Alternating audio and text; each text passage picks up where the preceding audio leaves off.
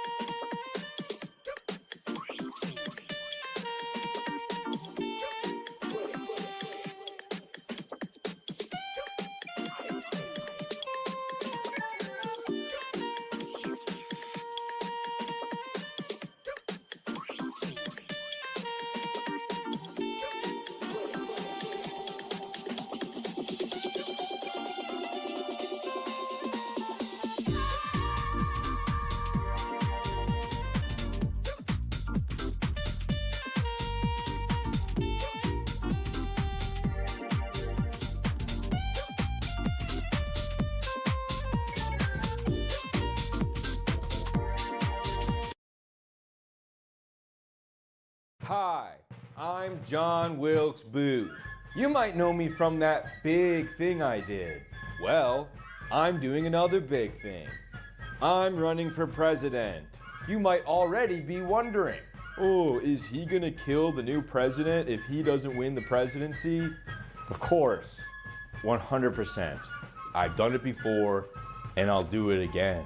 Other politicians make false promises. I've proven if I say I'm gonna do something, I'll fucking do it. Think about it. The only way the president's safe from me shooting him is if I'm him. I would never shoot myself. I'm happy. I get a ton of pussy. In the South. Also, my opponents are weak. Their heads are susceptible to bullets. Bullets I have. Shit. People keep saying the gun is small. It's always small in paintings. That's wrong. It was fucking huge and hard to hold if you're not strong like me. This gun isn't the gun I use. This gun's smaller, but I like it because it's expensive. I thought if you killed the president, you get to be the president. That's why they make it so hard. Turns out, works different. On my first day in office, I promised to pardon whoever shot the president last. Happens to be me. I'm not gonna wear the hat. Big hat makes it hard to see someone sneaking up to come shoot you. So that's something I won't be doing as president. I just want to be president for the money. Don't waste your vote on a dead man walking. Vote John Wilkes Booth. I won't shoot. I was just saying it wasn't true that someone else had tried to shoot the president. A big NATO enjoyer, I forget his name. Myself, I'm happy.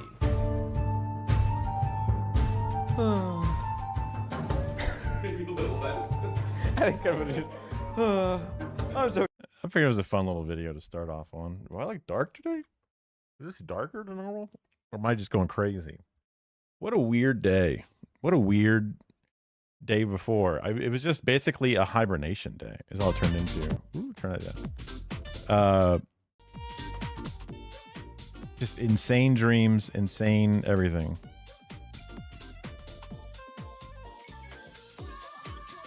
I heard about that. Well, I guess that does it. Let's see. Do we like the way this looks? Whoops.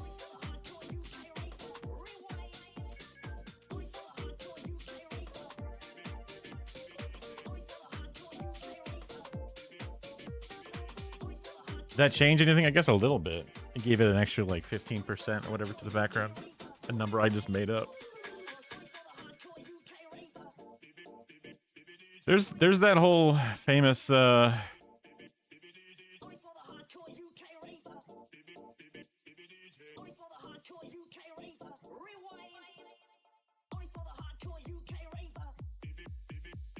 this one. Lincoln elected to Congress in 1846. Kennedy elected to Congress in 1946. Elected president in 1860. Elected president in 1960. His wife lost a child while living in the White House. His wife lost a child while living in the White House. Was directly concerned with civil rights. Had a secretary named Kennedy who told him not to go to the theater. Kennedy had a secretary named Lincoln who told him not to go to Dallas. Lincoln was shot in the back of the head in the presence of his wife. Kennedy was shot in the back of the head in the presence of his wife. Lincoln was shot in the Ford Theater. Kennedy was shot in Lincoln made by Ford. Lincoln shot on a Friday. He was shot on a Friday. John Wilkes Booth, known by 3 names, comprised of 15 letters. Lee Harvey Oswald was known by 3 names, comprised of 15 letters. Booth shot in the Lincoln Theater and fled to a warehouse. Oswald shot Kennedy from a warehouse and fled to a theater. Booth was killed before being brought to trial. Oswald was killed before being brought to trial. Theories that Booth was part of a greater conspiracy. Andrew Johnson, born in 1808. Kennedy's secretary Lyndon Johnson, born in 1908. Just literally a bunch of confirmation bias. Everyone looking for something. Numerology shit. We're all in a simulation, man. Yeah. This is one of the first conspiracy things I ever saw that I remember being like, whoa. Like, I'm sure I heard about all kinds of things here and there just from like weird conversation or just, but this was one of the first things I remember like seeing the information about it being like, this can't be real. It can't be real. But there's like the less fun thing. Yeah, well, that's the less fun thing is that if they weren't shot on a Friday together, they wouldn't have included this, but they would have included some different thing because I don't know, his wife's middle name is different than his wife's middle name. But that doesn't fit the conspiracy, does it? Doesn't include here. But if it did, oh my God, it was another box on there where it would have matched, right? It's you know, some things will fit, some things won't fit. The fact that two heavily you know, studied lives have anything that can be shuffled together, it's not that much of a coincidence as it seems. But it does seem insane, you know, when you first start looking at it. The human brain is apparently very good at discovering patterns, even patterns that don't exist. Some people have an evolutionary biology element where they think that that's important or something, you know. Well, they have, the same letters in the names of their assassins. We know them by their John Wilkes Booth and Lee Harvey Oswald, and when you add up all the letters in both names, they both add up to the same number of letters. You know? And it's just like, well, names, especially across 3 different names, you're going to run into about the same number of letters across 3 different names because names generally have about the same number of letters. First names are shorter than last names. Middle names are kind of all in between, you know. Neither of them were from Thailand. Wait a minute. It goes deeper. Yeah. So, yeah, it very eye-opening. And then also eye-opening in a different way because it taught me how to not feed into the baser instincts of some bullshit. You know, it's easy to fall for it, but they're also, I guess, easy to make or whatever. Small world. But yes, it is crazy. What was it?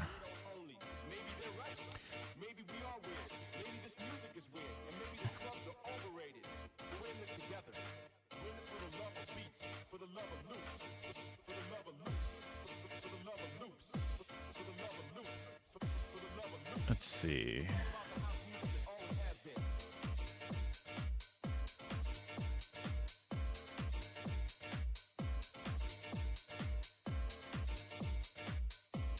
Oh, what was...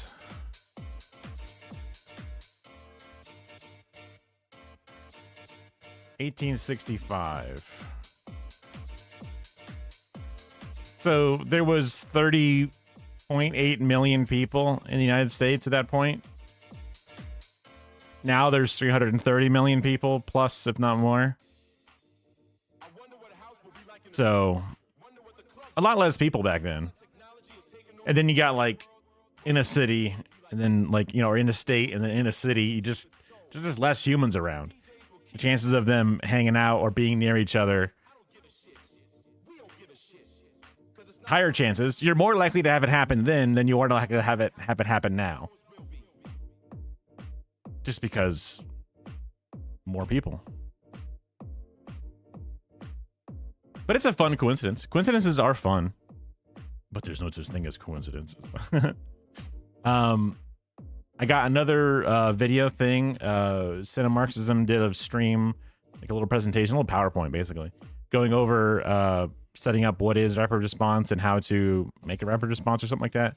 So it's like an hour long, hour and 15-minute stream that I'll turn into a video. That'll be pretty easy to do. Not too bad. I mean, I say now until I have to actually do it, but I downloaded the VOD already. I kind of chopped off the beginning and end and started working on the first so many minutes. So I'll make sure to do that after streams and stuff. Make sure that gets done in a timely manner. Picked up my medicines, got all the insurance information changed because I guess I should have thought about that more when it happened, but I didn't. And then we've been playing a shit ton of video games, which is fine. I don't mind doing that. but I wanted to get back to just doing some React stuff, just because it's been such a long time. Damn, sorry for yawning so much. It's just catching up on so much sleep, which I guess is a luxury to say, but yeah.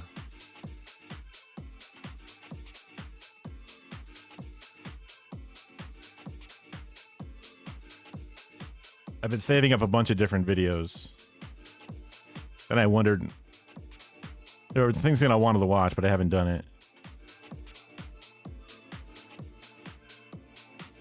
Let's see.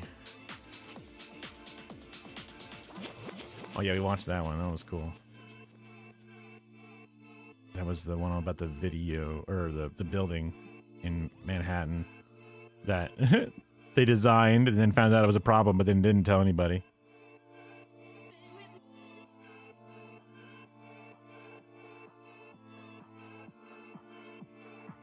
I don't know if we're going to be able to watch part 2 of that long one. That's 2 hours long.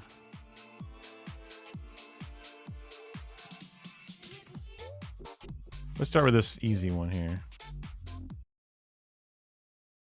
It's a bit of a new one too. Ooh. Okay. Throw in the... I haven't done this in a while. The React video.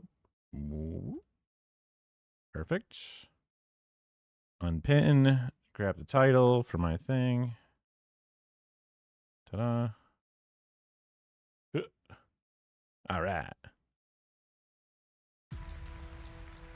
For nearly a decade, Tesla promised self-driving cars. Oh, okay. I didn't notice how quiet it was. For nearly a decade, Tesla promised self-driving cars. Next year, by the end of the year, probably around, I don't know, Just around the corner, guys. It's just around the corner. second quarter of next year. This summer, we got to see what they actually looked like. Might want to dial back your expectation. One customer capturing footage of a left turn gone wrong, and others traveling in cars exceeding posted speed limits. On a scale of Holy kindergarten shit. through 12th grade, the pilot tests that they're running are like first or second grade. But here's what's scarier. While Tesla was failing to deliver that promise, they sold versions of that technology to hundreds of thousands of people. let's see how it works. They called it And we are turning. autopilot and full self-driving. Oh, dear Jesus. This gambit made Tesla one of I mean, when you've been driving yourself for however many years, I don't know. It would, even if it worked 100% and it was actually sick, right? I would still be terrified to be like booking it down a fucking country road or something, or even just on the highway. And like, just, you know, like when they got in that car, like busting past the posted speed limits, you're like, what the fuck? Like, is this us about to die in this car? Like, I mean, just like, because you could die any minute in a car, but like when you're in control, it's different. the most valuable companies in the world. But the gap between promise and reality has consequences. A driver using the electric car maker's autopilot system died after crashing into a highway barrier last month. People believed Tesla when the company called it self-driving. They crashed into fire trucks, concrete barriers, parked cars. Federal investigators tied hundreds of crashes and 14 deaths to the technology. They said Tesla's marketing misled people about what the cars could actually do.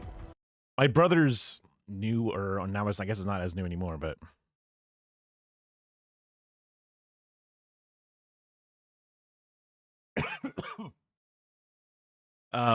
like it was like a it was like a version, like an enhanced version of what's it called? What's it called when the speed of your car gets, what the fuck? How do I forget?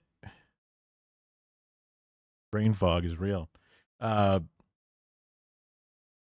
Cruise control. Thank you. It was like some kind of adaptive cruise control where you would set the temp speed, let's say 50 miles an hour, whatever, 45 kilometers per metric hour.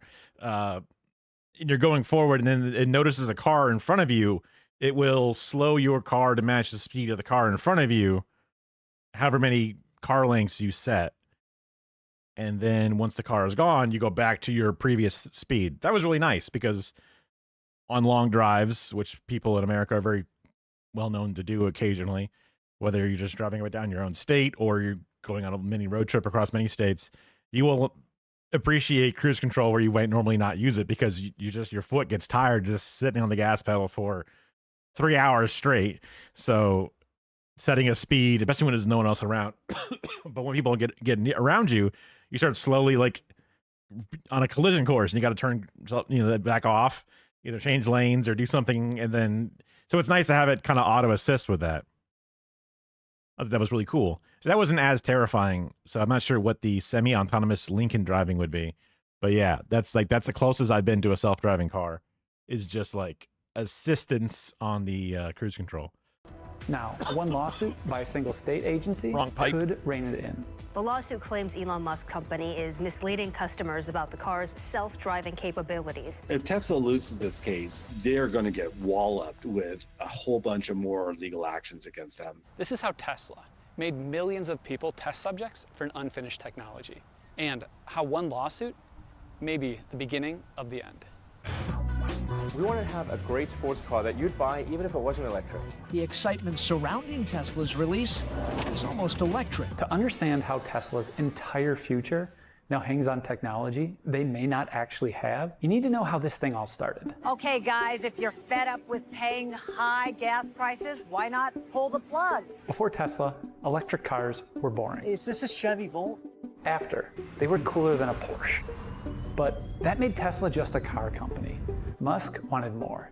He wanted a network of self-driving cars. That's really the difference between Tesla being worth a lot of money and being worth basically zero. There was one big problem. Tesla didn't yet have the technology. So Tesla made a bet. While other companies tested this stuff in controlled environments, Tesla sold early versions of it to customers, calling it autopilot and full self-driving. Wall Street loved it.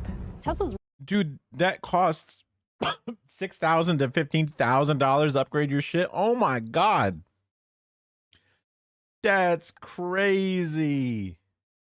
What the fuck? They're being test subjects and they're paying for the privilege. Oh my god. Reached escape velocity. Given autonomous driving, we think that in the next 5 years the stock could actually go to 4,000. But other companies started catching up. Tesla decided everyone else was wrong about how to build autonomous cars. They decided they could do it cheaper and better. And that's where this whole thing goes sideways. That is kind of funny that Tesla's been talking about this self-driving car thing for a long time, and then other companies have come out and actually made significantly better because, I mean, they work and they don't kill a bunch of people, cars. What Tesla is doing with this single sensor flies in the face of what you are going to be taught at every university with a robotics program. This is Missy Cummings. She is a former fighter pilot who now runs the autonomous robotics lab at George Mason. Why would Tesla choose such a risky approach? Well, to get that, first look at what they were betting against. I asked Missy about Waymo, the industry leader. You know, the big difference is this huge LiDAR contraption on the top. It uses this sensor to build that world model using laser beams. These laser beams are incredibly precise, but they can't see very far. That's where radar comes in. What you can't really see, there is a radar here. Radar's not as precise, but it sees far away. It gives the big picture that lasers can't. And then there are cameras that pull everything together. These are the basically 3 sets of sensors that you would need to drive this car in a self-driving mode. Every major self-driving car company has taken this approach, except Tesla. They only use one of these 3 technologies. That's what makes sense. I've used LiDAR before in a few different ways, but one of the biggest ways is just like camera stuff. DJI uses a special LiDAR sensor attachment to, I mean, even like Xbox Connect used LiDAR, I'm pretty sure, where it just shoots out beams and then has them reflect back, and it keeps track of each individual beam, and it creates a depth map of the world that it's looking at, which is very different than just an image that is trying to understand what it's looking at and then like processing it. So the LiDAR sensors are very good at sensing when something is in or out of focus, because focus on a camera, on a sensor, on a lens, it's just a math equation, which is kind of crazy to think about. And depending upon where the subject is and how far away it is from the lens and what setting the lens is turned to, basically will decide whether or not an object is in focus or out of focus. So once you have a laser that can decide how far away this thing is from itself, and then how far away that means it is therefore from the lens, move the focus motor until that thing is now in focus. And it just checks every time it's pinging, it does it, and you set up, you know, smoothness to the motor rotation and whatever, and it works surprisingly well as an alternate to different forms of autofocus. Very useful where normal autofocus is having trouble because of different types of weird backgrounds or throwing it off, or in the dark where the traditional sensors aren't able to ping the image in the same way that they would normally. So makes a lot of sense for me to have the car use that technology just as a baseline. But then also having radar to see further ahead makes a lot of sense, especially with high speeds. And then I guess actual cameras is just an extra safety measure just to double check things like stop signs or whatever, colors. But even a car like a Waymo, whatever, being able to read the road signs and understand, because like road signs are supposed to be really simple, right? Because anybody, even a person from outside in almost a different language, should be able to navigate the signs appropriately in theory. But I guess it doesn't always work out that way. Because I think about like how a stop sign might be like obviously twisted because it got beat up in a storm or some kids vandalized it or something. And you as a driver can understand what you're seeing and understanding what you're supposed to do. But a Waymo would be like, well, that stop sign's not for me. Vroom, right? Yeah. Jeez. Cameras. You can absolutely be superhuman with just cameras. They call it Tesla vision or computer vision. The best that computer vision can do is 97%, meaning 3 out of 100 situations that they're confronted with, they get wrong. If 3 out of 100 flights ended in a crash, no one would fly. What the fuck? Fix this with computer vision, at least not in today's technology, and I don't think in my lifetime. Which brings us back to the obvious question. Why is Tesla going this route? I think for them it makes financial sense. All the other sensors are quite expensive. Those extra sensors, they cost tens of thousands of dollars. And when more than half of your company's value depends on selling autonomous vehicles for under $30K, this is really a money situation. This created a war inside the company between engineers trying to build safe systems and Musk pushing for marketable features. Here's how far Musk was willing to go.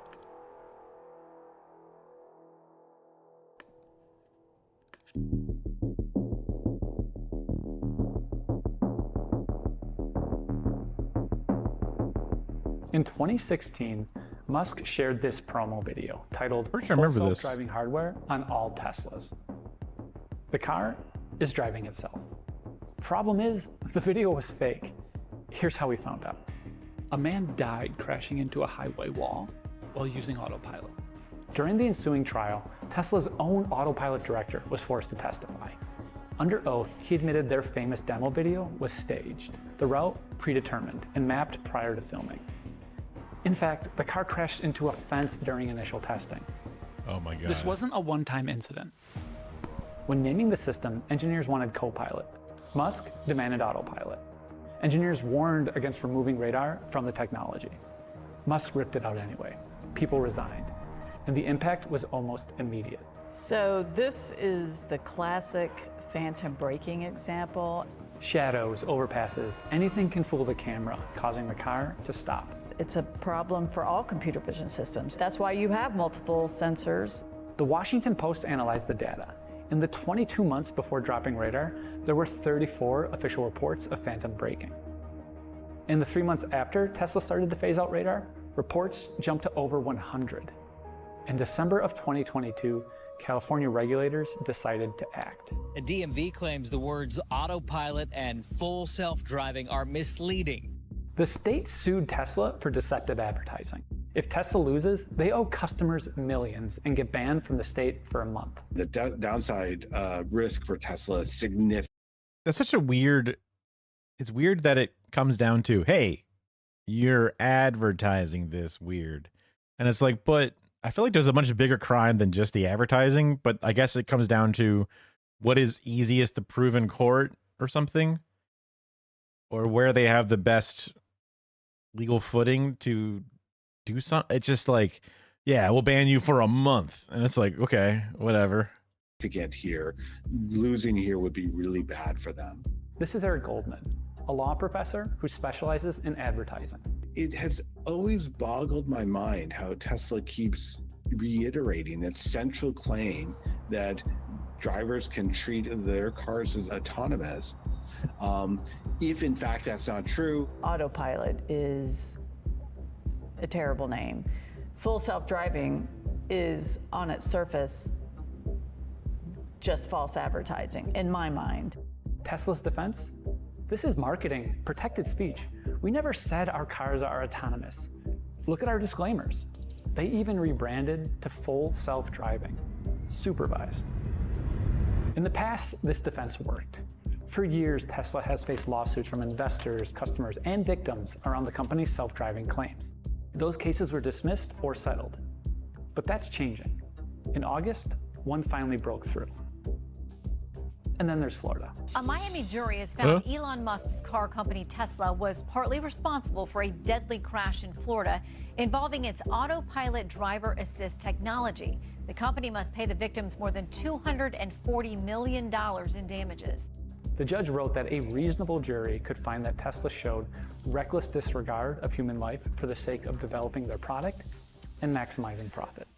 But the case in Florida might be a blip compared to California. They really, really don't want anyone to conclude as a matter of law that Tesla has lied about the fact that these vehicles can operate autonomously. This case has been dragging through the courts for a few years. A decision is finally expected in October. But here's the problem for Tesla. Even if Tesla wins, other states can still file their own lawsuits. All they win is the status quo. Unrelated, but a big tip I got from Gerald Undone when reading from a teleprompter is to break eye contact with the teleprompter from time to time, because that seems more natural. The dead stare as you read very casually comes across a little odd. But if Tesla loses, they could be banned from their biggest state market, and it becomes a legal fact that their autonomous vehicles aren't real. They're going to get walloped with a whole bunch of more legal actions against them, likely by both governments and by private plaintiffs bringing class action lawsuits. It seems like they would be writing very, very large checks to a lot of different people for having misled them. Interesting. I guess I'll see how this goes, just because I feel like if you'd like, the people that are saying that self-driving is a lie and a scam and whatever, and it's gonna the same amount of people who are saying like self-driving is going to be here any day now, we're going to be flying to Mars any day now, whatever kind of bullshit. The same goes for the people saying, oh, Elon Musk is done for, he's going to get sued into oblivion any day now. It's kind of like the same crowd, just on the opposite side of the fence. I mean, hey, I'm in support of Elon Musk getting his comeuppance, but it just seems like the levers of power, the ramifications come down to $240 million lawsuit, $250 million that can be, you know, turned into a 10-year long annuity that can then be levied upon stock prices and ultimately does nothing, right? You know, it's anti-Musk slop the same way there's pro-Musk slop. And again, not even saying that it's like unjustified or whatever. It's just, I feel like I've seen this same video for the past 10 years. Maybe these court cases are more impactful, more intense. I don't know. All right, next one on the docket. A little more lighthearted. A little more light. It's a tug video. Everyone loves tug. Some people don't like tug. I like tug.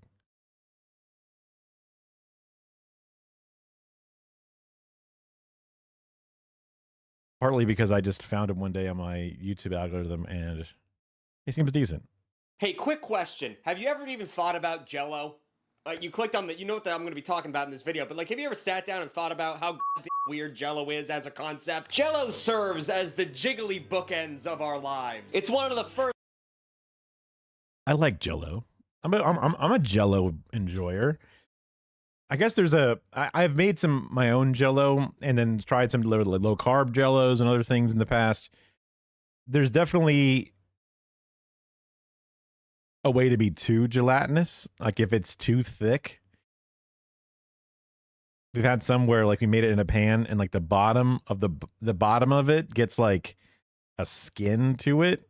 It's almost like you're eating one of those like ballistic gel dummies and you go, wait a minute, this is like too tough. And the toughness comes with a lack of flavor as well. So it's just really uncanny and weird. There's like a certain amount of liquidy that you need the Jell-O to turn. Or like, I remember I used to have like a bottle that you could like squeeze and it would squeeze Jell-O into your mouth. That was a particularly wet Jell-O. That was enjoyable. It almost looked like one of those bottles that had like a big cap on top and you'd like twist and snap the cap off and the cap kind of looked like a little like croissant spaceship looking thing. I liked those. Food we give to babies, and it's one of the last foods we give to Gam Gam before she kicks the big old bucket. We reserve this gelatinous abomination for nursing homes and high chairs because we do not respect children or the elderly. It's a quivering spoonful of sugary goo that helps the bitter pill of existence slide down our gullets. And despite every word and every sentence I just said, Jell-O remains a celebrated mainstay of our culture for some reason. According to my research, it's even been used to help illustrate our scientific understanding of death, which is an insane. We're talking about Jell-O. In 1974, neurologist Adrian Upton hooked up an EEG machine to a dome of lime Jell-O so he could read its brain waves. And why would you try and find brain waves in Jell-O? Jell-O don't be thinking. Jell-O don't think nothing at all. Well, apparently his point was to demonstrate how EEG machines could give false signals and mistake brain-dead patients as alive. But in reality, it just made him seem like the world's worst mad scientist. And people wrote articles about him, and it was not a good look at all. But whether it's in the name of science or dessert, Jell-O remains a fat slice of Americana. In 2022 alone, sales topped $688 million, which, who among you are buying this much Jell-O? I have not eaten Jell-O since I was a child, and even then it sucked. I hate Jell-O, but we're making a video about it because it's interesting. I think it's high time we, as a people, figure out what's going on with these trembling treats. Tuglets, it's time to get jiggy with Jell-O. Chris, you don't have to leave that in if you don't want to. So we can't talk about Jell-O without first talking about its father, gelatin. So gelatin comes from body parts of animals, and you know I've heard about the hooves of horses.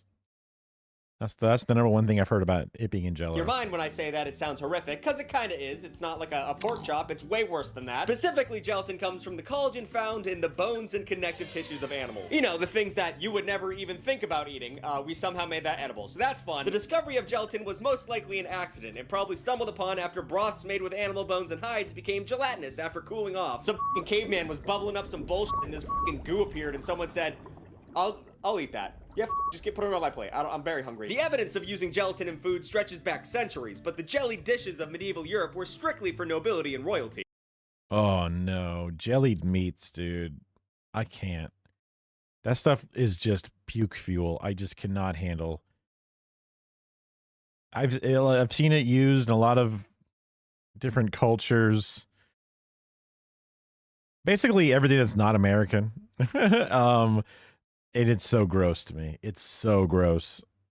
It's weird to think that Jell-O at any point in history was for classy people, but it makes sense because making gelatin in the 15th century was an insanely complicated and time-consuming process. Yeah. It involved boiling hooves, which, holy f***, that's so gross. Then you strain the liquid goo through a flannel sack, you let it congeal, and then scraped off the goo, and then you mixed it with eggs, and then you strain it again through the flannel sack. And while I'm not sure the ending product was good by any means, it was definitely a flex to even have at your table because all that bullshit you had to do to get it. King Henry VII, which I don't know which one that is. I didn't pay attention to that part of school. He enjoyed a little dish called glittering calves foot jelly at his banquets. Oh my god. And although not solidified as a product, gelatin was solidified because of him for fancy people. people can only eat gelatin. But fortunately, this story includes the French, and the French are all about killing things and giving them to the normal people. They said, what, you just boiling bones and taking the jelly that comes out of them and feeding them to rich people? We're gonna feed it to the poors. That's what they deserve. And honestly, it's not that big of a leap to go from boiled hoof jelly from escargot. It's all disgusting. In 1682, mathematician Dennis Papin invented a pressure cooker, which he used as a more efficient means of extracting jelly from bones. Now, personally, when I think of pressure cooker, I think of a crock pot. I don't know how they invented this shit in 1682, but I'm proud of them. A century and a half later, the French were the first. There's some interesting stuff where pressure and temperature changes, or pressure has a lot of impact on temperature. For example, boiling points and freezing points are very different under pressure. Hello. See gelatin's nutritional. And then also about being able to like push the liquids more into the meat or whatever also is a big part of it.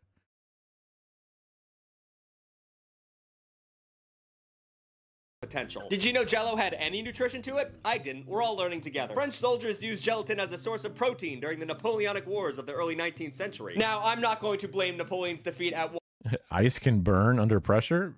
Sure. That sounds like a thing that can happen with science. Waterloo entirely on gelatin. But weather conditions and tactical errors aside, I don't think any soldier can be fully efficient with a belly full of pig hoof. I just don't think that's going to work out that well. In 1845, Peter Cooper, the creator of America's first steam locomotive and future presidential candidate, invented powdered gelatin. And because I thought the 7 was just a typo. Ice 7. I don't know what that is.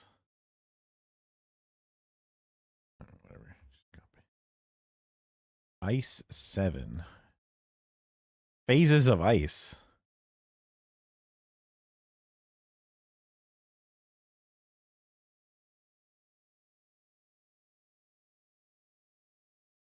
When someone talks about ice 7 or ice 9, they're talking about a crystalline form of frozen water. What this means that the different types of ice are different arrangements of the molecules in the lattice. Depending upon how the molecules are arranged will affect properties of the ice. That is why the distinction is made. You could get ice 7 at around 100 degrees C and pressures of 5 GPa.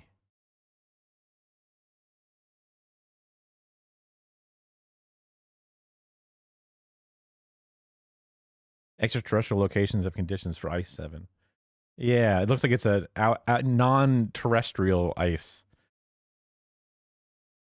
because he invented the locomotive engine and was a presidential candidate, he didn't really give a f about making gelatin. He didn't care about that shit at all. Cooper owned a glue factory and only stumbled upon the powder gelatin by accident. He basically shelved the invention for like 50 years, only giving it out to like just back-end alley cooks who needed the shit. But there was a little bit of synergy between two compadres, two entrepreneurs. In 1895, a cough syrup manufacturer named Pearl B. Waite wanted to break into the food industry and bought the rights to powdered gelatin from Cooper. Waite and his wife May experimented by adding fruit flavors to the gelatin and eventually landed on a powder that was 88% sugar. And they called it Jell-O. And also, you need to remember that, like, in the late 1800s, cough syrup was pretty much just cocaine and heroin. So just be glad that Jell-O has no heroin in it. Just be glad about that. But Jell-O, as a new concept, a fruit-flavored sugar jiggly bit, they had no idea how to market this shit, and I don't blame them. I mean, who would know how to market this? Jell-O is the There was something about, I forget what era of America it was, whether it's like, I think it was like the 40s, where there was just a lot of Jell-O in everything,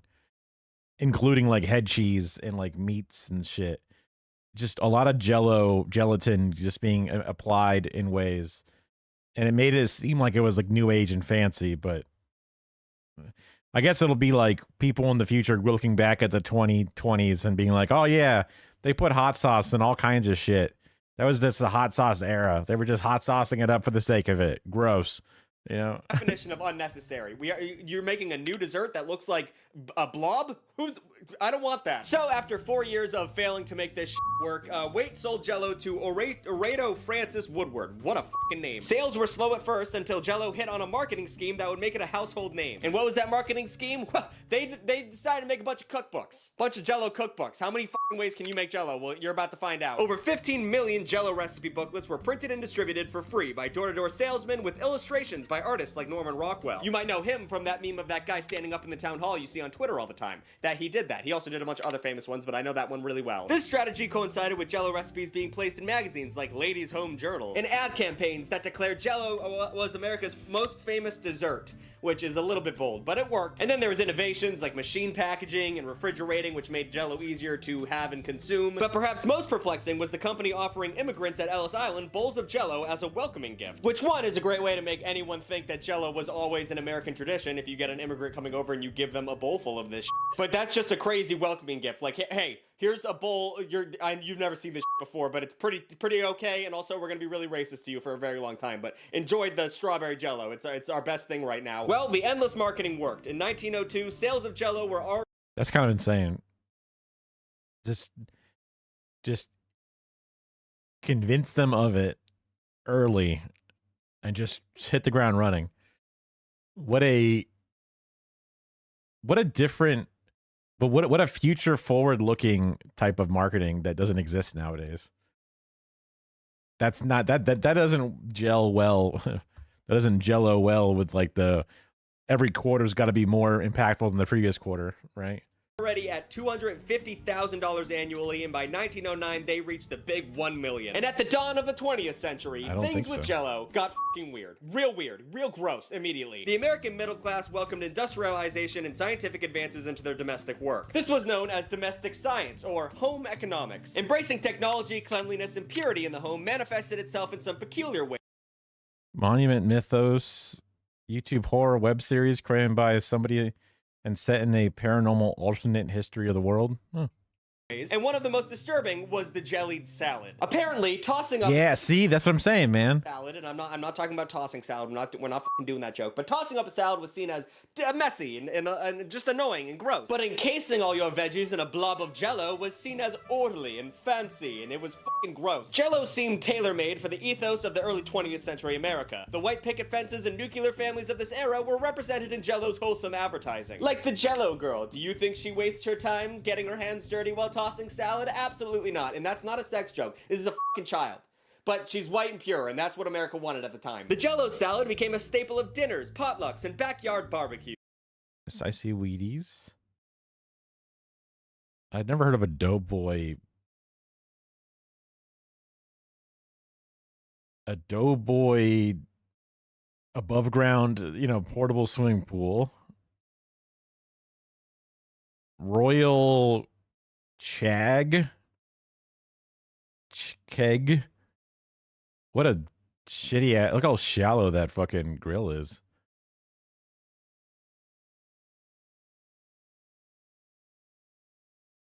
It's one thing to see it in advertising, but imagine if you were literally there. All these products are dog shit. Yeah. Also, he has a motor on this boat and he's just holding a motor on over his knee. That's insane. Isn't that super heavy? What the fuck?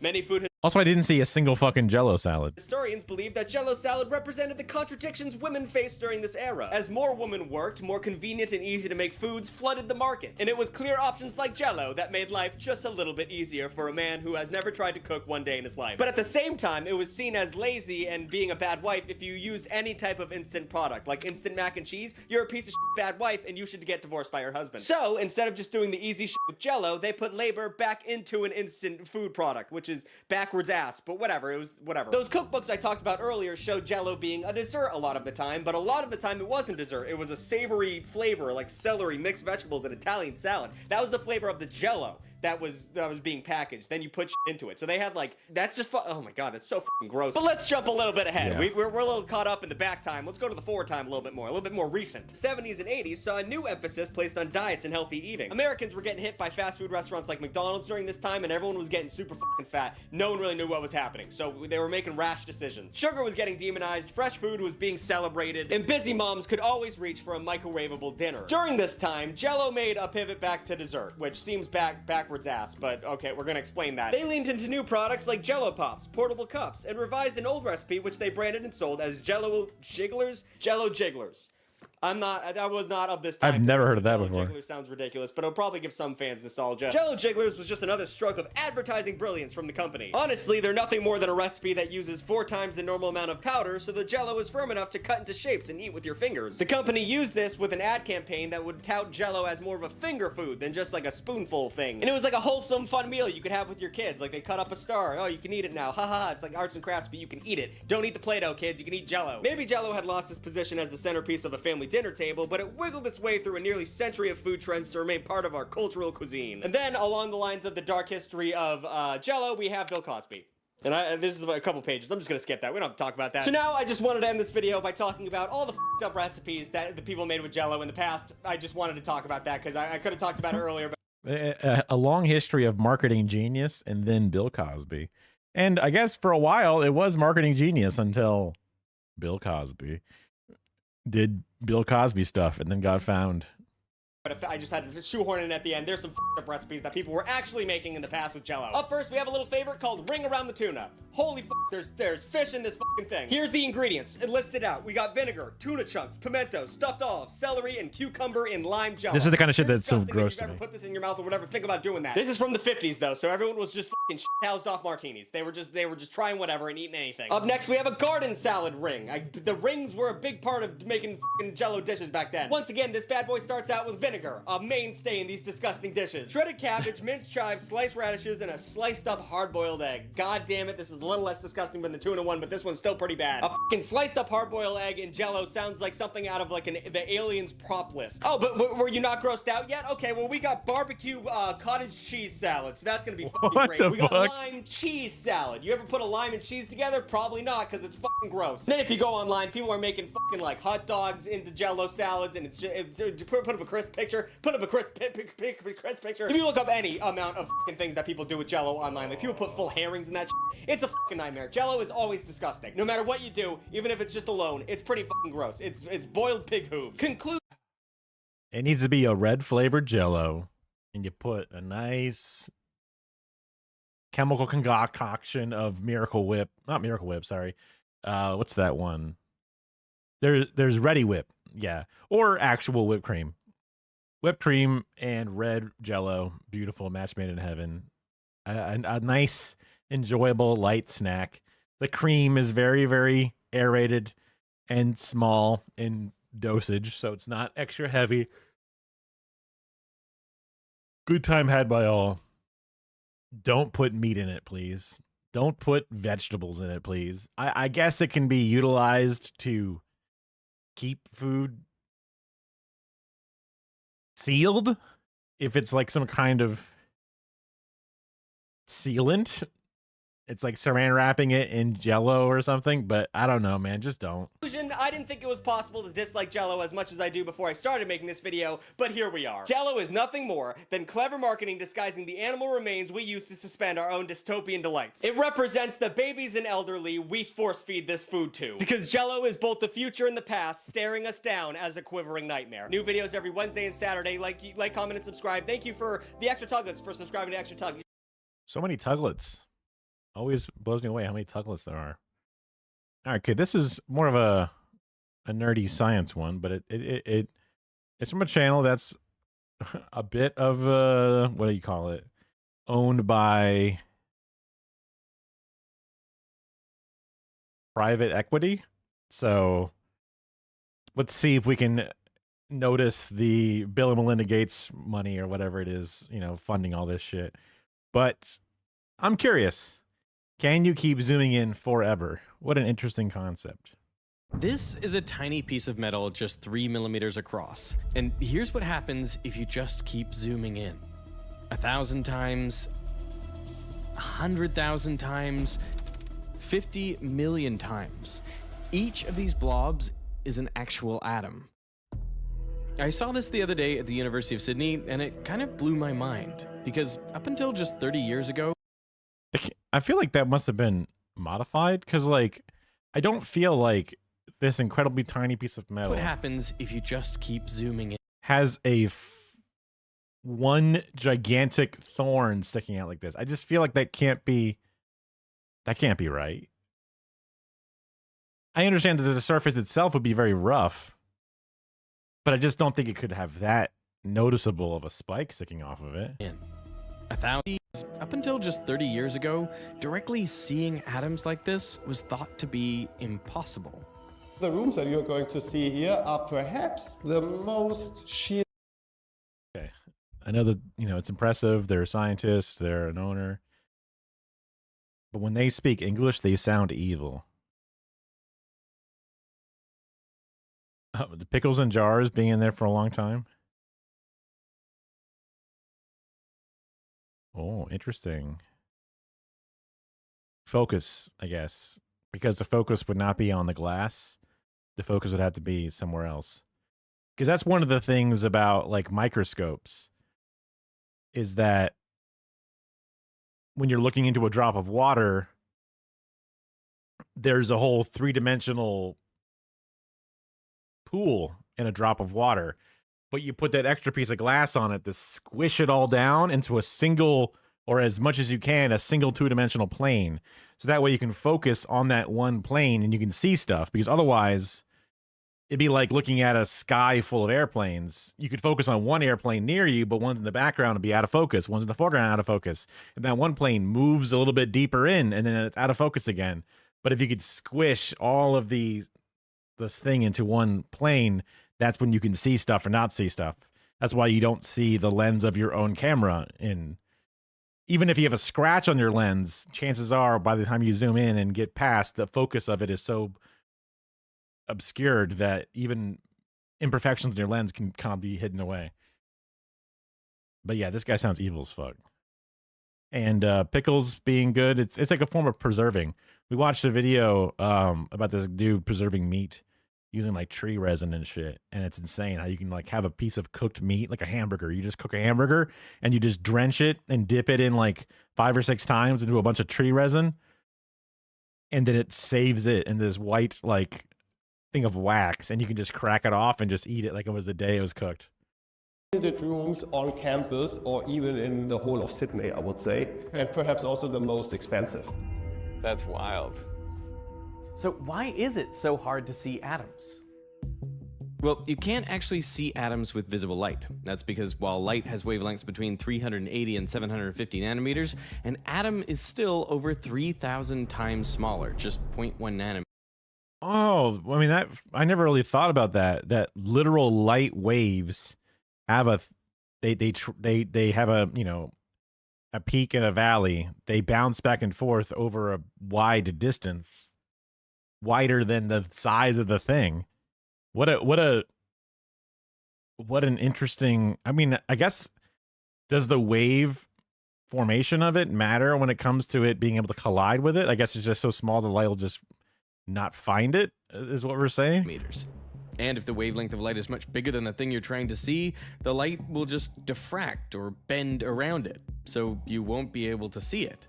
So if you want to see atoms, you need something with a much, much smaller wavelength. The best... Sure, yeah. It's just that German accent with a long ponytail, it just makes him seem like a Bond villain, you know? Candidate isn't even light. It's electrons. In 1924, a French physicist named Louis de Broglie... Oh yeah, the electron microscope. Everything was sort of wave-like. Not just light, but matter too.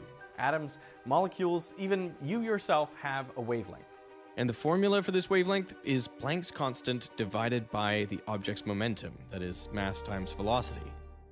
So here what you actually see, that's the column of the microscope where we accelerate the 300 keV electrons down. 300 kilovolts, these electrons. Yes. So they are relativistic particles. How fast are they moving? 99% the speed of light, or? Well, around 80. 80% the speed of light? Yeah. So what would be their wavelength?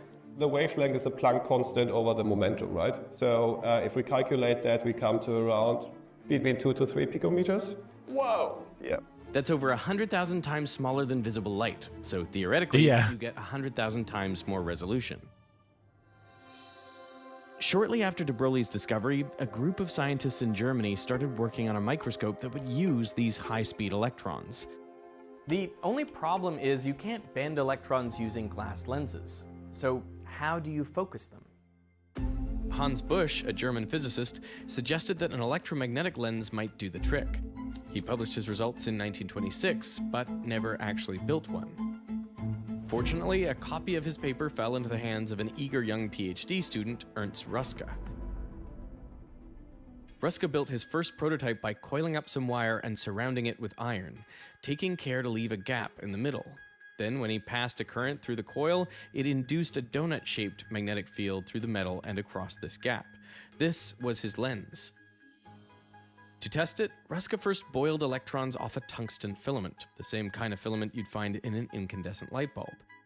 He accelerated these free electrons through a positively charged anode down to his electromagnetic lens. As an electron approaches the lens, the magnetic field exerts a force on it. So if an electron is traveling in the y direction and the magnetic fields are in the x direction, this force, called the Lorentz force, pushes it in the z direction.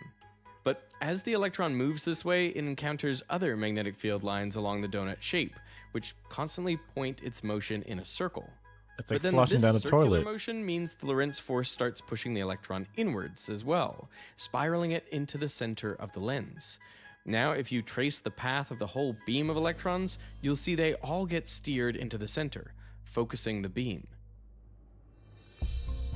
By 1931, Ruska and his colleague Max Knoll used this kind of design to build the first working electron microscope. It was pretty basic, made of brass roughly bolted together. But it worked.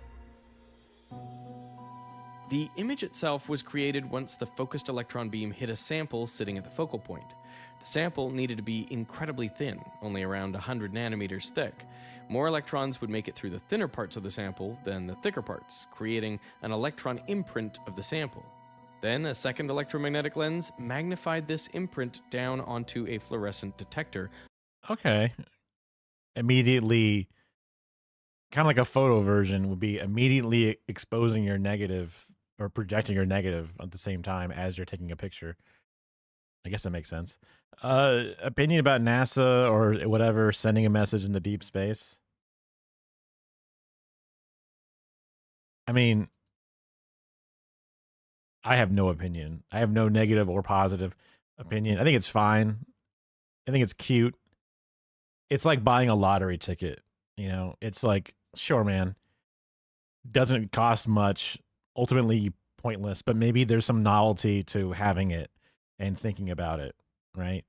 The hope that it brings, it's worth more than the dollar in your bank account would, in its own depressing way and inspiring way. But the fact that another life form could somehow intercept it or find it and then have any way of gathering information from it, not so much. Not too crazy. Just a question about whether or not sending a message to deep space would then find a higher life form that would then want to come and kill us or something. Like if there's some, Klingon race that's able to understand other forms of language. I mean, like, I don't really even know if we gave them like a Rosetta Stone or whatever it is. This is the zooming in, figuring out how electron microscopes work, whatever. So at this part of it, at least.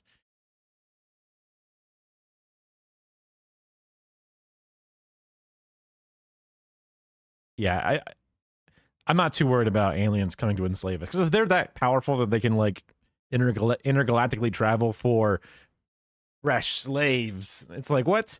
That's so crazy. 3-Body Problem on Netflix. I don't think I did. Producing the final image. This was known as a transmission electron microscope, or TEM. Now, early versions of the microscope barely magnified at all. In fact, it wasn't even better than an optical microscope. Huh. But Ruska was determined. Over the next few years, he experimented with... Hey, attraction is all based on, I don't know, society. Somebody with a big earlobe is considered attractive, or someone with a small earlobe is considered attractive. Adding more lenses onto the microscope to create bigger and bigger images. By the mid-1930s, Ruska had gotten the TEM way past 10,000 times magnification. It could produce close-ups of insects, bacteria, and even viruses at a level far surpassing the optical microscope. But right as Ruska's TEM was wow, a taking black off, dot. German Thanks. physicist Well done. Otto Scherzer published a paper claiming that the microscope was about to hit a brick wall. There was a flaw in the electromagnetic lens, he wrote, that was completely unavoidable. For an electron to make it to the focus of the lens, it needs to be deflected by a specific amount. If you simplify its trajectory, you can define that ideal deflection with this angle theta. This angle depends on the horizontal distance of the electron from the optical axis, and how far down the axis the focus is, also known as the focal length. The shorter the focal length, the stronger the magnification. If you graph this angle as a function of distance to the optical axis, you'll see that it can be approximated as linear. The problem is that the magnetic field doesn't scale linearly. It's much stronger near the edges of the magnet. So if you plot the curve for the actual deflection of the electrons, you'll see that the magnetic field over-deflects the electrons further out. Their angles are bigger than they should be, so they end up focusing before the rays in the middle. And as a result, the focus is spread across the optical axis instead of being contained in a single point. The blur starts out around the edges of the image, but it gets worse the higher the magnification. This is called spherical aberration, and it distorts every radially symmetric magnetic lens. In fact, it doesn't just affect magnetic lenses. Every spherical lens, from a camera to a telescope to a magnifying glass, also suffers from it. But there is a surprisingly simple way to minimize spherical aberration. Zoom Just in. add a second lens, one that diverges light instead of converging it. Now, a diverging lens also suffers from spherical aberration, but if it has the same amount of aberration as your converging lens, just in reverse, you can stack the two to essentially cancel out their effects, and that removes the aberrations almost entirely. Almost all modern lens systems in cameras and microscopes use some sort of correcting divergent lens. So you might imagine that the TEM simply needs its own version of a diverging spherical lens to magnify further. But with magnets, this is physically impossible. Every magnet has two poles, a north and a south. It's impossible to just have one. Even if you split a magnet down the middle, it creates two smaller magnets, both with a north and a south. And all magnetic field lines have to start at one pole and end at the other, forming a closed loop. Is a direct result of the second Maxwell equation, because the field that you create has field lines that start and end at the same magnet. So the electrons will always cross through two lines. The first time it passes through by the Lorentz force, it's brought into the spiraling motion, and then the second time, from that spiraling motion, which has then a slightly different direction, it's pushed towards the axis. That's why all electromagnetic lenses, by default, will converge the beam and never diverge it. Even if you shot electrons in from the other side of the lens, they would still get focused. This is what Otto Scherzer's paper proved in 1936, stopping progress on the TEM. It is impossible to produce a radially symmetric magnetic lens that diverges. And this was, of course, a big roadblock for the development of electron microscopy, because people saw, okay, we can accelerate electrons as much as we want. The presence of the spherical aberration will always be in the way. Because of this roadblock, advancements in the microscope's resolution slowed significantly. By 1955, another microscope beat the TEM to the punch and took the first generally accepted image of atoms. This was called the field ion microscope, and it worked by shooting helium or neon atoms at an atomically sharp needle tip. The tip was positively charged, so when the gas atoms hit the needle, they got ionized and were ejected off perpendicular to the surface. And that could form an impression of the atomic structure of the tip. But this method was limited. You could only get a sense of the atomic structure of the very tip of the needle, and the images weren't all that impressive. Luckily, Ruska's electron microscope wouldn't stay stuck in the realm of insects and bacteria forever. Now, you might not be an insect getting bombarded with relativistic electrons, but also click ground news for decade duration limit. We're now back to the electron microscope. Despite Scherzer's aberration limit, work on the transmission electron microscope continued. During the next 4 decades, people tried boosting the resolution with clever workarounds, and perhaps none more so than British-American physicist Albert Crew.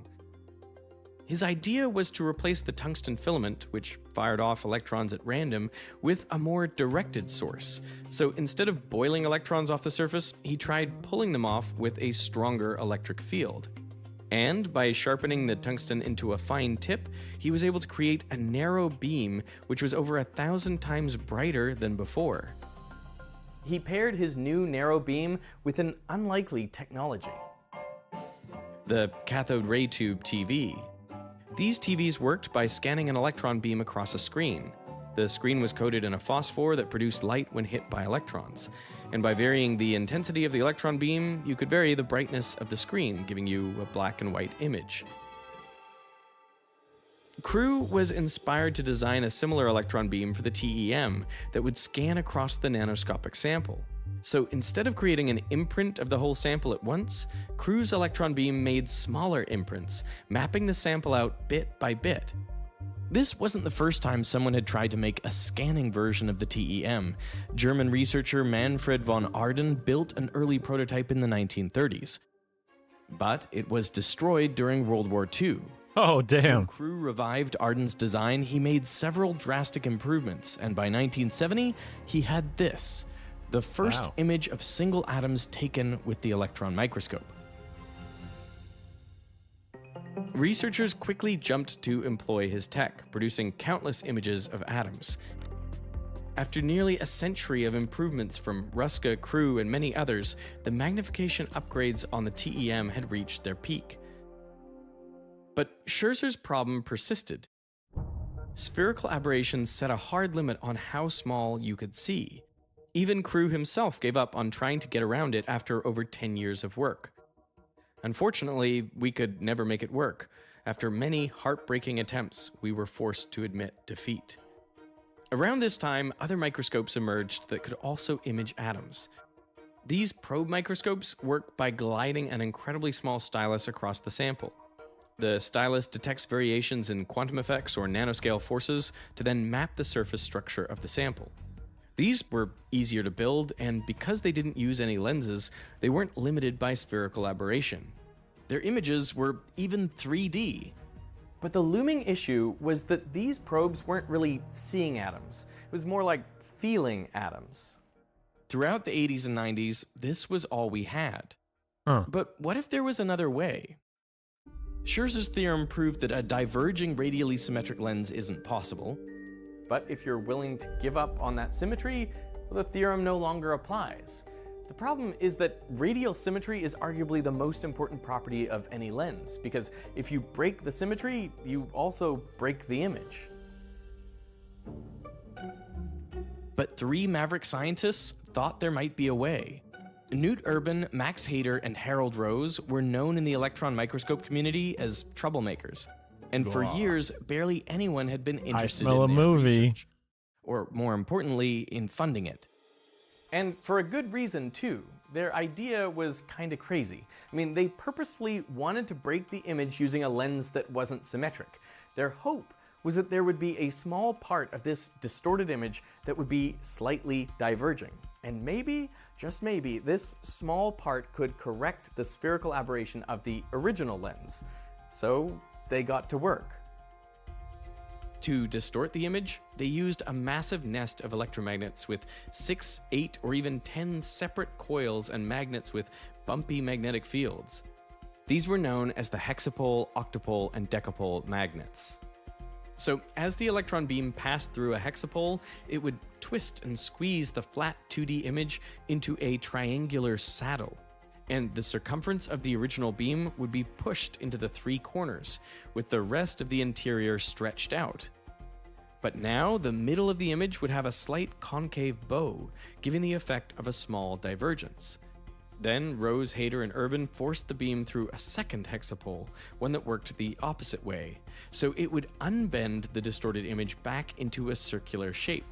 But now they calculated this new image might have the remnants of that tiny divergence still in its center, with spherical aberration pointing in the opposite way.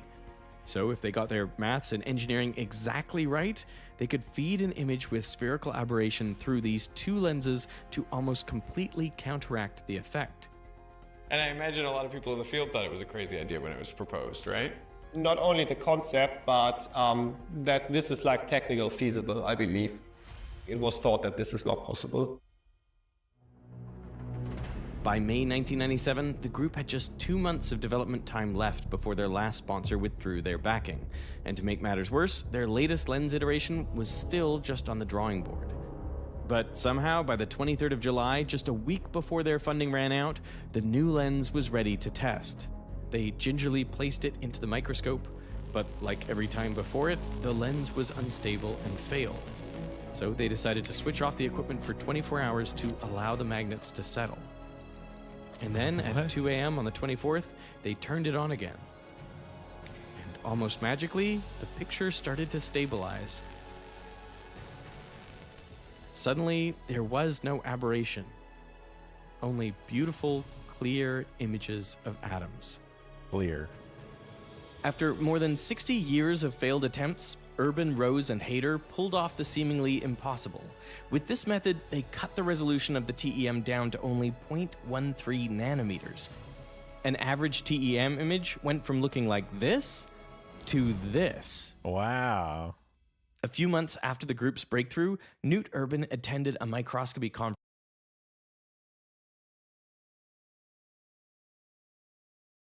The dramatic music.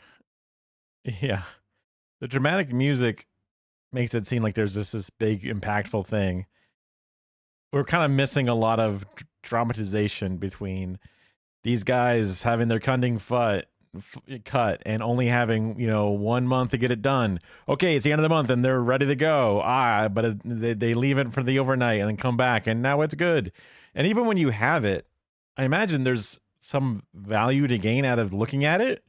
Maybe it helps prove certain things that we've thought and hypothesized, that atoms are clumped together like this in some way. But I'm like, what does this gain us specifically? Especially having being more in focus slightly than the previous ones. Like, what does that benefit us? Because like the ones that can feel the atoms and the ones that are a little bit blurrier of the atoms clumped together, because these are supposed to be, I assume, shadows and shades between, and the tops are like lumps. Like you're looking at a bunch of like little like buns in the oven, and these are little humps and these are little divots. But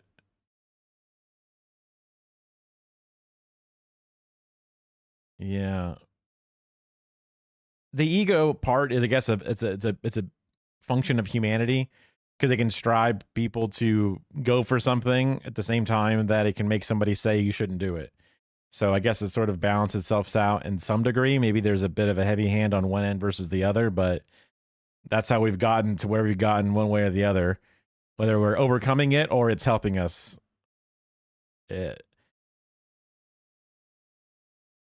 Like the story of 3 Mavericks doing something that no one else thinks. Like, I wonder how much of that is more of a attempt to make it seem more interesting than it really is. Like people being like, yeah, that doesn't seem very possible, because how the hell are you going to magically get this thing? Like, it's in theory, it's there, but in practice, none of our things are that good. We're not that fine-tuned or whatever. A part of me that wants science to be more clinical and true would say that the personalities are less an issue and it's more just feasibility and discussions and stuff that happen. Like when you watch Futurama and Farnsworth and Wormstrom have these flamboyant personalities as far as scientists go, and they're always feuding with each other and out to prove or disprove each other. Whereas I imagine, hopefully, in the true scientific community, it's not quite so petty. But I guess, who knows? To share these results. But because of the group's reputation, he was relegated to a small back room that barely anyone noticed. Soon, however, word spread that against all odds, his pictures seemed real. Then a crowd of hundreds formed, People were lining up outside, hoping to get a glimpse of their stunningly sharp images.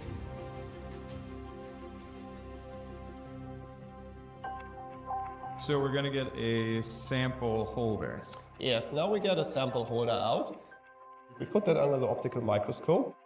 So the sample itself is a small lamella that you can't see without the optical microscope. Yeah, have a look through that. Beautiful. On top of the B, there's a prong. Yeah. And on the Oh, it's made to be that way specifically. Okay, got it. Because I was like, that doesn't seem like a normal like burr that you would see on a piece of manufacturing, but I guess that's intended to be there. Top of that, on the left-hand side, looks like a little bit of dust. That's our actual sample.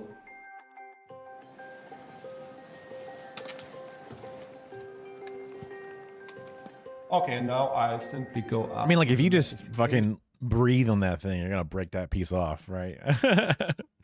You gotta be like insanely careful. And I do a very few, like more basic alignments. In this electron microscope, because it's called transmission electron microscope, the electrons always transmit the sample. Here we look through our entire sample at the same time. And that's why it's so important that we align the sample. So if you imagine atoms in a high symmetry direction are lined up like pearls on a string, when we look down it, well, we can see an image. But if we're in like some random direction, then everything would be just blurred. So that's why we have to do some tilting in the end. And this is where the actual sample starts, the strontium titanate. And this is a thin region where we hope to get atomic resolution. So this is 5,000 times? Yes. Wow. And we see strontium, titanium, we see oxygen, we see carbon, that's contamination. So most likely what we're looking at here is carbon contamination. When you do this focus, what are you really looking for? I look for this edge to become sharp. That's very similar to real cameras where certain older cameras would have a field in the middle of the viewfinder that is an even more zoomed in portion. So that way you can look at things when you're getting your focus right. So it would like pop up that more zoomed in thing. So that way you can look at an edge and see if you get it sharp or not. So that way when you're done focusing, the whole image is sharp depending on where your subject is. That's very similar to that. I guess similar to Kara's question about when do you know when you're seeing the object or when you're seeing the lens. Like if you're talking about seeing oxygen and shit, like then is it in a vacuum? Like isn't there like a bunch of air and shit in the way? Like if you're looking at fucking atoms, the air is, I mean, maybe the air is just so empty that there's just no atoms there, but there's gotta be atoms there. But I guess if you're looking at individual atoms, maybe not. Yeah, I mean. See atoms. What? Just like that. That's wild. That's like what, 100 atoms? Something like that? Dang. Shortly after the group successfully corrected the aberrations in the TEM, Andrei Krivanik independently achieved the same for Crew's version of the microscope, the scanning TEM. And in 2020, all four were awarded the prestigious Kavli Prize in Nanoscience. Wait a second. These are the three of these are those radical dudes. They all look old as fuck. The animation team made them look like they're like in their 20s or something. What so many others thought impossible. Through their persistence and ingenuity, seeing atoms like this is, well, normal. How big of a difference does aberration correction make? If you want to see atoms, and if you want to, for example, measure interatomic distances, and if you want to learn what type of atoms you have, you need aberration correction. Any research that's material science, materials engineering, chemical engineering, you need to see what's happening at the atomic level because you want to relate the properties to the structure. If you can't see the structure at the atomic level, you only have half of the information. So that was a game changer. That's why nowadays every university in principle needs a microscope like that. Okay, so I guess there's something to gain from being able to just look at the surface. I've always thought that they're able to tell what a thing is through different spectrometers and whatever. They can measure the things without having to physically look at it and go, all right, hold on, from here to there, what do we got here? Like, without having to physically do it, they would have it. It is kind of nuts, though, that like, oh yeah, at the deepest level, it looks like this. Like, that looks like too perfect of a pattern.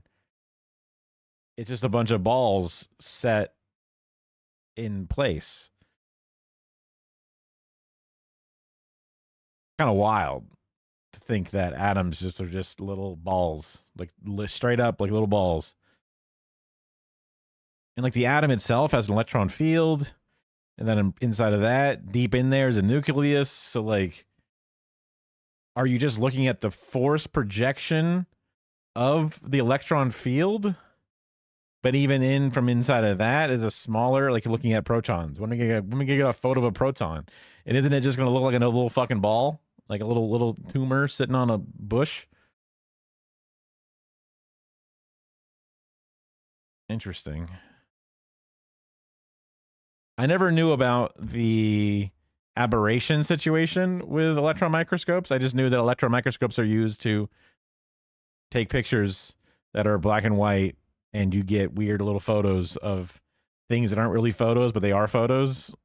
That's kind of how I understood it. And I guess that's, now I understand it, plus 50% more. Interesting. Not as interesting as I was hoping would be, honestly. Not to like totally dog on this, but and even then, like the clickbait title, can you keep zooming in forever? Well, can you? You didn't answer that part at all. You just kind of like just told me the story of electron microscopes, which again, fine, but what the fuck? At least there wasn't like some weird, big money thing pushing this story. It's just straight up a science video. Okay, this is one that I had from before. Kind of a different tone or different thing. Oop, did I not grab it? Come here, you. All right. Literally 1984, but neoliberal. What do you mean by this, second thought? Tell me. Copy this, paste it into there. I really got to find a better way to do this than just physically copying and pasting it into my chat box. But for now, that's fine.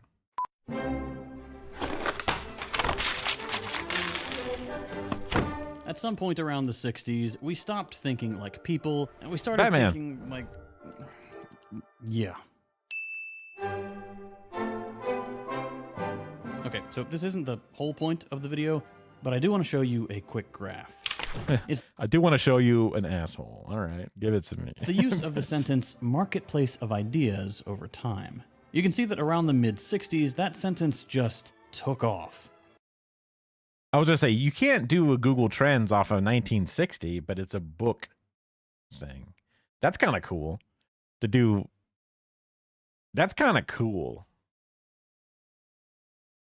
Wait, what is this? 0.00000%, 0.0000010%? What the fuck? I'm not sure what the Y graph is, but obviously there's some of it being used and then a lot of it being used, but for some reason this scale is kind of crazy. But I guess when it was literally never used before, I guess that's kind of what happens to percentages or something for like 100 years, 200 years. And this makes sense, right? I looked it up on the most authoritative platform I know, Wikipedia, and the first use of free trade in ideas was only in 1919. The first verbatim marketplace of ideas was 34 years later. And it's only a decade after that that it became official policy in Brandenburg v. Ohio in 1969. That timeline is obviously a big reason for the boom happening when it did. But there's something more to this story. I'm not showing you this graph so I can talk about the metaphor itself. It's not a fantastic metaphor for a ton of reasons, which I think are pretty obvious. The myth of the marketplace of ideas, that truth somehow always wins when every single opinion, no matter how horrible, is put out there, is just obviously not true. Ideas don't really compete in a competitive or level playing field. People don't really assess ideas like their products. The idea that truth always comes out on top is laughable.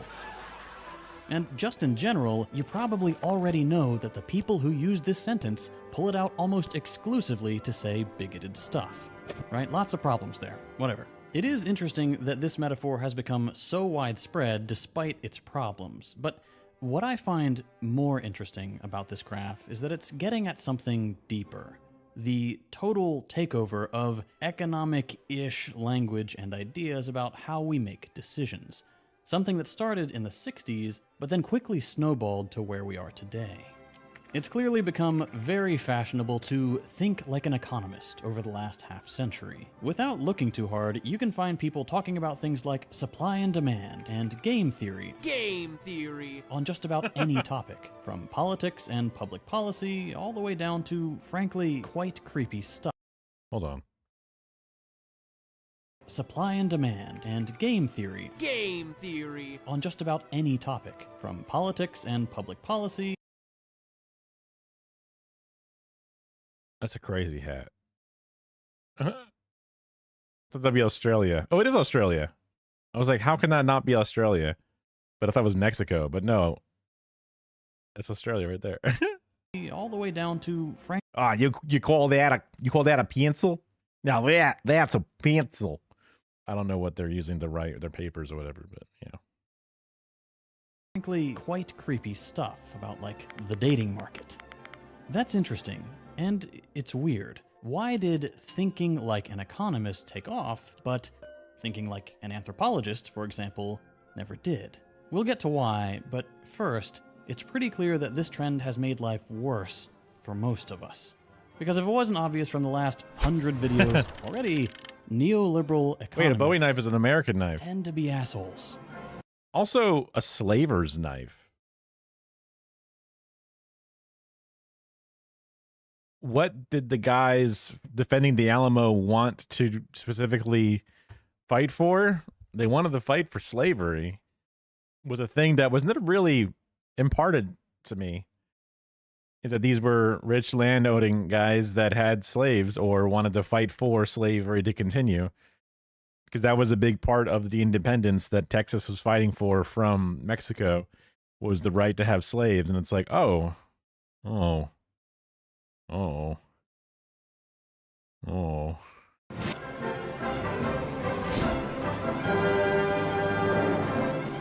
Second Thoughts fucking video editing shit pisses me off because it's just too fucking but first, good. It's ad read time because I've got to pay my bills. Let me show you something real quick.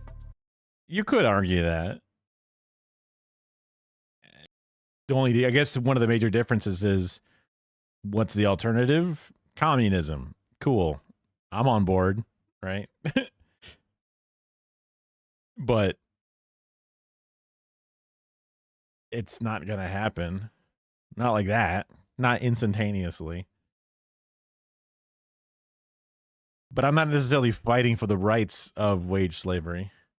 Yeah, I mean, just trying to think about how I would even begin to do any of that stuff, it would have to be taking all these collage style, typography focused elements,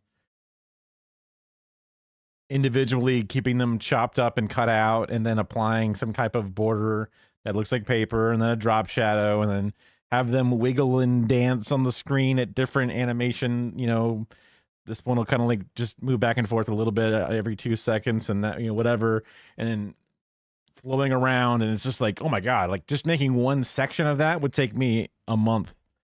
And these obviously get pumped out much faster than that. I don't know if there even is a template thing that can just give you that element in that way. So I just have a lot of respect for however it is they do it. Yeah. And that's always been my weakness, because I never really did After Effects or any of that kind of stuff. I really appreciate the few different places that I've gone to for certain presets that can kind of help me do like some After Effects or Fusion. For me, it's Adobe Resolve. DaVinci Resolve has Fusion stuff. So certain effects that can help do some Fusion things, like, wow, you can have an effect that can like look like you're taking an image, but then you're zooming over it with a 3D camera, and you can add scan lines like you're looking at like an iPad screen or something. when you're looking at an article. Wow, like there's effects that you can do that can simplify a lot of that. Otherwise, and that's even just one small effect comparatively to these infographic, motion graphic stuff. And it's just always like I'm outclassed. Google your name. I know you have to open another tab or switch apps. Just do it real quick. Marketers. So this is why I remove it. If your personal million, if your personal information, family, say during those 2 weeks, you'll personal information. 2 prisoners. Now back to the show. You've heard of the prisoner's dilemma. Yeah, I'm sure. Yeah. If not, just picture this: you are one of 2 prisoners kept in a jail in separate cells. The warden gives you a I've heard of the prisoner's dilemma, but I don't know it by heart. So choice: confess to your crime and rat out your partner, or stay silent. If you confess and your partner doesn't, you walk out scot-free. If you both confess, you both serve 5 years. If neither of you confesses, you both only get 1 year. But if he confesses and you don't, you'll be the one spending 10 years in jail while he gets to go free. What should you do? For the mathematicians at the Rand Corporation who created this thought experiment in the 50s, the rational answer for this standard one-shot of the prisoner's dilemma is to rat out the other guy, no matter what. Assume selfishness and be selfish yourself. After all, in most scenarios, ratting the other out will make you better off. And odds are, the other guy is thinking the same thing because the same is true for him. If you want, you can do some math using the numbers I gave you earlier and put them into a table like this to calculate exactly what the expected number of years in jail is for every action. The Nash equilibrium, which is usually considered the quote-unquote optimal solution for this setup, is to confess. Even though the best collective outcome is for both people to stay silent, each person's best choice is to confess. Now, there have been a ton of variations on the prisoner's dilemma. A set number of rounds versus an infinite number. Different payouts for confessing or being quiet, swapping freedom and jail time for prize money or torture. Different numbers of players. Different options than just the standard 2. People have messed with it quite a bit, and all these variations can give you different optimal strategies and results. Tonight you're all going to be a part of a social experiment. Each of you has a remote. Blow up the other boat. If, however, one of you presses the button, I'll let that boat live. So, who's it gonna be? But at its inception, the game was meant to reveal something basic and fundamental about humans and how we make decisions. In all of its many iterations, the prisoner's dilemma states that if we just act selfishly about what our expected gains are, we are mathematically rational. It doesn't say you can't cooperate, but it always considers the value of cooperation from the point of view of maximizing the individual's own personal gain. The game always measures what you are doing as rational by whether or not your expectations of reward are as high as possible. Even in version... Just thinking back to the Dark Knight one, you're under no obligation to assume that the Joker is a positive actor. So no, who's to say that if you go, well, I want my boat to live, sorry other boat, that's just me looking out for me, and you pull the trigger, that it wouldn't just blow up your own boat because like, aha, you were so evil, I decided to kill you instead, way to go guy who pulls the pin first or whatever. So like, to me the obvious answer is just don't do it, because you're under no obligation to assume that. Just like when like someone's like, okay, if I give you $1 million, would you suck a dick? And it's like, if someone had walked up to me and said, hey bro, I'll give you $1 million, suck my dick, I'm like, I don't believe you that you would give me $1 million. So like a lot of times these thought experiments, these hypotheticals literally fall apart if they ever became reality, because you go like, wait a minute, we're not in this, you know, vacuum chamber of a situation.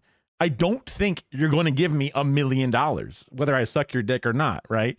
So like the same thing with the Joker. Like, I don't think you're going to let us live if we pull this trigger. So I'm just not going to do it. You know, it's just, it sort of breaks the game because it's no longer in a vacuum. There's other opportunity costs. There's whether or not you believe somebody is a whole different part of it, which I think is also often, not to get on the Reddit atheist part, but I think it's also lost a lot when it comes to religion ideas, because I feel like religion ideas are often usually put into these prisoner's dilemma, trolley problem type of like vacuum narratives, where I've had a friend say like, what if God, really wanted you to do this thing? And I'm like, well, what if God really wanted me not to do that thing? What if it's the opposite? Even though it says it in this book, works in mysterious ways. What if it's opposite? What if he only likes people who are, self-founded individuals who like grind set? Like, you just don't know. Like, the same reason that it is one, it could be the other. And that element of it is sometimes lost when it comes into these weird hypotheticals, especially when they turn into reality. It falls apart in my book. Of the game where the quote-unquote mathematically optimal strategy is to prefer cooperation. The thing is that this isn't actually telling us anything about our decision-making process. In real-world experiments of the game, people chose the unoptimal strategy all the time, which economists can't explain, so they just call people idiots. But that's because this rationality the game theorists came up with isn't reality. It's a normative claim on what our decision-making process should be. And you can probably already see why there might be some problems with basing rationality on something like the prisoner's dilemma. For one, this game is not meant to have you ask questions like, what if I care about more than the number of years I'll spend in jail? What if I care about the other guy or due process? What if I care about the feeling of betrayal? What commitments do this other person and I have to each other? What if there are social conventions in place that change our expectations about what the other person's gonna do? Or at a very basic level, what if we could just talk?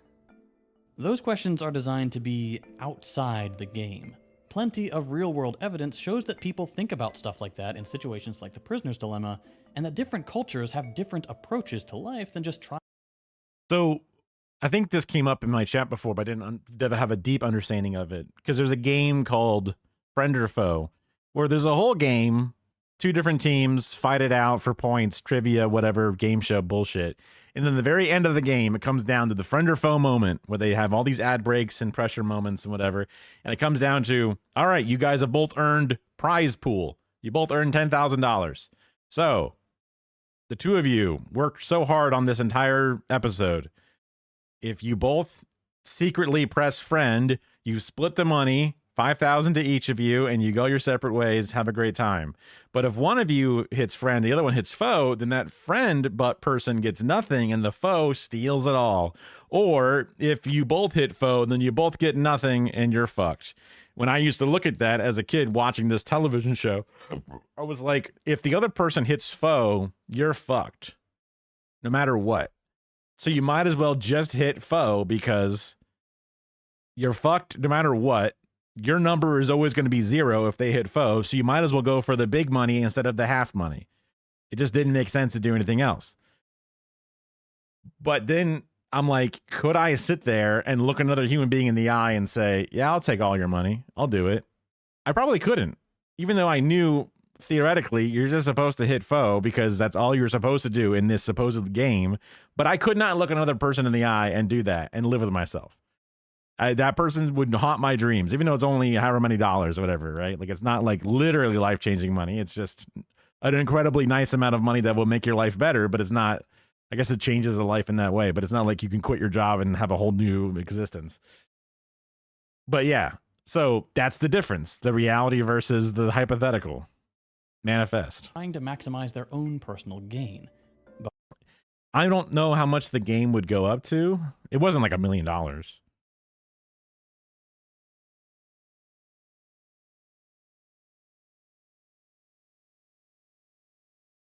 Oh, this is not the right thing.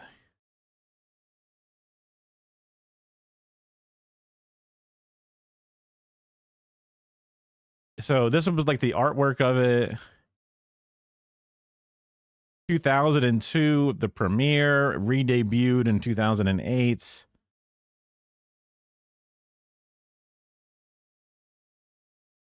Correct answers added $500, $1,000. Potential maximum of $22,000. The potential prize decreased to $22,000 exactly. If a team was eliminated without earning any money, they were given $200 to risk at the trust box. So that was the minimum money you had, even if you somehow, I guess, had nothing. Moment of truth.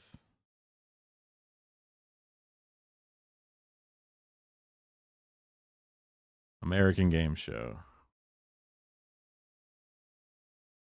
This guy, was he on like a sitcom or something at some point?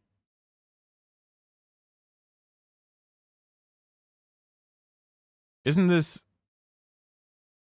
Oh, it was like a lie detector show, right? Yeah. Yeah. Like, have you ever had an abortion? Have you ever kissed a girl? Yeah. And then it's like a fucking polygraph, which is just like, working at Hooters, did have sex with one of your customer. Crazy. Emotion machine.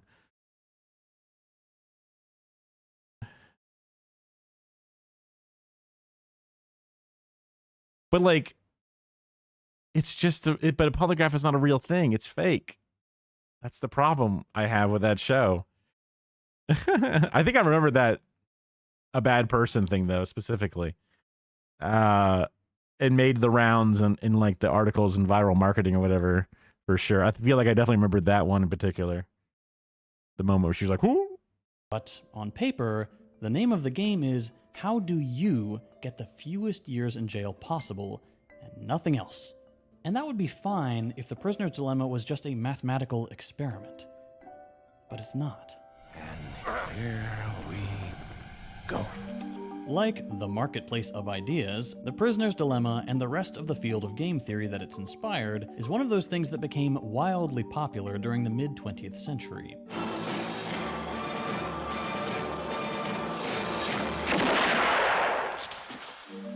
Especially in economics, where most of microeconomics actually changed how it understands value to be similar to the approach used in the prisoner's dilemma, something called expected utility theory. Essentially, because of game theory, economists now assume that people make decisions based on their expectations of getting the best possible outcome for themselves. That wasn't always the case. And imagine just being that guy from like old 1990s B-roll. That's crazy. You're like, what the fuck? Who? Since value is probably the most foundational thing in economics, changing that means changing almost everything at once. And it's not just econ. Game theory and exercises like the prisoner's dilemma are taught in math departments, political science, sociology, psychology, and environmental studies. Philosophy departments offer courses in logic that heavily rely on game theory. It's been used to study animal behavior and even bacterial organisms. It has even become the metaphor for why countries don't act on climate change after the Stern Review came out in 2006. Formulas developed by game theorists now inform many of our big political decisions. This has had a profound effect. It's reframed rationality to something very specific: expected individual gain. Despite the fact that the prisoner's dilemma can be challenged on empirical and theoretical grounds, for not including enough for making wild assumptions about how humans think, or the fact that rational choice theory is also essentially tautological, it defines rationality as people choosing. I have no idea what that means. Based on their preferences. So, by definition, every decision that actually occurs is rational. Brilliant work, really, truly amazing stuff. And yet, it still took over all these disciplines and aspects of our lives. So now when we think about politics and elections, it's through this specific framing of rationality. And who can blame us?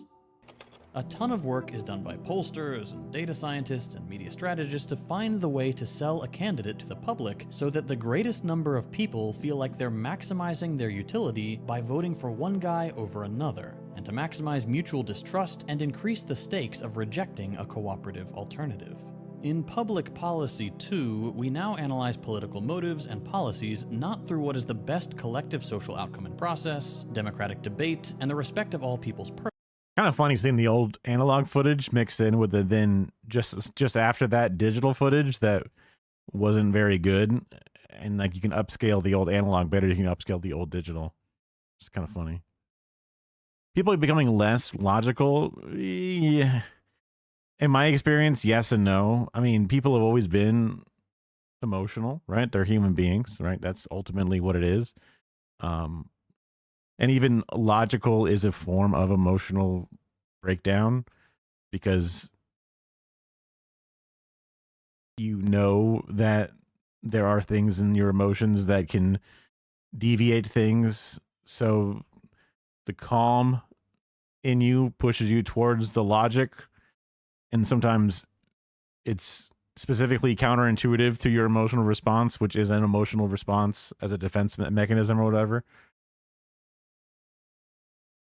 So who was more logical before versus now, and is a decision logical or not? I mean, we did the fucking humanity did the Holocaust before, and now we're doing it again. It's just as illogical in both of them.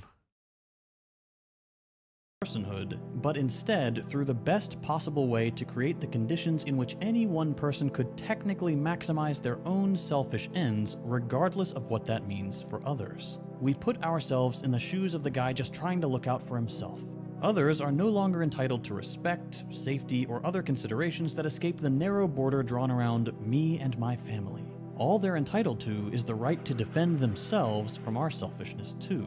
As if there was no society, just people duking it out. The problem is that this objectively sucks. And the real...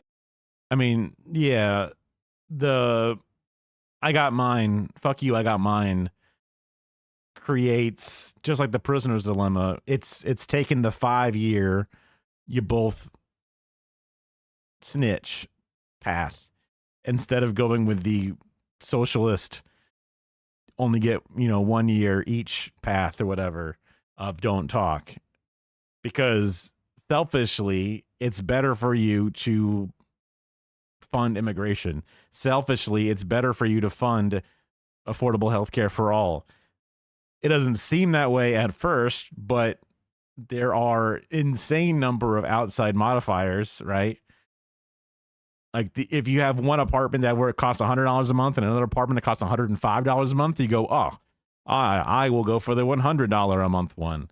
But it's like, well, the $105 a month one has free parking and a gym and cable and water bill included and these other things that makes it significantly better. But it does cost $105 instead of $100. So therefore, it's just completely not looking at the big picture.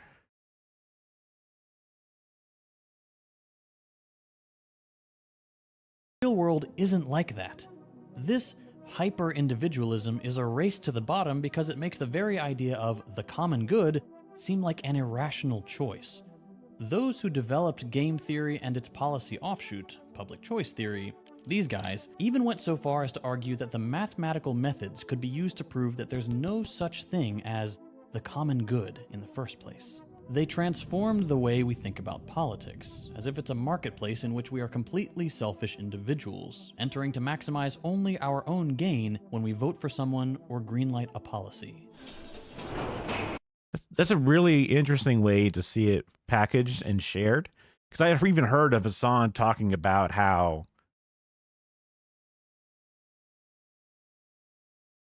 they always have this rational actor mentality to certain aspects of their rhetoric and even in their governance, which it doesn't manifest in any way. And then growing up, I had heard so much about game theory being incredibly important, even in wars, in products, in science, in psychology. I never was smart enough to dive into that form of mathematics, but I always heard about how that is sort of the secret sauce to so many things beneath the surface. But then seeing it extrapolated out from just that, what does each individual look out for themselves? Therefore, that's how the masses will work, and that's how the market will work. If that's all it comes down to, that's a very interesting thing that represents what like people were talking about with how they're always trying to build their worldview around these rational actors that don't actually work rationally, Common good is such a cringe concept. Do what betters others, but when you need help, no one is to be found. Well, that is that is what, so the common good is about, like, the idea of having of healthcare for all is that when you need help, you have healthcare. What do you mean? That's the whole idea behind it. Do what betters others, but when you need help, no one is to be found. I don't know where that part comes from specifically, unless it depends, like give money to a homeless person, but then no one's there to give you money, I guess, in comparison. But that's not really what a common good situation is when it comes to like giving a homeless person money. So I'm just trying to think of a situation where common good would leave you out to dry, but it doesn't really do that. And also, so like a great example would be healthcare. So a billionaire is like, I can afford healthcare. Fuck you. I got mine. Right.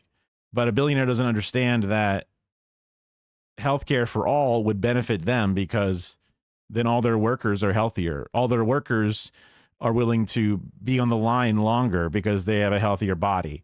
Then when they go home, they have more disposable income to then buy their products, which then increase their bottom line. Like, it's just one of those things that they think to themselves, I don't need to pay into this because it doesn't help me. But it does help you because it's like the roads, the common good is having a road. Someone who doesn't drive down that road is like, how the fuck do I want that road? But like, you want Walmart to be able to ship in groceries through that road so you can buy groceries.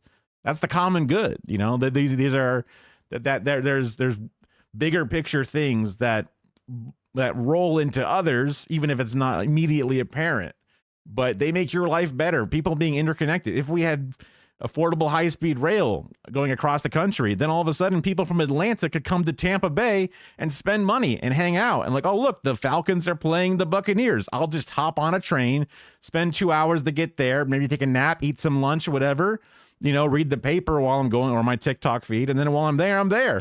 I can drink booze, get drunk, and then take the train back home. No problems. You've had times where people say, help me out. I help them, but they do not help me when the roles are reversed. That's not a common good. That's an individual transaction. That's very different than the common good. Specifically. Just being a good person, I guess, is kind of what you're referring to, where it's like, oh man, my friend needs some help moving, so I help them move. But when I needed help moving, my friend wasn't there to show up. That sucks, right? That's just, maybe the friend was really busy and they felt bad, or they were like, fuck that guy, I got mine, and that's kind of where the individual mentality comes in. Nice guys finish last sort of issue where you feel like you're being taken advantage of. And in a society where people are more individually mindseted instead of society mindset or whatever it is, that's where that'll happen more often. It was where everyone's trying to get theirs first and then not give it back. That's more likely to happen than the other way. I'm annoyingly antisocial at this point when it comes to outside friends. Like, I had a lot of friends in high school, a lot of acquaintances in college and all that kind of stuff. It's just like when it came down to going to people's houses and hanging out and doing stuff, like once I stopped going to the Magic the Gathering card store to like play games, or Warhammer card store to play games, my ability to interact with other people just fell apart. So I'm trying to think of different friend interactions where I feel like I've been slighted by not providing for them in the same way they provided for me, or vice versa. And I can't really think of any, but then again, I might be a bad example just because car reliant infrastructure and work-life balance and stuff. It's just your ability to get out of the house and to do stuff is then like a luxury that is managed so tightly that it's difficult to do more than one hangout thing a week at most, right? I'm getting better at it. Like when my friends invite me out to do like a board game thing, I make sure to go do it more often than I would normally. We were invited to go to see like a baseball thing, but we were like, well, we aren't really baseball people. And also, I know we had a bunch of stuff to do, and I was still kind of like weirdly sleepy and shit. So I kind of like took a rain check on that one. And because they were staunch defenders of American capitalism during the Cold War, they made it their mission to develop this so it would make complete violent selfishness synonymous with reason. They based their ideas of justice not on the agreements people make in a democratic process, a method far too irrational and unmathematic, and instead justice became redefined as how do we get the biggest expected utility possible. And since we can never actually measure utility directly, the only thing left to judge policy on was if it gave someone the possibility of becoming an uber-billionaire, regardless of how many lives we ruin or acres of rainforest we burn to get there. The expected value of the ends justify the means. This is how we were left with neoliberalism, with gutting public housing, education, childcare, and healthcare so that middlemen could get richer, siphoning off more of our money when things go private. Wealth redistribution from the top was out of the question, since, oh, just look at the table, the oh-so-important incentives would just never be as good for our great selfish billionaires. That's one of the big things they talk about. Like, oh man, Zoran's going to raise taxes on the 1%, then they're going to leave. Their incentives are gone. Which is not even what the data shows when people are taxed in certain markets or whatever it is. Like, if anything, the people who are currently already leaving New York are going to a place with even higher taxes specifically. You used to play Catan, and then some people would not trade resources. Yeah, the social games are different. There's because like some people would be very good at the game, and they would know they're good at the game, so people would sort of like play against them from the word go because they know that they win more often than not, and everyone else knows that. So they have to find their own ways of like doing that. Like, come on, you got to help me out. I know what you need.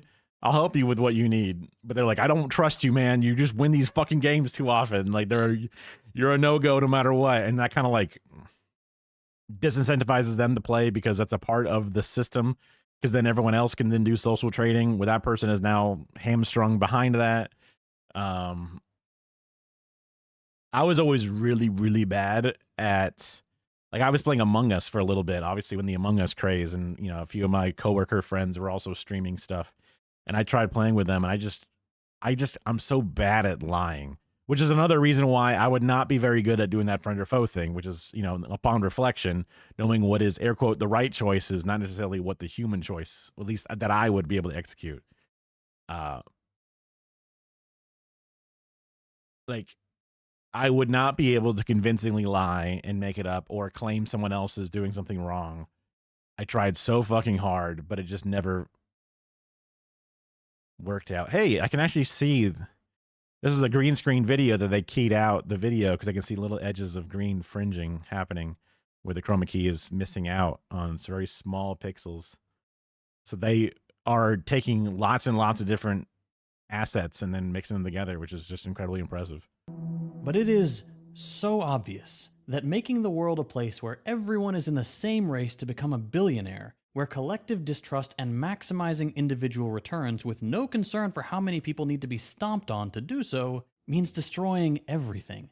Destroying the possibility that everyone can thrive. We don't all need to have the hope of becoming billionaires to be happy. But we live in a world of billionaires getting out of jail free while everyone else is slowly chiseling away at their 10 years. This is what neoliberalism was built on formulas that claim they can prove what we ought to do, sneaking past us the assumption that our only goal should be coming out on top. But people don't act.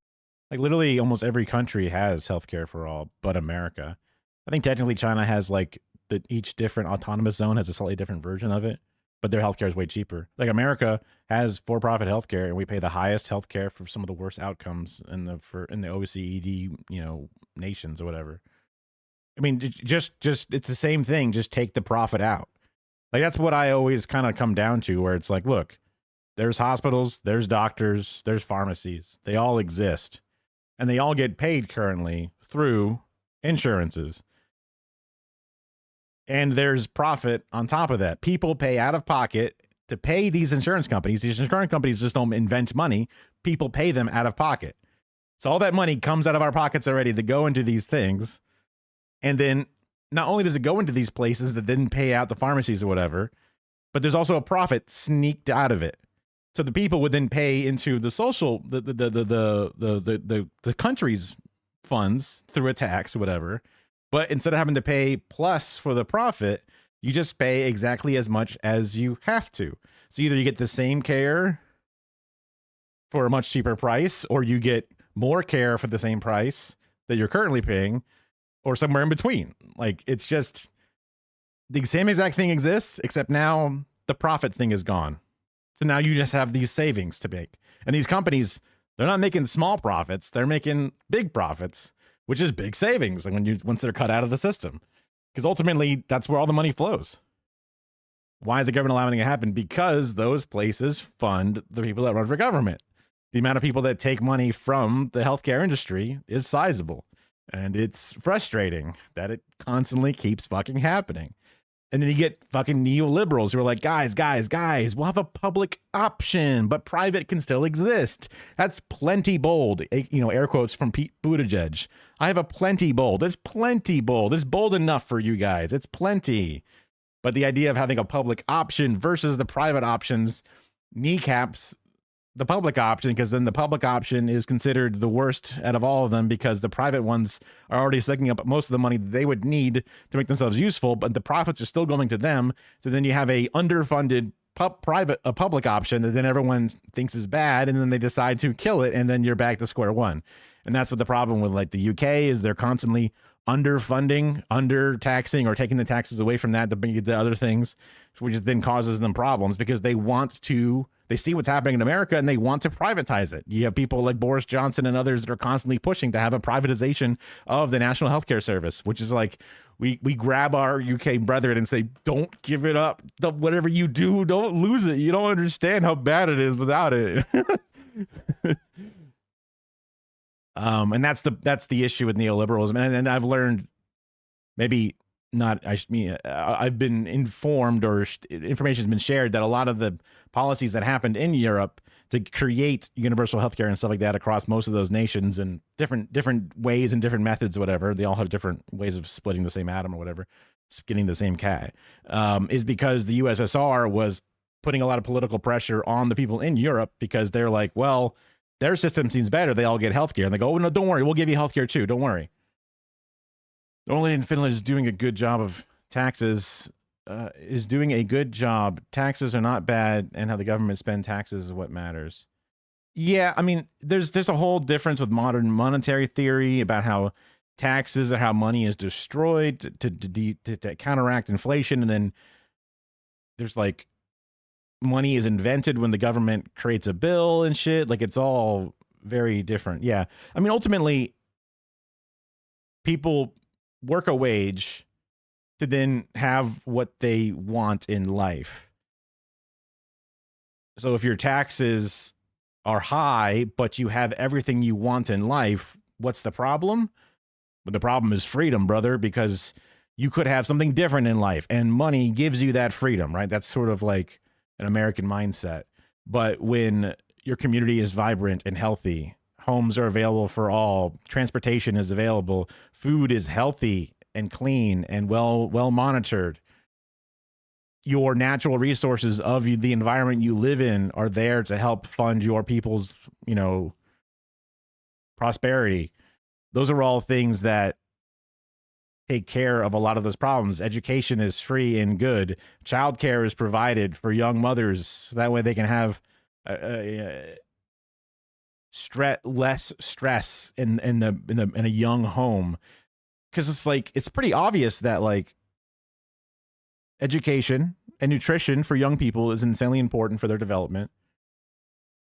And the stress of a home life is incredibly important for the ages of development and what sets people off on a good foot or a bad foot. And when you don't have it, you're going to have more people off on a bad foot that then continue to trip up and have a bad life, which then causes everyone problems, from the neighbors of those people to the governments of those people to those people themselves, where doing a little bit of investment, a little bit of insurance to take care of those individuals means that you're going to have significantly less people tripping up in their early years, and then they're going to be more functional, more positive in the terms of society as a whole. They're less likely to cheat and be a jerk. They're less likely to hurt other people. They're less likely to steal, cut corners. And then you have a more prosperous population that's working or inventing or arting, whatever it is. There's a benefit to having just a better, more well taken care of population than a sick, underfunded, forgotten population. Because then they're gonna have those people on the street. You have those people creating crypto scams and shit. Just all these different things that fuck over things. People that, have a stressful, married couple that have their first kid and they're having such a hard time between their bad work hours and then having to take care of the kid and can't afford daycare. And then all of a sudden they divorce and now the kid's growing up in a split home. Times that by 330 million. And you have lots of like broken households and broken children that end up not succeeding in the societal view of things the way that they would normally want to. So by having early child care, having maternal leave for mothers, having all these different things that seem like, that's just a bunch of hooey. But it's like, obviously that's going to help, especially on the macro scale. You're going to have a, just as far as like controlling your population, the evil government idea of things is like, we want your people in your nation to have as good of a situation as possible. And if some of them end up moving to another country and you wasted your efforts on that one, you still won 99% of the people and you're going to have a much better population overall. So it's just like, I can see how people can like pinch pennies and want to like avoid and say it's all about your own, it's all about you pulling up by your own bootstraps. But when you zoom out, it just makes so much more sense to help people with their bootstraps than it is to just spit on them when they don't do a good job, despite the conditions being dog shit. Allowing more people in the country or not making it harder for people to get jobs. About allowing more people in the country, are you not making it harder for people to get jobs? I mean, truthfully, I was just working at a job that was just a do-nothing job. Like I had a job and my parents are very proud of me for using my degree to get myself to a good job, but that job was just nothing. It was just ultimately nothing. I was getting money to do nothing. It's one of the weirdest things. Like the higher I got in the company, the less job I did and the more I got paid. And it made no sense to me. So like, I'm sort of a job truther where like there are obviously incredibly societally important jobs. And a lot of times that's just like a fast food worker is incredibly important because people want to get the food to shove in their face.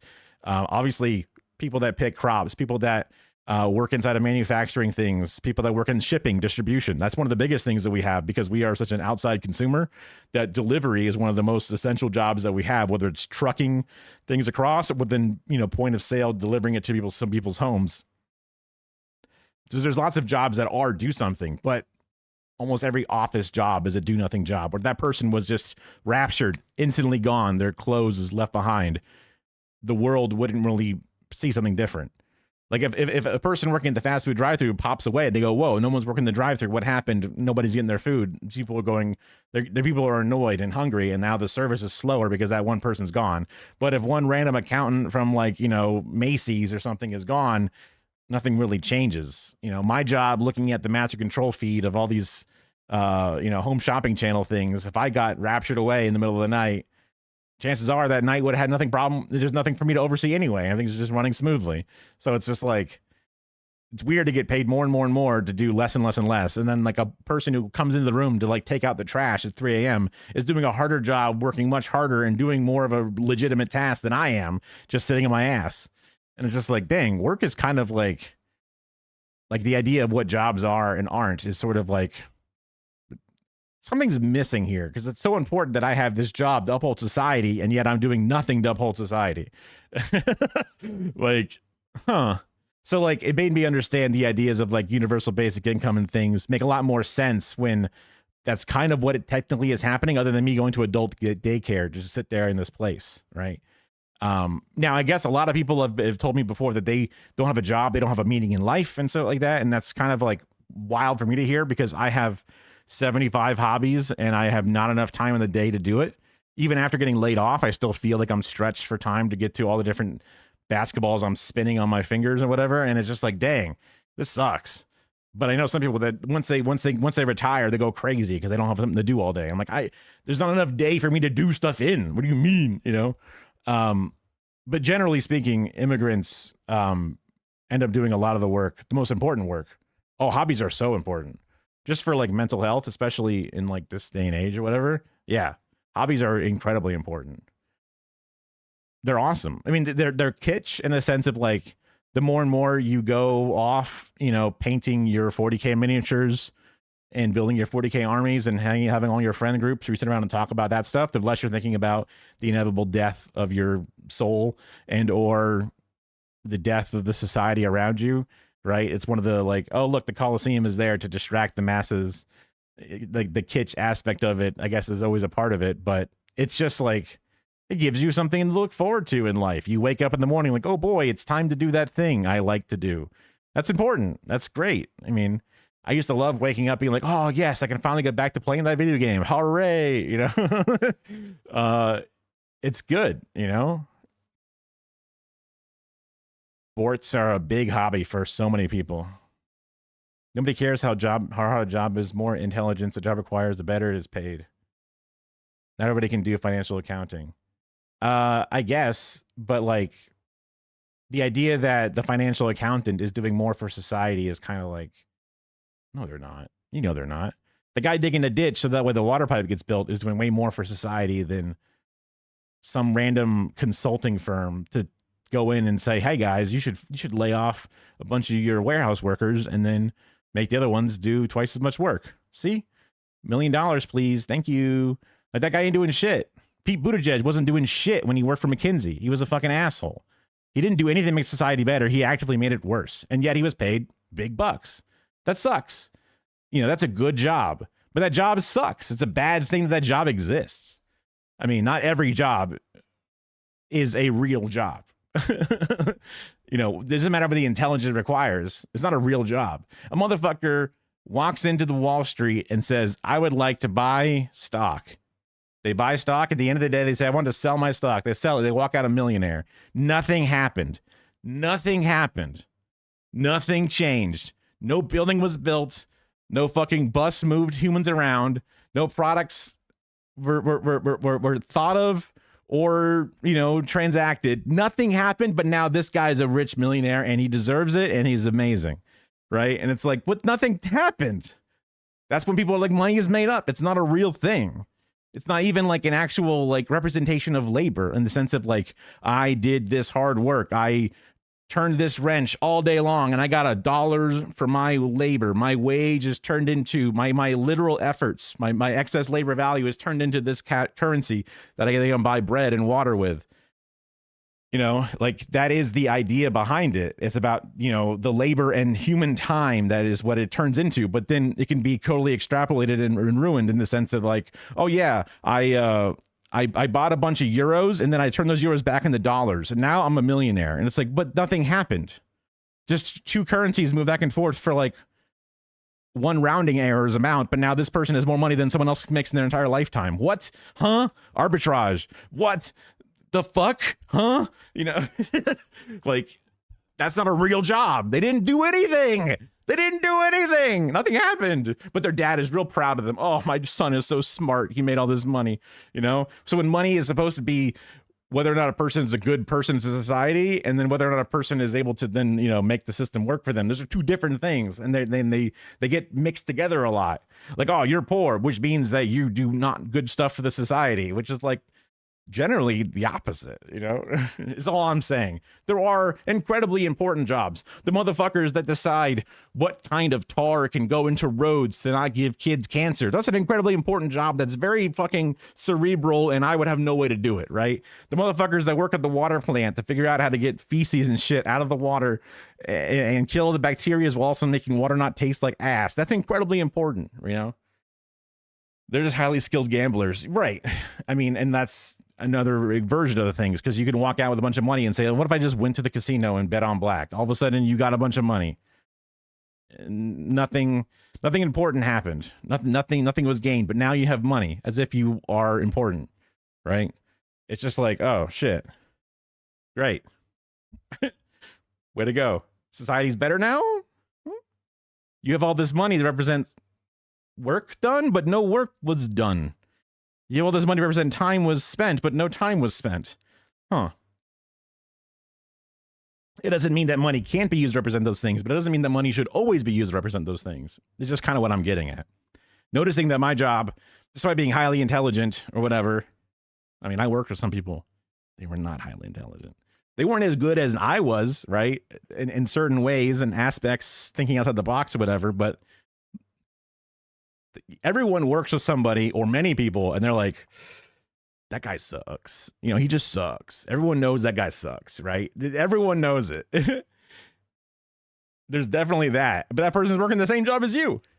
Maybe they're making less money than you. You're not allowed to talk about money. You can't talk about money. That's just so gauche, and it's just so crude. You shouldn't talk about money like that. You shouldn't talk about how much you get paid.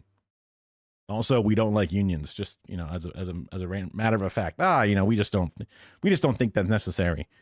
It makes it seem like I'm a bad boss. I'm a good boss, right? Right? Yeah, you don't need to worry about a union, you know.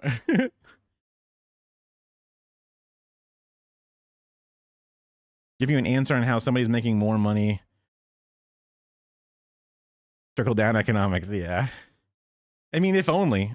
I mean, obviously, the idea of a global economy and multiple different currencies. So if somebody makes more money and then they end up buying the official champagne from the Champagne region of France, that doesn't really trickle down into anyone's pocket locally, but also all the other ways that it's been proven not to work. It pisses me off just thinking about how, like, oh, look, a financial crisis. COVID happens. No one's flying airplanes. No one wants to go anywhere because they can't. Airline industries are having trouble, but they're really important to keep up the overall goings on of our country. So we're going to take our government money and give it to the airline companies and say, okay, guys, don't lay off your workers. This will hold you off until probably all this blows over. And what do they do with that? They immediately buy their own stock and lay off their workers. And it's like, no punishment for that? No, like, hey, you didn't follow the terms of our agreement, you know? And then didn't re-increase their labor pool, made the other people work twice as hard after laying a bunch of people off, and then they got to reap the benefits of buying their own stock. Buying their own stock, I'm sure there's a fucking stock reason for why it's important in like a non-evil way, a non-business, make business do better way, but it seems like it should just be outlawed, in my opinion. But I don't know enough about stocks and the way that stocks are supposed to work. My dad was a stockbroker for a brief period of time. So he used to always tell me little bits and pieces about it. He says he quit doing it because it was too unethical, but I feel like he was just not good enough at it. But it's possible that he had too much of a ethic backbone and didn't want to go through with it. He even told me about how when HSN, the company I worked for, Home Shopping Network, when it first went public, grandmothers are coming into his place with their little coin purse saying, I would like to buy some HSN stock, please. And he's like, this is not publicly known information. How the hell do you know about this happening? And they're like, they talked about it on air. And he's like, that's insanely illegal. You're not allowed to like pre-advertise for this thing happening or whatever. And they were just doing it on TV so that all these little grandmas are coming in looking to buy the stock. I don't remember the exact specifics of things, but I remember him being like, that's crazy. They're not supposed to do that. And then them just doing it. And I never heard of them being in trouble. Maybe they did get in trouble. I don't know. Oh man, then, oh my God. And then when you factor in, like, for example, this is an example I used a few times. Hormel and a bunch of other pork providers were creating an illegal cartel, fixing prices for meats. They were doing it for like a decade. They got found out by the regulatory agencies, taken to court, and then the court, the government prosecutor, settles out of court for an incredibly small amount of money. So the fine they get is worth like, I don't know, $11 million when they stole however many profits for however many years off of the American people.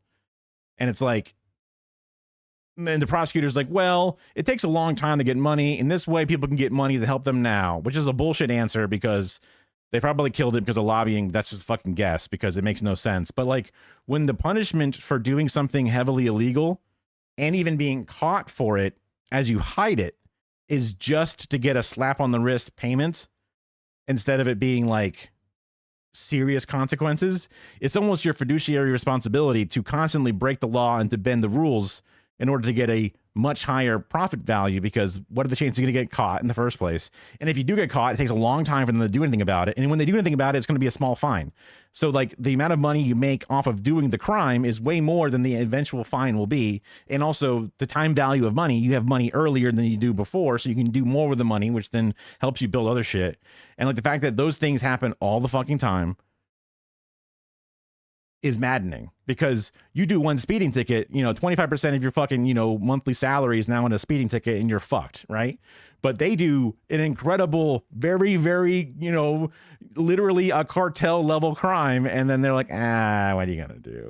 What are you going to do? Come on, you scamps. It's nuts. The fucking fight, Purdue. I'm telling you, what's the opioid family that gets to just literally, they got and just like all of these always have a no wrongdoing clause in the settlement. But the Purdue family, whatever it is, the family that did all the fucking painkiller drugs that literally have poisoned almost the entire world at this point, got a fine that is like done over like a decade, where they can do it off of stock prices that ultimately end up doing no damage to their bottom line. And they got to say no wrongdoing done. And it's just like, if you don't get a punishment for poisoning the entire world, when is there going to be a punishment? Call you a doomer, but that whole system is going to crash harder than ever before in the next max of 20 years. Yeah, I don't think that's a doomer. I mean, technically, markets are supposed to crash every 20 years. Supposed to, as in, we've noticed the cycle and go, gee whiz, we don't know what's going on here. But look at this bubble. AI is really cool, guys. Check it out. And then 95% of companies are filing bankruptcy at this point, having no profits. Was it 95%?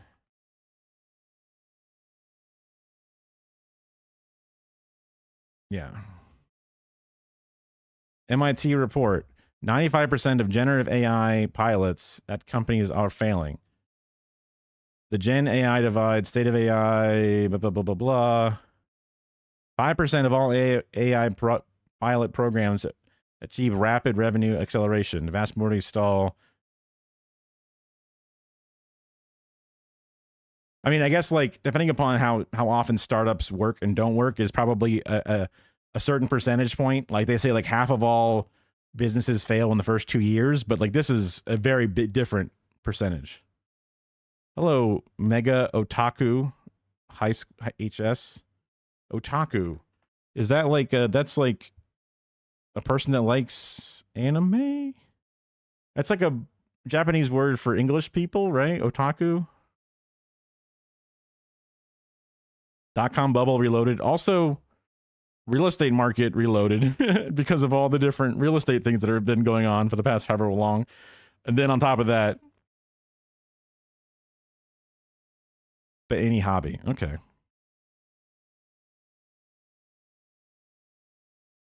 No. I've gotten more into roller coasters as an older man, but because I used to be really afraid of roller coasters. This is a very different conversation we were doing before. I used to get very afraid of roller coasters, but now I get very motion sick on roller coasters, which is a problem. Probably because I just don't do enough literally outside things to begin with. My inner ear fluid moves in a straight line in a car, and that's about it, right? I might get like a half a G as I go over a turn, but I remember going to, because I live in Florida, so I would go to Universal Studios occasionally. I never really went to Disney as an adult too much, just because their rides weren't like as ridey, I guess. And Universal was just easier to access, like, for one reason or another, or my friends just wanted to go to it. After watching Final Destination 2. Yeah, state fairs, you'll never catch me on a ride on those things. All those drunk carnies, half high on ketamine, fucking building those things. Hell no, dude. Hell no. That's a death trap waiting to happen, man. At least the ones at the major theme parks that are like permanent installations are more safe. But yeah.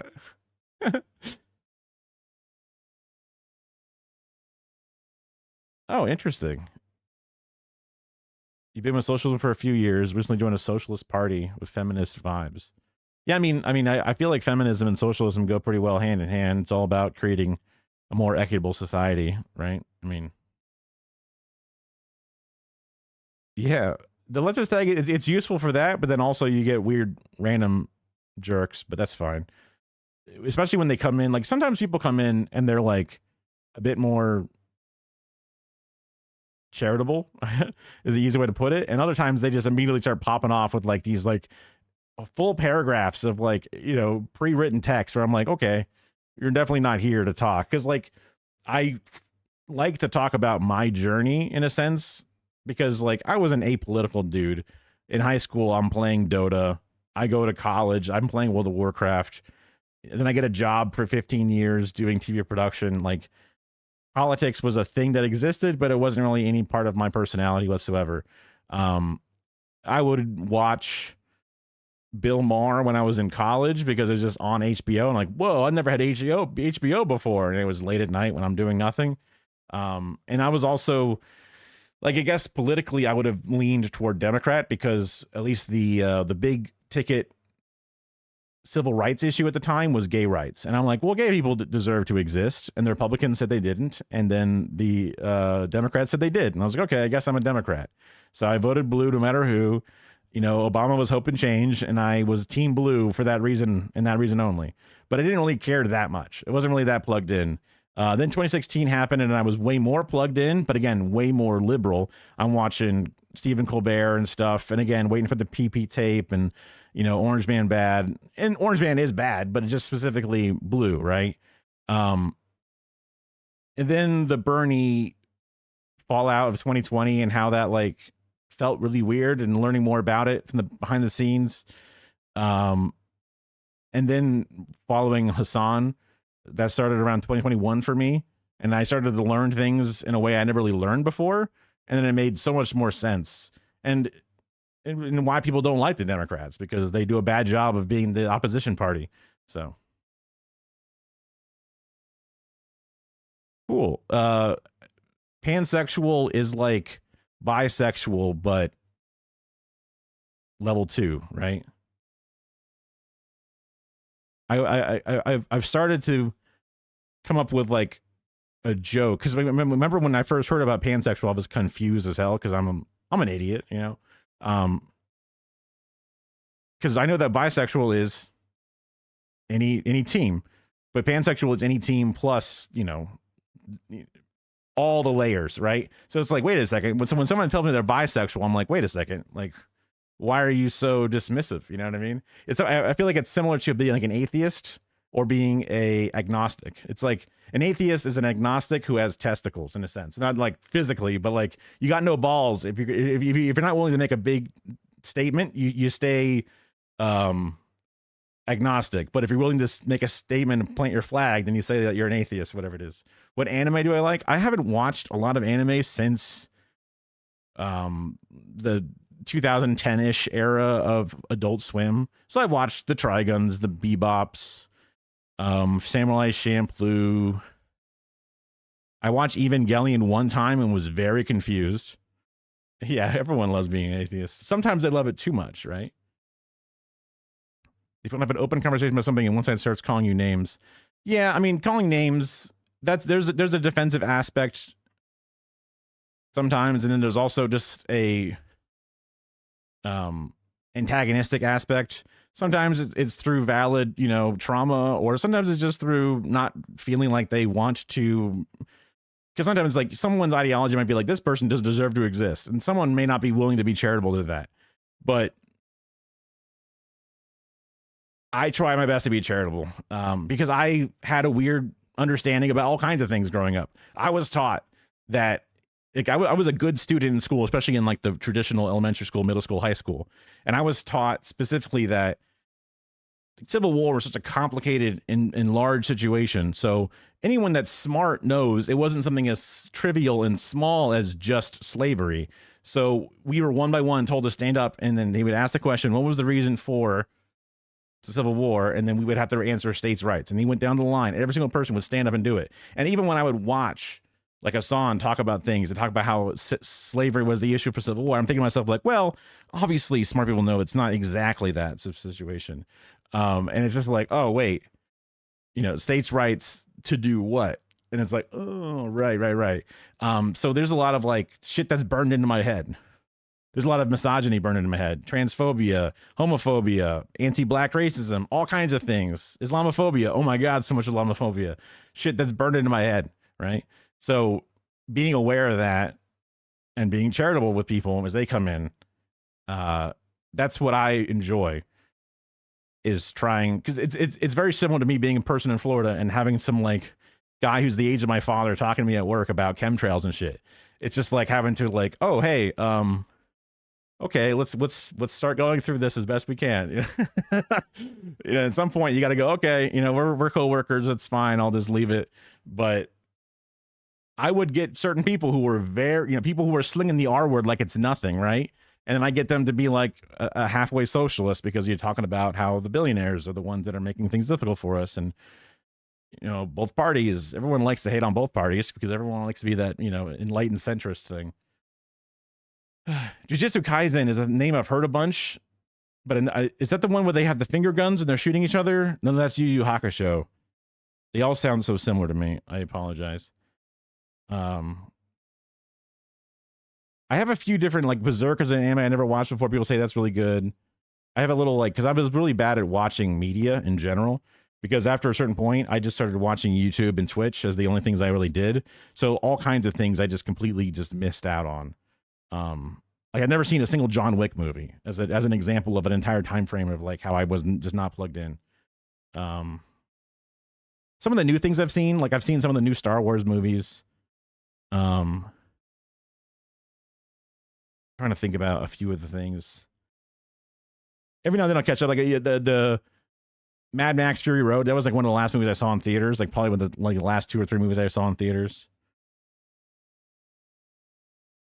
Switzerland move and just let the citizens of the country decide in this exact matter by public voting.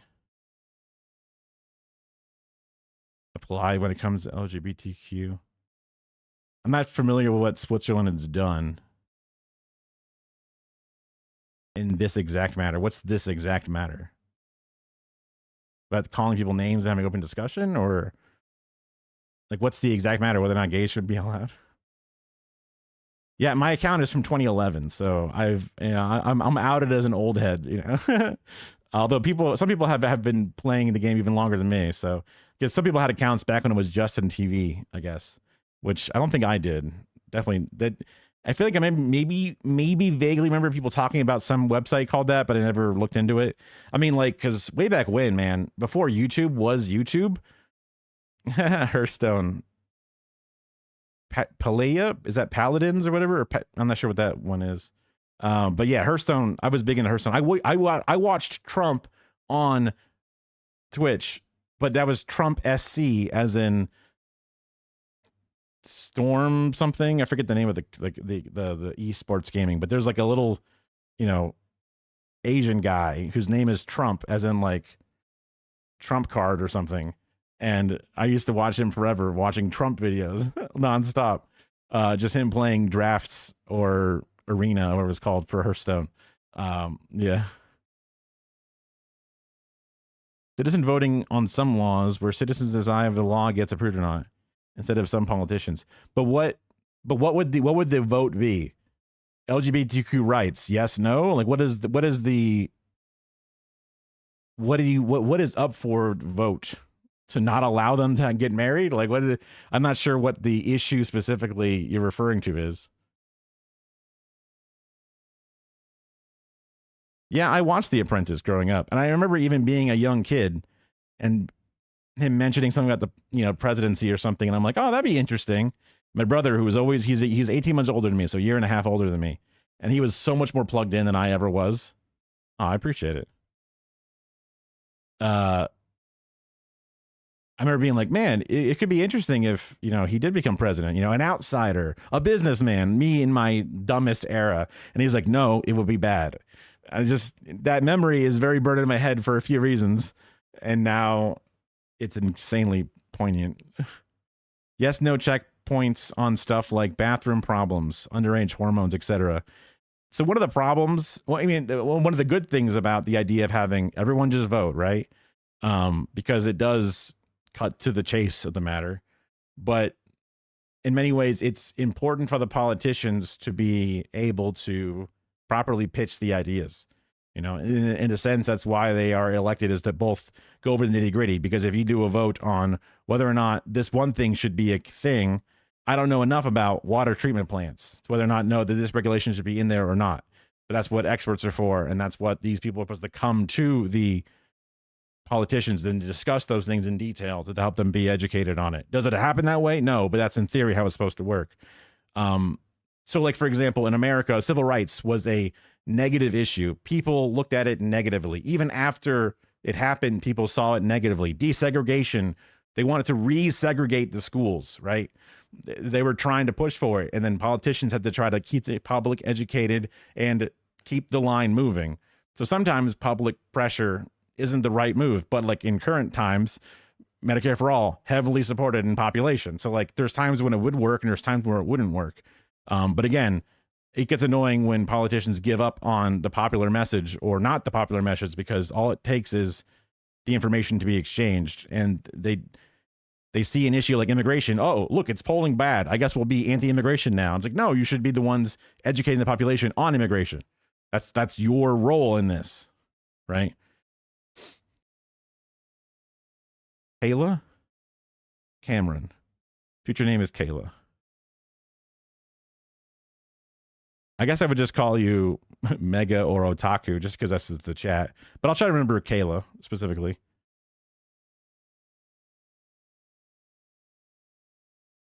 And yeah, Trump was good on The Apprentice as far as like reality TV was, because he's a catty bitch. You know, he was talking about how some people suck and are fat or something. And it's like, oh, what a goober, you know.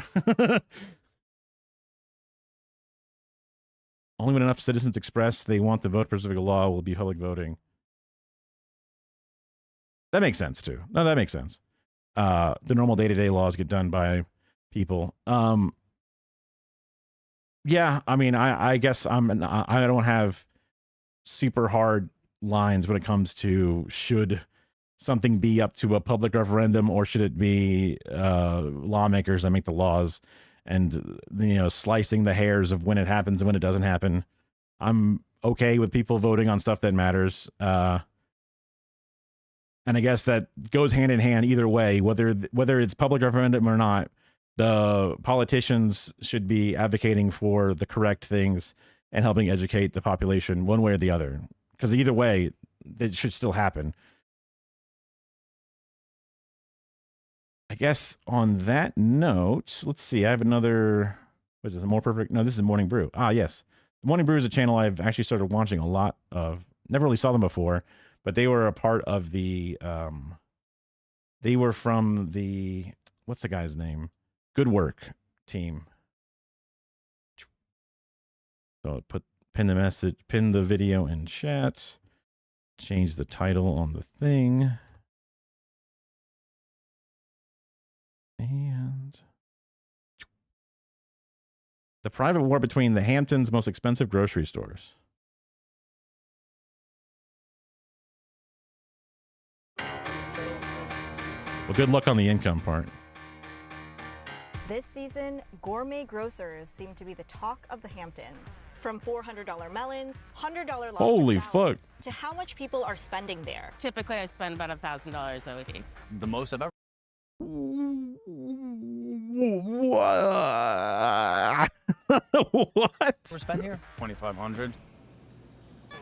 Just within the past few months, I have heard and seen so much talk about gourmet grocers here, which has led to, well, I'll let Bethany explain. Savage gourmet market wars. It is insane. Anytime you create a buzz in the Hamptons, everyone's going to want to try it. And then you decide if they deliver or not. And for many of these stores, survival depends on a narrow window of opportunity.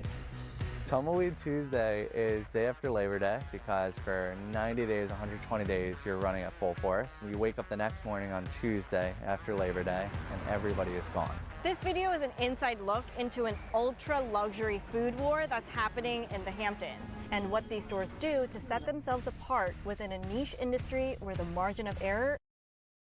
But if you're selling stuff for an insane, I don't understand how you could be that strapped for cash when you're, huh? Is super thin. So if you're into a good old mukbang or interested in business explainers, you're in luck. Because I am going to get to the bottom of this and see what it takes to run and operate a gourmet grocery store here, and what it takes to stay in business. Crazy. You love being non-religious. Yeah, I mean, it's pretty, I've never been raised religious. It was always raised a-religious in the sense that, like, we never went to church, but like we were told that Easter was Jesus and the Easter bunny, and Christmas was baby Jesus being born, and also Santa. It was like a combination of just like whatever. I watched The Simpsons. They went to church all the time. I totally understood the basics of it, but it was never really pushed into it. I guess I became mostly atheist when I was in high school and we were going through world history, and they were like, look, the Hindu religion was invented by the invaders to help keep its population into a caste system.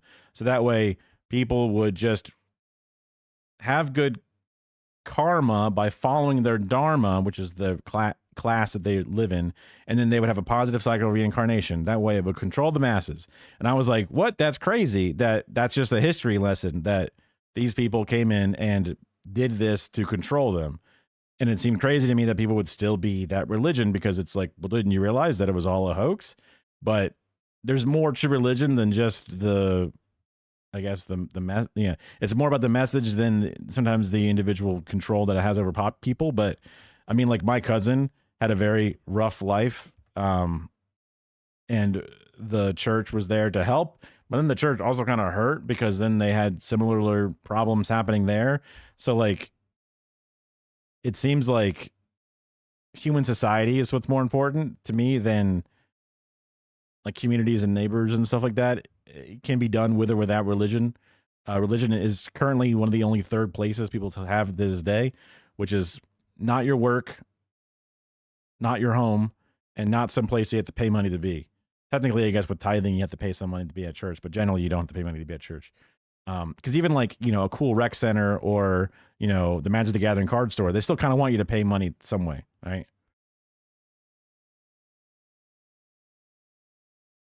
That makes sense that those religions were invented more to just like explain stuff or whatever it is, less likely to control populations, especially upon.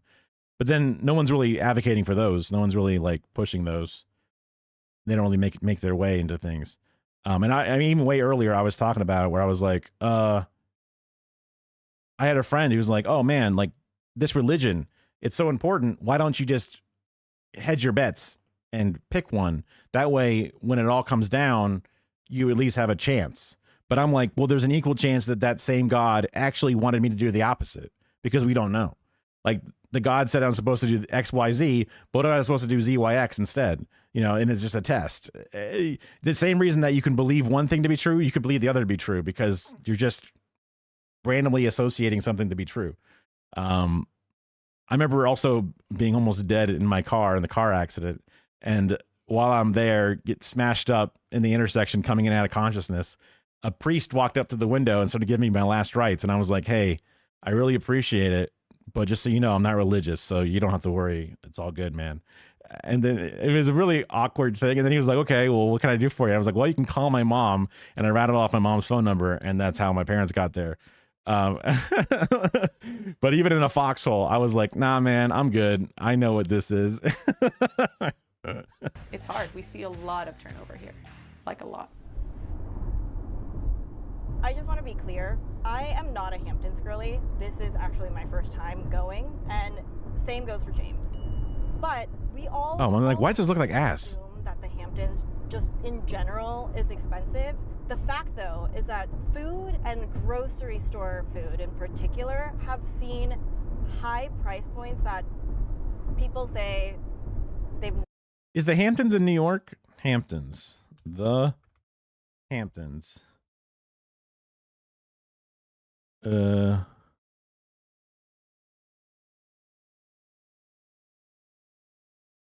Long Island. Yeah, so that's New York. Okay.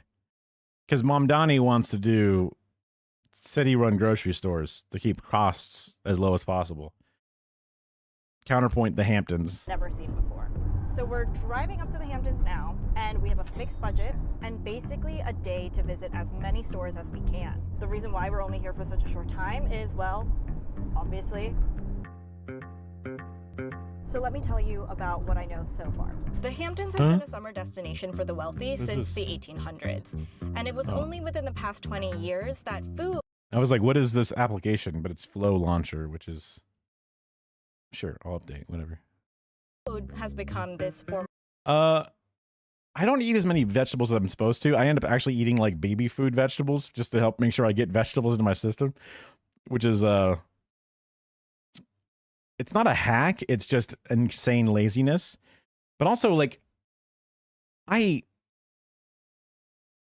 started drinking nut milks because I could not stand how fast cow milks would just go bad and start smelling. I hated having to, like, smell the lip to see how rotten the milk was before I can eat it.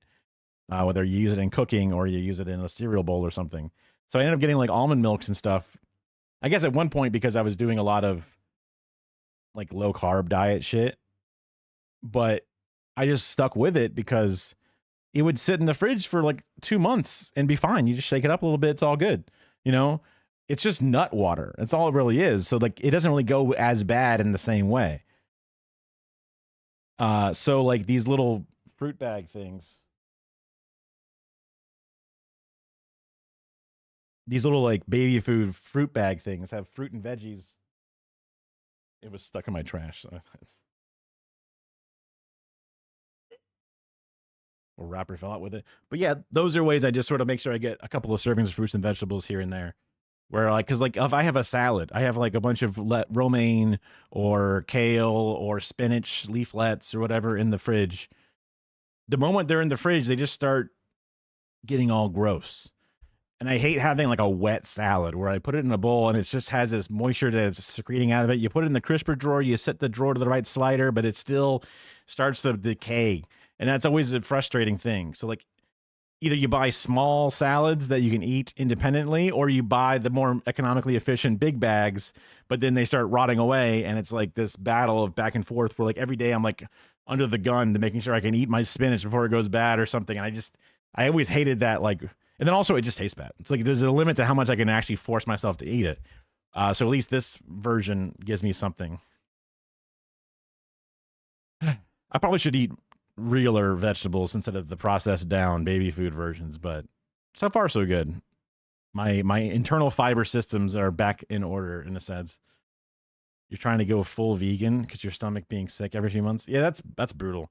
I was blessed with a unnecessarily robust gastrointestinal line or whatever. I don't know. I generally don't get too upset tummy or whatever with most things. You know, dairies, even spicy foods. I mean, I get destroyed by spicy food, but I don't get destroyed by spicy food, right? I don't know what it is. Some form of all the different GMOs and preservatives is sitting at a perfect balance of like, oh yeah, we're good. You know? I wish I could give advice, but I have no advice to give. Of lifestyle branding built on exclusivity. And the first stop that we are just about to turn into is... To me, this seems like a problem that is just self-solved because it's just a bunch of rich people who wanted to do rich people stuff, right? So it doesn't really seem like much of a problem in the sense that it's acting like it's supposed to be. A very good example of that. This is Farm and Forage Market, where you'll find the creme de la creme of gourmet products. We're definitely different than a lot of other markets. We probably miss out on 90% of the customers, but you know, we really focus on the 10 or 20% that want the very best. From $35 blackberries, holy fuck, and Japanese A5 Wagyu, okay, elite hamachi. And when it comes to finding the fine and rare goods, I know that Wagyu is really expensive because it's specific, whatever, type of meat, type of cut or something. So this is just gourmet food specifically, I guess. But the blackberries are like, come on, they're just blackberries. I mean, like, I'm sure there can be like nicer blackberries, but not that much nicer blackberries. Maybe that's the Wagyu of blackberries, and I have no idea what I'm saying, but I don't know. I've never seen a restaurant around blackberries. Oh man, if I had to guess how much a bushel of blackberries costs currently, because for a while we were buying a lot of different fruits and veggies to do our own smoothies, which is basically just a homemade version of that, applesauce packet. But again, another big problem with that is it's just annoying to have to constantly buy frozen things or fresh things and then constantly throwing it on there and mixing it and then washing out all the materials. It's just like, skip, skip. Then you make them bad and like, what a waste. It's a big container to taste like shit and you got to grin and bear it. Vegetable hibachi, it's pretty good. I guess like when it comes to being vegan versus a vegetarian, I also don't necessarily, I've never really been either technically, although I guess nowadays I'm more vegetarian than ever before because meat is another one of those things that goes bad in the fridge. I don't like it. I've bought in a lot of alternate meat fake things, Boca burgers, fake chicken fingers, nuggets, stuff that are just, I enjoy that just as much as I enjoy the real thing. And I just like that it's more shelf stable and the fact that it does less carbon emissions and it also doesn't raise and kill an animal, I guess as an upside, right? I'm all for team genetically made meat. I want the genetically made foods. I'm a bit of a freak when it comes to that. I used to always be a contrarian along with my other forms of beliefs. So I was always a contrarian for the sake of it. But a part of that was being pro team GMO. And I am still pro team GMO, but not like in the Monsanto monopolize the idea of pesticides and crops that are resistant to pesticides together, but more or less just like human society creates innovation that makes foods easier to manufacture and to digest. Whereas like the banana that you hold in your hand that seems perfect has been slowly crop manipulated over many years to make a nice edible banana from what the original banana was. So that's more of like a slow natural form of GMO versus the directly fucked with GMO. Yeah, like the whole idea of like, okay, we want to have meat. So we will take fields, grow a bunch of fields to create food to feed the cows that they need to grow from fucking a fetus all the way to a full grown cow, all the way, poop, pee, water, food, broken bones, all the different things that happen along the life cycle of a cow to then finally take it to a meat packing plant, and all the years of food it takes to feed them along the way, the medicines, all those things that then make a piece of meat, where it's like you could just grow that first patch of crops to then make bean-based meat that is basically the same as far as like, I guess there's like some nutritional differences, like slightly different protein or fat content or something, but you're splitting hairs at a certain point. So like having some meat still exist makes sense even in a big society. But like when people are like, look, you should just eat less meat and eat more plant-based things if you can, try to mix it in. Like, so instead of like meat every other day, have meat once a week or whatever it is, right? Some simple thing, people would then lose their minds because like, yeah, they're taking away my hot dogs. How dare they, kind of, which is just a knee-jerk reaction for the sake of being contrarian, for the sake of being a victim narrative. I want to feel like I'm being a victim because that makes you feel more justified in my measures or whatever. Yeah, triple snack burger. Yeah, I mean, I did like eating Steak and Shake with the flat smashed burgers and shit. I mean, I guess going to a restaurant would probably be more likely where I would eat meat nowadays for the most part. And like having that as an option totally is reasonable. And if somebody wants to eat that more often than most, that's also within the system, totally doable. But when everybody does it every single meal all day long, that's not nearly as sustainable or realistic. Again, I'm all for the fucking vat-grown meat because it'd be so much easier to just grow the cells and use the energy to grow the cells that just grows muscle tissue. Because you could just grow Wagyu the same way you could grow fucking, I don't know, shit steak, whatever the worst steak is. Because you're just growing the fucking molecules. So you might as well just grow the best shit. Awesome. Then we all have Wagyu all the time. We love it. Maybe that's too fatty. We don't like it. Whatever. You make the different versions of whatever you want. Hell, you make something better than that could ever be. You know, if Wagyu is good because of this, you can just crank up the Wagyuiness of it. And then you got double Wagyu. Oh my God, everyone loves it, right? Why have to form a life and feed it and nurture it for however many years and then also quasi torture it, depending on how you're doing it. And then you end up with something when you could just get the atoms and put it together, right? Ultimately, you're just eating the atoms. Is it important that foie gras has like a duck that went through pain and suffering to pump fat into its body until its liver was so dense that it dies? Is that important that the duck felt bad the entire time? Probably not. Some people would say yes, but they're freaks. And the answer is no, it's just a nice fatty liver, you know? You know, the suffering can be removed if you just take the science element of it. But like, I guess my smoke with vegans versus vegetarians is like milk. And I guess like milking cows is bad because it's like an industry. But like, you know, animal byproducts like cheese and stuff, I don't know. It's less bad to me. Cows need to be milked, but also because we like give them weird birth control that makes them constantly feel like they're pregnant or something, I guess. So the need to be milked is not as natural as it could be if they were left alone. Like the whole, like you need consent in order to eat a byproduct of a thing. It's a little too much for me as like an everyday guy. But I get it. I got no problem with somebody. If somebody wants to be a vegan, I'm like, hey, hats off to you. Good luck. You know, it doesn't hurt my feelings for that to happen. It's just a bridge too far for me. Because like it's hard to not eat animal byproducts in a modern world. Jonathan is a pro. Essentially, the niche thing we kind of focus on is high quality ingredients that you really can't find anywhere else. It's like a race to get on top of it. And you're that guy. I've become that guy. One of my favorite anecdotes of vegans is cum from a dick is vegan because there is consent given to consume it. So you can swallow cum, and even though it's an animal byproduct, it's okay. But milk from a cow is not okay because the cow didn't give consent. Which makes sense. Especially for his clients who span from royal families, corp execs, to politicians, who sometimes will ask him to find obscure items that send him out to his international network of suppliers. Price definitely can get a little bit out of control. Honestly, there's no limit to how bad it can get sometimes. And how long could it take you typically? A lot of times it's like 3, 4, 5 days, and we're definitely on a rush schedule.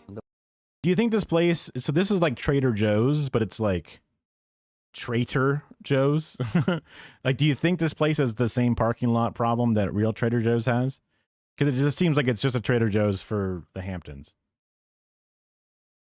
I'm going to guess they have ample parking. The more exclusive it is, they could take a couple weeks. Recently, somebody had wanted a tea from Singapore. Incredibly difficult to get. It's called a royal blue tea. We have bottles of hand-pressed orange juice from Japan. We never expected to be like one of our best sellers, but every customer keeps buying it. We try to keep a lot of things pre-order only when they're like very unique, just from a lot of the risk of bringing it in. And sometimes, if you're lucky, Jonathan will have a few extra items to sell. Fruit is a big thing right now. So expensive, like perfect Japanese fruit, that is like what everybody wants. Citarella, an upscale grocery store chain also in the Hamptons, recently started offering a similar melon. So I think this is that famous Japanese melon.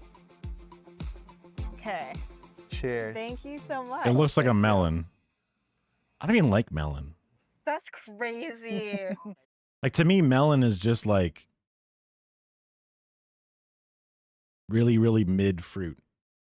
It's incredibly like mild in flavor for the amount of body it has.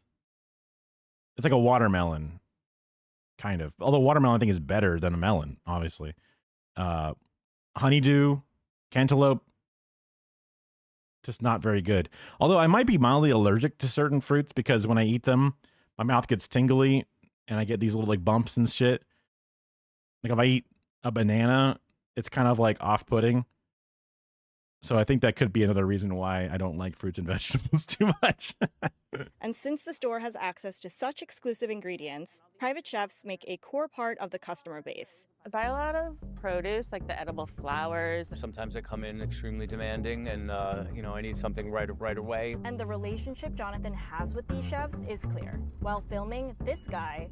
Jonathan has the same haircut I had when I was in middle school, which is the Ricky Martin swoop, which is short hair, combed forward, and then brushed up at the last little bit for like a wave, like a cresting spike. It's just kind of crazy to see in 2025. brought Jonathan some caviar as a gift. You guys want to try some caviar? Caviar is just, I've had it in certain doses, probably the poor man's version of it, I guess. But I'm like, it's just salty tasting and whatever. I don't see the value in it. I know it's supposed to be super, super, but it's like, Boy, would I. Does this typically I doubt I had happen? this. Just have friends who have a tin of caviar and just bring it over? We're very lucky for our friends. Thank you so much. Thank you. Please try. I think for most businesses out here, summer is about 80 or 90% of the profit just in 3 months. Summer, we definitely see thousands of customers a month, but then in the winter, you could see maybe dozens in a day. And the truth is, it's pretty common for Why? a business to not make it past a few years. And Jonathan knows this all too well. His previous business closed last year. Head of the Woods was predominantly ingredients, but I noticed quickly that people are looking for prepared foods that are ready to eat. What? These rich Hamptonites don't want to actually make the food. They just want to eat the food? What? Huh? They're all seed oil free and made by Chef Anna, who also is a private... Seed oil is not one of those things that the coworkers will tell you all about how seed oils are the devil and how they're a problem or something. And that's one of those like, okay, I'm immediately on the defense when they do it. I was the same way when they were random dudes at work would come up to me and start talking to me about fluoride, about how bad it is. Because I was always like, I know the government puts it in our water for our teeth, and you're telling me that it's bad, actually. So they're spending money and diverting time and resources to do something that is actively bad. I'm going to assume you're mistaken, right? And I guess there's other things that the government does that is actively bad, like funding foreign wars and shit. But there's another purpose behind it, which is giving some other thing its business. So I guess there could be big fluoride, but that's not really a thing I've seen or heard about. So usually my go-to is just go towards the scientific community, see what the consensus is, and then use that as your guiding light, because that's the whole point of the scientists, is to decide whether or not something is good or bad to put in your water. And who the fuck am I to say whether it is or isn't? I just have to go with them. And even if there's like a, what is it, Galileo situation or whatever, where they're like, oh, look, the one scientist that was right, everyone made fun of them. Even though that story is a bit of an exaggeration or whatever, 99 out of 100 times you're going to be on the right side, at the very least. So if there's one thing that you're wrong about, at least you're not wrong about fucking 99 things and only getting one right. So, well, what else can you do? What else can you do? private chef and comes from a nutritionist background. Something that most And seed oils is not one of those things that, from my very small toe dip in, it's fine. What are they going crazy about? They're making up shit. But diet is one of those things that people have as strong as a reaction, if not stronger in some cases, than religion. That's what I noticed when I was doing Atkins or low carb or keto. I think it was called Atkins when I was doing it. No, it was called low carb. It was just after Atkins had happened. So a lot of Atkins products existed, but I was doing low carb specifically. And the people that were, I was on a forum online. People were talking about how good it is and what good things it does and how it mitigates bad things. And then anyone that come in to detract against the diet, because people have exercise routines. Oh, you got to intermittently fast. No, you got to not sleep 8 hours. You can't eat before you sleep. No, wait, you got to do that. Everyone has their very hard set, hard line, 10 commandments that they follow, and they follow it so intensely as a religion. They're ready to go on a fucking crusade for low carb stuff. It's difficult to navigate those waters because there's a lot of attempts at misinformation. There's a lot of attempts at confirmation bias. And there's lots of research being done. And whenever you read an article, it's done for sensationalizing and less about the science itself. Or even the scientists that are like, they wrote an article about my paper and they did it all wrong. What the fuck? That's so annoying, you know?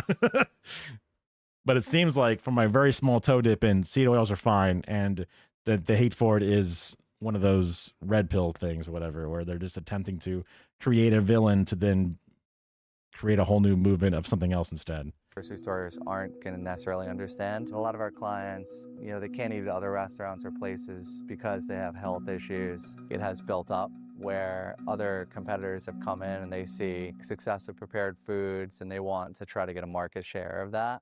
With that, it was time for me to start shopping.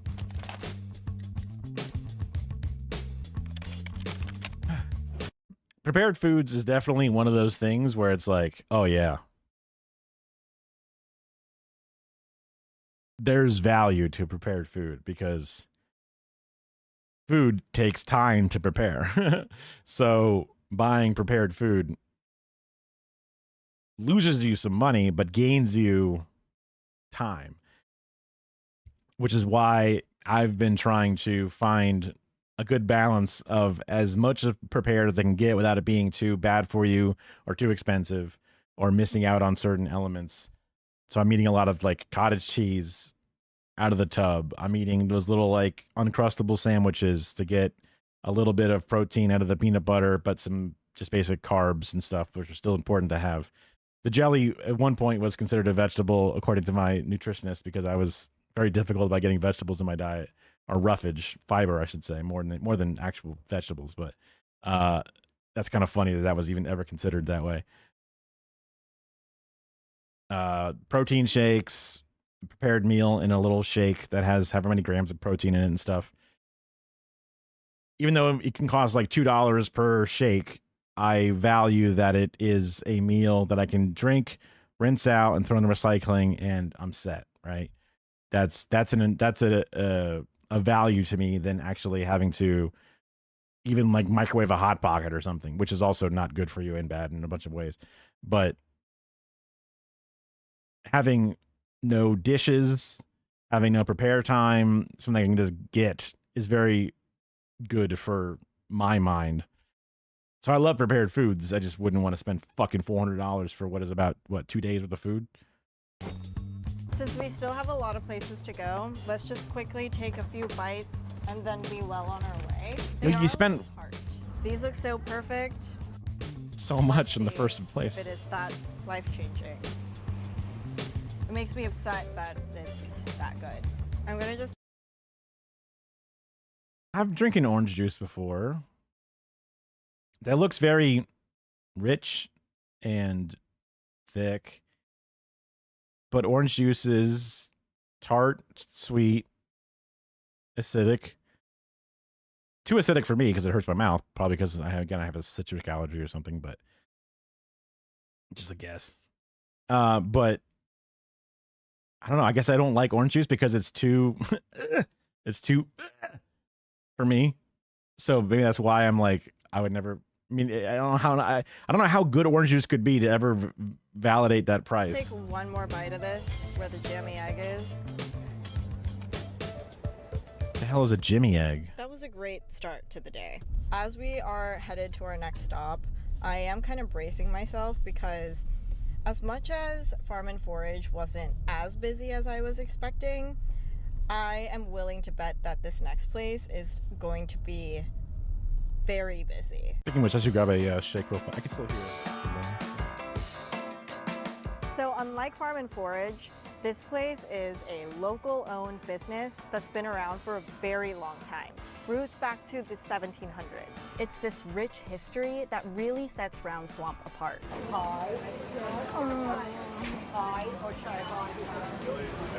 I am a little overwhelmed because there are so many people here and a lot of food to choose from, but my God, it smells so good in here. Within just the summer months, Round Swamp can see upwards of 700 customers in just one day. Is it always this busy? It's always this busy. Wow. Okay, I'm very excited to try all this food, but before I buy anything, can I grab you for a quick chat? Peanut butter. Absolutely, yeah. Every year gets busier no matter what. This place was famous and busy long before Bethany Frankel ever discovered our chicken salad. We've always had a large interest in That's who that person was, Bethany Frankel. I remember that was like one of the influencers shown at the beginning of it, and she's in charge of skinny girl stuff. And she used to sell stuff at HSN. She would sell her line of clothing. That's why she looks so familiar. Here, especially like Bridgehampton is sort of a food den. She was almost exclusively over Zoom. I think she may have come to the studios once, but she started in COVID and basically just got to do it over Zoom or Skype for us the entire time. And I don't think she ever really came in. Desert. The customer base is a lot of locals, many who span across generations. Actually, Brown Swamp predates the Constitution, and the business has been owned and operated by the same local family for 10 What the fuck?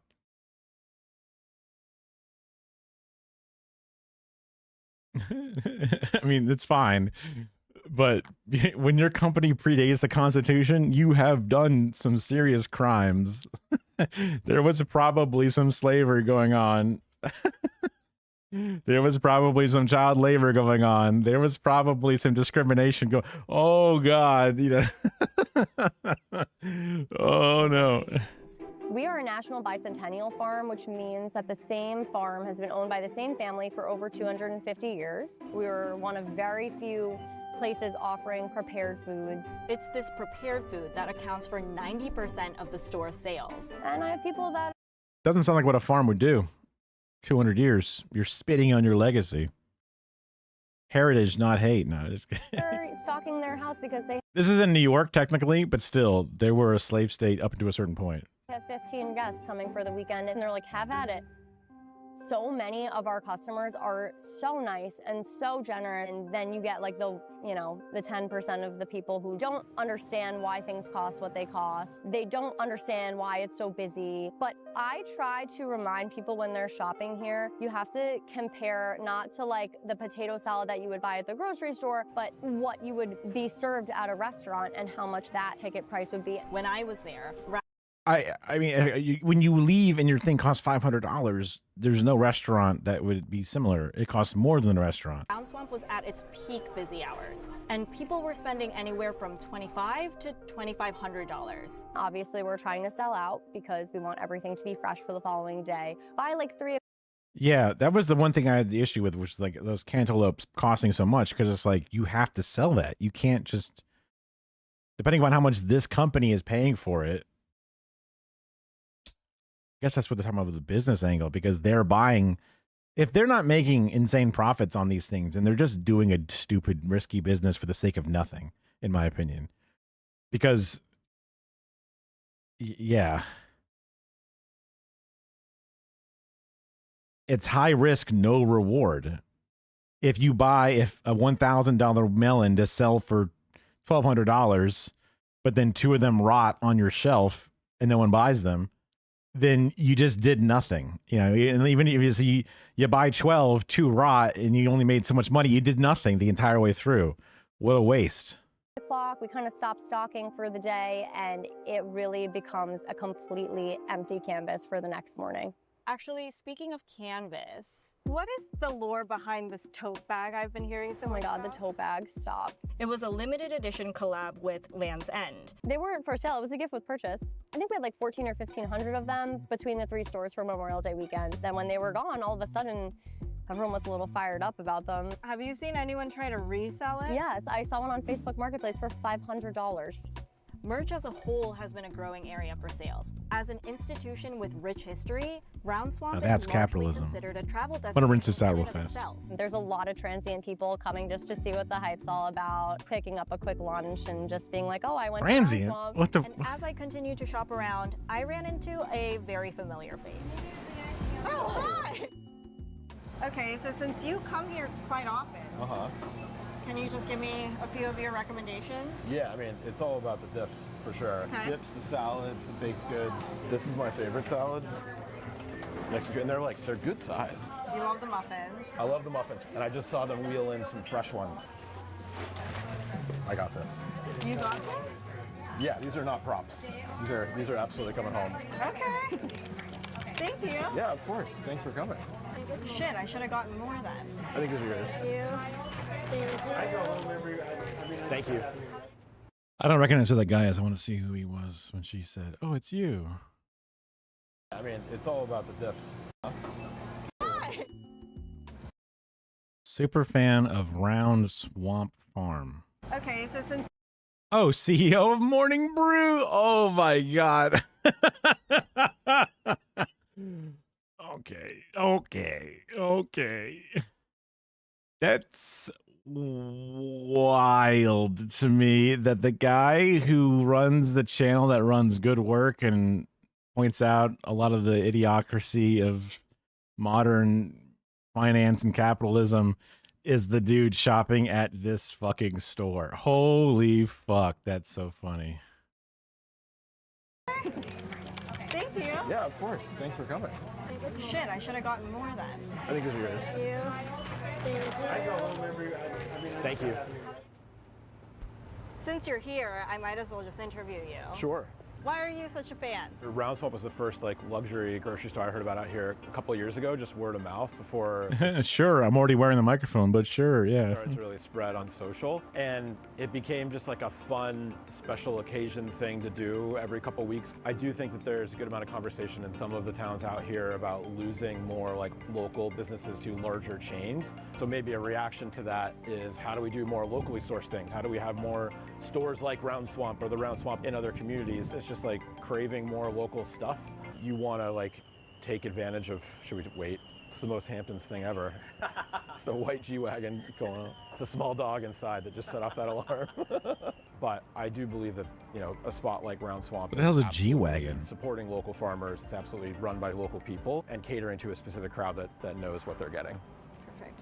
After I said bye to Robert, it was finally time for us to find a place and eat. Okay, let's start with, That's what's nice about having a hatchback. I have Robert's SUV? blackberries as well. Lindsay recommended these. Oh wow, these are like juicy, big, tart, really flavorful and like floral. Have you ever had a blackberry that tastes Was like that one $10? That's crazy. That is very good. It's like smoky, sweet. These blueberry and peach muffins. This, I think, will be one of those things that I will think back to, like a month from now, a week from now, wishing that I have it again. So before we get to our next stop, can I just This say looks like a muffin that it is that you would so get at Costco. interesting that a lot of these places are very, very close to one another. It really goes to show What's how the much you have Hamptons? to set yourself apart to get business here. Okay, so this is our last stop. It's truly 5 minutes away from where we just were. This one is run by a local family, now in its third generation. And what makes this place different from the others is Third generation didn't have slaves. I don't know. Not that, you know, special. I don't know. weekly changing menus. This is where all of the behind the scenes magic happens. The brain center. This is the brain center. We write all of the menus. So every week we're sitting down with a pad like this. This is my mom's like rough pad where we're writing everything out. Even if it's that much more work, Karina said that the changing menu entices customers to keep coming back and allows the business to stay on top of food trends. Food trends.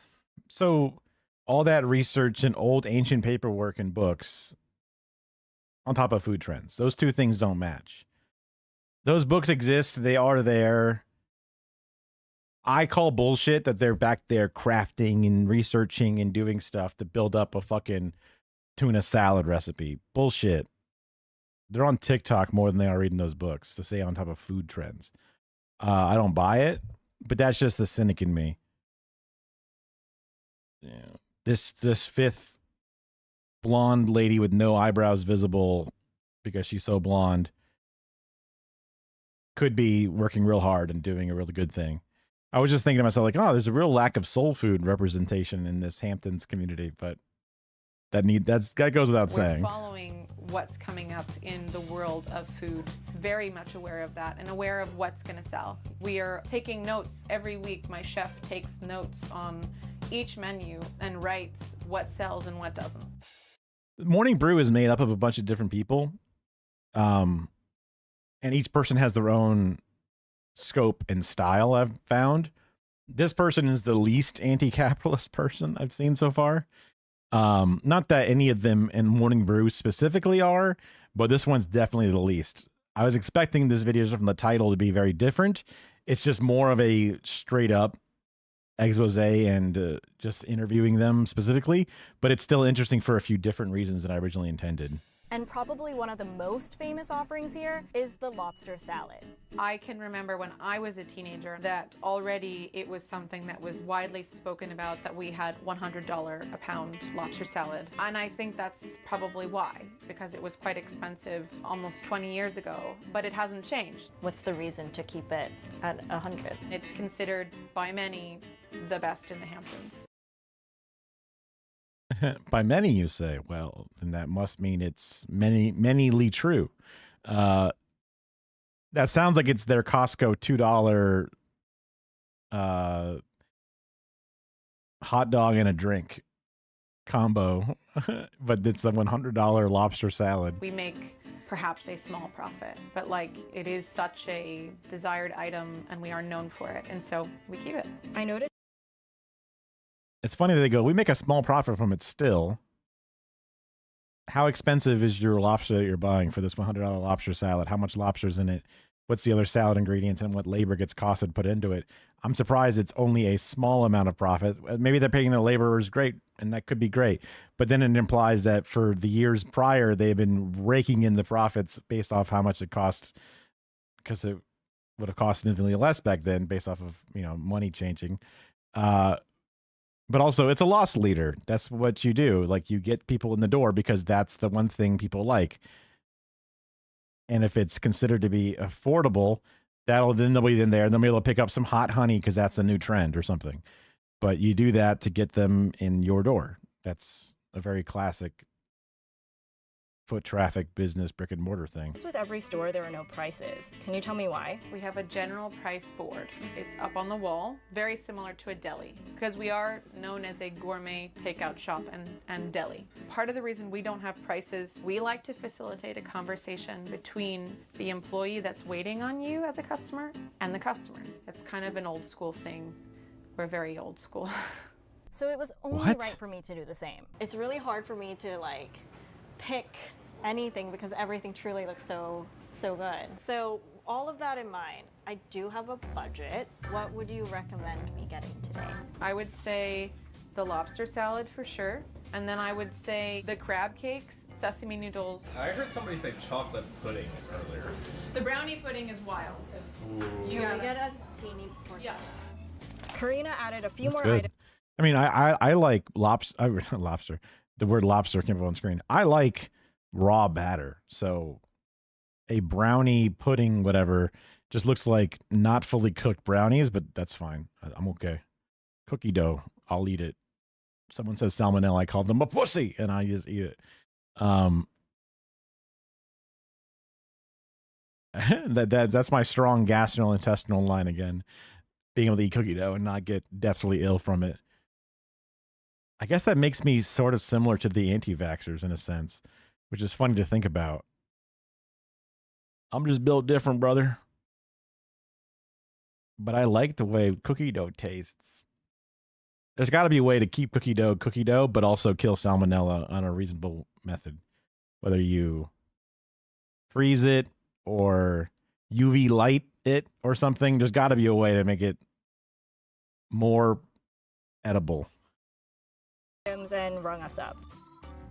For all that food, I was pretty shocked I was under the $250 budget, especially after reading this New York Times article.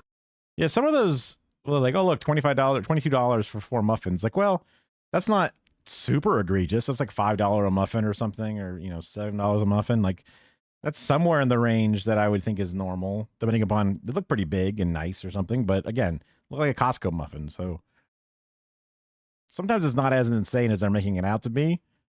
But like, $100 lobster salad, it seems pretty fucking pricey to me. I don't buy lobster salad often, though. That said, the store had raised their prices by a lot. We are pretty steady as far as our prices, and we're not drastically increasing. So honestly, if you look at our prices versus many of the others, we're not that far off the beam. This is so much food. Wow. That's crazy. I don't think I've ever seen this big of a chunk. Oh, is it like half a pound or something versus a pound? Because it said $45, not $100. So Of lobster salad ever. Crab cake. Mm-hmm. I feel like this will taste really good, even though it looks very, very plain. that whole pile of food, $185. That's still pretty wild. There must be a couple of just ridiculous items. I mean, $45 for a can for a container of lobster salad. I guess they're all just 75% boosted in price than what you would normally buy. Because I think like lobster salad like that would run, depending upon, I guess like that has bigger chunks of lobster, but I would still think that you would only buy that thing for like, I guess being lobster would up the price, but you're talking like $10, $15 at most, not 45, right? It's still good, just not my favorite. I mean, that's the beauty of this, right? Like you come in, you try these weeks.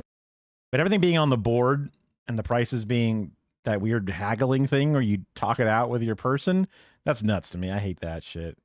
But I'm also socially awkward. So the idea of haggling at like a flea market, I'm like, just tell me the price, man, and I'll decide if I want to buy it or not. Like, I wish the price was there so I can see it before I even buy it, because I'm like, oh, that's too expensive. I don't want to deal with that. I get that they want you to come up to them and say, well, that's too expensive. They go, well, okay, well, how about $1 less? And you go, well, I guess. You know, because they can use that like social pressure of forcing you. But then again, if you're a hardballer and you just need to make some money on it and you know where the profit lies, you can say, well, good enough for me. I'll take it.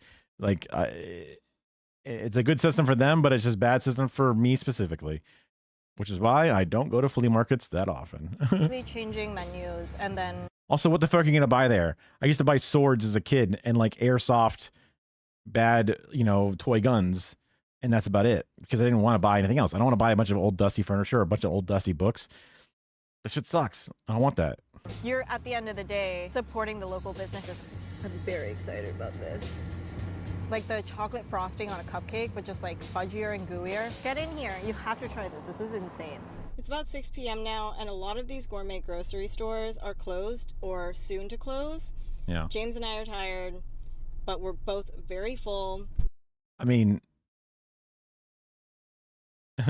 people in the Hamptons don't have a 9-to-5 job? What? That's so We crazy. had basically breakfast, lunch, and dinner, and we stayed in budget. A win is a win, right? I guess so. And now we are headed home. So in total, we spent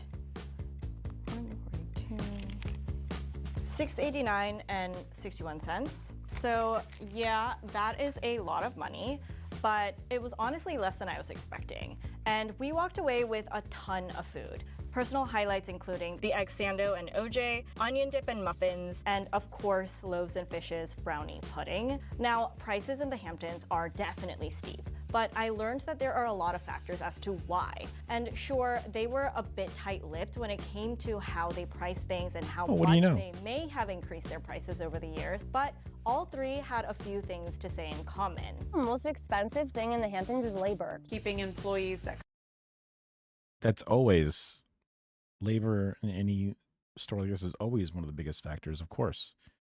That's not something special. come back every year in a seasonal business. And it seems the name of the game to succeed is by curating your own collection of unmatched, very unique products your core customers will resonate with and be willing to pay for, which also means leaning into health trends, adding merch, creating space as third places, or expanding more Not a third place if they have to pay an insane amount of money to get it. into the beverage sector. Matcha was really this category where nobody was doing a great matcha, so we were able to make like a dent in that market. And yeah, there are some reports of price increases at these stores, like this article from last summer, in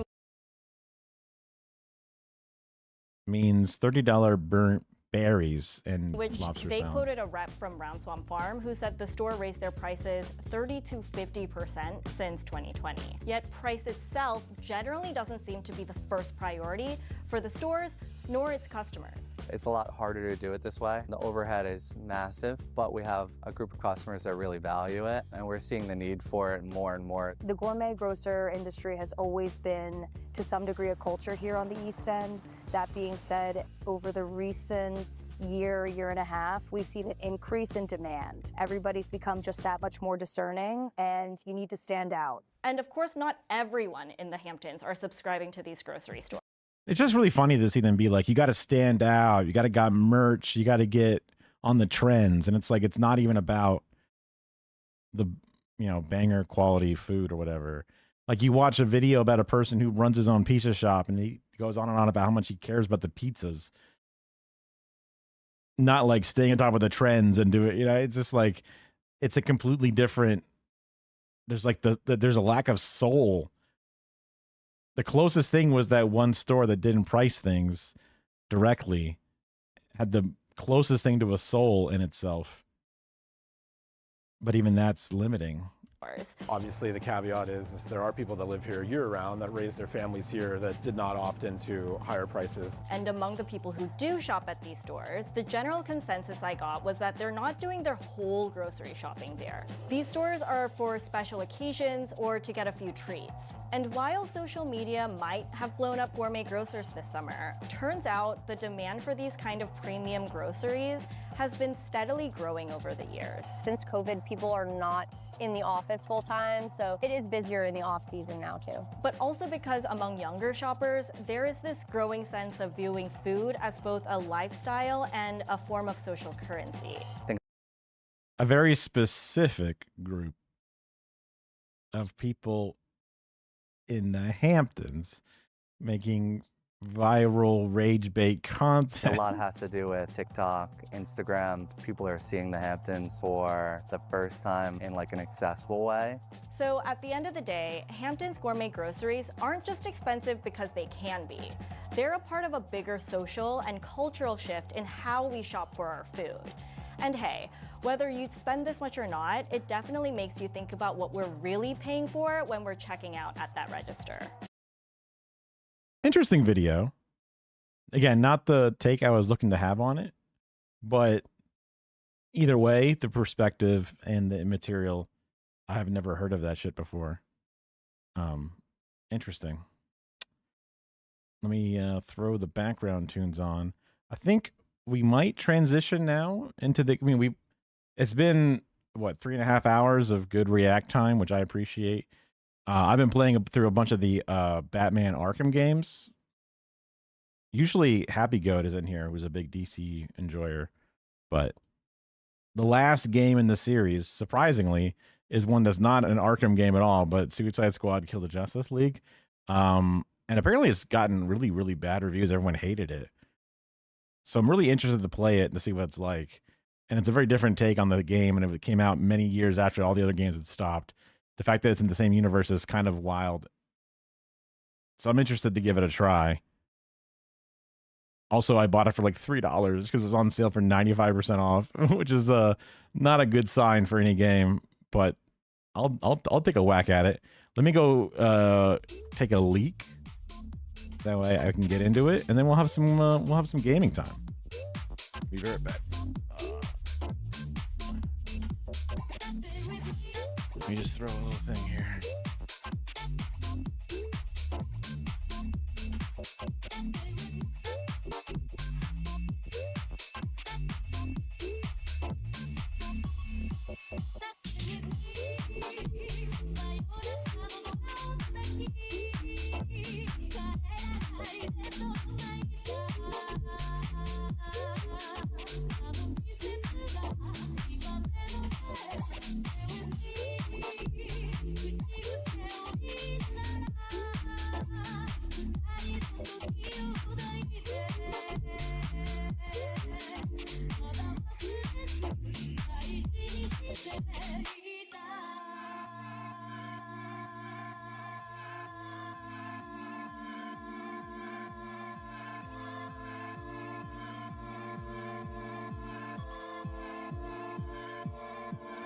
It's better. Now, I fired the game up once before, so I could just make sure the OBS was capturing it just right. And I'm glad it did, because it was fucking up really bad. Even though it said RTX was turned off, it turned itself on at some point, and that really made a bunch of my frames go bananas. So hopefully the performance will be decent during this. Should be, but we'll see. Technically, NVIDIA video card should have plenty of tensor cores or whatever that deal with NVENC encoding, which is separate from the video game itself. So the idea is that video games are a separate part of the processor that video encoding is done on. But I've seen problems where that doesn't necessarily work out, so. Okay, yeah. Got the controller hooked up.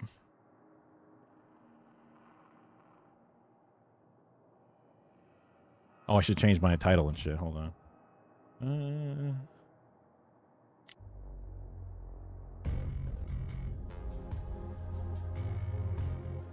We're playing UnAlive Squad.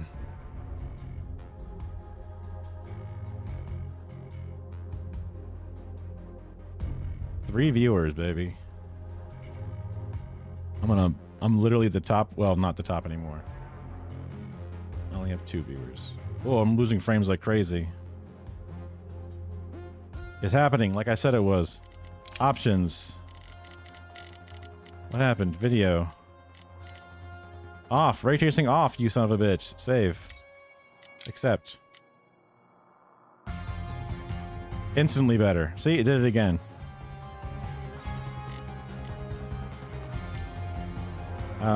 So I get this title, I make this done here, and then I update all my titles.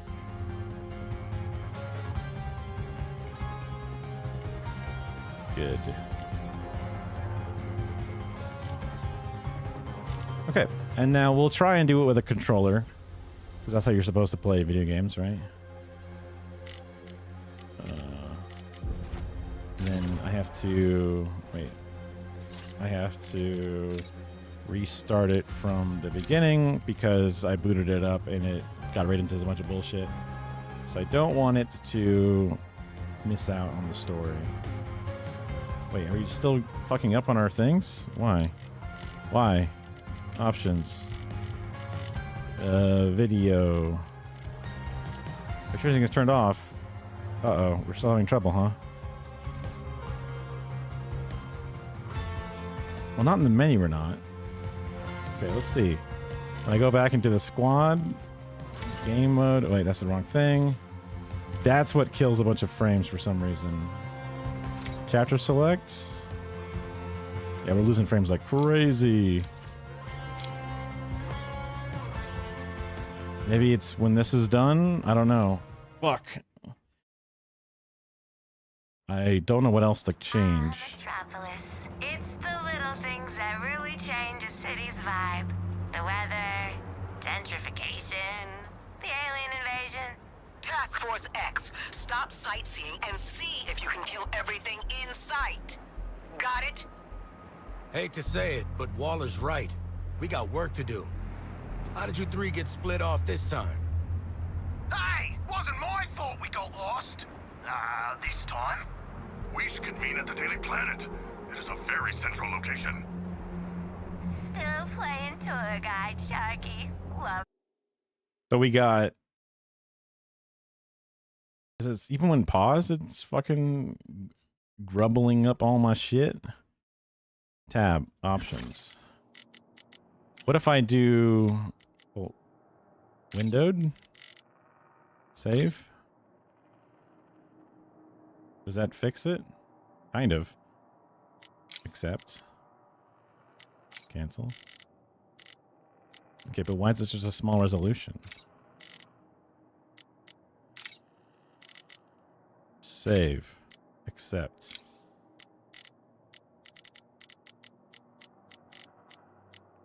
How is this windowed?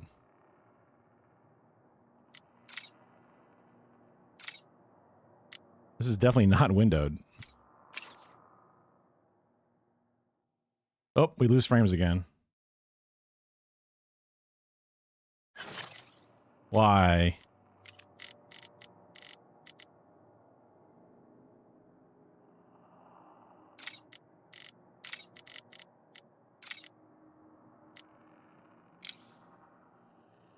Okay, this is not losing frames.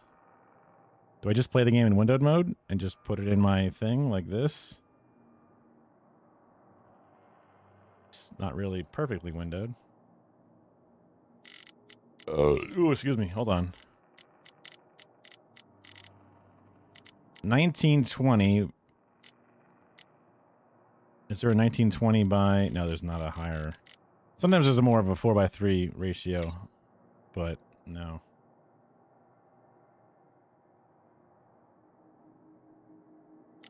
Okay, what if I go back to save, back.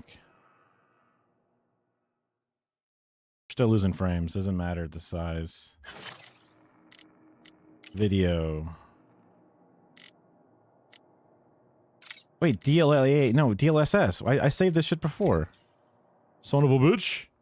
I think that changes a bunch of it. And then quality preset, wait, no. To balanced, save. Sweet. Now let's go back to borderless full screen and change this to this. Save, accept. I think we're good here. Apologies for the stuff not actually saving. Is there anything else I changed? Motion blur off, that's saved. Bloom and lens flare, chromatic calibration, I just kept those on for now. We can turn off to get annoying. Ray tracing off, please, thank you. Level detail, all that other shit is fine. Yeah, always do DLSS if you can. Just free performance, if you can avoid it. Resume is this button. And then I go back to the full screen. We're still losing frames again. Son of a bitch! Son of a bitch! DLSS. What do I go performance? Ultra performance. Save. We're game 7, last quarter out here. Reset. I do not know what this means. It seems like it would be very high pressure and stressful. Yeah, you lost me there too, Floydie. Mouse? Where's a mouse? I see it for a second. Why? It's like constantly going back to the controller for some reason. Is it because it's like moving the joysticks? I think it's because the joysticks were stuck. Video. Wait, what was I going to do in the video? I was going to change...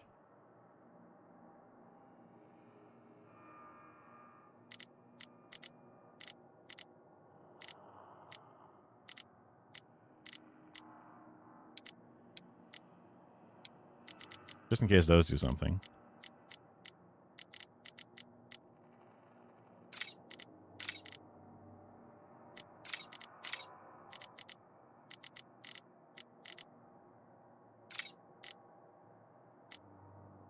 I'm sure that's fine. Okay. I had an idea of what to change, then I immediately forgot what the idea was.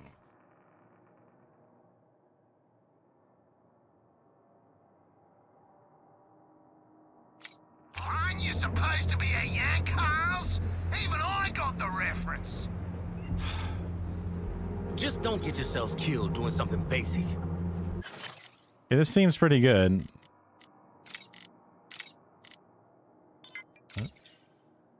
What did I hit? What did A do? Doesn't say what A's supposed to do. Well, you know Boomer. He's always basic. Oi! Wait! Sometimes going ultra performance can really fuck it up. See what I mean? Okay. I think we're good now. The Australian accent. Oh yeah, and then the shark is just like the guy from Guardians of the Galaxy, where he's like, I only know how to speak in legitimate, literal terms. Double jump. Whee. So far, it seems fine. Visual-wise, wow, spooky. City destroyed.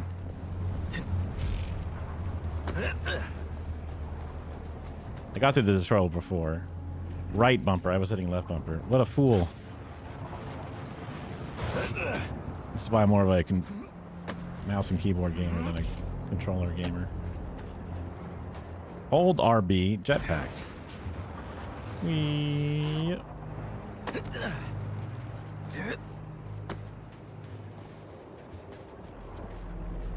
Lex oil, of course.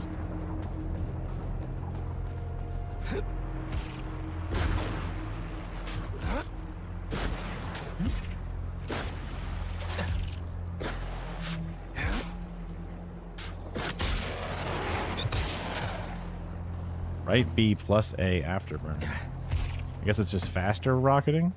Just gotta do what I do best. Hold down sights. I ain't letting a little shield stop me. Just gotta use my jetpack to get around.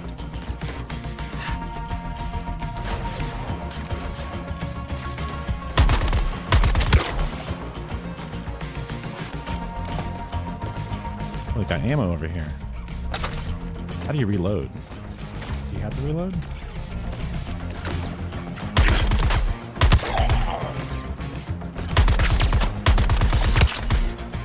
You should be shooting where I'm going to be instead of where I was. Too far. Oh, X. But I'm always prepared to hit my targets. Just switch up the guns. Slow breath. Sniper or rifle? Sniper. Hold this plus that to target scope. Wish I could scope more. Try to. I guess that's shooting in the head specifically.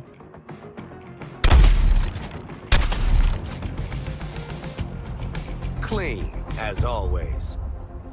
Okay, I got this. I got it. LB while in air to kickstart and cool down jet start to cross larger. Easy. No, it's definitely easy.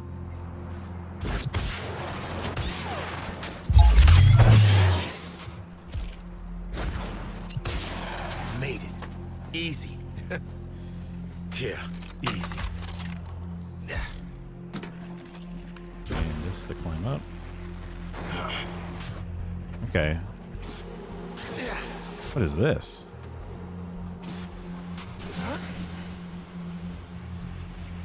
Like a hovering thing. So this is like jetpack.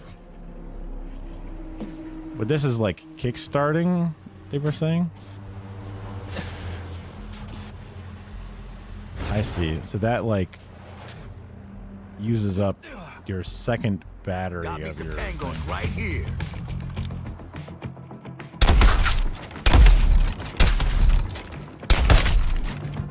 They're very generous with those headshots.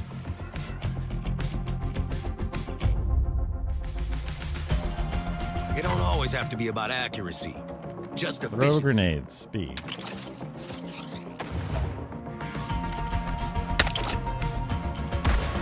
Holy shit.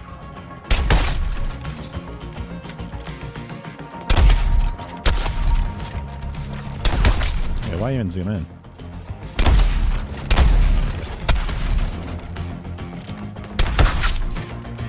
I thought we were meeting up. Shark, you gotta be nearby. Shark time.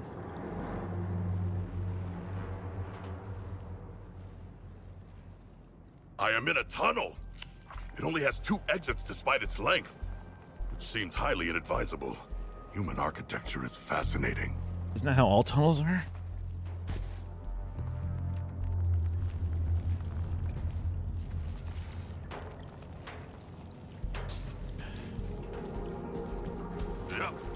Are you researching again?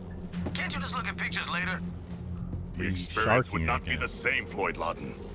I would never ask you to simply look upon renderings of Atlantis. It must be experienced. I'd kind of prefer pictures, actually. Atlanta sounds cool. Right bumper plus A hold. Whoa.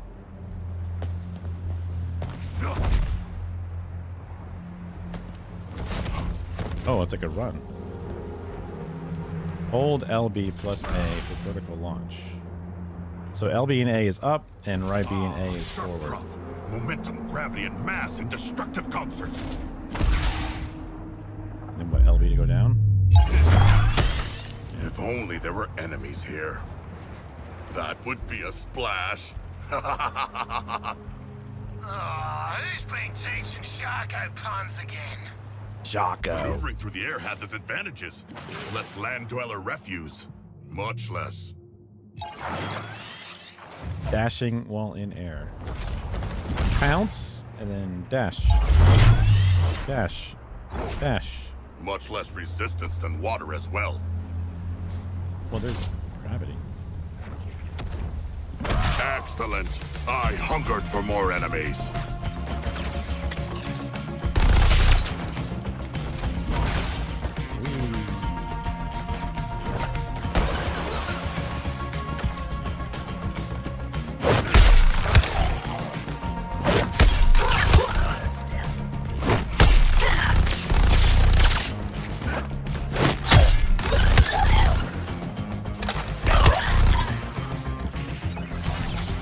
Vanquish. Haha! I will dive deep into combat and control the foe. Press RT to melee. Oh yeah. That's what I was doing. Enemies. They're shooting. Trigger to melee and then instant crit.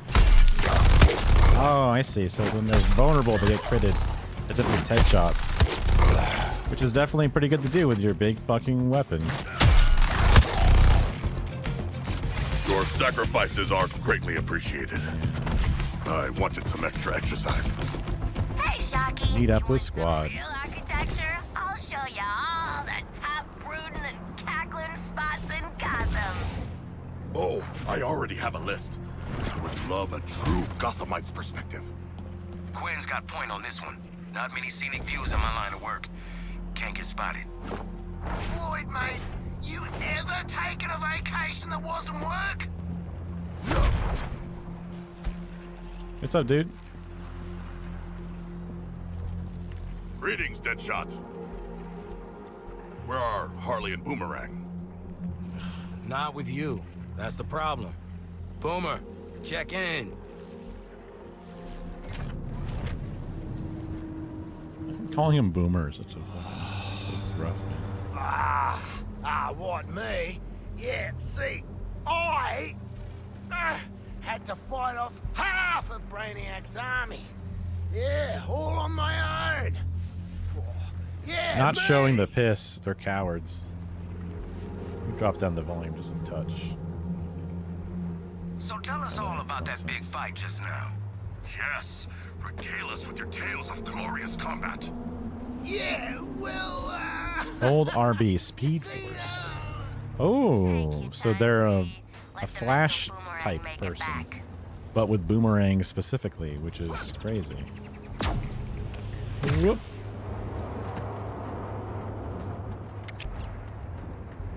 That one. Grenade, I guess. Okay. whole chunk of them up ahead. At least, 30. Gotta knock them around first to get rid of those shields. Knock them around first to get rid of those shields. Identified a new target. Yeah, do that, and then you can shoot them. Holy shit, they don't die very well, do they?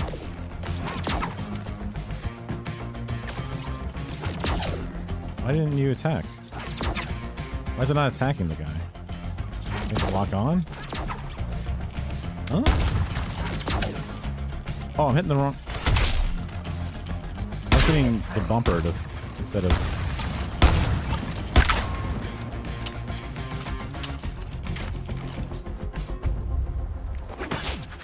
That's different than this, right? Hold A to sprint. For the captain. Oh yeah. Oh, throw and then hold A. Hold that midair and perform a second one with a shorter range. One speed force in front of the other.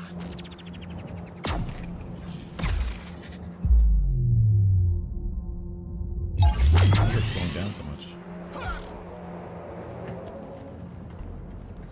Same idea? That's a big one. Press LB plus L. I sure as hell can. Gonna need every drop of speed force I've got.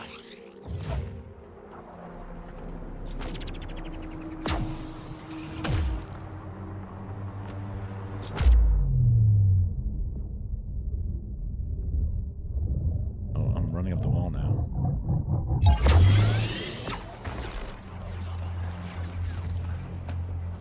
They didn't let me do this thing first. Hurry your ass up. fight tooth and nail out here. Can't rush that. Do you require assistance? Nah, I handled it like a professional. Oh, I see. Professional. Sure.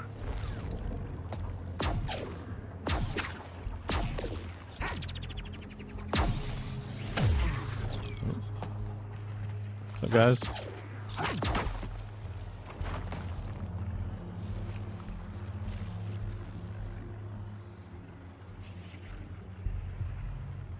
Ah, Boomerang.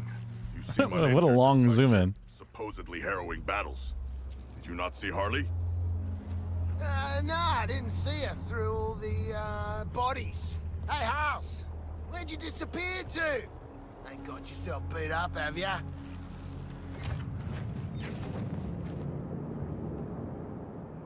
Deadshot's all. You ain't got no self-preservation, Quinn. I had to be there. Or alive. Anywho, I'll be there in a Gotham minute. A New York minute. A Gotham minute, I see. I want to change the deadpan on this, which is Shift tab, controller settings, enable Steam input. I forget how I did this. Edit layout, joystick. Here we go. And it's the left joystick specifically. We go down here to the deadband controller preference.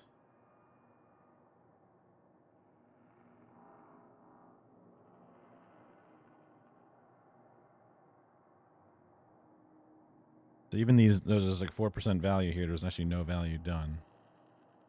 And if I go a little bit into, oh wow, so I can go a lot before the value kicks in, which is good because this thing doesn't naturally rest at its perfect position anymore.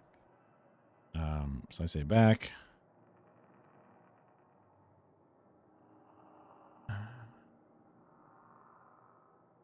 That's the right joystick, but I want the left joystick. This should still have this, right? Yeah. Let's do the right joystick too, just to have it.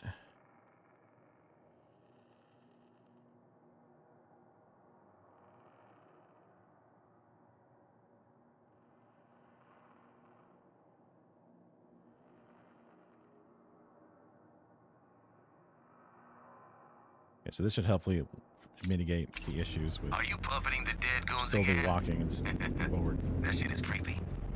Yeah, a little bit. But it's a balm on my soul in these trying times. Could be worse. I could be like Boomer. Oi! What's that supposed to mean? There is speculation that you may not bathe, but merely cleanse your weaponry. Mate, where my boomerangs go, I go. Including the showers, the dunny, everything. Yeah, you're really not helping your case here. Does it sound all poppy? I've died, and this is what my hell looks like. Glitchy? Let me switch back to speakers for a second. In case my Bluetooth is being weird.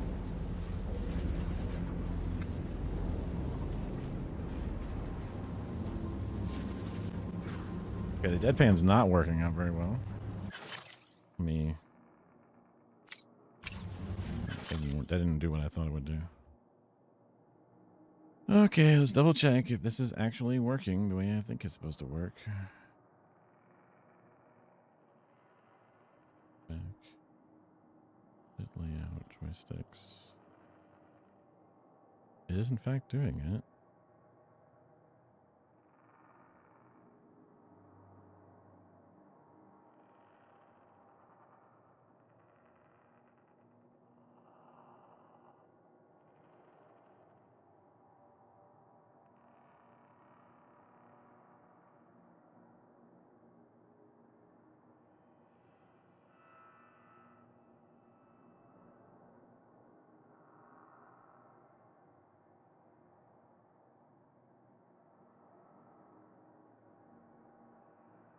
shit.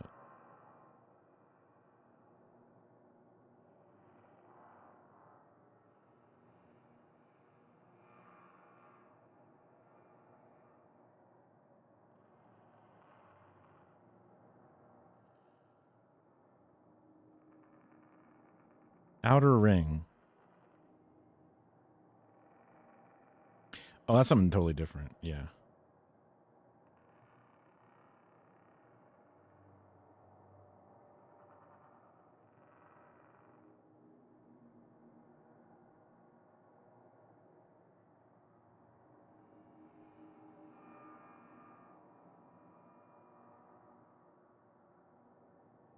It's supposed to be working.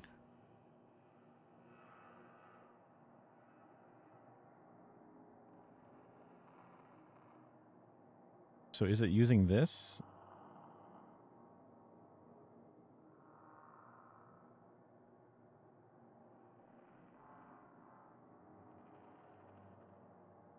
Apply layout? Edit layout, joystick, making sure it still has it after applying it. No dead zone, see? We want this back to controller preference.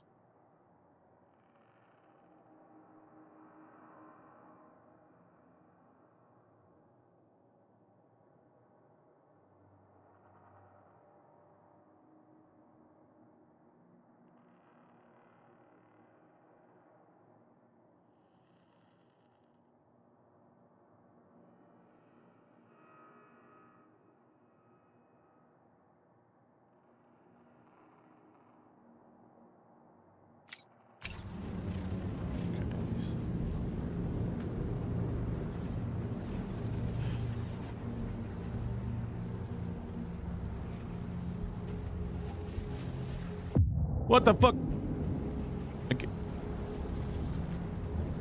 Like I'm not. Son of a bitch! Oh, I hear it popping a lot now. It's not just the headphones. I'm hearing the crackling happen, which is weird. Like that, right there. Why is that crackling?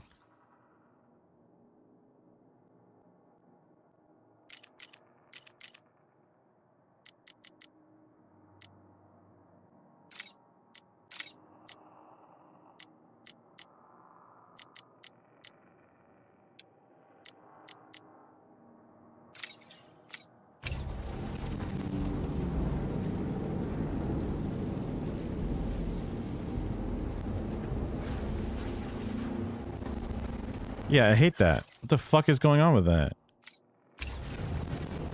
Ugh.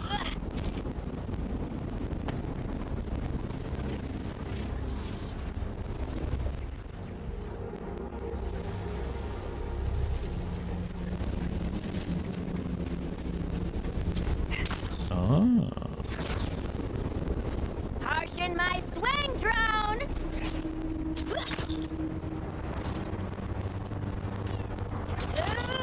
Ooh, grapple, okay. Oh, it's annoying that it's different than the previous games, but swinging is pretty similar. Okay, she just walks forward so fucking much, dude. Whoa. Guess dodge, apparently. She just walked off. Aw, Droney needs a break. Why is the audio glitching? Whether it's makeup or hurdling at the ground, you gotta trust the process. What was wrong with that?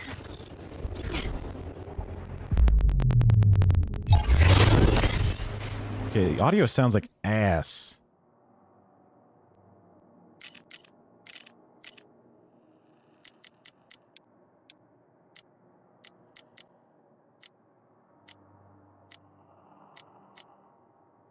Bro, in the menus, my shit is going up and down. Right now, it's just happening on its own.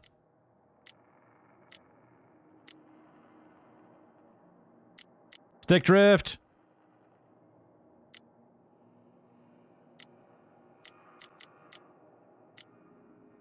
Okay. What if I wire the controller?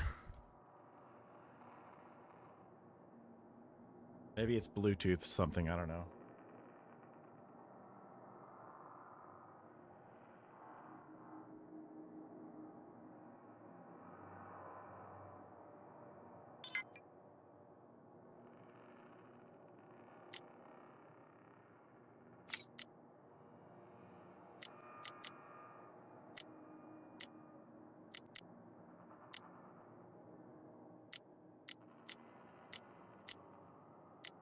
Yeah, now it's not doing it.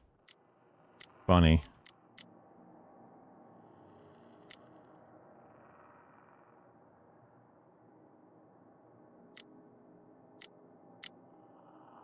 Save.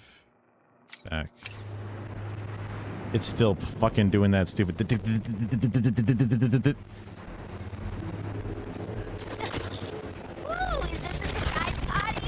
Why do you sound so like you're echoing?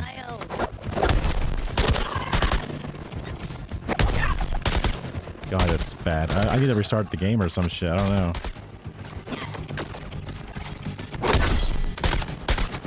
Oops, see ya.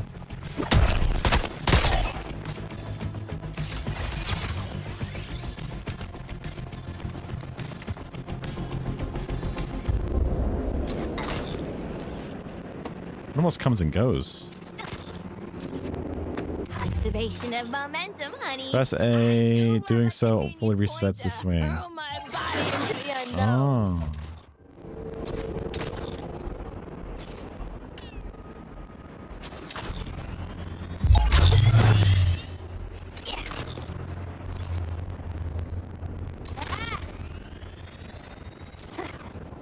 Just like the junior gymnast finals.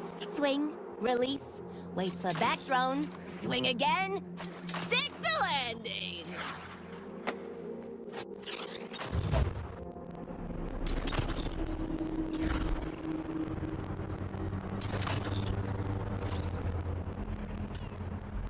Fine, one swing at a time. Ah, actually stuck the landing. Not like the junior gymnast finals. Let's do a quick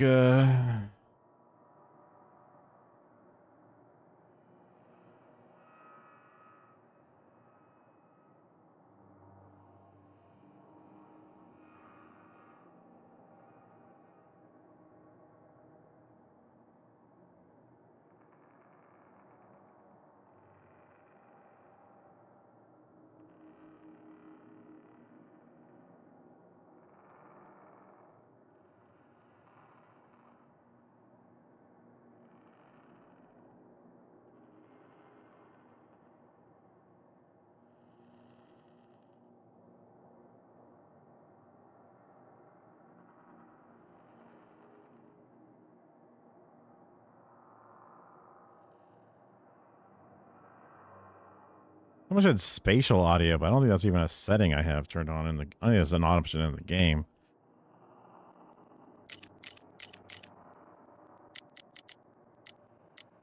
Uh-oh. It's doing it again.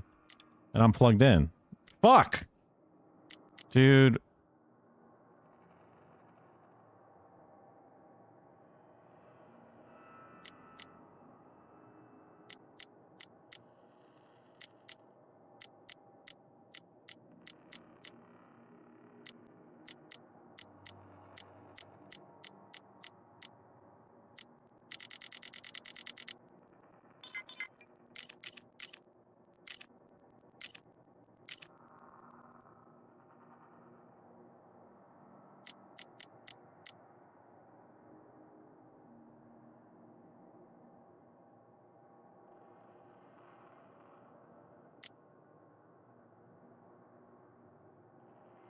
Oh, that's cool.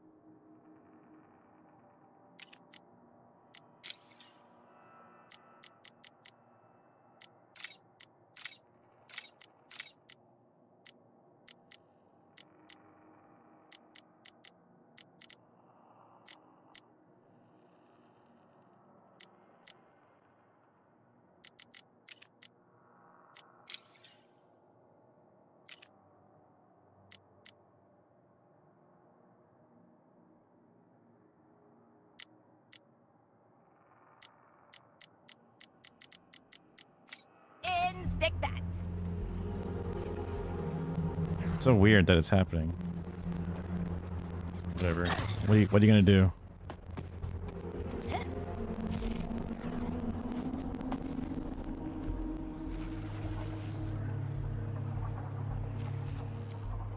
Hello, boys. How's your apocalypse been going? Now that we're finally all here, we can get down to... Almost forgot. There's a big honking group of baddies ready to descend on us like fresh meat at the buffet line. So, who's staying to play hero?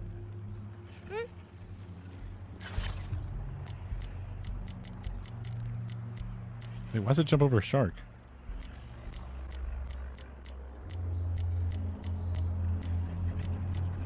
Why does it move 2 members over? That's so weird. This is going over 2 at a time. This is going over 1 at a time. It was fine when I played the demo earlier. Or the tutorial. What did Floydie say about shooting again? Oh yeah, make sure they don't get back up. And timing is everything. Trigger counter shot. So when in the trigger mode, just hit that button for counter shot and this button for shoot. So shoot with this, but counter shot with that.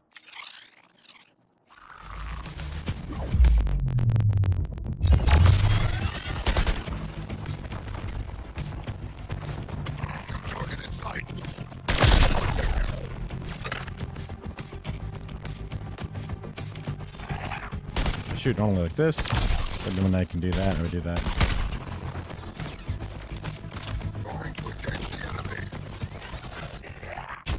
Oh.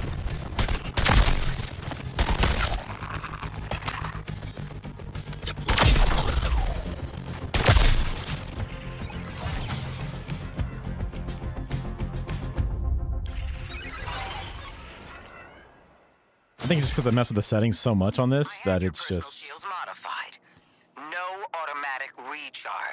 melee. Shoot enemies in the legs until they have shield harvestable, which is like a flame, and then harvest. You'll have to fight for it. That means harvesting shield charge from enemies in close combat. Wait. Now for my favorite part of shield charges, whack-a-mole.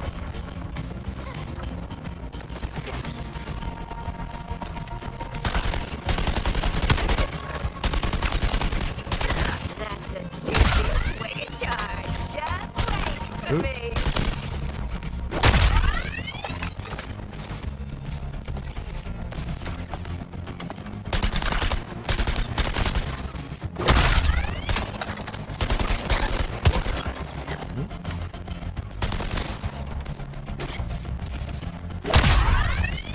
I see, it shows you when you're close enough for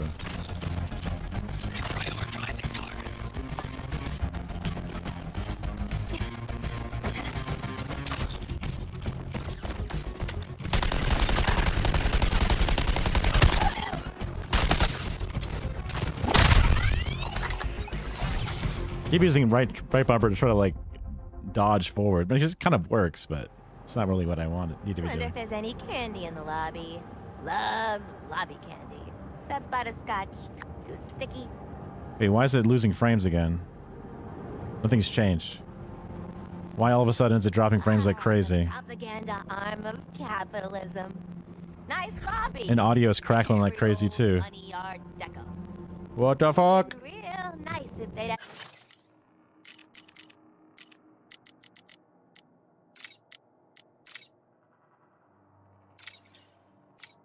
given me press outside a Joker, though.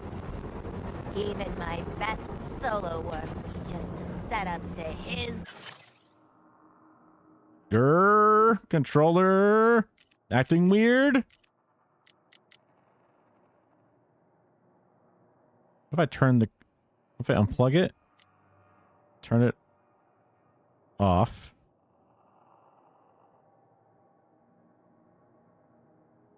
Why is Spotify popping up? It's crazy. Plug it in.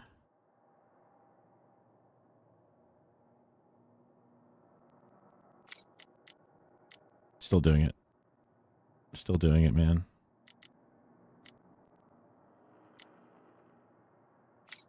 Punchlines of spot.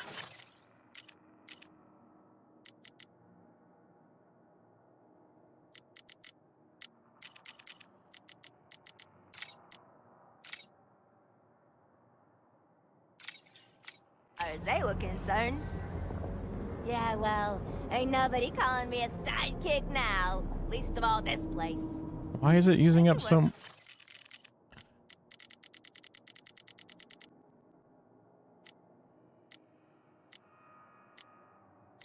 Just one by one going up.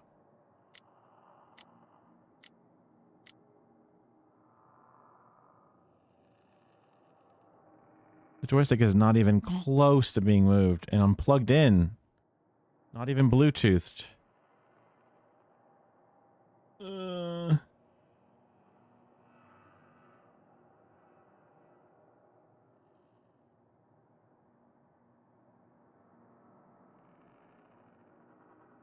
Unplugged.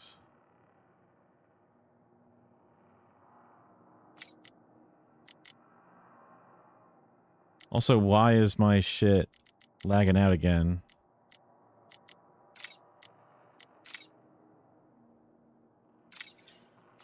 Shop the headlines when this is all over. Make sure the editors get it right. The audio's popping.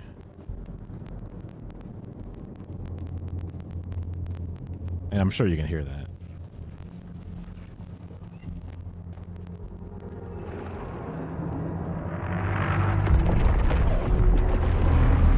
Hey, Waller!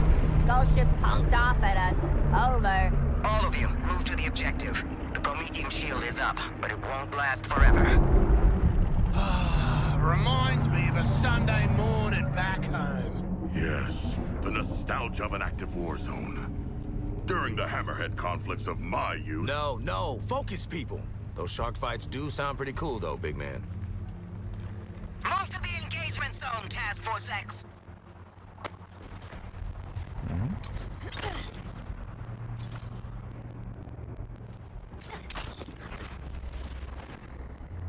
But I want to swing again! All right, weapons free. Take out as many of them as you can before I pull you out. Evade, evade, evade. Copper.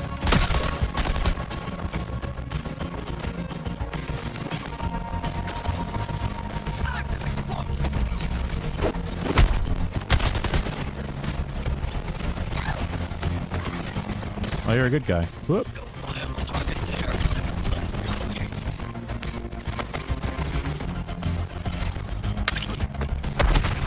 Woo.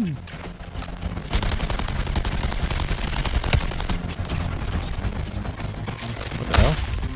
Feeling a little tension.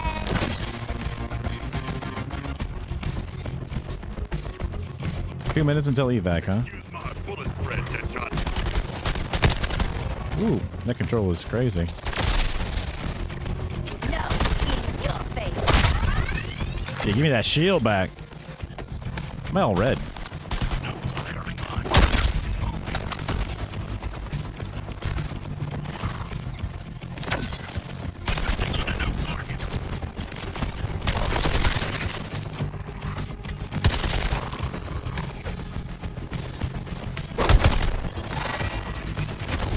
Ow. Counter? What the hell?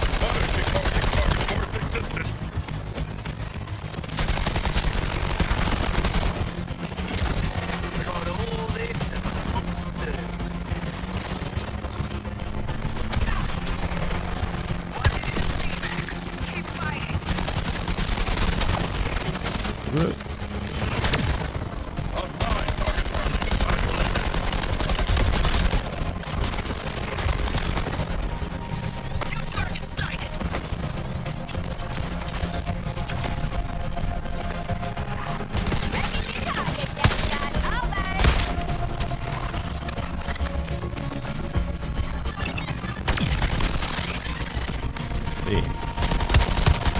So you actually fire off a projectile when you do the counter. If you do it too early, then it's kind of useless.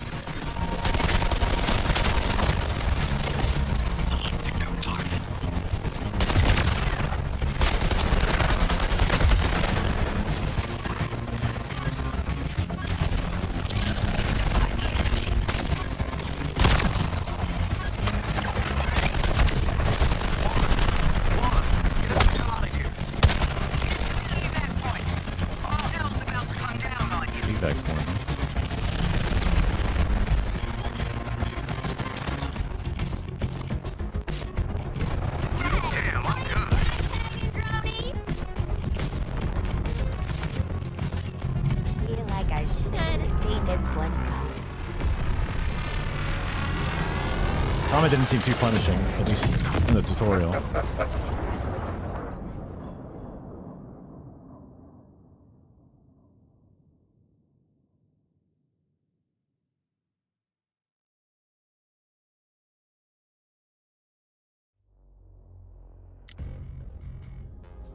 Okay.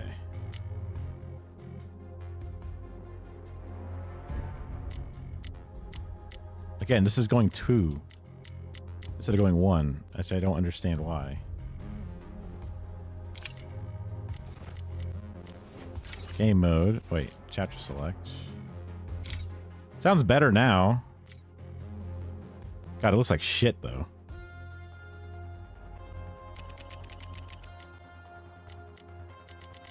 Let's go back to, like, fucking... Maybe it was just the amount of frames. So if I go back to video and get off of ultra performance and back to balance, it'll be fine. It just needs to not be 100 and whatever frames per second. I can go down to 60 if I have to, because that's what the stream goes out at, so. Wait, did I not save it? I did.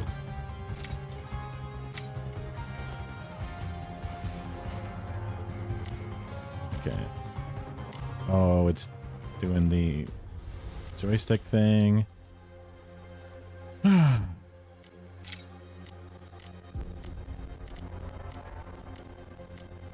at this thing, dude. Oh my god, bro.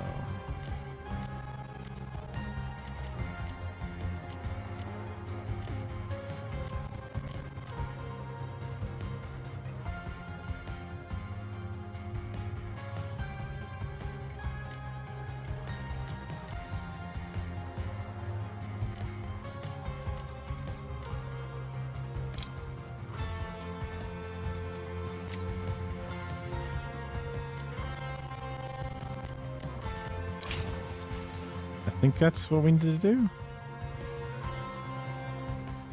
It jumped past some cutscenes, I think.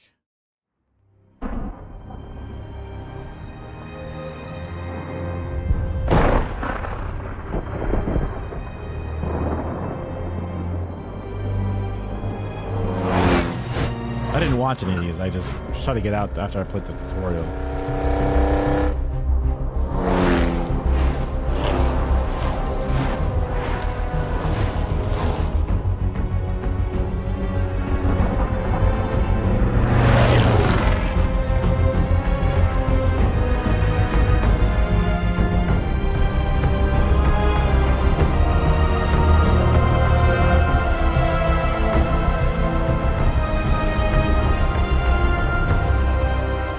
There's Arkham in the game. My name is Amanda Waller.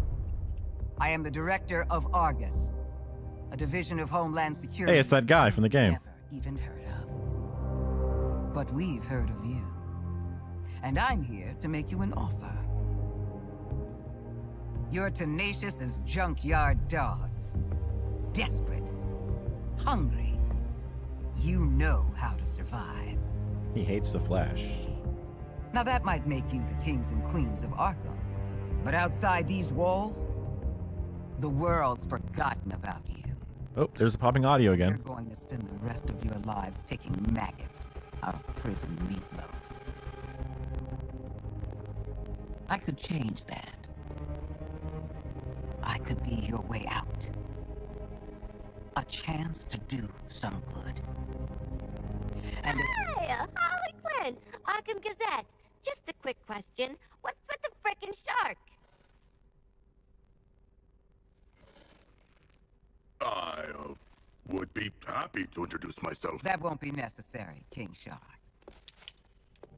This is a microbomb injector from our friends at Let's Corp. Stick it in your target's neck, and it's good night. You want this to be where you take your last breath? No? Then help me. I only need one of you. As for the other three, you are dead already. So, show me what you got. I hate how the audio's crackling. I just am gonna lose my mind. So,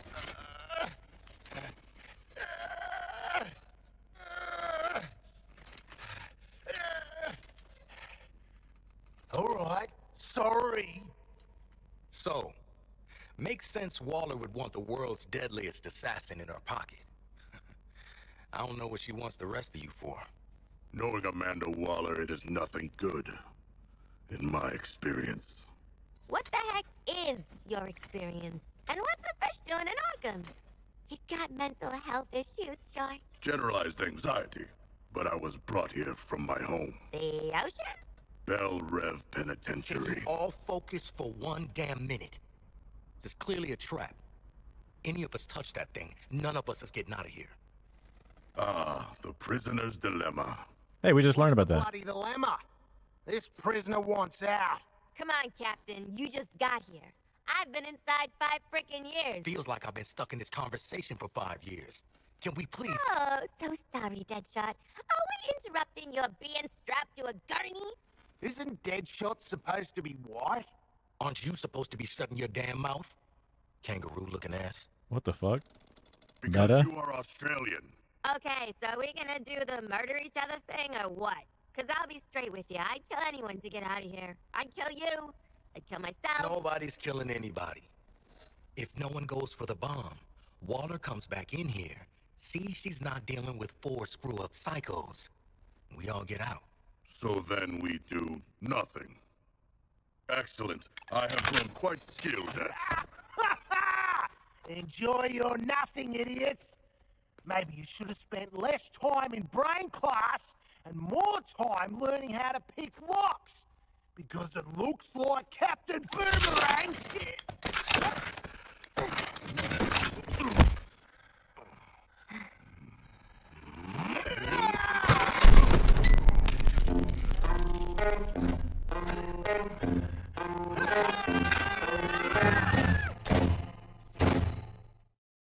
If you want trouble, you got it. They're doing a Guardians of the Galaxy, obviously.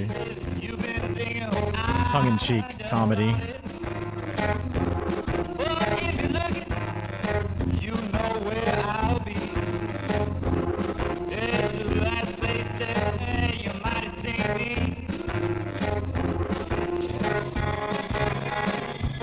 So far, not bad. The graphics look good. Just the audio is coming through like asshole. And I don't know how to fix it. Other than just restarting and hoping it's better. But I can't restart it while the fucking cutscenes are going.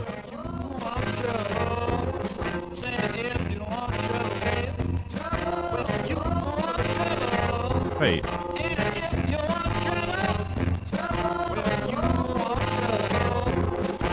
They're all getting injected?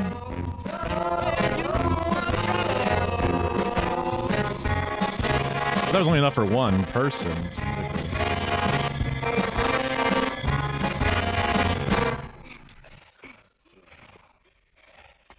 Hey, welcome back. Who wins? No one. There are bombs in our heads. We are all losers. The Shark's right. She played you all. You played yourselves. Welcome to Task Force X.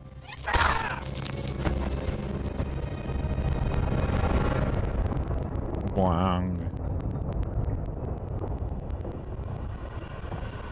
I can't wait to restart this game, and hopefully it's better. Tight spaces. Breathe. He has claustrophobia. Need a plan to deal with these crazy sons of... You're already awake, aren't you? What, playing the game? Actually, I'm the son of a god. It is my shame to suffer mortals. The audio's crackling. I'm going to restart it after and hope that fixes it.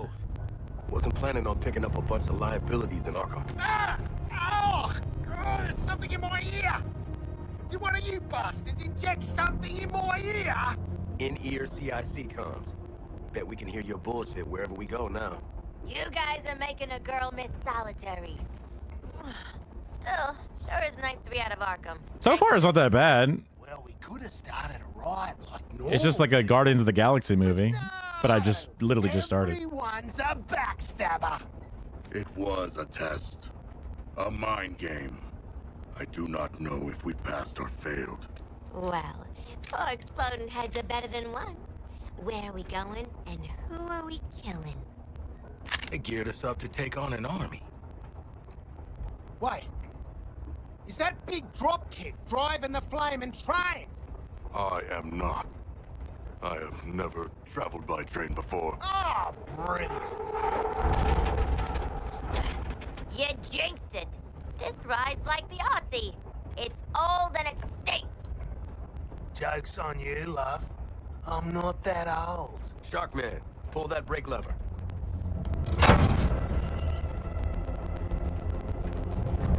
Guys, I thought working together would be a train wreck, and you do not disappoint.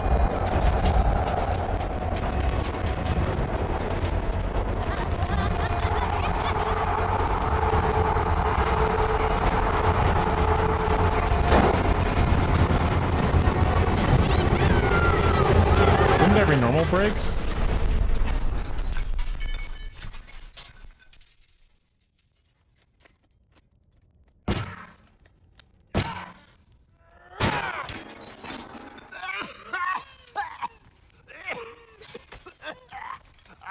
Stupid asshole train!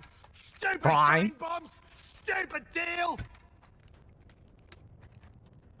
That's crazy. Hey, hold up, big man. What is it? Can you feel that? Feel what? Is this a trick? Old school. Guess Miss Off the Books got something to tell us. Or she made us a mixtape.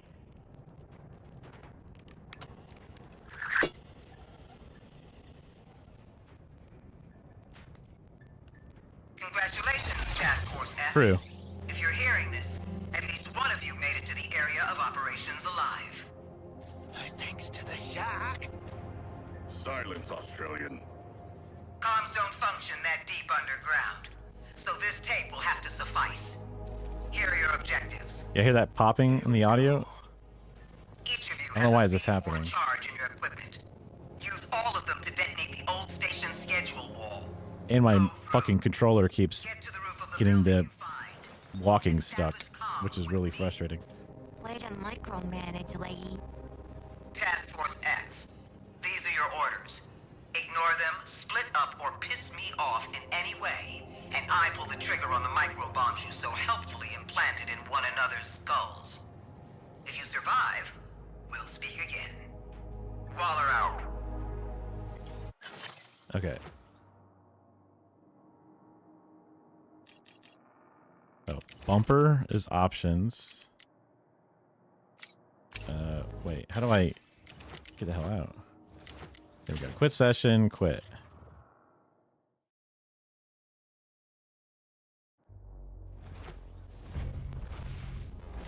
Quit.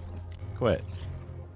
So relaunch it. Maybe I'll turn the controller off again too.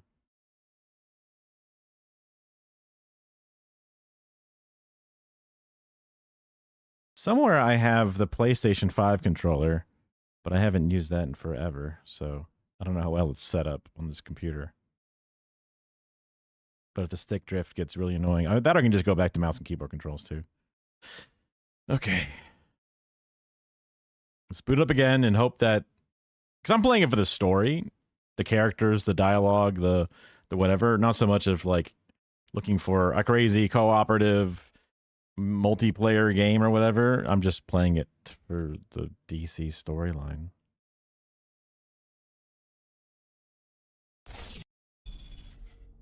We'll see how much we hate it. Uh-huh. Uh-huh. Uh-huh.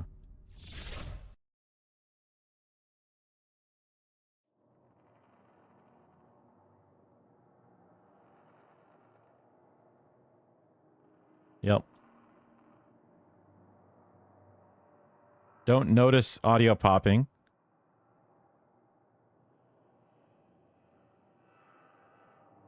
I'm going to double check that the video settings are still the way they are supposed to be. Let me move this window just a little bit so I can keep an eye on the frames dropping, if any. Okay. So far seems fine. Just gonna double check the video options real fast. Triggers. Balanced. Off. Oh, the thing's still going up on its own. That's not a great sign. At least this is going one by one now instead of multiple. Straight into the action. This should pick up where we left off. We must make our way to the roof, as Amanda Waller instructed on the tape impaled in my back. All right, plant C4 charges. Huh. Do I have to play all 4 characters of this? No, they do their own. She's so happy. Try not to get blown up. Okay, radius. 2, 1. Yeah. I just figured because of how much Goat likes Harley Quinn versus the others. Like, Boomerang just seems like a Speed Force person. Deadshot is the best. Probably. But I'm just trying to play the characters. Shut right up. We shoot that junction box up there and we might be able to get out. Junction box. Oh, it's a tutorial in case you didn't play the tutorial. Ooh, we on a game show? Harley Quinn, should you not be more cautious? She ain't wired that way. Oh, Deadshot.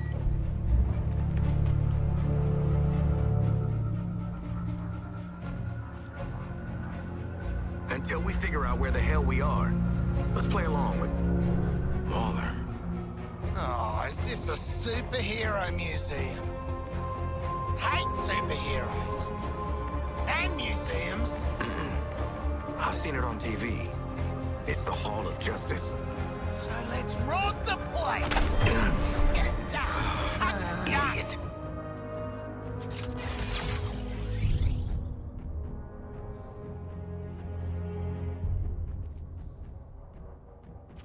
Deal stuff. Okay. Report to the Hall of Justice to retrieve your mail. I have read much about the Justice League, and still, they are larger than I expected. Those holograms aren't actual size, Shark Man. I know that. The auto walking forward when I'm not holding the stick is really frustrating. Double checking. Maybe opening up the Steam settings somehow caused the audio glitch, which I don't think should. We'll test. Controller layout, edit layout, joystick, left joystick, setting. Oh. Joystick preferences. Dead zone is turned on. You know what? I'm going to turn on a custom one.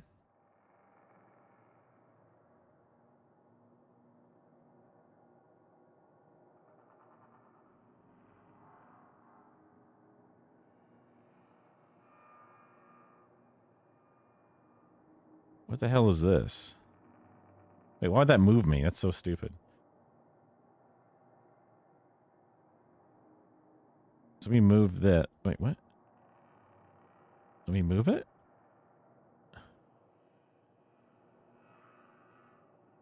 Huh? Can I not move this? Why? This one I can move. Oh, now I can move this.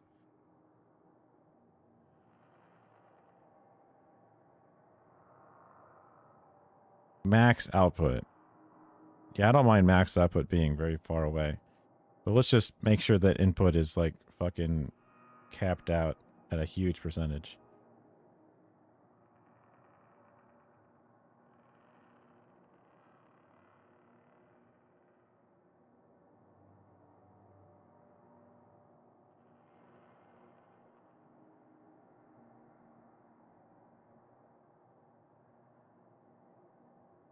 Right now it's at a resting position, but it's sitting at 45, which is a huge problem.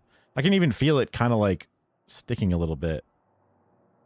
I wonder if it's like just use air machine or something to blow out some bullshit. It's weird that when it's stuck at 45, it's still doing 0 translated output. Because you'd think that once it gets past 40, it's going to do something. I guess there's some natural deadband, so even when it's at 45... Let's just give this a try.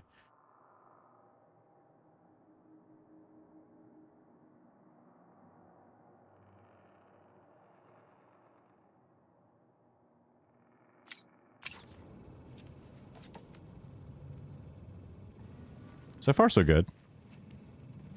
I can still move like I need to. It's magnificent. Criminals can strike anywhere, anytime. And when they do, I need to be ready. Bat pods are my mobile preparedness units. A little like one of your backpacks. If your backpacks had cutting-edge stealth technology. Bat pods contain everything I need, from my bat suit to my bat gadgets. They can be deployed almost anywhere in the world. That means wherever people need help, I'll be there. Nice. Damn Lee. Bunch of do-good and freak shows in their creepy playhouse. I don't want you agreeing. Well, hi there, kids. Welcome to the Hall of Justice. Damn, Superman's got some legs. Just for you today. And there's lots of great things to see and do. Wonder Woman's guarding the inner sanctum. Green Lantern's at the quartermaster area. Or maybe you just want to see Batman's cool Batpod launcher.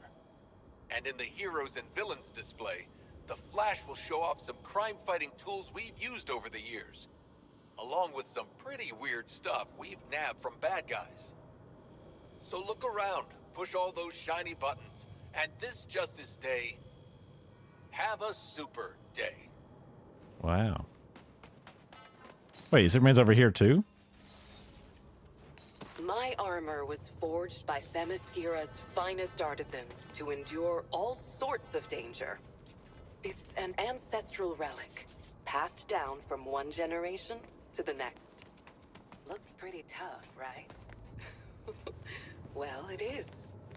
Man, machine, or monster? Nothing, and I mean nothing, beats Amazonian craftsmanship.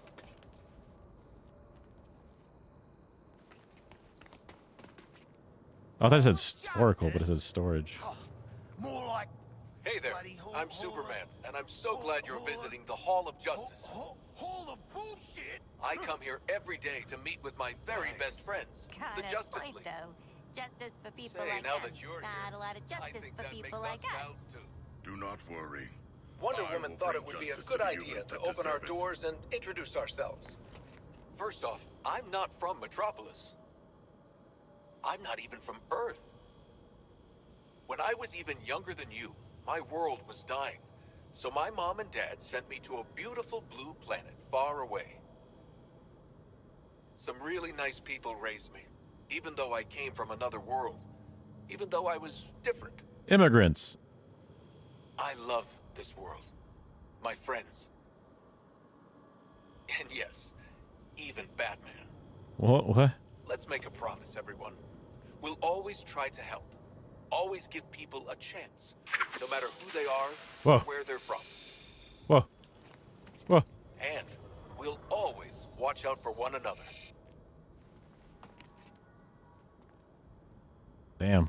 Now you're bragging. Joins the super team with a whole headquarters above ground. I could tell you their thrilling origin story. Not the mood of the time, Shark Guy. Poor Harley. Impressive. You think you'd know a guy after you've tried to murder him and his pals for all those years? Through these doors lies the inner sanctum of the Justice League. Sounds very grand, doesn't it? And it is. The inner sanctum... We just started. We got through the tutorial. It's very Guardians of the Galaxy so far. I started the first 3.5 hours doing like reacts and stuff, just to kind of get a slow start because I knew like, starting at like 1:30 would be off of your time. I've been bad at doing things on the weekends. Like yesterday, I just slept like crazy. I just sleep-deaded all the way through. So far, I've been enjoying the 15 minutes of content so far. The beginning was like the world is all destroyed and you're tutorial learning how to move around. And it's like, well, I'll tell you how we all ended up here. And then it was a flashback to us being pulled out of prison by the Watson lady or Wilson lady, whatever her name is. And we all just got bombs in our heads, and then we showed up here after our train crashed. And not much has happened, other than the big shark is very similar to that guy from Guardians of the Galaxy who's played by Batista, who speaks very literally. The boomerang guy is a Flash Speed Force user, but he's very Australian. And Deadshot is very, like, sort of the straight man of the group. And Harley's kind of a wild card. But she mentioned her junior Jubilee or junior gymnastics finals during her training. Yeah. Where we all first agreed I'll stick with Harley as much as I can, just in case it gets more character information. center of the League, where we plan for battle against forces too great for any one of us to face alone. Sorry, we can't allow visitors to the Sanctum. But if you dedicate yourself to good, to being a champion of peace and protecting others no matter what, you can join the Justice League and join us inside. We got the mission to, like, we wrote up this weird elevator thing here, and the mission was to steal something from this place. And they said that the Flash over there has a bunch of, like, toys that other people have had. You can't beat raiding the frickin' merch stand. Yeah, these are all holograms. Hold on, I'm gonna. So far, it's been a good. My controller's being weird, where it's doing like the dead zone is all fucked. But by changing it a little bit, it made it better. I just want to change it a little bit more. Joystick, left joystick. Oh, wrong thing. Wrong thing. Cancel. This one. Left joystick. I want to move this to like. I want to say even like 50. Then back to the game. I can still move just fine as I need to. But when I let go, my character doesn't just walk forward on their own anymore, which is great. The souvenirs that we keep in the hall aren't just here to look cool. But I'm not gonna lie, I have tried on Riddler's bowler hat. We put these items on display to share some of the adventures the League has been on, and the bad guys we've defeated. All of us in the Justice League believe that part of being a hero isn't just remembering the good stuff, but the bad stuff too. That's what makes us stronger. That's what really makes a hero. That's what really makes a hero. And here I thought it was just a lot of money and tight pants.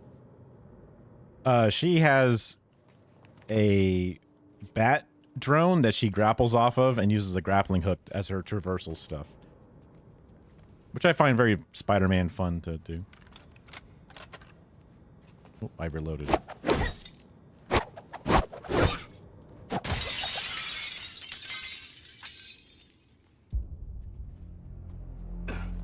Hey, man, watch the... Ah, shit! glass. I'm okay. What the hell you got there? Thought this baby was a myth. Speed Force Gauntlet. Back when Doc Savannah tried to lift Flash's gimmick.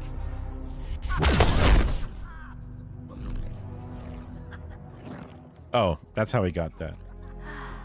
Miss you, Red.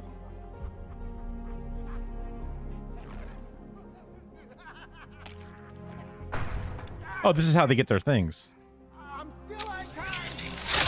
Yeah, she gets the bat drone to traverse with.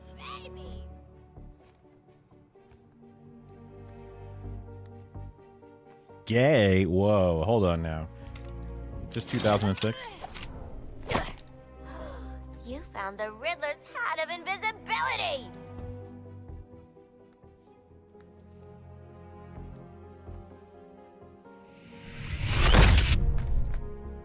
Where'd the shark go?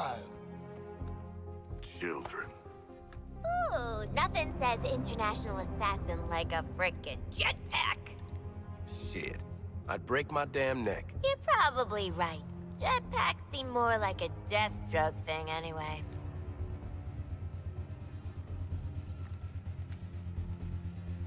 Yeah, I mean, so far I don't mind the Guardians of the Galaxy style of stuff. I just say that as like a stand-in, but I enjoy the banter and the silliness.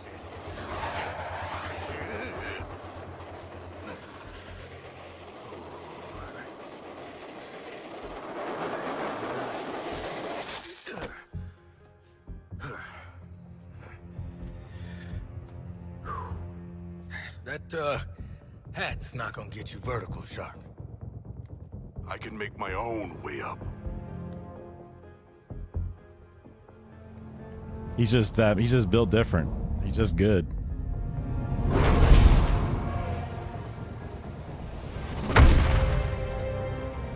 Well, tickle me stupid. Sharks can fly. That's what one of the characters said. Like, aren't you supposed to be white? And he's like, hey. Let's get up on that roof and get our freedom back.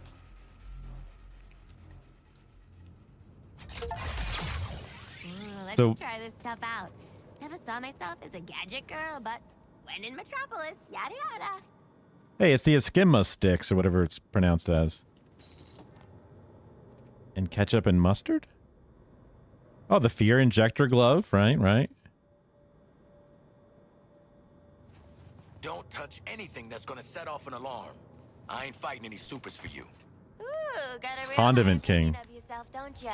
Professional gun guy. Nah, just a real low opinion of everyone else. Yeah, so I can grapple to direct things. Or I can use the thing just to grapple off the drone. Whee! And then, you know, swing off of it. Oh, you have to hold it and then hit A to overswing. I hate this. Don't worry, I'm sure they got fire extinguishers.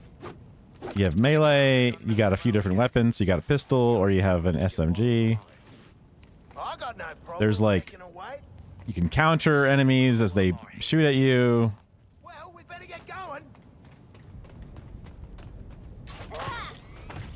Yeah, you can also wall run and shit.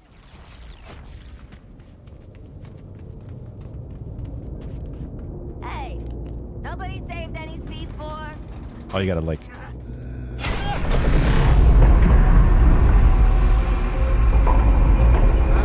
Good to get out of that place.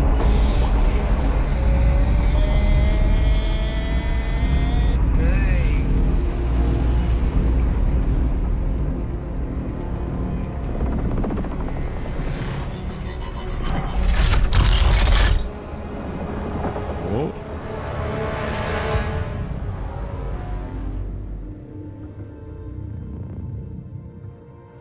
Just checking. We're all seeing that thing, right? Cool. This has one-way ticket written all over it. Walla! Walla! Walla! Oh, right. Oi, Walla! What the hell have you sent us into? It's a bloody war zone out here. There's a giant skull in the sky. Congratulations, Task Force X. You're the first assets to make it into Metropolis alive. We're sending a signal transponder to your location. Your orders are to activate that transponder. Waller out. Give me one reason why we should go out into that shit show. The bombs, dumbass. Morbid curiosity. Ah! Waller is not offering us a choice. I'm ready to jump off the roof now.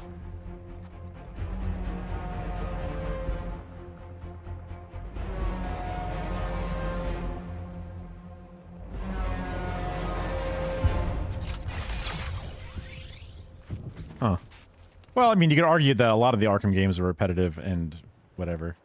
The one thing I thought was interesting was when I was trying to do some of the traversal stuff in the tutorial, she was saying like, oh yeah, just like landing the whatever in the junior gymnastics finals. And then when you complete the move, she's like, wow, that was different than the junior gymnastic finals because I landed it. So I guess it's implying in the story that she did not win the gymnastics thing, but at least she has gymnastic experience.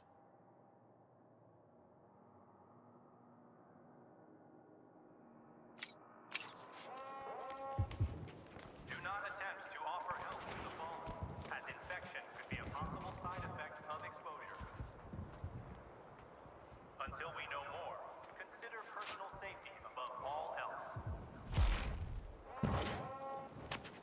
guess you just land, whatever, it's fine.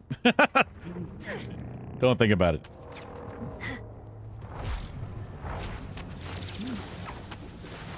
Interact with transponder. The hell is that? Is it a bloody alien? I suppose that counts as activating the transponder.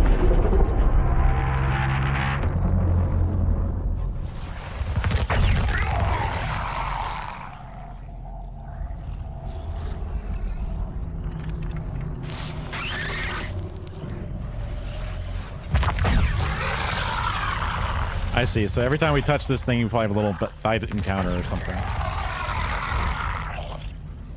I ain't dying next to a steel pimple with legs. Eyes up, people. What does that mean? Shoot the damn things. What the hell are those things? Why do they smell like that? Get your guns up. See, kids? This is why you never visit Metropolis.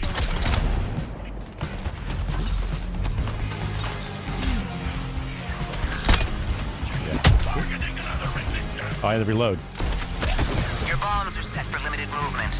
Go off course, you get a migraine until you return to the AO. Let's go with the SMG. It's gonna get a lot worse.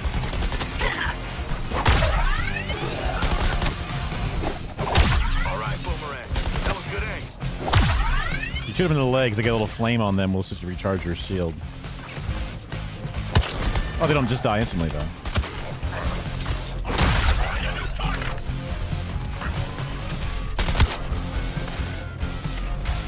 There's little, like, there's like hot spots for reloading at the right speed, which is neat. Hey, this ain't the purple jerk, is it? Uh-oh. This is some kind of lantern of green. Can anybody get loose? Get free. Spam X.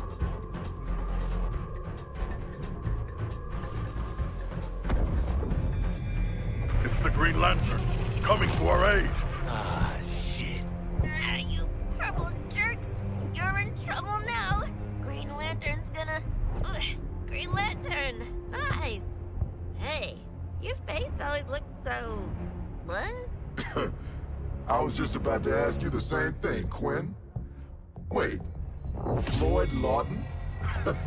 They gotta do something about security at Arkham. You know what? I'm in the middle of recon for Brainiac. Let's walk and talk.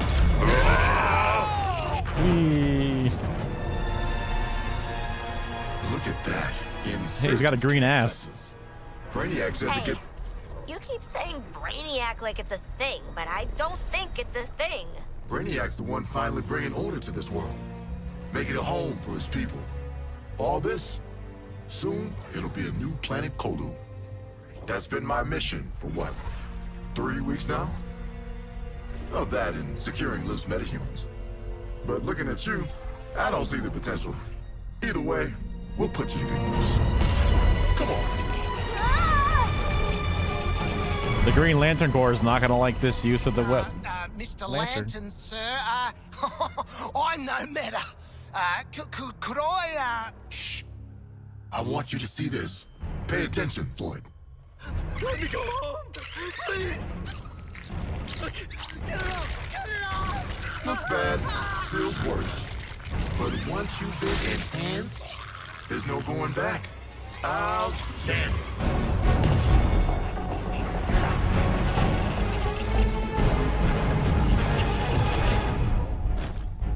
You're searching for stragglers.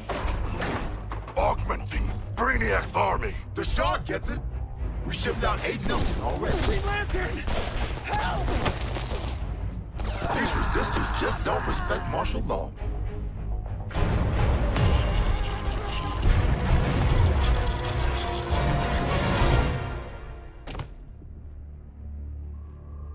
Time to rally up with Brainiac. Ready to make the leap? Lantern, I'm putting 2 rounds in this Brainiac skull. Then I'm coming for you. Yeah? Maybe I'll tell him I only found 3 metas. And 1 dead body cut to pieces. Flash! Zoom. I wondered how you got off the ship. Speedster secret. The League doesn't leave anyone behind. Let's make you right, buddy. You know, that's just what I was gonna say.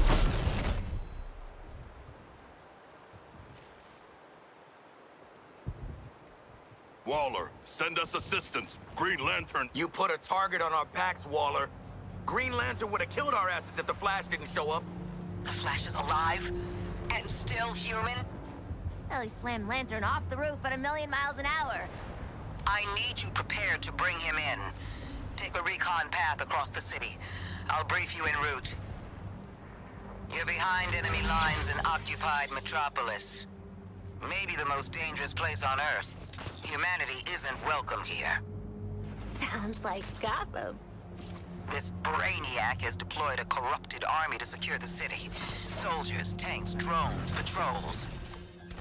There's also a big, giant spaceship that keeps zapping more of them in. Are you tracking that? I see you've already stolen traversal equipment. You'll need it to stay off the streets. Brainiac's updating his defenses on the fly. Enemy location. Scanning the buildings for survivors. Nothing gets in or out except through that damn skull ship. Setting a new recon point. Go. Recon point. That I thought it was going towards that thing.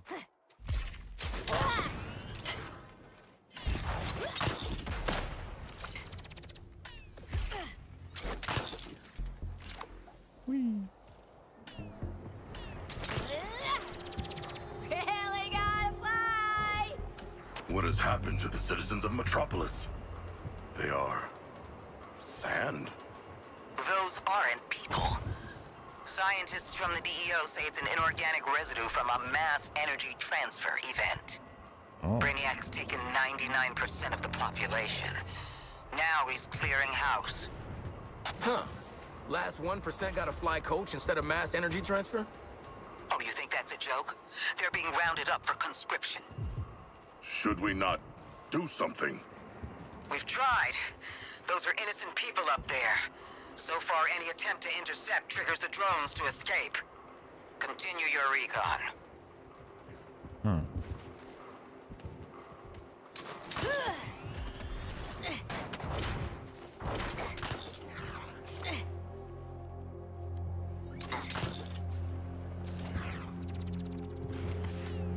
Focusing on a new target.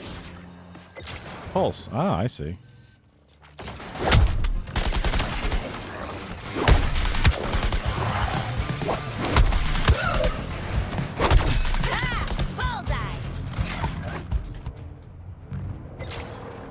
There's some more enemies. Nice neighborhood, real European-y.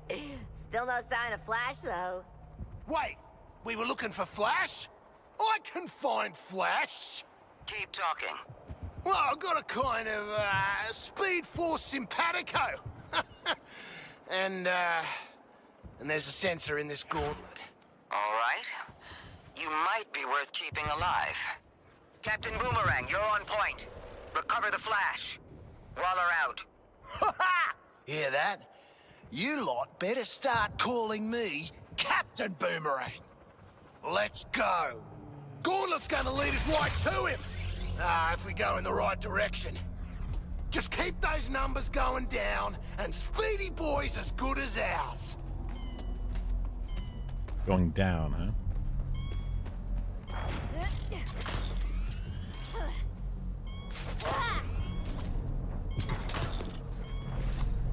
Going down. What's the matter? Drones pooped?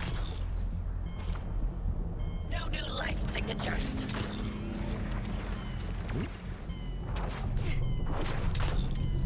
Going up. So we're just going down. Follow Captain. Assessing a new target. Well, Captain Cockup's our only lead. Guys, Flasher was hiding out on that roof, like a shit Ned Kelly. Generous of Ned Kelly. Wow, that's some Australian right there. Waste them. Well, my calendar's free. Come here, you. Should have seen his face, Tom. I think it was a face. Oh, I should have dodged that. But I didn't do it in time. Oh yeah, I should have grabbed that shield. There we go. The bracing encounter. But we did There's a lot of very small command differences that you want to get right. What's here? I can bloody feel it. Hate it. 500. You guys get the memo? Big invasion. Crime's on a break. Hide. Get somewhere safe. Come on, Flash. You're making this a whole thing. Sorry, lady. He's, kind of busy in a biffo with a giant Green Lantern! Flash, you got the wrong idea about Brainiac. Trying to hide. I don't know, man. Skull Ship? Sounds pretty evil villain to me. Where you at, Flash? Oh, there you are.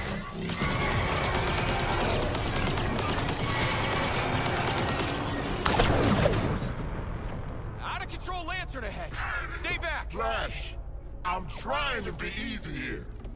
Look at the numbers is going. How he talked to you? Listen to Yeah, yourself. yeah. You've been brainwashed. Do I have a zoom? Lantern, wake up, buddy. See what Brainiac's got you doing. I'm saving This the is world. bad, guys. That's the League's Go. mission. Now Run. get over here before I have to hurt you. You want me, buddy? Then here I come.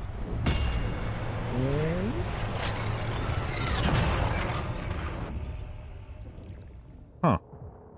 As expected, Flash got his ass handed to him. So, why aren't we out there rubbing salt in his wounds, Boomerang? Yeah. Yeah, let's find the bastard. He really hates the Flash. All right, he's this way. Easy trapeze!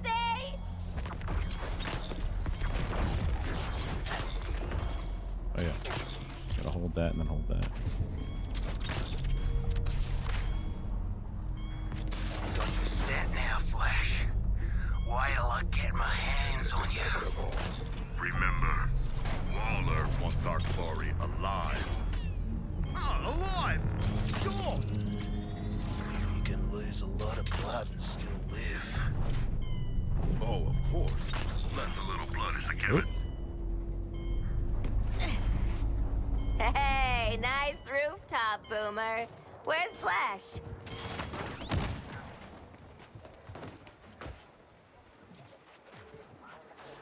Huh? Oh. It's almost like we get their position like before they get here. So where's the Flash at, genius? You've wasted our time. Oh, ye of little faith. Thing about Flash is, he's a coward. Guy like him sees a guy like me coming, he starts quaking in his boots. Quaking too fast to see! Whoa. Your atomic vibration crap doesn't fool me, mate! Mate. Green Lantern really gave you the bash, didn't he? I owe him a tinny, even if he is a cop. You can buy Lantern a beer after I put him in the ground. Oi, this is about me and Flash. Get your own moment, why don't ya? Seems to me like this is about... Guys!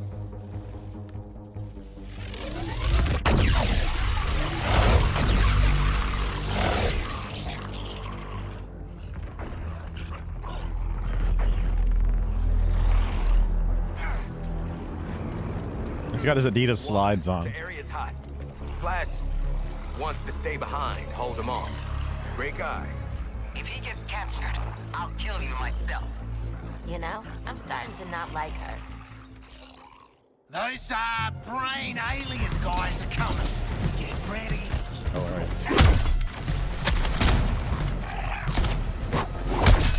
New intel. Melee enemies with kinetic shields to open them up. Got Yep. it? Way ahead of you. But he's even more annoying than you are.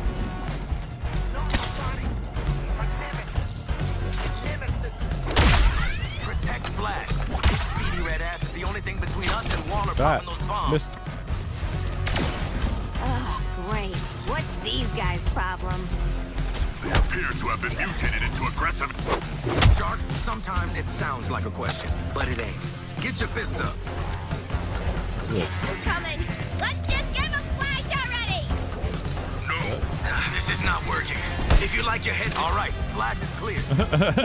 They were just taking the flash, and I was like not paying attention to it. Where's my enemy at? There.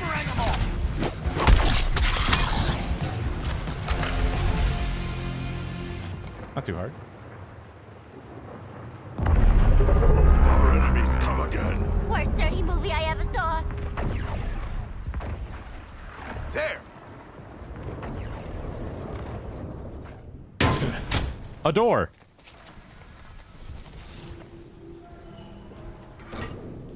There were survivors. They have fled recently, leaving snacks in their wake. They had the right idea. Somebody find the back entrance. Best dirty movie I ever saw. Oh, crap! This door will not hold. We must barricade it. You stay here, pal.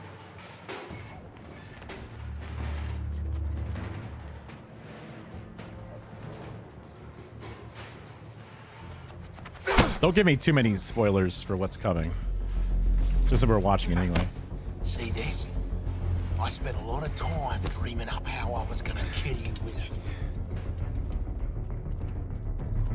You're mine now, and you're in for a world of...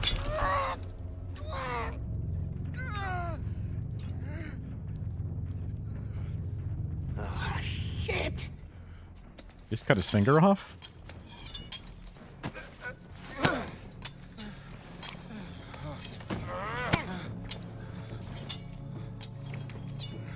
Oh, hey guys! Oh, we were just having a little... Shush. You hear that? No more freaks. Something scared him off?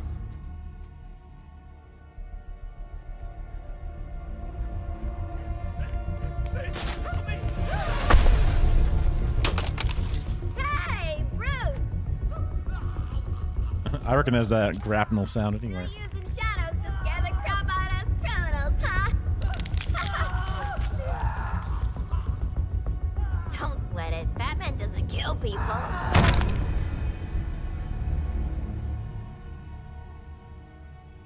Are you okay?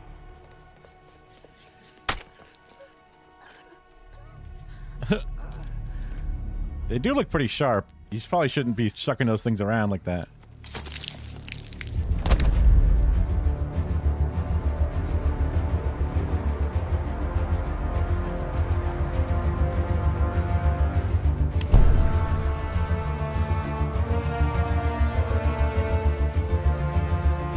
Go get him, Flash!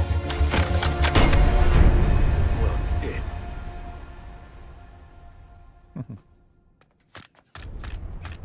Every woman for herself!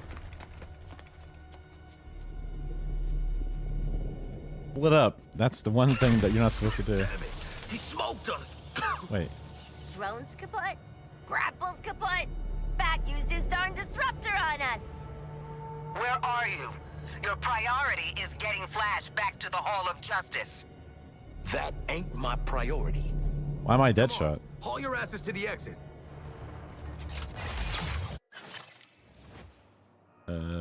Squad. Bumper, bumper.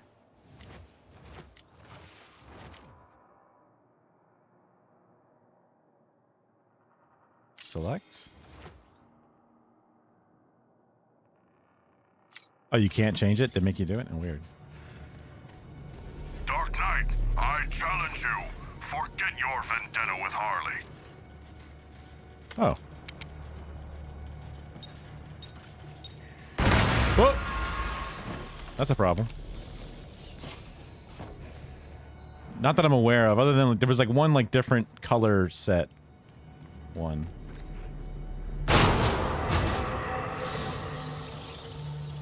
I know your games with those. Oh. Oh, that was a cop. heard something moving.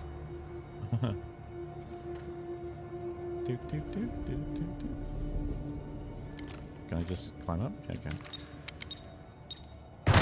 Oh, I thought I got out of that in time. What is happening in there? I'm sure I'm fine.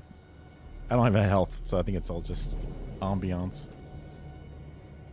Hey, it's that one art redone a third time. This is still in the world where Joker's dead. And I guess Ivy's also dead. Here, it's just... I'm no snitch, but this was all Deadshot's idea. I'm basically a hostage. I can't like turn the button on.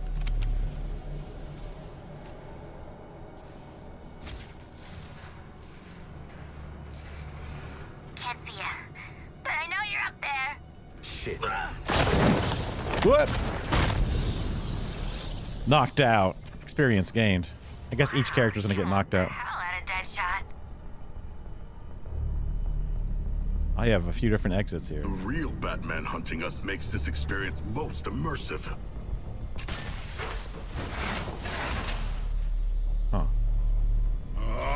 This exit is secured. Are there others? Whoa. There's one over here.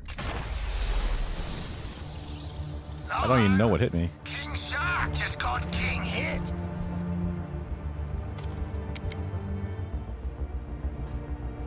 I didn't know what that was. What's the difference?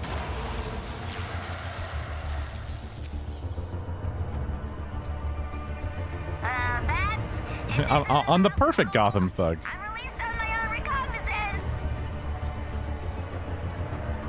Ah, an exit.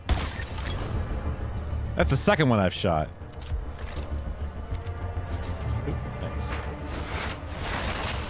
Go look out for numero 1, guys. Listen to me. You get Flash, I'll pull you out of whatever mess you're in. My guys picked off one by one. This is all feeling real familiar. True.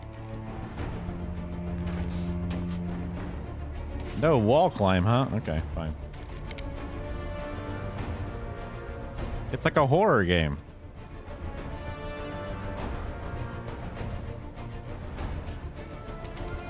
Flash! Now! Find Flash, don't find bats. Easy. Easy.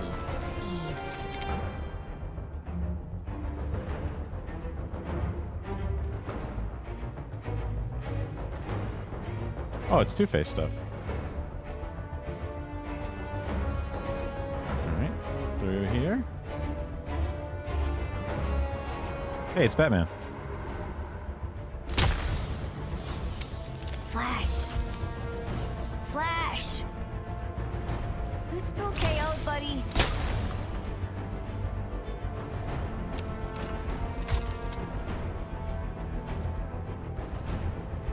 The boulder hat. Must recover precious cargo. Okay, you can't.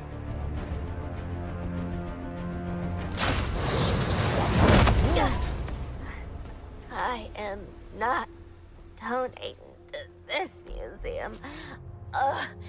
Green Lantern, I have the Flash. Your 4 escaped criminals. They led me right to him. No, not a threat at all. Still, let their corpses strike fear into those who'd resist.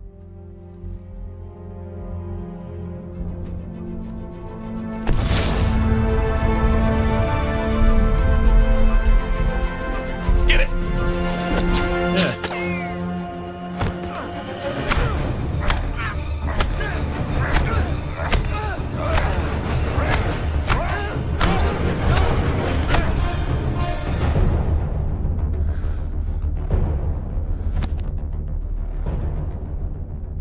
Alive. Of course, Brainiac. We're ready for phase.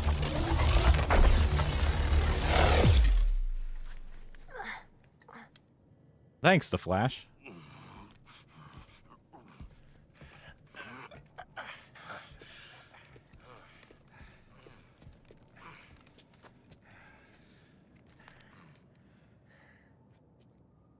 Hey, boss. Bad news. We found evil Batman. He murdered a bunch of guys and kidnapped Flash, which I guess is the other bad news. Batman has also trapped us. I want you back at the Hall of Justice. Go to the other exit and wait for support. Waller out. Support, huh? To the real Batman experience.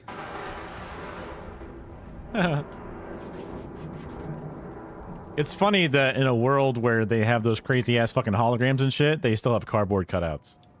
It's like, I feel like you could have done this better, but you know what? Sure.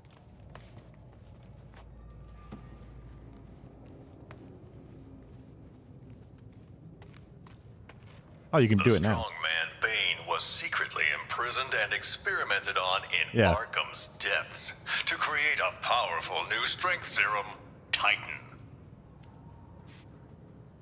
Titan. Venom to Titan. Serial killer Victor Zsasz was let loose on the island, claiming several more lives that night, marked indelibly on his skin. Wait, is this not the start? I couldn't play them earlier, but obviously we were like fighting for our lives or whatever. Entrant. Oh, experience. Well, I guess this is kind of like the entrance.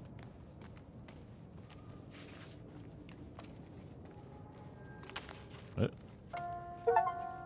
Oh, that sound. Begin at the Arkham Asylum for the criminally insane. Batman had apprehended Joker like so many times before, but this night was different. The maniac had prepared a trap in the midst of Batman's deadliest foes. Can you smell the excitement in the air? Ha ha! No? Must have been one of the guards then. Croc, old boy. Is that you? I've got your scent, Batman. I will hunt you down. Joker sprang nearly every killer in Arkham. Don't like to think about it, but at least I made it out. Great night for a party! Some party. Batman was able to thwart Joker's schemes, but the seeds of evil planted that day would only grow.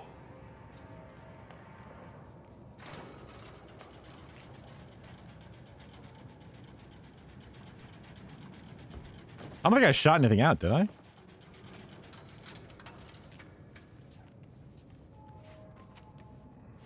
Oh, there's like Croc's leg and Croc here. Maybe I just inadvertently shot them out by exploding or whatever. As a last resort, Joker used his own experimental Titan mixture. The super serum warped his body to match his twisted mind. But it wasn't enough to defeat Batman. I can't even say that's the most messed up thing he did. I don't have guns in this. Harley Quinn. Once a promising young psychiatrist, she returned to the asylum to terrorize it as Joker's sidekick. Every gal has a phase they regret. Maybe mine happened to get me consecutive life sentences.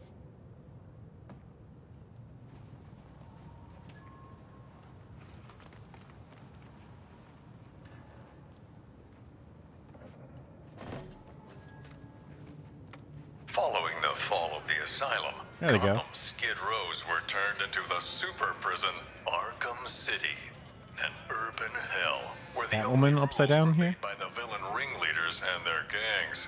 I know, I was on the ground, and so was Batman. The only way to get by in this place is to get ourselves some respect. Fear. That's how we get respect. Show them all how we do things. You know, if you pick the right side and then piss off the boss, you were set. At least, till the bad showed up anyway. Bring out the defendant!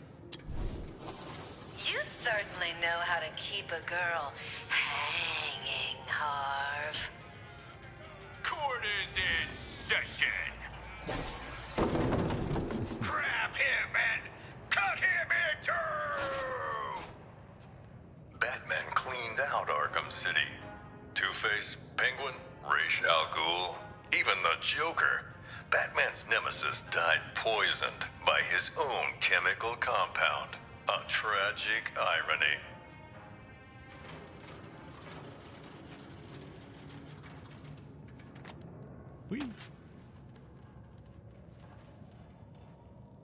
Professor Hugo Strange was the madman pulling the strings behind Arkham City. Intending to destroy the prison and its inhabitants, he instead died within its walls. Ra's al Ghul, head of the League of Assassins, was obsessed with making Batman his successor. But Al Ghul underestimated Batman, and it would be his downfall. Professional killer Deadshot was hired to assassinate several VIP targets, like myself, and Bruce Wayne and Batman. Close calls with death that night.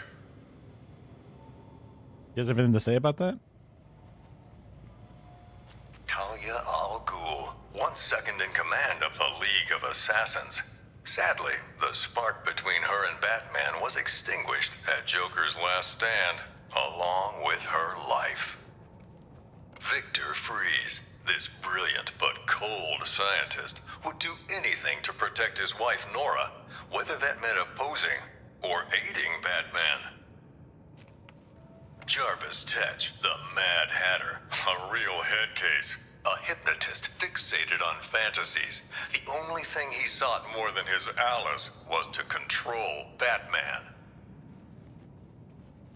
Basil Carlo, Clayface, worked for Joker, impersonating the criminal mastermind who hid behind the scenes. Quite the performance. And his last. Solomon Grundy wasn't just a nursery rhyme. Penguin discovered this legendary monster under the Iceberg Lounge and put him to use as rancid, undead muscle. It sounds like he died. Unless he's just in jail now and hasn't had a chance to do anything else. Batman and Joker's rivalry finally ended in Arkham City. I don't doubt Batman would have saved the maniac if he could, but the Titan poison ensured this was Joker's last laugh. I compartmentalized all this in a box, in another box, in a fridge, in a junkyard.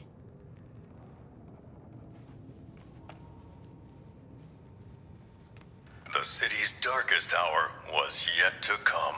Gathering Batman's remaining foes into an unholy alliance, the crazed Scarecrow plunged Gotham into a waking nightmare. Welcome to Gotham, the city of fear. You thought me gone, didn't you, Batman? Lost in the waters beneath Arkham. But like all submerged, forgotten fears, eventually I returned. My fire crew was trapped, but we owe Batman our lives. He just kept pushing himself past the limit. Batman turned back the tide of fear, reclaimed the city, but at what cost? In defeating Scarecrow, his identity was revealed to the world. In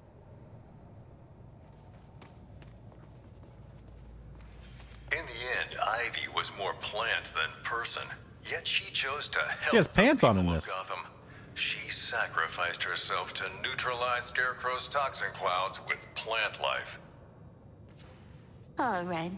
Why'd you have to sacrifice yourself for the greater good?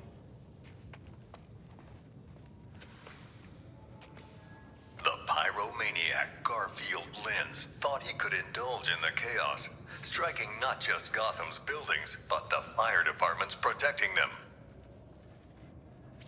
Uh-huh. Arkham Knight. Who was the Arkham Knight?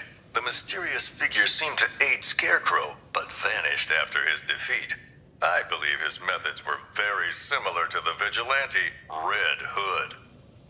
Huh, okay, you're just making a bold guess there. As always, Edward Nygma forced Batman to participate in his riddles, even capturing Batman's sometime ally Catwoman as incentive.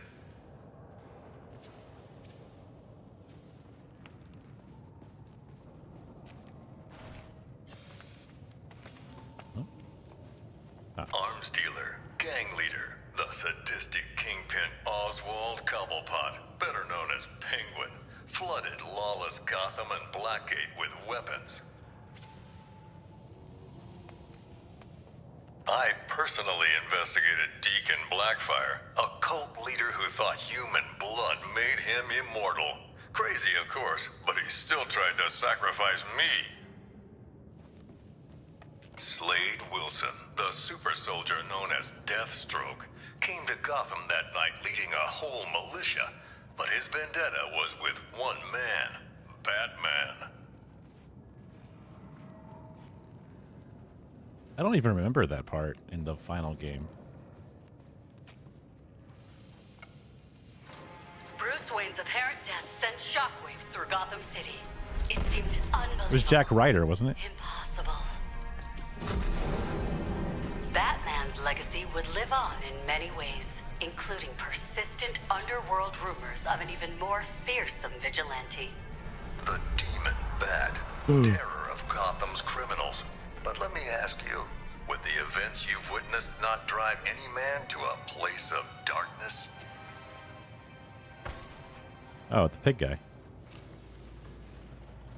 Laszlo Valentine is one sick individual, a freakish surgeon whose idea of making his patients better was changing them into featureless dolls. Any other things I missed? I don't think so. Okay. Oh. Several years after faking his death, Bruce Wayne finally returned, drawn back to the light by the metahuman superheroes from Metropolis. They asked Batman to join the Justice League. He accepted. And so, the story of Bruce Wayne, the Batman, continues, far from the mean streets of the city that made him. I'm Jack Ryder. Thanks for taking this journey with me. Wow. Hey, Waller, we're at the exit. Are you gonna spring Ah, shit! It's a ghost!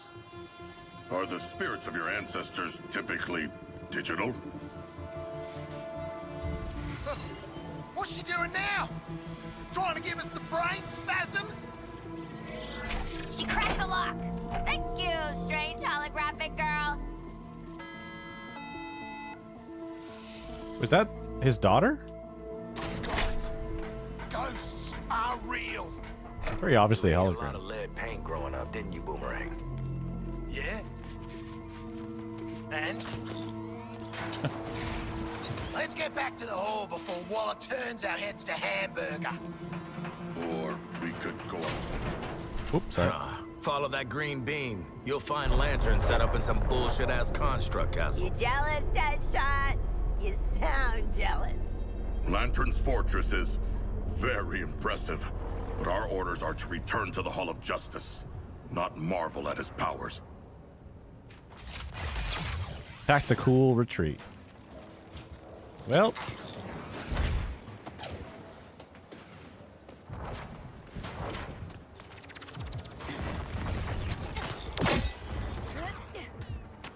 Come on, Spillfoot. You and the real Deadshot a double act or something? Mistaken identity? Hey? What's the deal? The deal is, you keep asking and I'm gonna put these size 11s up your narrow ass. That means it's embarrassing, yeah? Lay off, Boomerang. Wait, A right here. man's backstory is personal. Special. Yeah. Thanks, Quinn. And probably involves long-lost twins of another race.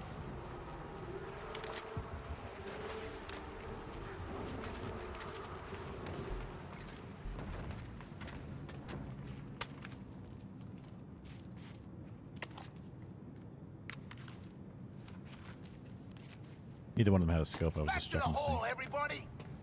Waller's To the hall. Gotcha! No, wait. Almost. Quinn saying Wallace got you whipped. Nah, I want to see something. Anybody else want to see what's behind Inner Sanctum door number 1?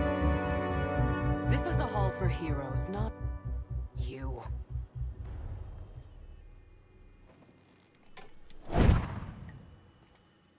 Are we letting her just leave? She is already gone. Like your courage when you are threatened. Shut up, Shark!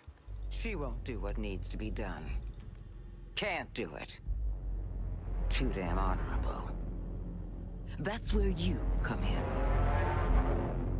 Task Force X. Your new mission is to kill the Justice League.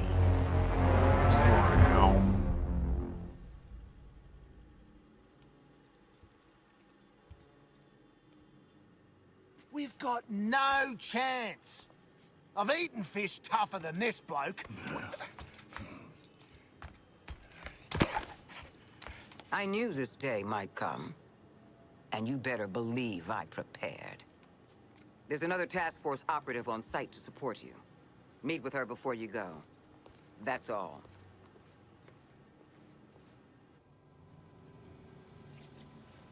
Or they didn't have the rights or something weird. Yes, we're occupying the because Hall of some of movie. Justice as planned. Its security systems will keep us undetectable. General, I've already told you, Green Lantern has air superiority. If any conventional airstrike would be a mistake. General, you've spoken with the President. So this is a courtesy call, General. My favorite part was when the Amazon put the for you down.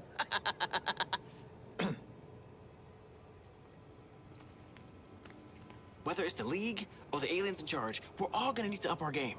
Become more than we are, if we're gonna be ready for whatever comes next.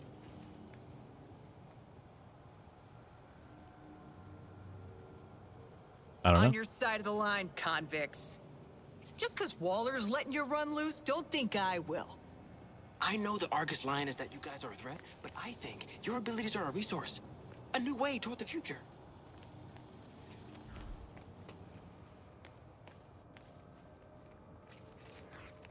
I guess we walk out. Hey, soldier. Keep those nice hands off her life support cable. Shit. Sorry, Doc. Wouldn't this place be very obviously Feed off my equipment.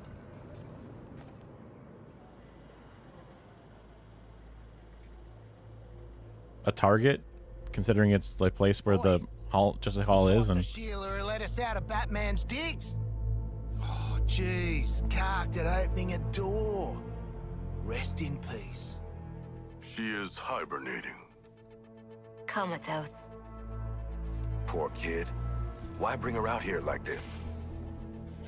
Wonder Woman kicked your asses. Don't do that! oh, it's this one. Also, lots of ins and outs to that rumble you didn't see, Missy. Missy? Nah. I'm not one of your incognito browser searches. That's a big adrenaline spike on a nice bomb sending out. Wait. The bombs have fitness apps? Not exactly. But they do monitor your biorhythms. And because they're electronic, I can hack into them. That's what I do. I'm hack. Cool. I always wanted a team ghost watching my every move. What's the deal with, you know, haunting yourself? My body's the only home I've got left. But really, I'm in the cloud 24/7 now. Yeah. Let me do all kinds of things. From the new DLC stuff, it looked somewhat similar. I wasn't sure. Your brains already reward violence, and sure enough, I just expose the systems. Fight and move with style to build up a cool flow state. Ooh, the flow state. adrenaline activates your skills. But screw up and whew, you lose a whole chunk of that flow state. Earn XP by killing enemies and completing activities to increase your current character's level to gain talent points. Choose from the current available tier of talents to increase the damage, defense, blah, blah, blah. Some talents are always active, while others are triggered by things, reversal moves, kills, combat combo. Talent choices are not permanent, can be edited almost at any point, so try different builds. Or follow the recommended. Is increased by chaining together traversal moves with enemy kills and by playing skillfully. Different talents will trigger different combat things. Taking damage during combat will decrease your combat combo. The heavier the damage, the larger the decrease. Minor damage and missed shots build up the combo breaker. Minor damage and missed shots build the combo breaker. While avoiding damage landing hits reduces it. If combo breaker stays full, it would decrease your combat combo. Okay. So I have a combat breaker that breaks my combo. Keep increasing your combat combo or after a short period of time it will expire. This is a map of your physiological potential, abilities and stuff. Kills, thrills and kills. Meet my wallet. Rewire your neurochemistry. One woman show. Improvements.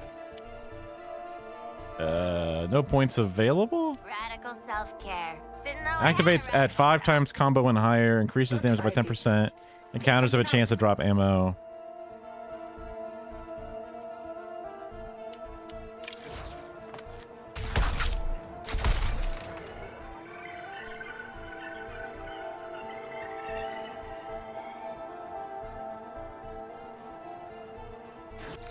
Okay. Anyway, Got it. the director had your old costumes stored in those lockers. Oh, costume. The shrinks say that familiar things will keep us comfortable. When you get down to it, Waller ain't so bad. She's just... I gave you Halfwit's orders. Suit up and get out. Her face capture seems insanely good.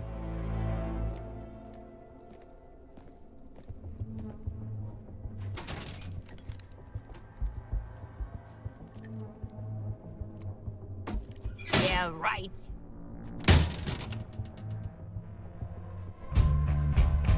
They're in my size.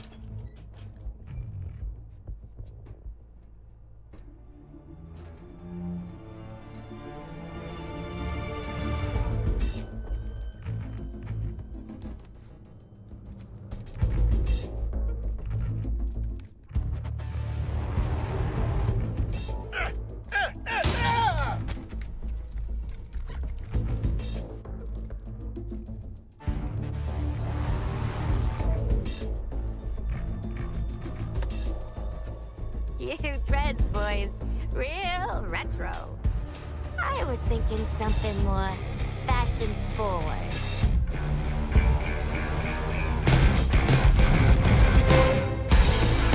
I already saw it in the tutorial stage, so it's not that impressive.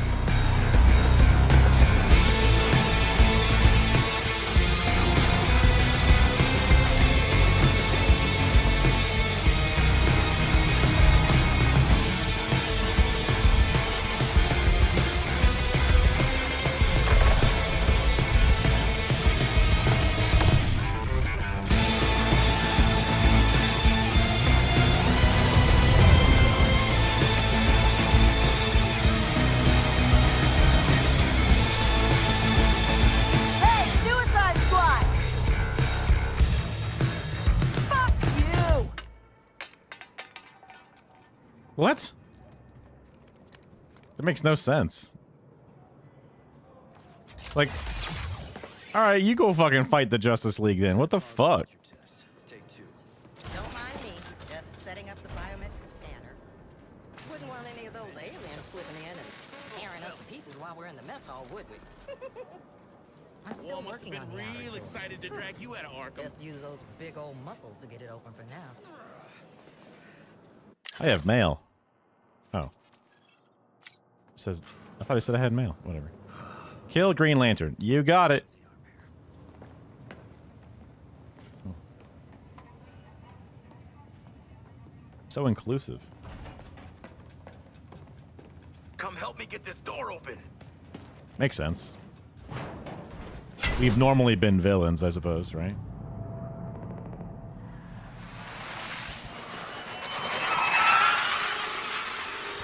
A shield! Yeah, just like Independence Day. Got it. Hey, it's Green Lantern.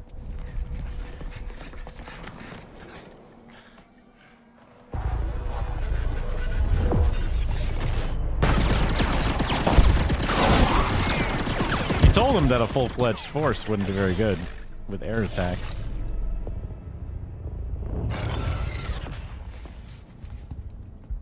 Taking these guys on is suicide.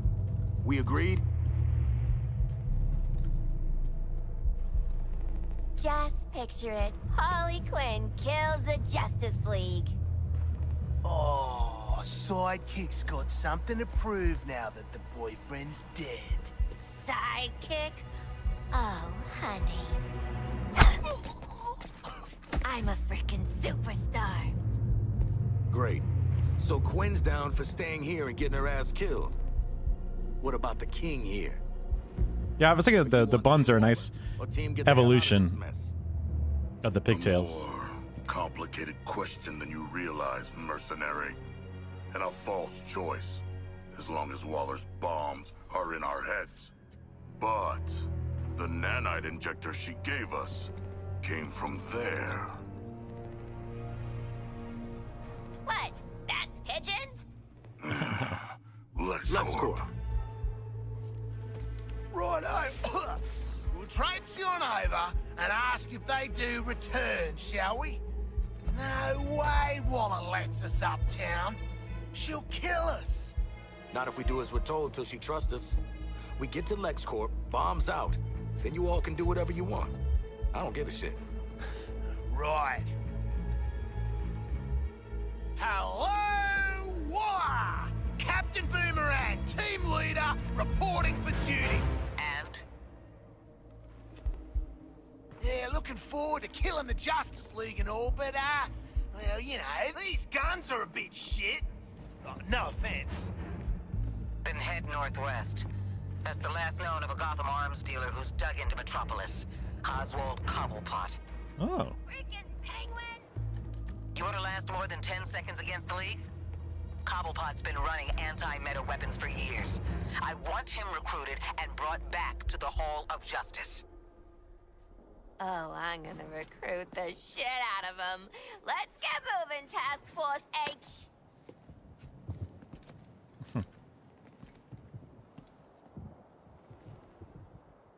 Hold up there, Howls. We need smooth talking and probably violence. Ha, my time to shine. I can feel it. Eat your heart out, bats. Harshen my swing drone! Brainiac requires total assimilation.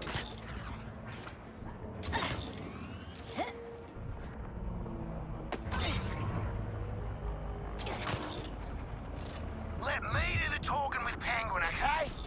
We go way back. Couple of years at least. Funny, he never mentioned you.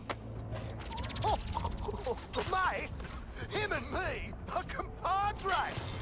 I'm basically his left-hand man. One more swing. Oh, I'm past it. Whee. Take the lead, Quinn. Not if Waller wants Ozzy alive. You look so old. G'day, Pengo. Remember me? Who? No. Ain't this a right rose gallery? Who's the big bleeder? Think his cousin used to work for me. Ooh, which one? Busted him out of a circus. We're getting the hell out of the city before Argus finds us. You in? But we are working for Argus. You bloody what? Real slick, Shark. Good talk. Nice catching up. Give my regards to the locals.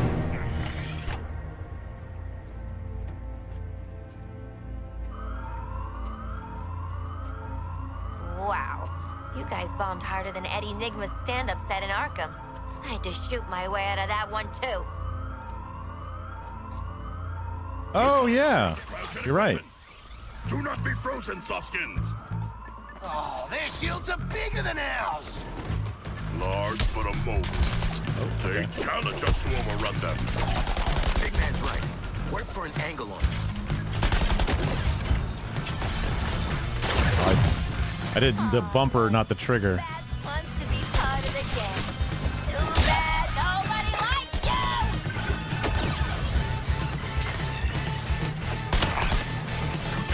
Infernal alarm! It draws more foes. I think this penguin means us harm. Was that sarcasm?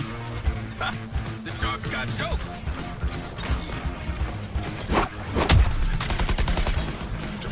Oh, the son of cheap guns hurt me. Quinn, if this is about me Oh, stopping that's the bad. bleeding hyenas, it weren't personal. Come and breath, Harley. Visualize all the ways you're gonna kick the shit out of Penguin.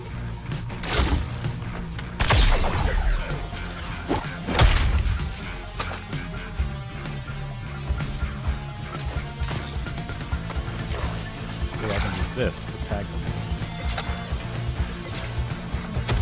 Switching targets. Where are they target? Oh. Ow. Fuck you. What? Timing is everything, guys. Get me up. I'm hitting the wrong buttons here, obviously. Can you believe Penguin tried to have us killed? Yeah. That was just the last alien, too. On reflection, yes. Whoa, a lot of trust issues here. Anyway, let's bag the little snitch. Bag the bird. Help me with the door. Time to thank Ozzy for his little whoop. What are you waiting for, you pair of bellends?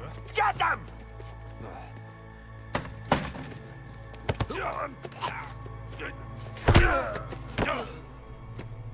Aw, poor Penguin.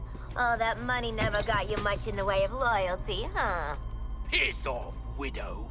What did loyalty get you? Oswald Cobblepot, my man. Do we have a job for you? Tell him, Quinn. You're making guns for us now, Bird Brain. It's your lucky day. So lucky. I don't truck with trash, so you, the meathead merc, and whatever those two are, can jog on. I can't believe you forgot me. I worked for you. Twice. All in it together now, mate. Okay, Waller. We bagged Penguin. Someone's been busy. How'd you have time to make all this, Ozzy? Waller, the Penguin is in flight. Repeat, the Penguin is in flight. Then let's clip his wings.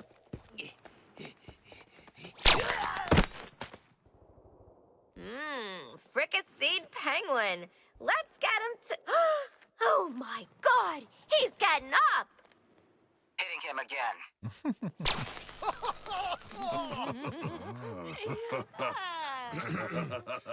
He's ran out the door. Somebody stop him.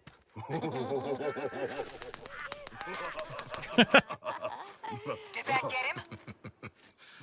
No. It very much did not get him. Waller, blow up his head. Shark. I'm disappointed. Oh, you bloody Darrow. We could have done that all day.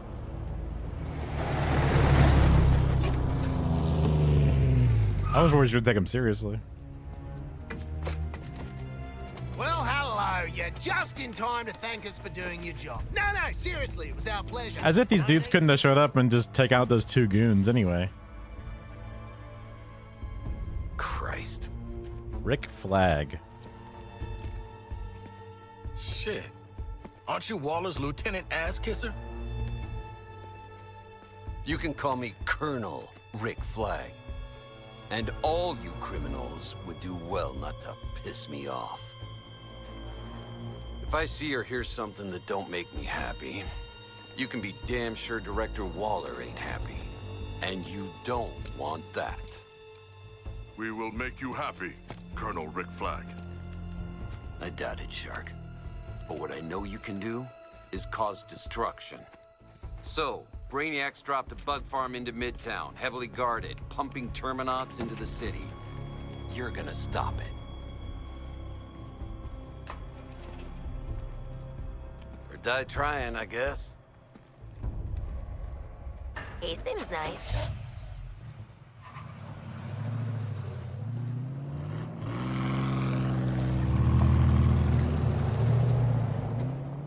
The hell is a Terminaut? How about we Terminaut go find out? Eh? Eh? This is bullshit. Shut down Recruit your first support squad member. Looks. Outfits. Arkham Asylum. Task Force X. Arkham. Task Force. Oh, Arkham has way more character. Emotes, stats, banners, trophies, stats. Different. Oh. Oh. Well, I guess we get some stuff to attach onto it later.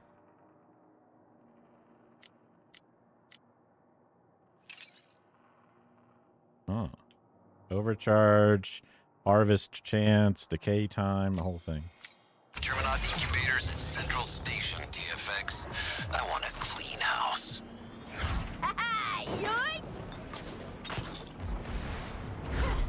Wonder when the right time to detach is. Maybe it's like not 100% at the Gravity's a killer. Deadshot, you sure you don't want to ride this murder carousel to the end? Nope. The Justice League are all yours, Quinn. You give them hell. And I used to think you were cool. They do say never meet your villains.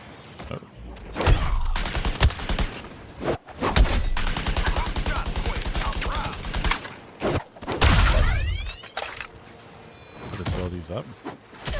Whoa! Metropolis. I see I have an overcharged little blue thing. Ongoing crisis. Based on multiple eyewitness accounts, it's confirmed that Batman Oh, big swelly part. reappeared since boarding the skull ship, and he's been turned. Batman has either captured or killed members of the Metropolis PD, and now he's started targeting civilians throughout the city. We all know what Batman can do. See him, for God's sake, help us. As for Green Lantern, he's continuing to provide protection for the skull ship following a fight with the Flash. Our only hope is that someone is... Weapons-free TFX. Central Station is a historically protected landmark, but everything else is fair game. Terminaut incubators are hooked up to a network of some kind of power sources. Shoot the hell out of them. Great strategy, Flag. I see how you made Colonel. Speaking of promotions, I'll be monitoring your performance. Whoever screws up the least might just make squad leader.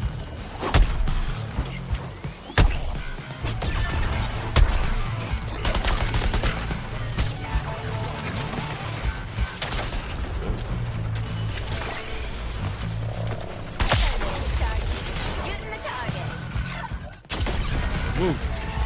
The incubator's a bloody shield. Thought this was an in and out job. Must be what those crystals are powering up. Hit them like I said.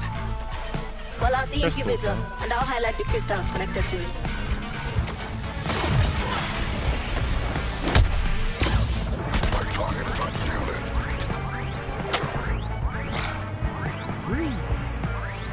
Rage don't mean a thing.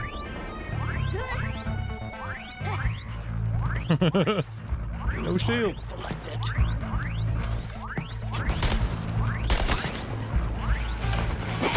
I needed a boost. Oh, right, the wrong button. Deployed explosive.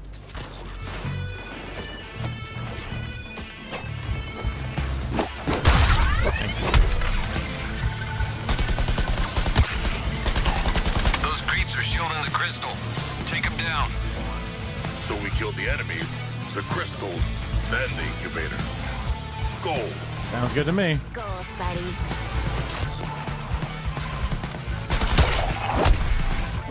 Ooh, say hello to the new me. Like the old me, but more deadly and surprising.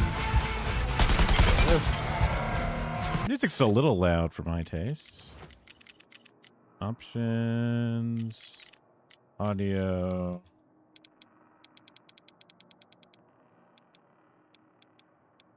There we go. Oh, safe. The power network is down, and with it, the incubator's shield. Thing's still built like a tank. Look for a weak point to fire on. Something opened up and stuck out. Then get up in its... whatever that opening is and finish the job by hand. Oh. I say A. Must be my objective. Show them what they want. Good doggies, you earned a treat that I am being forced to supply. So get up on that rooftop. Special blatant delivery by Bat Pod. If you want to do me a favor, stand under it. That rooftop. Watch me, not the wires! Right.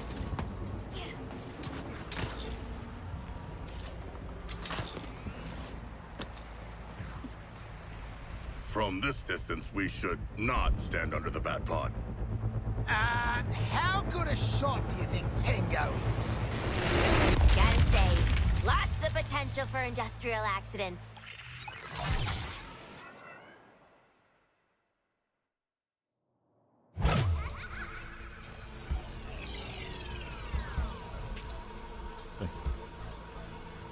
Wow.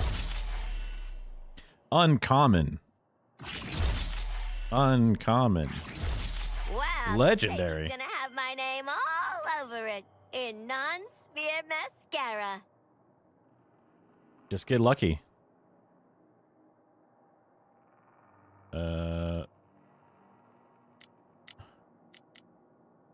Switch slots. Quick compare, +3 attack. Sounds good. This thing does pistol damage, firearm when magazine is above half. Keep it reloaded.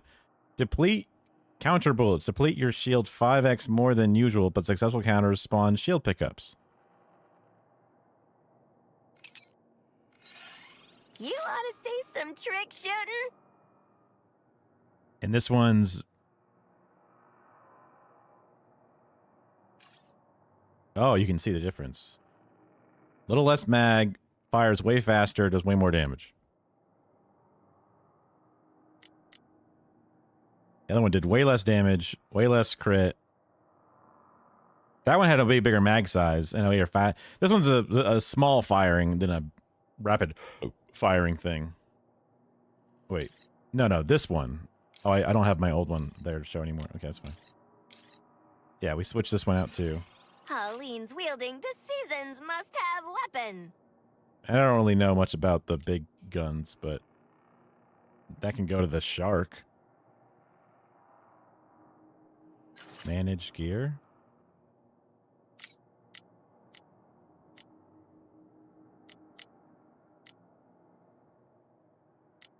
I just don't like seeing others succeed. Nothing I'll just keep it personal. for now, whatever, I assume. Level up. Talent points available 1. XP earned. I have a battle pass? I guess it's just given to everybody for free now. I'm ready. All right, pay attention, TFX. This is live feed from the Justice League's Watchtower satellite. We're tracking enemies with the data linked to the Skull Ship's comms. We want in on that data, and you are gonna bag it for us. You're in the lead, Harley. Squad's gonna need you to pick the next mission. The rest of you, show me you're worth a damn out there, and you'll get a chance to lead. So... blue down or yellow up? Challenging odds. Tactical advantage. Lots of resources, just more XP. Enemy rank 2, enemy rank 1. Whatever, it's fine. Got a data carrier and a significant enemy threat in this area. Don't expect this operation to go down easy. One of Brainiac's goons has a special intel in its head. Hack it and we'll... if we kill him, we can have it. Hack says if we kill him, we can have it. That's how win-win works, right? Versus the other one, which was... one of Brainiac's goons has a special intel in his head. Hack it, we can kill him. Oh, same thing. Gotta cache them all. gotta catch them all just harder, or gotta catch them all evenly matched. I see. 550, 1750, or 80. I see. So you can do under-leveled fight, match-leveled fight, or higher than your level fight. Yeah, it seems like this might be the part of the game that gets a little bit grindy or repetitive, where it's like, I mean, I think the characterization, the cutscenes, the camera angles, the dialogue, the animations all seem great. So I'm like not feeling why the game was got such a bad feeling, other than maybe people don't like the story of like, I don't want to kill Batman, you know, whatever. But you know, I'm like, whatever, it's fine. The director isn't the biggest threat to your skulls anymore. Snipers. Enemy sharpshooters in the city. Mean, smart, and their shots pack some kind of electrical discharge. Yeah. Eyes open. Counterattack them. Aiming mode and counter shot. I've read the intel. So if I hit start now, I can go to my talents and increase. Tickle your brain chemistry. Guaranteed most of the time to make you a better killing machine. So I leveled up, and it looks like I'm only allowed to put one talent in this section.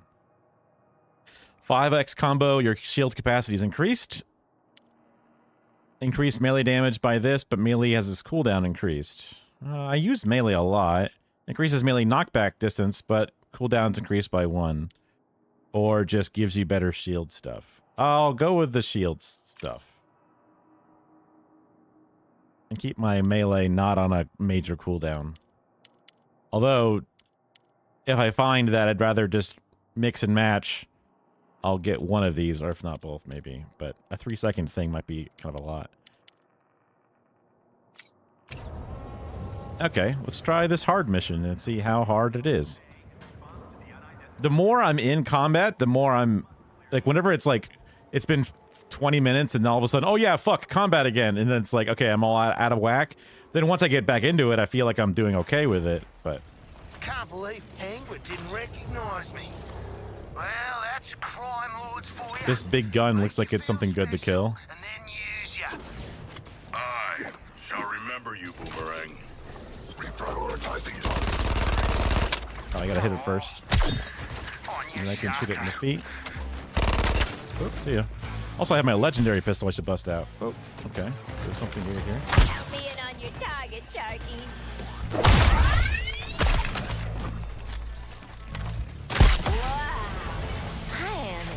Guess this is basically an ordinary vacation in Metropolis for you.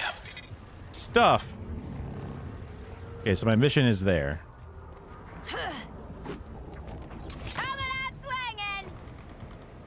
Yeah, I'm just playing as a single player thing. Fuck it. I don't give a shit.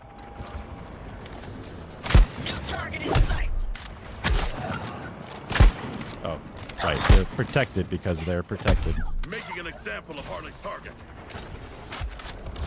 Is this dead now? Oh, yeah. Oops. Missed it. Well, Metropolis, These seem pretty easy to farm up. If these are like one time... These are fast. They're coming. Is this another bring 'em in alive job, Flag? No, it's not. Nope. Weapons free. Yes! Nice! Alright. No flag. The target. Good. Secure it for scanning, and we'll bring Hack online. I'm always online. I am the line. X. Right. Yeah. For Argus, as the two have history. What the? What I know, it's not like Slade Wilson to take any trip on you. Wilson is an MIA since his encounter with Batman during the combine. Scanning. Yes. I can use this feed to breach the Skull Ship's network. Just buy me time. Defeat all enemies. I see no enemies on my map. Deal with all incoming enemy forces until our nerds have what they need. Oh, thought this would be boring techie stuff. I love getting in fights.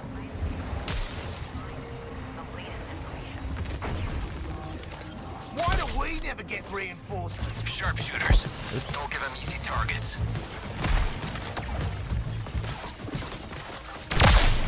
Selecting new target. Shields.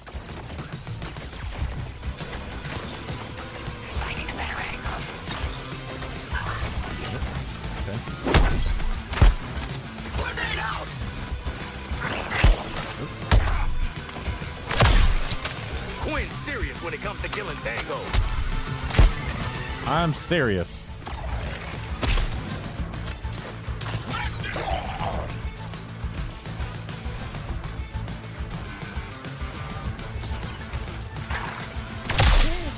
Gotcha!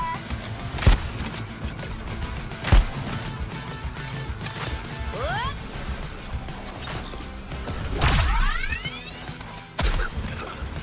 Shield's energizing.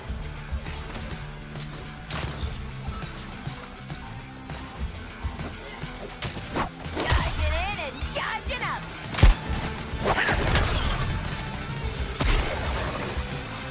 360, no scope them!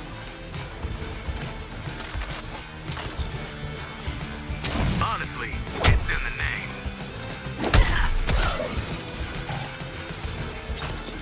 Gonna hang out!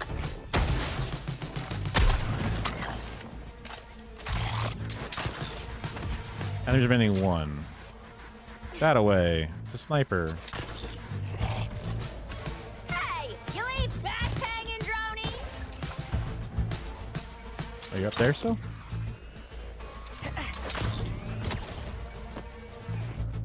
Wait, now you're this way?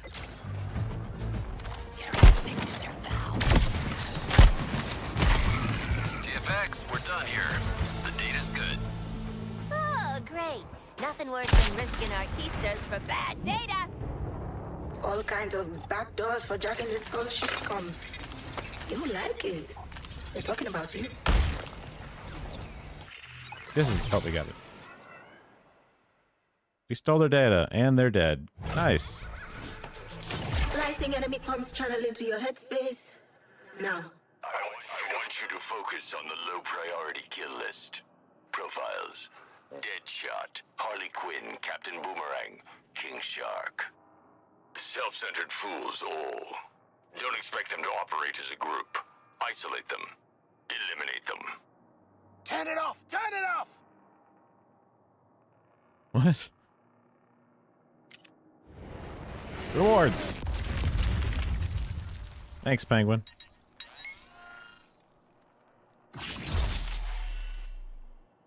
Bludgeon. That's for the boomerang. Oh. Compare. It does way more damage. I don't know what a suicide strike is. And I get XP from kills. So I'll take it. Ooh, peep this murderous little number. And then this thing cannot be equipped, so... Go and tell Lois Lane about it then. For an extra difficulty, that wasn't that hard, really. Didn't really have any negative downturns or whatever. Microtransactions, yeah, that's an easy way for people to hate your game, that's for sure. Their phone lines is one thing, TFX. Look at all these things. Battle Pass, I get points on, even though I didn't play a Battle Pass. I'm handling that personally. You four are gonna cause enough ruckus to keep that thing's heat off me. You're risking your ass too? If this is a military bonding thing, it ain't gonna work. This is the Wonder Woman mallet. Same thing, Lawton. So let's make you four into an effective support unit first. Head to the Mark site for pre-mission training. Hack's got some ideas.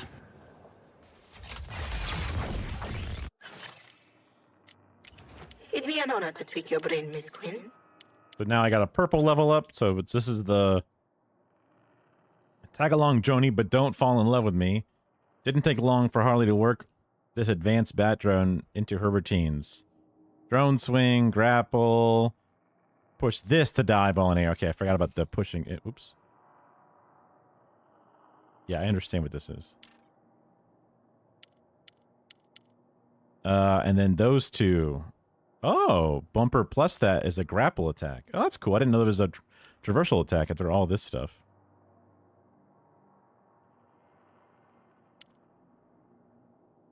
How do you unlock the 10% movement speed? And is that from this? No, it's not from this. Every 10 combo increases firearm damage by 20% while airborne, and performing grapple attack, traversal attack generates 2 combo.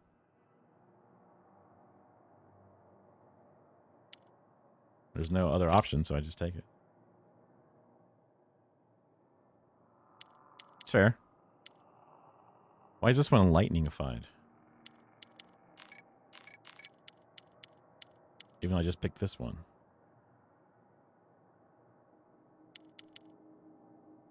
Firearm ammo reserve capacity, 1 combo point, increase pistol damage by 1. Interesting. I'm monitoring vectors of resistance in the city. The journalist, the scientist, and the criminal element. They will be isolated. They will be overcome. Aw, Droney needs a break. Continue to secure the rooftops and street level. Then we'll deploy forces to sweep the shelters and the underground. The takeover of Metropolis must be thorough, complete, no exceptions.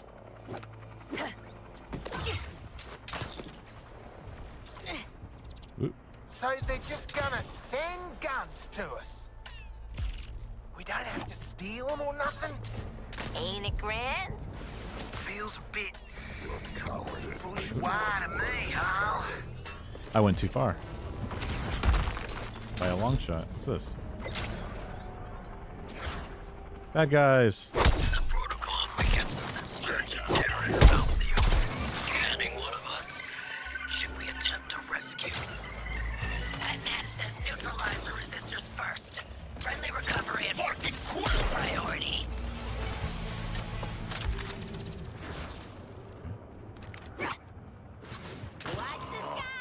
Penguin is not truly a penguin. Yeah, mate. And I'm not a boomerang. The Joker... I've been reviewing your physical data. Looking at ways to turn those red lines green. Build up your attack resource by shooting enemies with firearms. Once charged, you can use it to take out multiple enemies with your stylus finisher. Oh. Luckily for all of us, we can work with that. Build up your adrenaline through combat.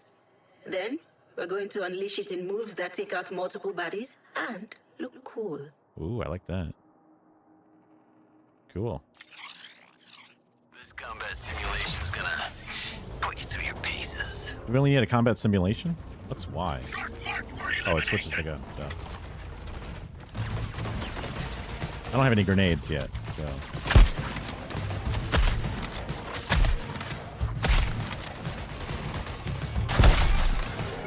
What? Let them try to stop Harley Quinn. Alright, prep time's over. You ready to pull off your attack? Oh, you hit that like a bomb going off. Oh! Poor choice of words, huh? Traversal attack kills remaining 3? Okay.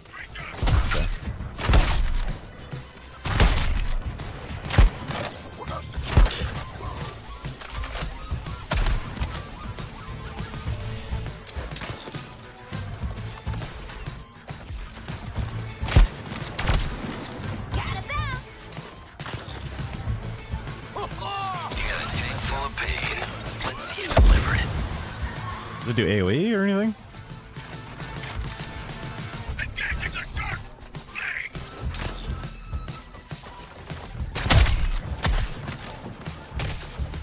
Yep.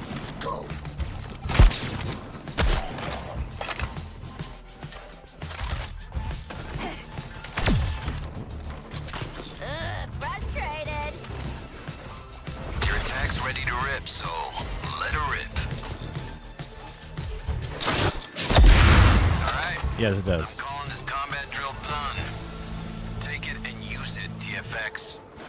We're in this next stop together, cause I've got the dead man switch.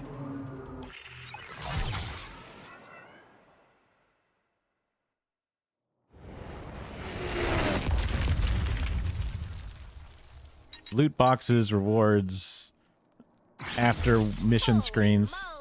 This one's Legendary. straight from the funny books. I love it. I'll just keep getting legendaries. Fuck it. So it does less damage, but it fires significantly faster. Has a bigger mag size than the previous. Wait. Switch slots. This one. Okay. Okay.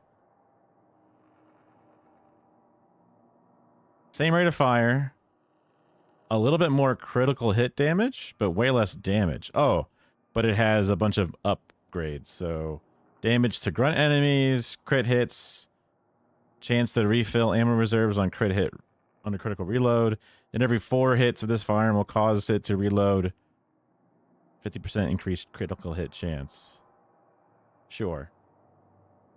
It's legendary. Fuck it. Check out my new piece.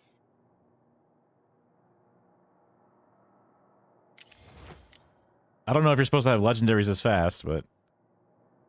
If we're gonna crack the shield on death from above up there... And for my playable character, of course. ...without getting shot at. You four have the honor of being shot at instead, while I get the job done. So it's all about getting crits, basically, with a huge crit chance. I have great leadership skills as a demigod, and as a bipedal shark, I draw much attention.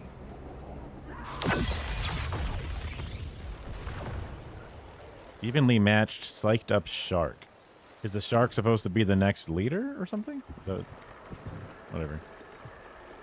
And here we go!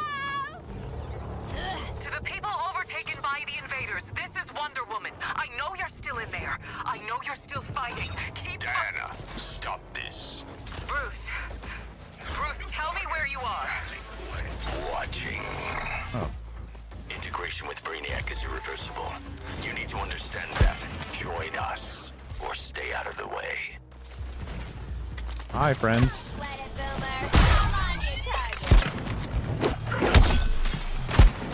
And I missed. Oh, for crying out loud.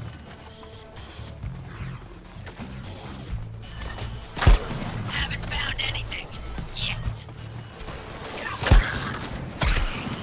Keep juggling my guys.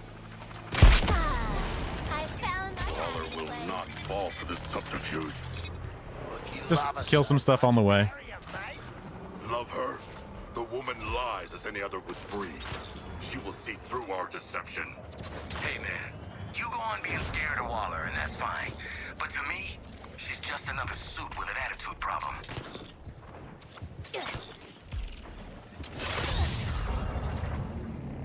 Come on, drone. Cry. Oh, by doing this, I got a part of my thing. What's in the tube? I love military body flavor. New intel. We're seeing heavy weapon troopers being deployed.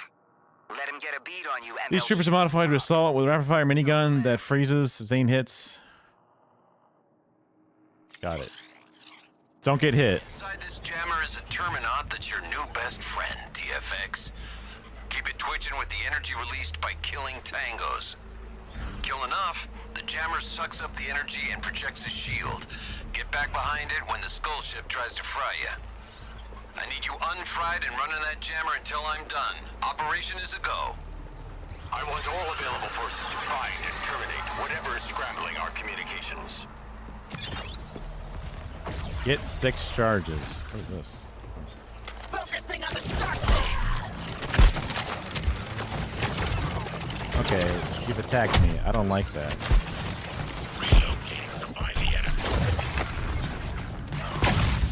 And don't like that. I should use this gun to get the leg shots. Not our safety, Shark. Get those last few charges and juice up the bug. Oops, wrong button. Keep using the trigger to try and fly. Looks like you woke the sleeping giant. Get back to the jammer. Safe zone. No shield. Oh, that's fine.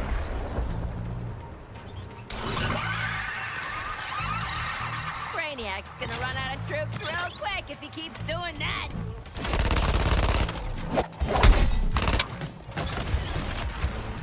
I'm shielded. Seek cover.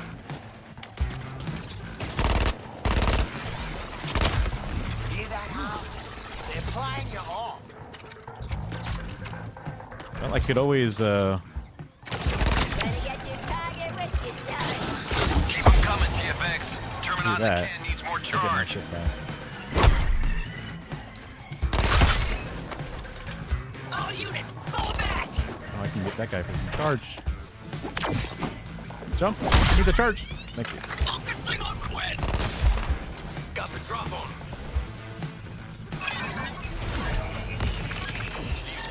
27 seconds is a long time.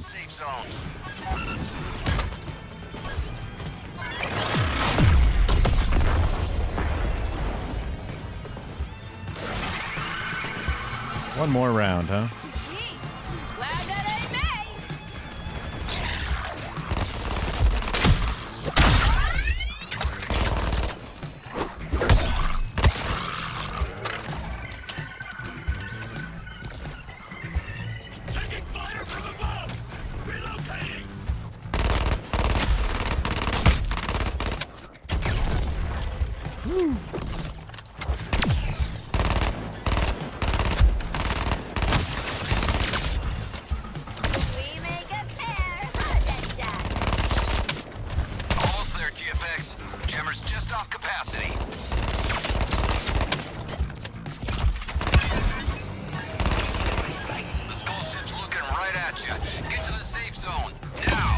Whoa, easy there.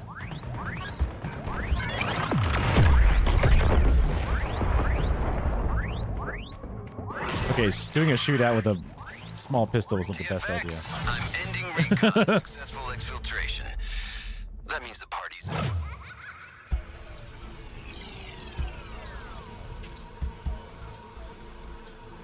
Wait. Take the door off and put back on DJI and both brands of lav mics receiver work connected to it.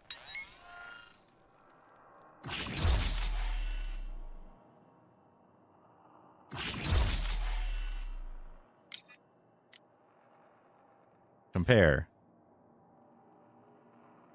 Less overcharge. More harvest and decay time. Bigger capacity, so I'll take that one, I guess. Oh, the camera.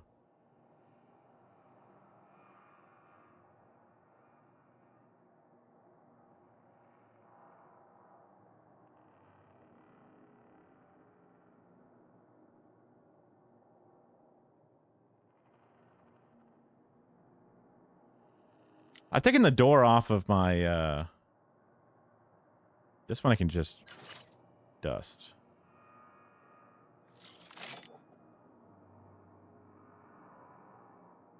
Yeah, nobody likes an overachiever. I have a purple talent point for some reason. I've taken off, What the hell is this unauthorized transmission all about? Oh boy. What has 4 unexploded heads thus far and belongs up with the radio star? Everyone keep quiet. I ain't chasing a bunch of riddles and bullshit. It's you. 4 heads is you. The radio star is on the radio tower. Go to the radio tower. I'm waiting. Eddie. Freaking Nigma. Freaking Nigma. Really getting the Arkham 25 to Life gang back together. Eddie Enigma. Enigma. Oh, I am delighted by riddles and brain teasers. Mate, he's the worst. He leaves all the clues for Batman. You don't leave flaming clues.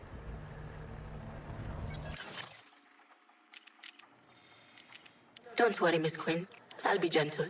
Oh, it's pink. With your brain. Your brain. Melee hits cause enemies to deal less damage and take more damage from firearms. Increases grenade explosion. I don't even have grenades yet, as far as I can tell. Incapacity by 1. Grenade capacity is good, and radius is good. Melee hits have a chance to make enemies bleed. But melee cooldown is increased by 1 second. More grenades does sound good. But taking more damage from firearms is also good, considering I use that 1-2 step. And also them dealing less damage is also good. So for now, I'll just take that. Any intel from our techs? And I can change it at any time.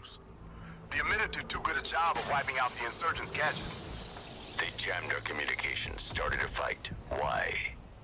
Is Batman on the case? Stop trying to find a motive for a group of Section 8s. They'll pop up again and we'll take them out.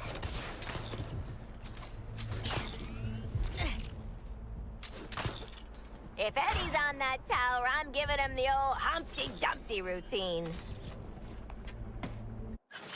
The door pops off on like the battery door. I'm thinking because like there's the DJI action cams and there's like the pocket cams and there's like the full-on DJI like gimbaled like cinema camera.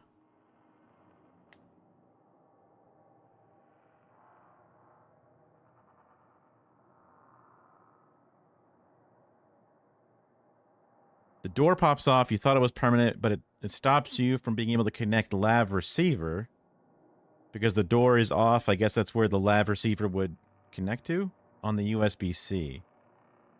Oh, like a door on the USB-C cover? I'm used to those being like little rubber things on some cameras, but I guess maybe other ones have more of a plastic door.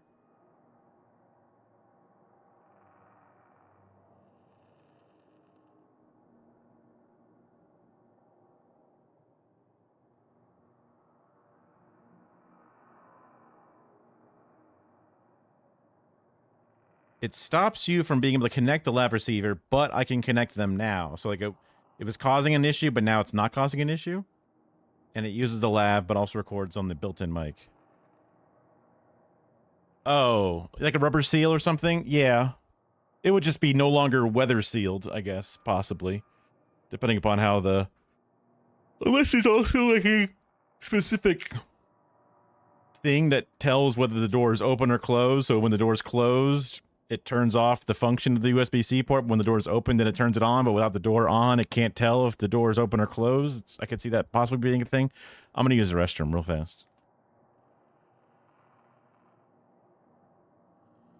Are you waiting?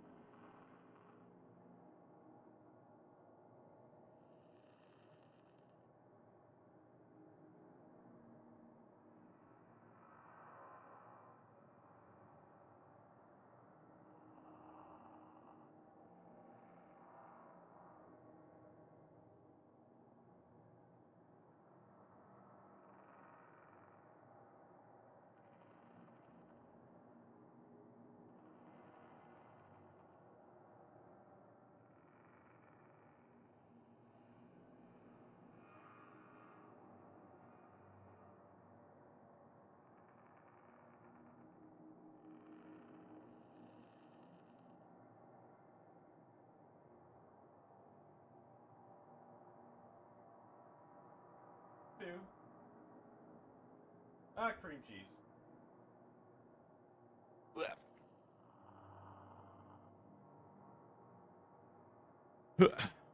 Okay. I leveled up my stuffs. I've got a bunch of epics for some reason. Traversal mod. Oh.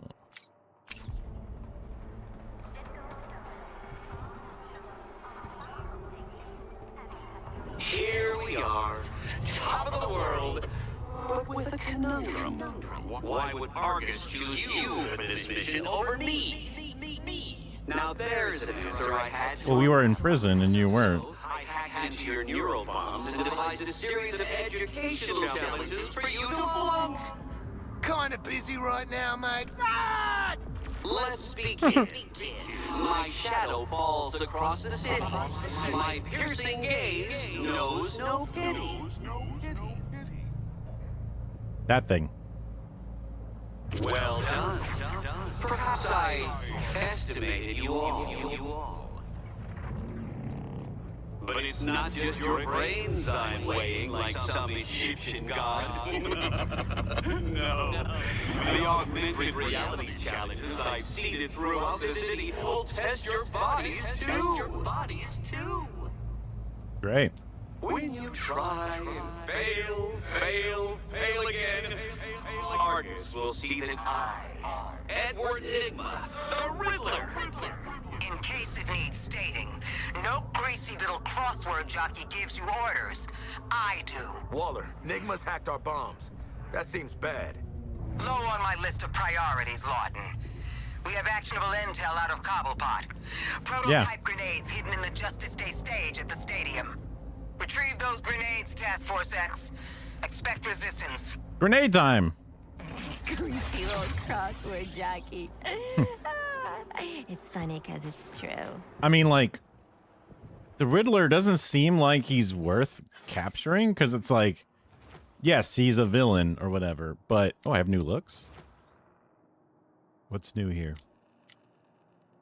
Banners is new. Oh, who cares about that? Wow. All forces. Because it's like, it's just a guy that does a bunch of riddles and makes infrastructure. He's not really fighting stuff. It'd be nice if he did fight stuff, but If your comms are hijacked by a Terran determined to present you with riddles, ignore him. The Terran criminal in question is obsessive and not worth the disruption to our mission. Fine, one swing at a time. All deployed units, we have the Flash. Wonder Woman is your remaining priority target. She will not stop. But every one of your sacrifices works to slow her. For the glory of New Kolu. the hell is nuclear? As your new leader, I promise only the most dangerous, exciting, and weird missions. We're at the stadium, Waller. Found a shitload of dead aliens, and we didn't even get a chance to kill them. I can imagine your disappointment. Damn right. You get to fight aliens at the Hyperdome once, maybe twice in your life. Penguin, direct Task Force X to the ordnance. The Green Lantern dummy on the stage.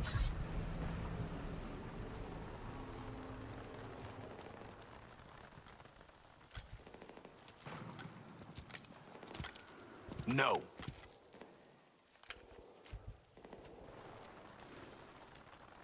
No. God damn. Jumped up. Son of a bitch. Lock me up. My daughter. Get me into this. With these assholes. I'm gonna kill you.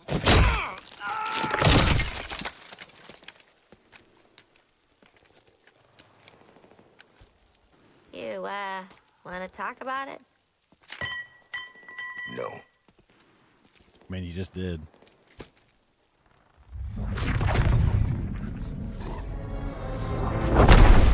Ooh, a big boy.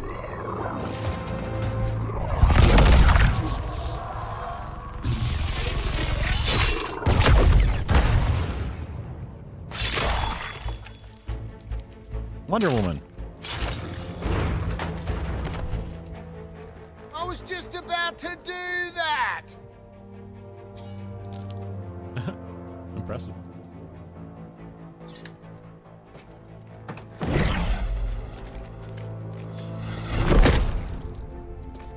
You shouldn't be here. Yeah, we know, lady. Then why are you still in the city? Every minute I waste on you is stolen from the people who truly need my help. Are you here I then? won't be around to save you again.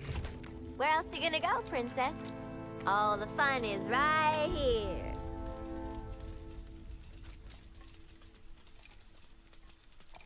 I would bring you to Hobbs Bay to save the innocents there. if I thought you gave a damn. But we all know better. Leave Metropolis while you still can. But we can't. There's bombs in our head. You don't know that? Oh, don't tell Waller! She did not confiscate our grenades. That was generous. Well, she didn't say we couldn't blow shit up on our way out of town, right?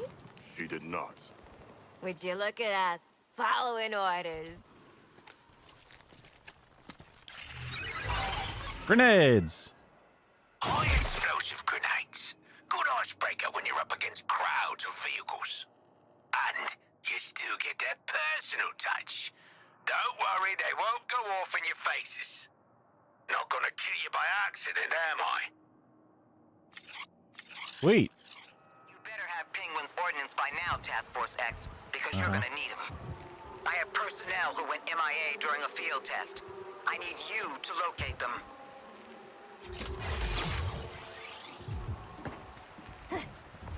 Oh, they're way up there. Whoa. Well, that's not good. Lantern's got us trapped. Open to any last-minute brilliant plans! Just shoot the bloody thing! The bullets would just bounce back and kill you. On second thought, shoot away, Boomerang.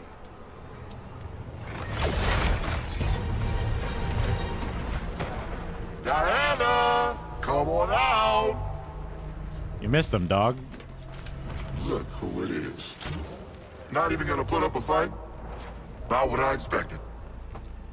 Here I am, looking for an Amazonian princess, and all I find is America's least wanted. Wonder Woman's a personal friend. You'll get to her over our dead bodies. Not mine. Don't you dare give in to this asshole, Shark. Morton? This ain't the fight, mate. Enhanced interrogation it is. I hope none of you are too attached to your fingernails.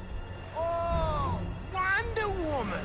Oh, yeah, you know, I heard something else. She legged it to Hobbs Bay. Yeah, just missed her. Expected about as much. Kinda figured Deadshot would be the one to give it up, though. Well, I'm still on mission. But I'd feel bad leaving you without something. Oh, and Deadshot! I know you're worried about your kid. Zoe, right? I'll make sure she's safe and sound. After Brainiac transforms her. Lantern, you piece of shit! Come back here! Well, hello, big boy. Okay. Now if I only had a sword. Anyone got a sword? Every one of my teeth is a sword. But would you just use the damn grenade? Headshot! Identify its weakness! Shark, you can't just ask it. Counterattack. That's his weakness. I barely touched it. Bullets are just pinging off the big bastard. No, it's not. Grenade him! Grenade him to pieces!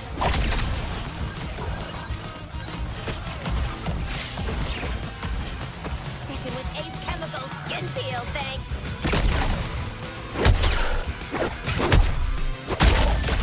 Living that Task Force life.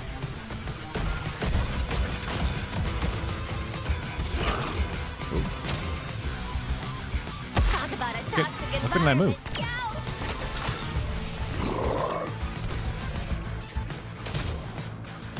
Why am I falling around like that? Bullets are just pinging off the big bastard. They want me to throw grenades. That's what's happening.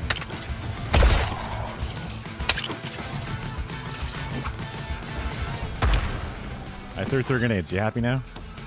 Focusing artillery on dark.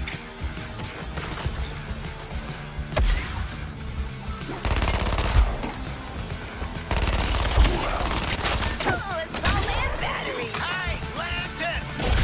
What else you got, you knob? He's got a bunch of extra grenades. Oh, shit! That was Deadshot! That was... Oh, bite me, Shark.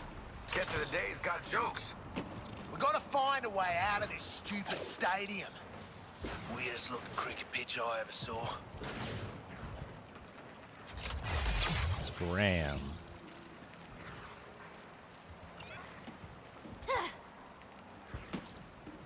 Oh, we just fixed the door up. Be here when Lantern or Wonder Woman comes back. Waller, Let's please go. advise. We were just waylaid by Green Lantern. Again? And you're still alive? Boomerang sold out Wonder Woman. Folded like a cheap tent to the threat of violence. Which, in a way, is worse. Your orders are to assist exfil of an Argus unit gone MIA after field testing Gizmo's vehicle weapons. Get to their last known location and meet up with Colonel Flag. Who is this? Oh, Jesus. Need to know. Just bring back the Argus personnel. Oh shit, you had a shield thing. Who's Argus? Boomerang, I can kill you at literally any moment. Healthy psychosis, healthy body. Nice job, killers. You terminated the thing like champs. Uh-huh. Easy. Style and grace. Drone ain't pulling my weight. Terminating quit!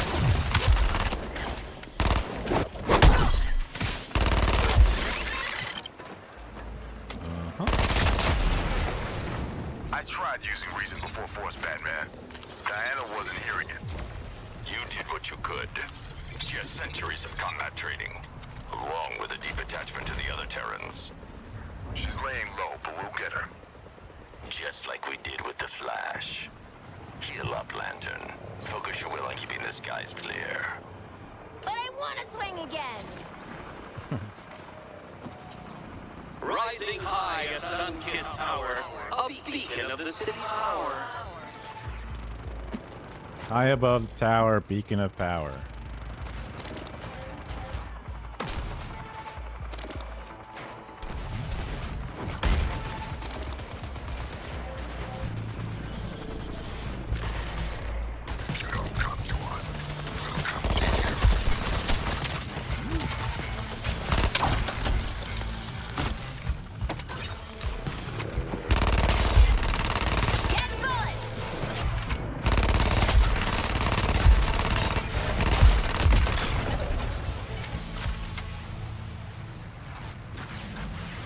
So the Riddler has designed riddles to spite Waller that we must solve.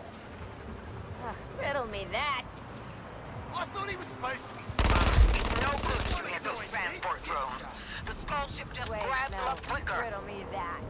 What's the point of not taking them up quicker on their own then? It's got to use resources or something. Lois Lane here, I don't reporting think from that's an gonna happen. undisclosed location. Are U.S. Special Forces in our city?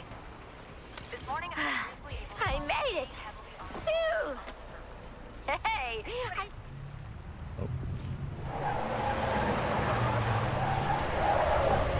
I'm not too worried about all the different little small encounters. If I see him, I see him. For you, TFX. To pull this rescue off, you'll need the shrink tech we requisitioned from the Hall of Justice. Miniaturizes and protects, like sealing folks in a kid's toy. You're gonna use it to hot potato my people back to the bus. I guess that makes sense. My people are laying low in this area after a vehicle field test went snafu. So using the untested technology, we find your soldiers, make them tiny, and bring them back. That makes sense. I'll handle finding them. I'm gonna scan for life signs. Downside, we'll get a crap ton of enemy attention on us. And them. Wait, these poor buggers were safe until we turned up. No. Yeah. Damn it, TFX. Just get this done. I scan the enemy.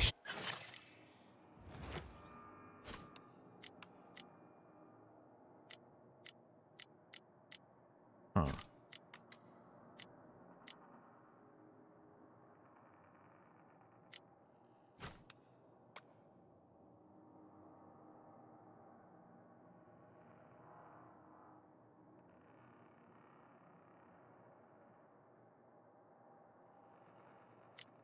I guess I use this one more.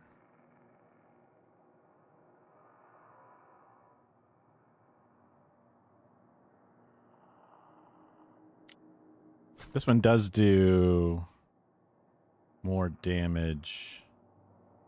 Does some weird shield stuff. Show up, you engage. You got that? Oh. I want want you working over those hostiles. My scans are Charlie Foxtrot. Soldier for Exfil, squad. Quick, the enemy's headed over there too.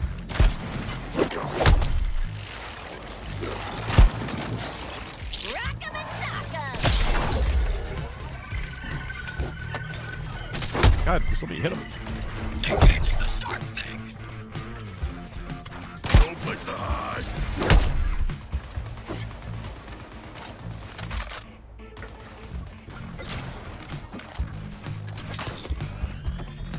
Taking Quinn apart. Now use that shrink tech I just gave you to encase and transport the non-coms to the bus. Double time it. Ooh, I've always wanted a tiny fragile pet. No, Shark. Oh. You, come here. Pokeball. Successful. Don't stare at him. Get him to the bus.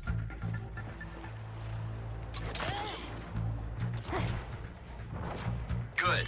Deliver him to the door, take him out, and you're done. Climb on, soldier. This is your 1 out of evac. 3.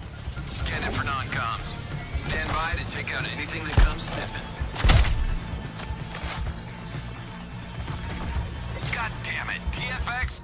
I need that walking artillery cleared out.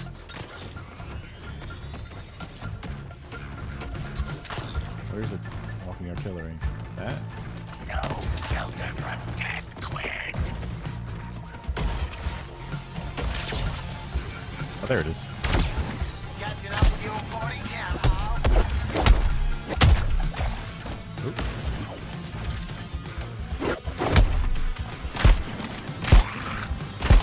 Hey, put your armor on, huh?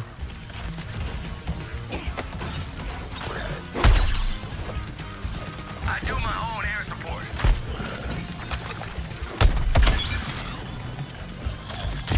Oh, you're still alive. And we're not the only ones.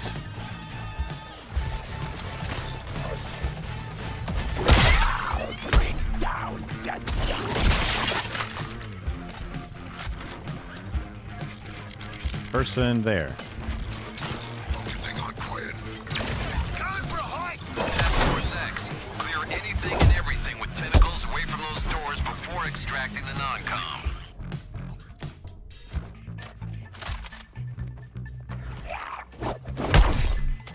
Punishing Harley's target for its existence. You? Oh. Okay. What? Homie's like, yeah, alright. Okay. Unleashing barrage on Quinn. Now get that soldier on the bus. Life size, wise ass. Oh, okay. You look like death, son, but we got you. Don't have much occasion to say this, TFX, but you're doing good work.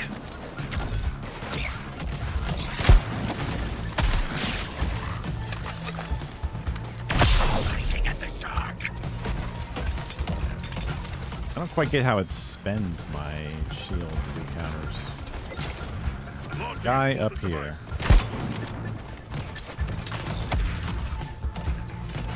I'm always hitting the wrong LB or right RB. I just literally picked the wrong one.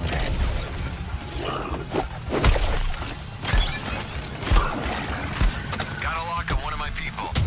Shit, the aliens see him too. Go, go! Oh, hold on.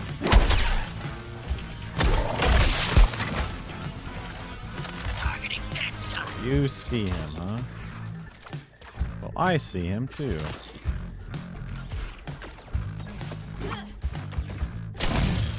You know the drill.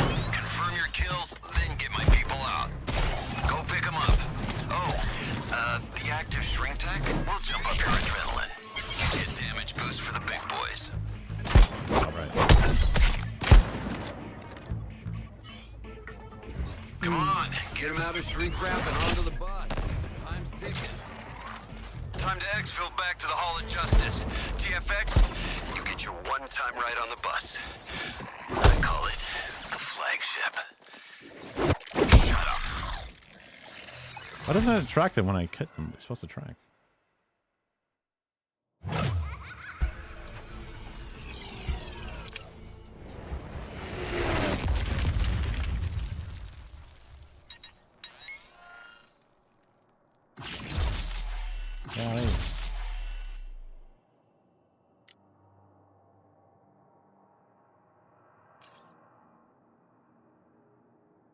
Oh.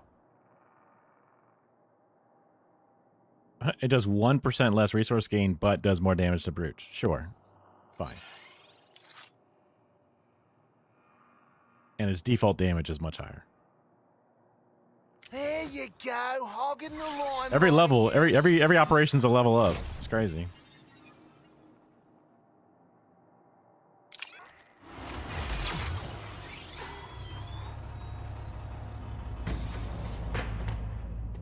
I guess there's a lot of talent to get, so. Okay, everybody. Debrief and make your way to medical. Ugh, finally some good news. They keep the strong stuff in medical. Oh, not you, Task Force X. You get to stay behind and meet the Gizmo. Gizmo! His workshop is back there. I'm hoping it's Gizmo from Gremlins. The little guy. I don't know if Gremlins is technically in the DC universe or not, though. I think you have a better guess at who Gizmo is, but...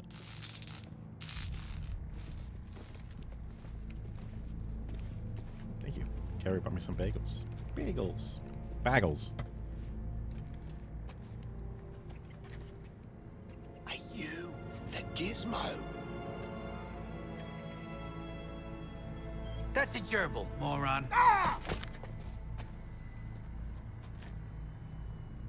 Right, let me take a look at you. A musclehead, a nut job. It's been, I mean, I don't remember shit. Something that offends my eyes, and a homeless person.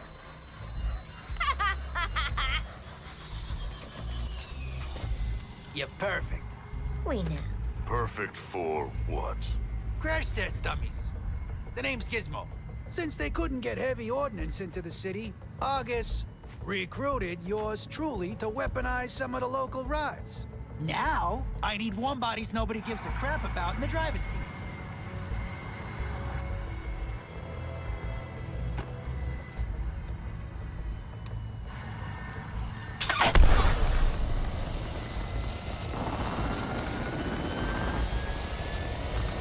Another Batmobile?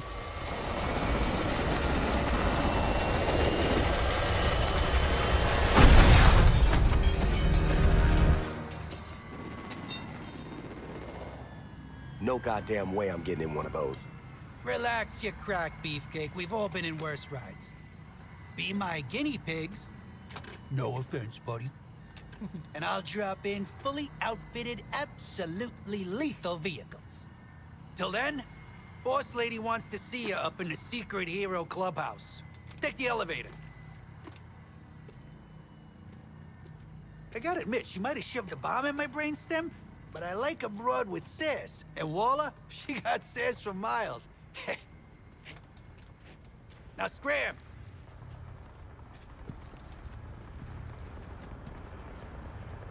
Ain't Walla waiting for us in the sanctum? I just got here. How would you like for me to change your mind today, Miss Quinn?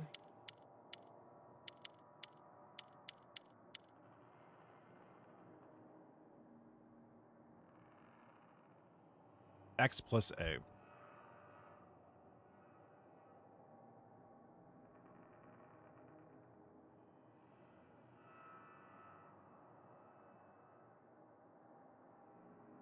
Okay.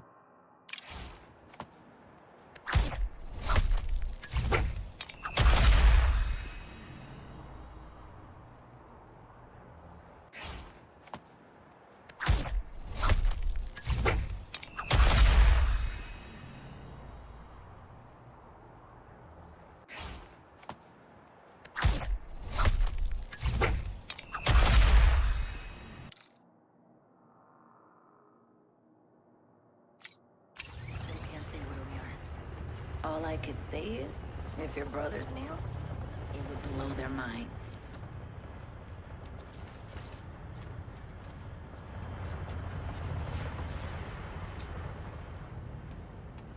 Hey, Batman. I was born Bruce Wayne, citizen of Gotham. At too young an age, I lost my parents to the city's greatest enemy, crime.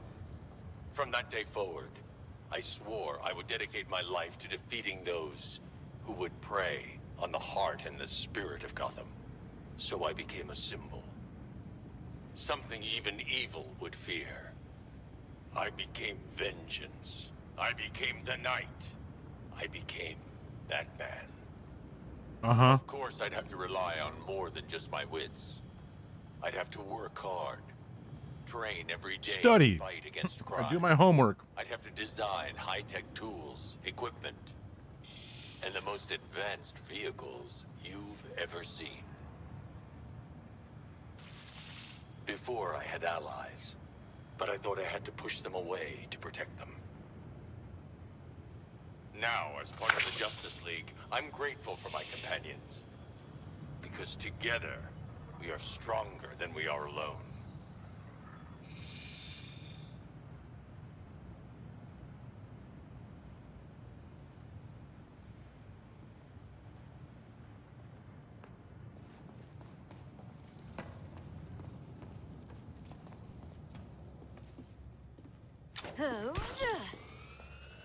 Anyone else think it's kind of disrespectful that supervillains are running around the Hall of Justice? Thanks for calling us supervillains. That's nice.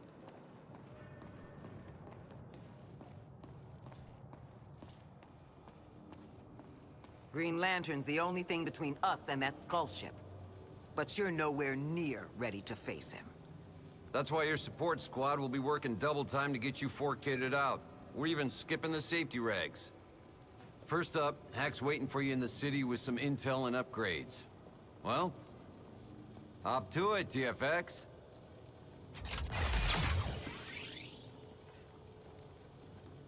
Evenly matched. Convicts just walking around. That don't fly in Bel Rev.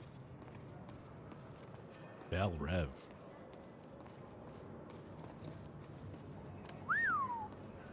Sure beats that moldy warehouse, right, boss?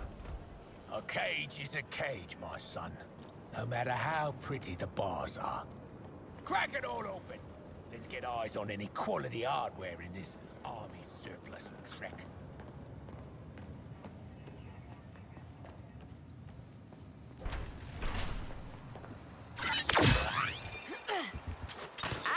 Within League Statue Silver Spur. Whoa, they had Hack all These cooped golden up. water She's like 10 times taller on the outside.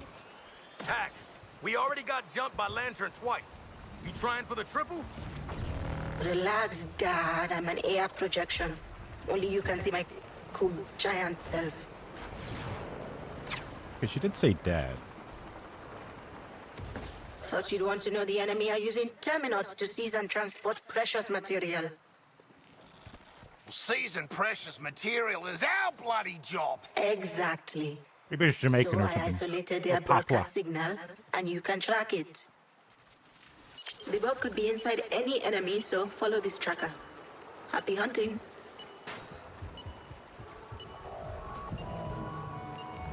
Hello, Metropolis.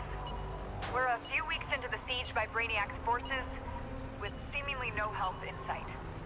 The military is effectively blockaded outside of the city, and members of the Justice League have either been converted to his cause or are MIA.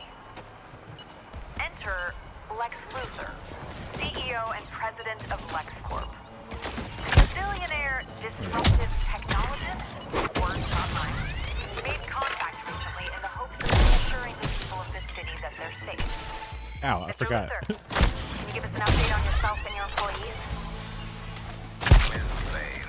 My staff and I have things well in hand. LexCorp looks deserted. Security shutters You telling me the bug's in the chopper? How's it pulling all the levers?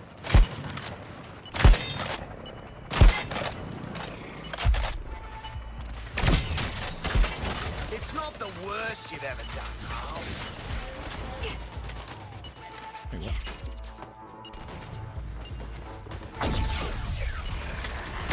Harley, we took them out. How's this? Chopper's down, but the target's moving. Leaving its host. Good instincts. Yeah, we'll fight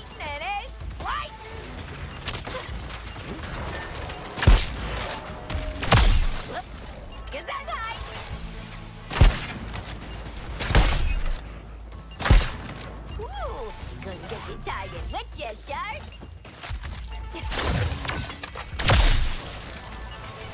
No, in your face. Oops. Probably should use grenades more often.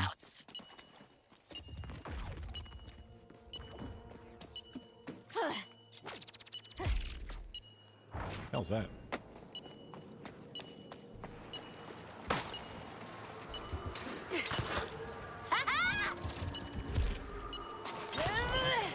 Riddler trophy?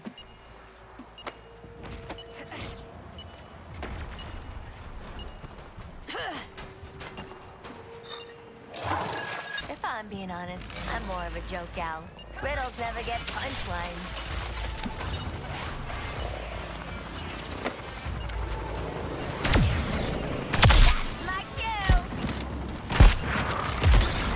Oh, you shoot the big purple thing. That's the easy.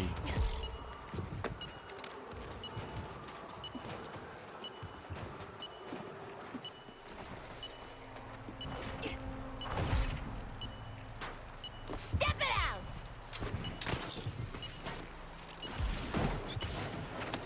There must be Terrans here somewhere. Oh wait, there it is.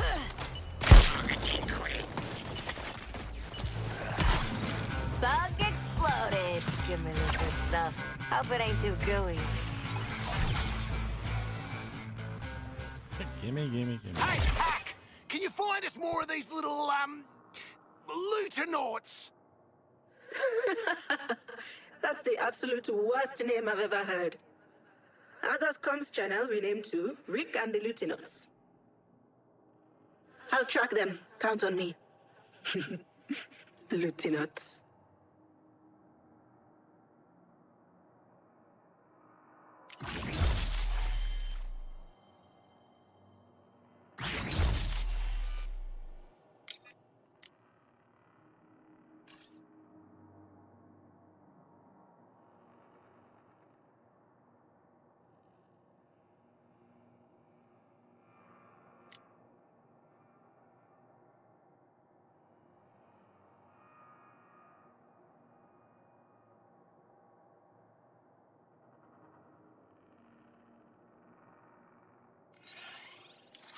Whatever. Better overcharge and a harp.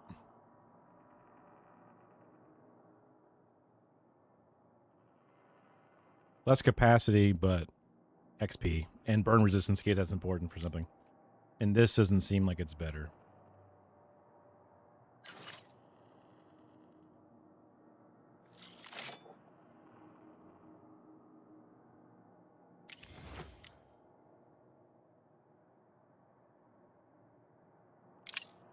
A stirring figure to behold. Thanks, Hack. Chases, fights, swag. It's like you read our minds. Hey, can you read our minds? I'm visualizing real hard. Money for nothing. Come on. Hey, TFX. I've isolated our comms. Got a proposal?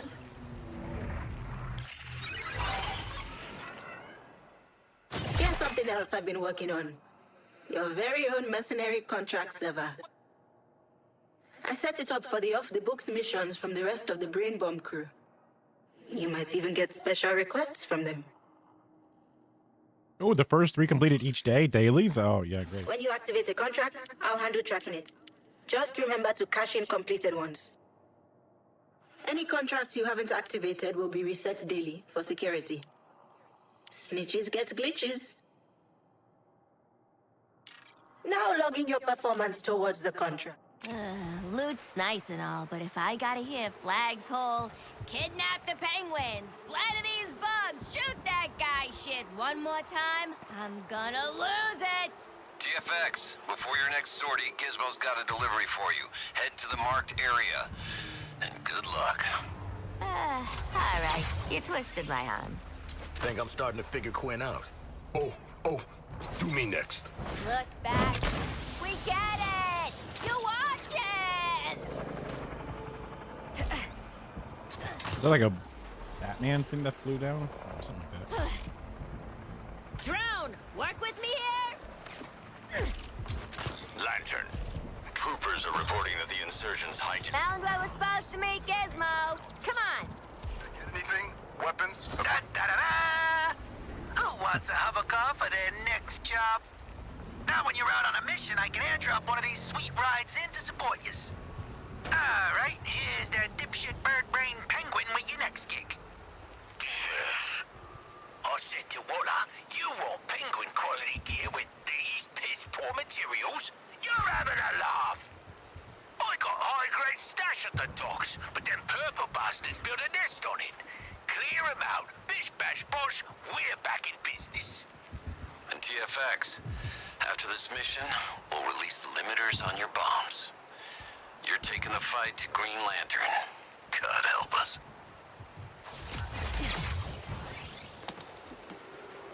X. Go on. Take it for a spin to your big fight. They will, after some heavy use, explode. Batman, I've got ground forces reporting those crooks exfiltrated the Penguin to parts unknown. Let the criminals have him. Cobblepot's dead weight. A corrupt gunrunner's still on gunrunner. Guess this incubator's shield still has some batteries left. Let's kill him! I love Lantern. Brainiac's not worried about the Penguin. Do your job. You'll never win. But I'm going to relish watching you fail. I'm only pro shields when they're on me. Walk the crystals! Time to stick the landing. They're going after the crystals. Tear them to pieces. Well, you gonna walk this incubator or not? Try to get out and do it? Loaded them real good!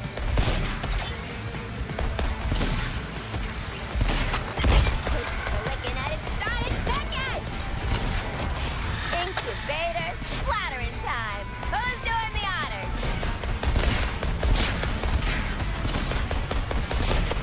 Got a tank trying to take me down? Out of the way. Heads up.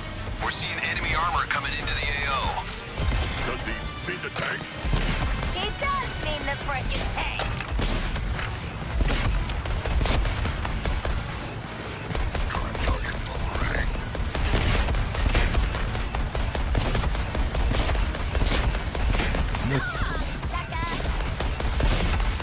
Clear out before she self-destructs.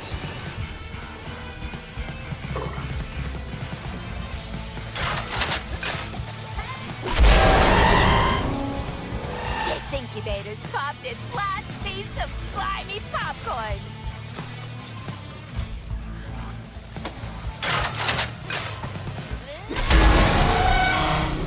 Send a patrol to requisition the material. Say thank you, Penguin. Oh, you couldn't Listen up, you horrible lot. I've set up shop in the Hall of Justice. Penguin guarantee weapons and gear to order. If you've got the goods. Sure, you kidnapped me, put a bomb in me head, tortured me, but I'll let bygones be bygones when there's profit involved. Come see me when you're ready. You know you want to.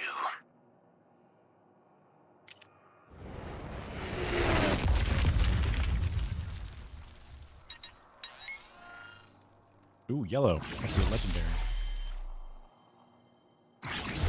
What's up, gang? Jealous of my cool new toy? No, that would be envy!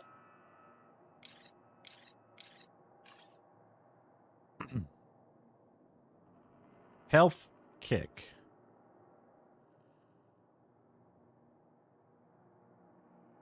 Damage per hit, way less. No crit.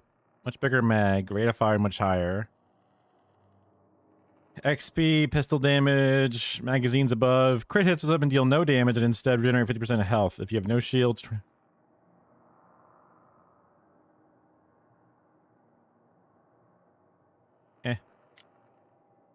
And this one is slightly higher capacity. but less the other stuff, but a bigger pickup radius, which I don't care so much about. I guess I just break it all down.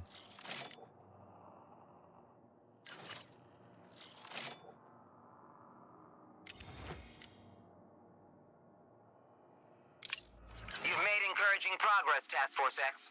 I'm releasing the limiters on your nanite bombs. You have the run of the island. That means you're clear to go after Green Lantern. Don't screw it up. I've authorized your support team to post their own missions, strictly for improving your arsenal. This is not a team-building exercise. I expect results. That's our cue. Oh, so now you all want in on my Green Lantern killing action? No. The cue for our subterfuge at LexCorp. Subterfuge? Just say cut and run, Shark.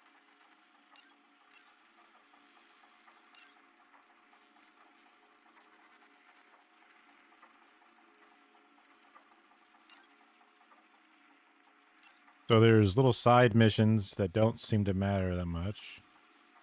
Little riddles or whatever.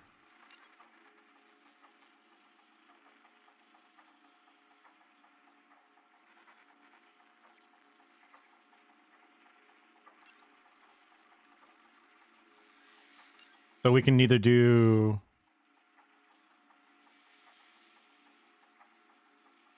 suicide run, or we can do we're so screwed. Is that what it said?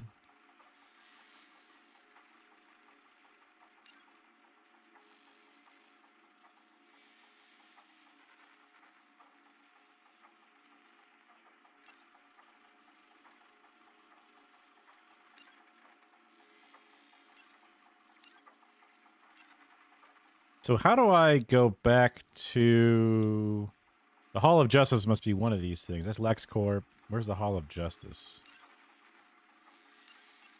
Raceline. What is this? This is where we are currently.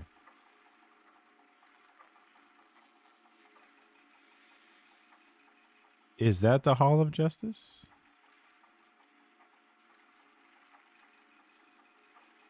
I forget what the Hall of Justice looks like.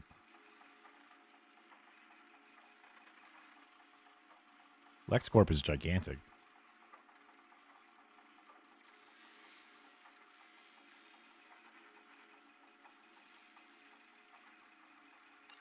If I wanted to go...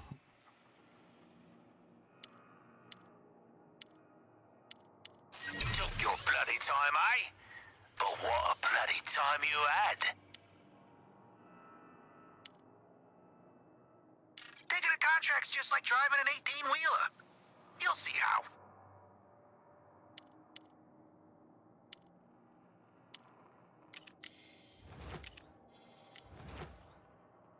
Because I want to go... Wait, what's the battle pass?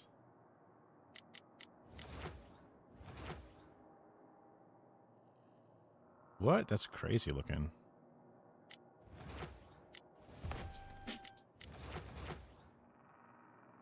So I have check marks. This is free, but the ones are locked.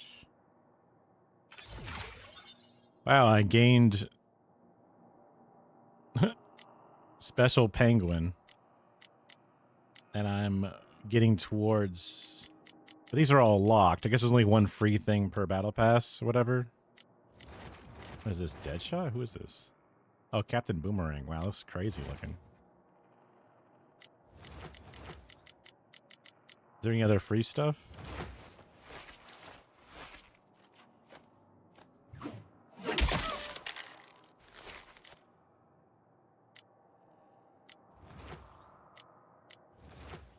Wait, what?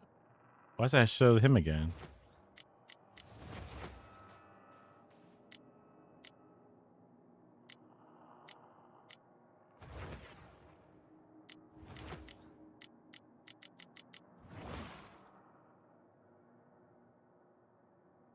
Yeah, that's Lawless, which is a different hairdo. It's two different puffs of hair, but in a different way, and goggles, but they're not glasses, so. They really like this weird mask thing for Harley, for whatever reason.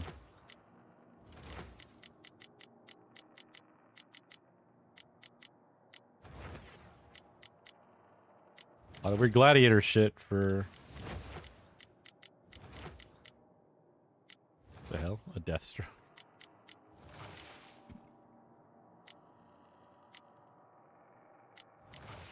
I see.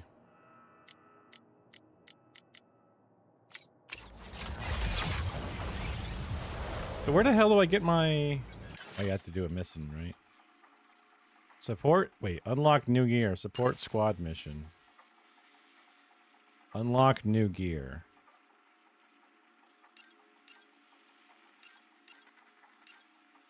Oh, you can actually just see the missions like this.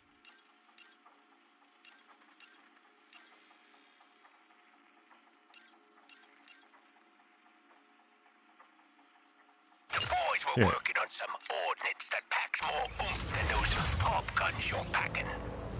Yeah, let's, just in case we need better guns to fight the Green Lantern, we should go get some. It's better guns for you. It's just better to do something, not do something. Allow me to head our charge in this next battle.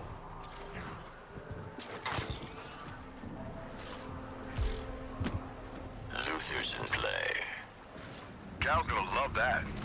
When he's back online, that is. Integration or the other way? Alive. Brainiac has questions for Luther. They can't hide forever.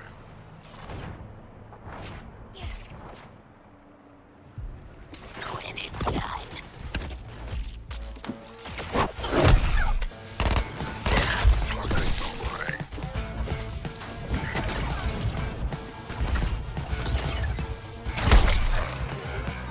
Need your target killed, Boomer. Well, Target eliminated, minimum collateral. Good job. it's important to love yourself.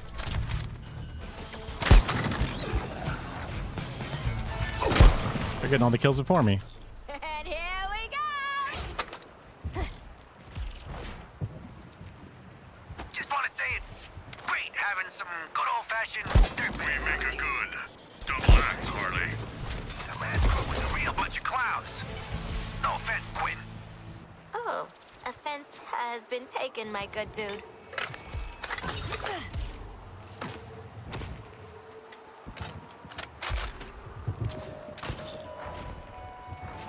Lois Lane here. I wish I had better news to report. A few minutes ago, Wonder Woman took the fight to Hawks Bay. She had dozens of civilians under her protection while pushing Brainiac's forces out of the area until Green Lantern. I saw his constructs first before I was able to spot him. And then he came. Let innocent goons die or help Penguin. Choices, choices. They're around here somewhere, gang. Civilians in the process. For her part, Wonder Woman tried to protect as many as she could. And I don't think I've ever seen Wonder Woman bleed before. He used Wonder Woman's efforts to protect civilians against her. Green Lantern wanted to wear her down. Still, he was able to lead a handful of survivors away before making her own escape. Green Lantern moved to the power plant where he's reestablished his shield around the skull ship. I'd advise anyone in the city to avoid the area around the power plant. Lantern Island now. After a day like this, we can only hope that Wonder Woman is able to heal up and come back from this lost fighting. Might be all we have left, but she's a champ. She always has been. I'll keep you updated, Metropolis, but for now, Lois out. Reloading! Pretty improvised explosives. I know where Grizel learned that trick.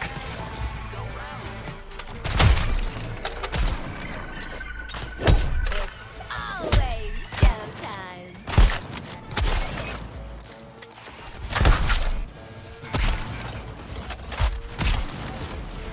Explode the store!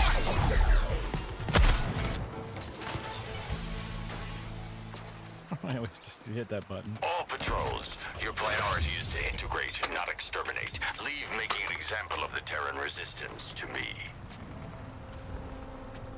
All right, Penguin. 0 hits on Terran activity.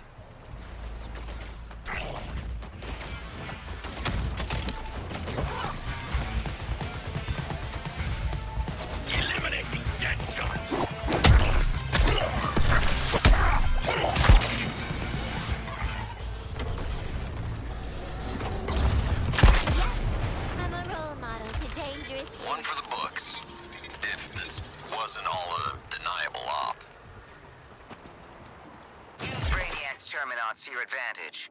Make it worth any possible side 1, 2, 3. Enemies only take damage from boosted attacks. Boosted. Terminites drop damage boost when killed.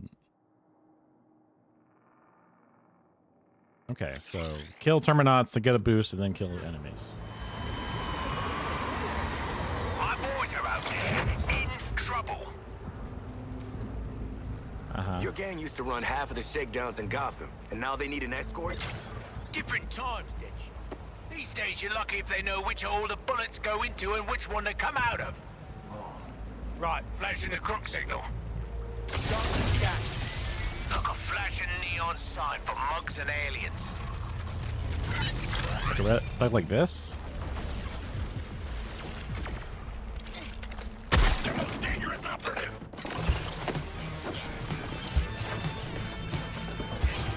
It's a talent.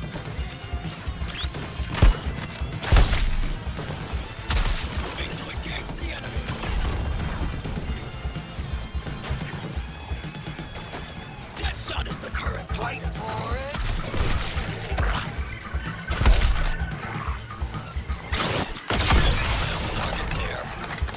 Eyes on that door, you muppets. We're not the only ones looking.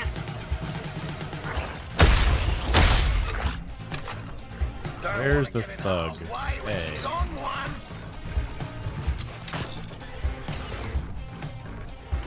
Just call me the pinball wizard.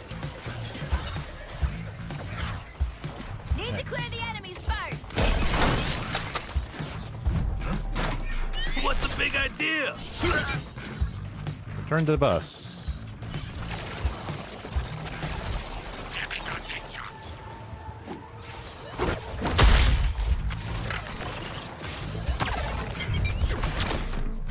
Dropped off. Where's our next thug? So much range. Force them apart. Take them down.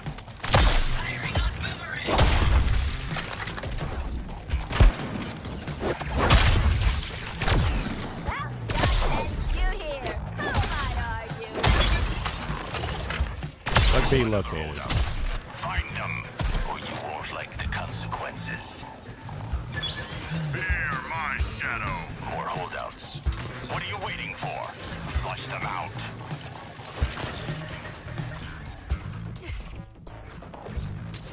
Focusing on boomerang. Huh? Hey, what the? Ah!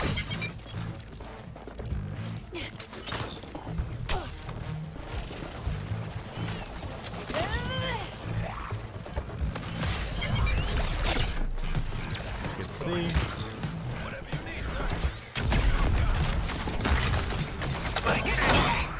I'll admit I'm glad to see you. I need a bullet load. Quinzel doesn't consider her own safety. That makes her dangerous. Aiming for Deadshot. Oh yeah, I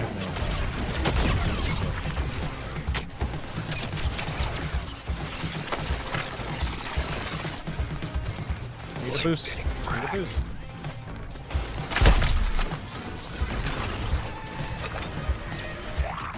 No need to get this one back.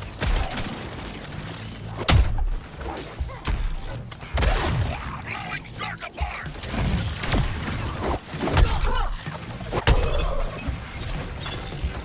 Ooh, let's crank the scanner and see who shows up. Terminal's hunting. Get yourself through that door.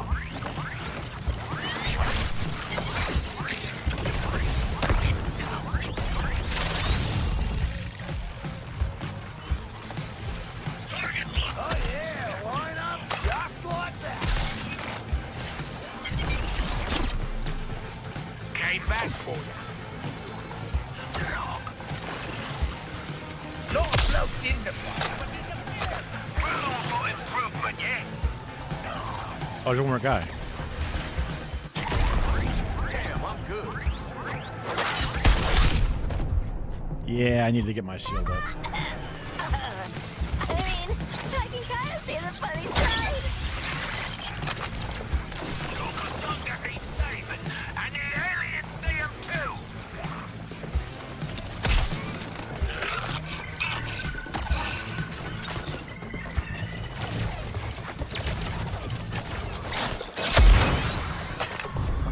Could have used that earlier too. Oh no!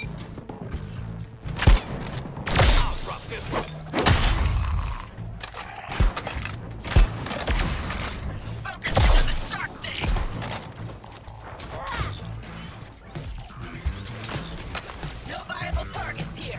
Let's relocate.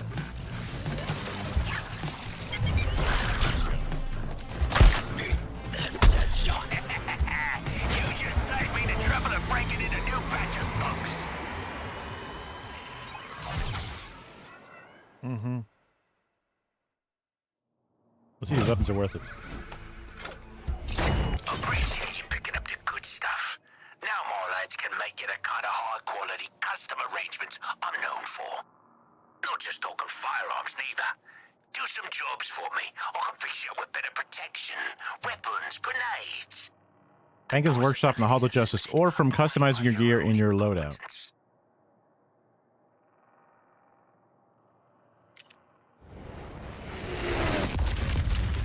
Interesting.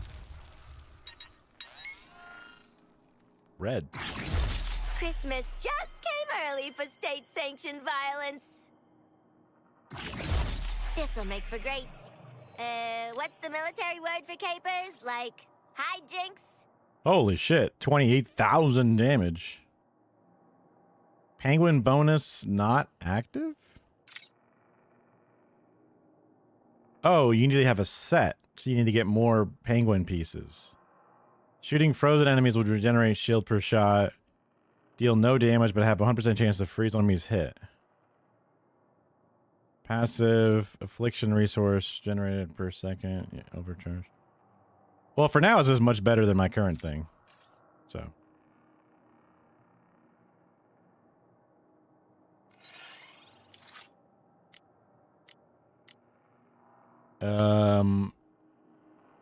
But this thing is cool for the shark, I guess, but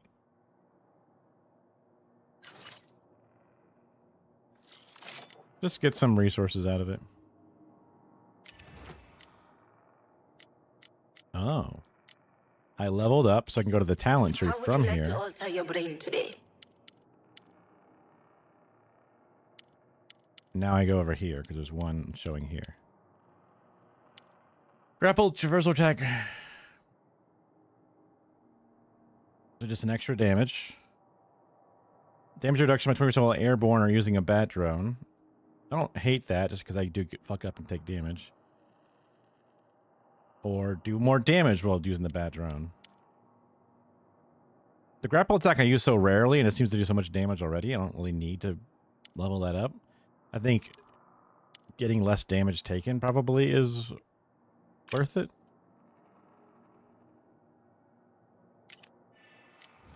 Now loadout. How do I customize?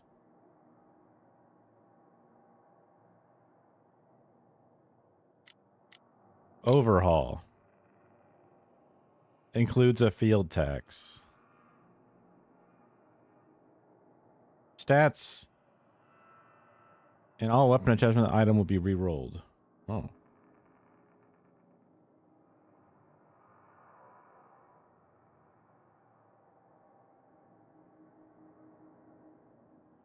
Cost a bunch.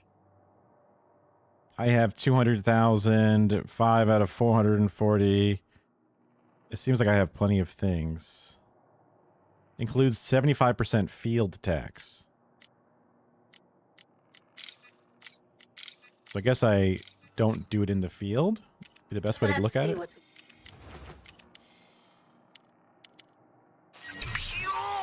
You've made for one very happy gerbil. Good work. Take Yeah, what just you've earned. doing some stuff.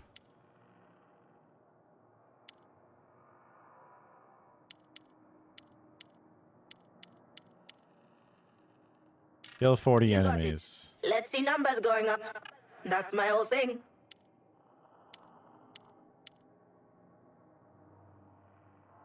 This one's safer than going to the dentist. Even for the shark. You guys Whatever. were all, Oh, let's wait. get the bombs out. Let's remove the bombs. And now we're not doing it. What gives? Wait, level up again? I guess so. Brain's not gonna upgrade itself. Oh, from upgrading the thing. Not yet. SMG kills increase the damage of next melee hit. 10x combo. Crit hits with pistols have a chance to cause bleed. Heavy weapons. I don't use heavy weapons. I don't really use the SMG all that much, but I definitely use pistol combo or crit hits, either by hitting a weak spot or by whatever, so sure. Knock him in the air. I could have been a hero. Anyway. I need to figure out how to get back to the Hall of Justice. Time for a little fun with Store. Oh, this is microtransaction section. My Luther coin.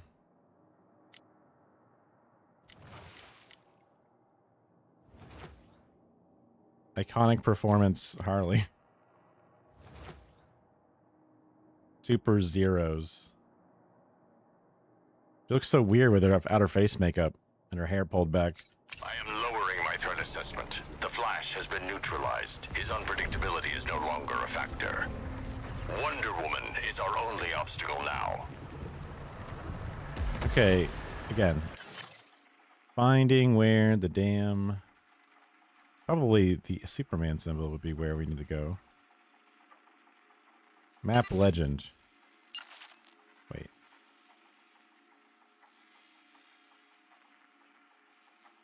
Certified suicide. Okay, that means the mission is too hard to do right now. So that's why we probably shouldn't have done the Kill Green Lantern.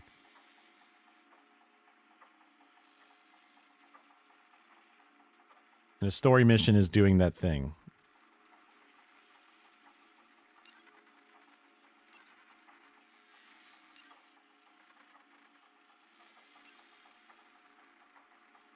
But where is the Hall of Justice?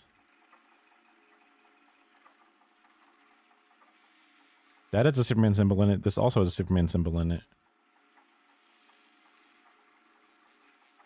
Can I set a waypoint? I can. Let's go to the waypoint and see if that is where, in fact, it is. I'm so bad with sense of direction that I need... Printing stories to astound. This planet makes the news go round. Daily Planet. What? It's right there. Whatever. Probably be closer or something. Task Force X. Tenner for each of you every time you tell Gizmo to get stuffed. Hey, Task Force X. I wouldn't take cash from Cobblepot. You don't know where it's been. Task Force X. Tell Gizmo to come up here, grab a ladder, and say that to my face. Hey, it's everybody's New favorite target, show. Harlequin. Like two angry and gross stepdads.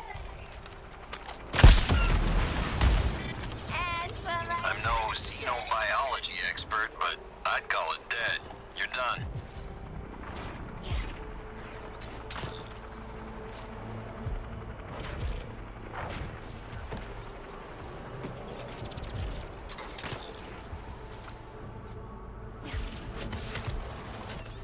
Eat your heart out, bad. One of our attack groups got taken out by insurgents in vehicles.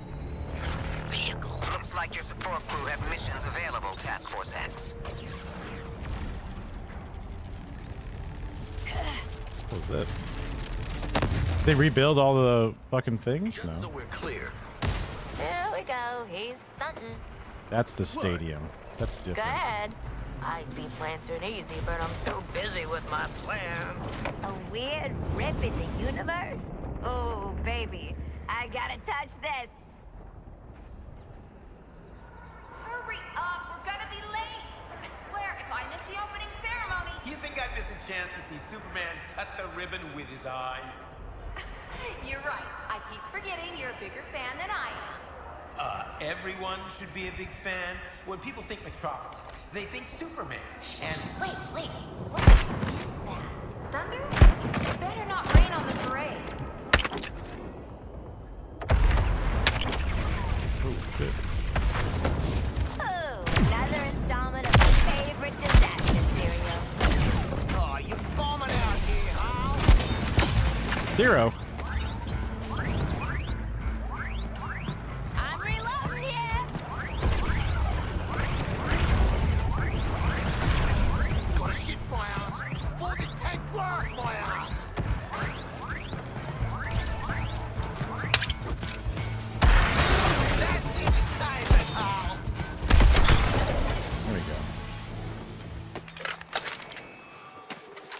appreciate the Riddler's bounty of puzzles and brain teasers. All for our amusement.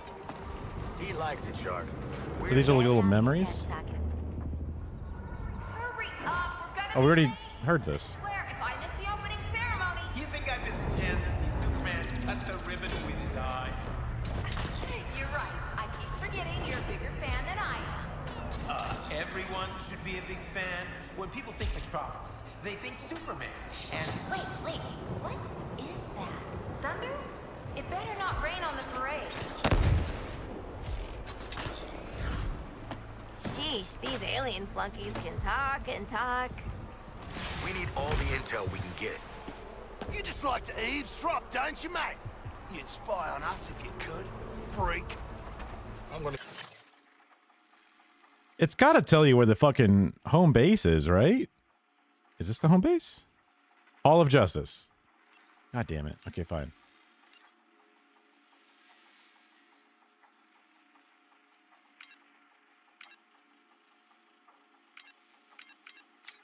Eavesdrop you off a skyscraper, you keep talking shit.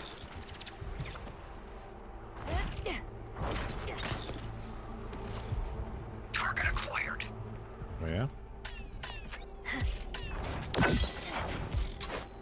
I gotta be the only ex-psychologist getting breakthroughs out of spooks. Any survivors belong to New Kulu.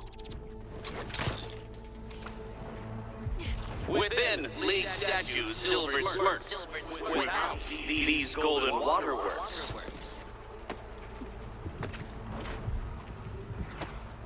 Your butts and Gizmo's vehicle seats for as long as you can, Task Force X. I want this test weaponized. Oh, another one of these. Sure. August was giving me some pushback on my vehicles exploding being a feature, not an issue, so say hello to Self-Destruct 2.0. I'm listening. Kill some invaders and get me thermal readings from the Skull Ship's microwave array. I'll do the rest. Let's get some kills for science. I want the microwave radiation that Skull Ship's packing. Meantime, focus your fire on these bozos. Try on some teamwork for size.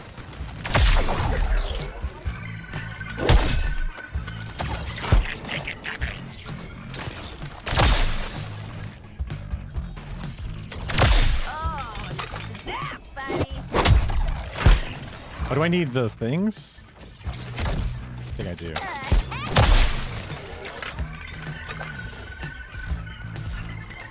Sure, I'll get you talking, Boomer. What are all those things? Let me stuff you. Oh, do I need to get in this thing? Yes. What's that?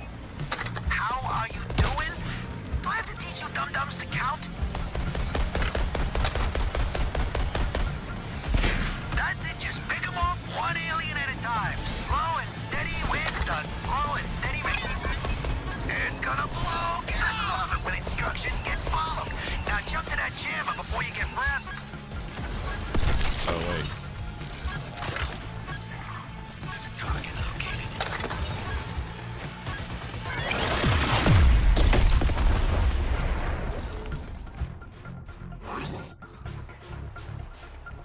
Guess the Skull Ship didn't like that.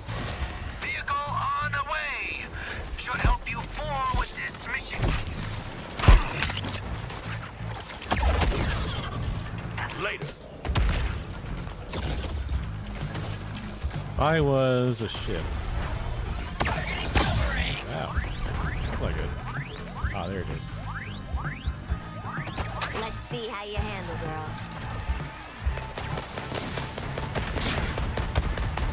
Killed one with a... I will handle this.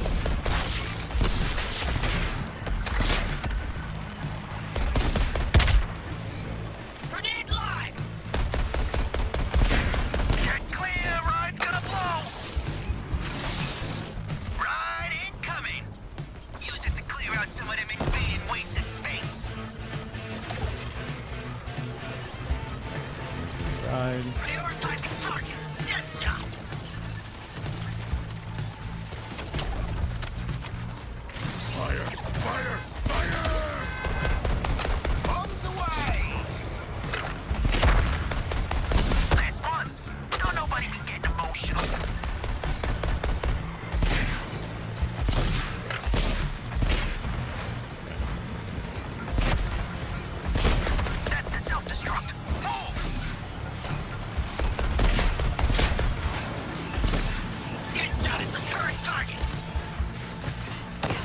up, squad. Souped up right.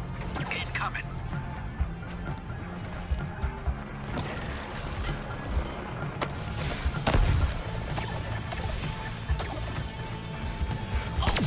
Quinn.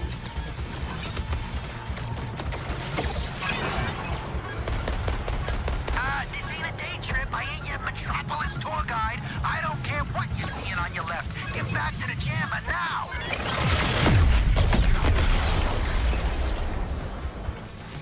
One more round. Brainiac's gonna run out of troops real quick if he keeps doing that. Big mission. Uncle Gizmo's sending you vehicular support. Son, quit. Heads up! Here's one for ya! Focusing on boomerang.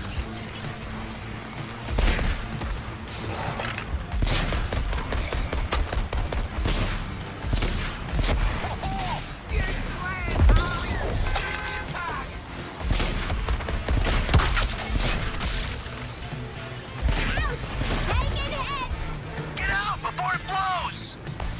Be alright for now.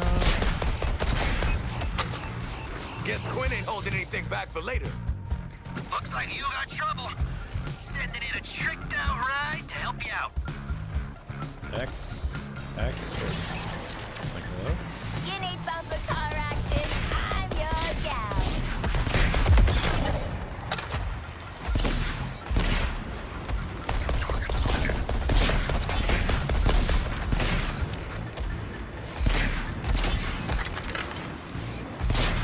Wanna keep your fingers and toes? Bail out. Congrats on killing your way to a more explosive future. So hug that jam or we don't got a future.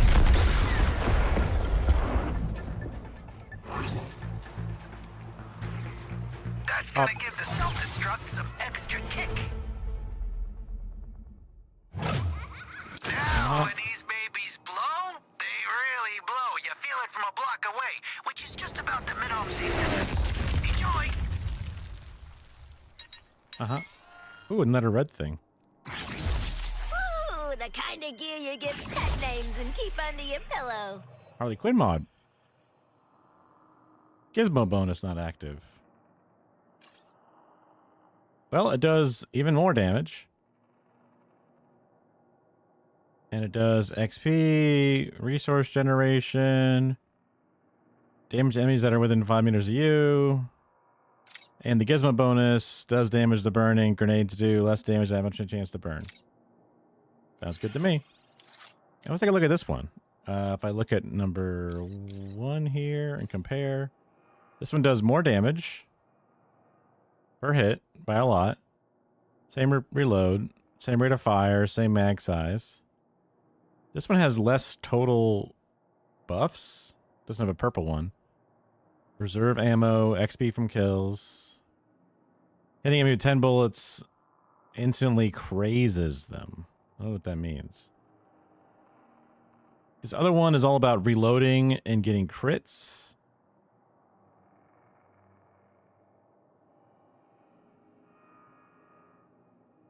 This one does more damage and does craze. I'll take it. Ah, the special bond between a girl and her gun. Okay, and then fort. Go back to the end. Enjoy your last moments. I was just trying to get to the damn. I will go to LexCorp next. League statues, silver. I want to swing again. These golden waterworks. Golden statues, water.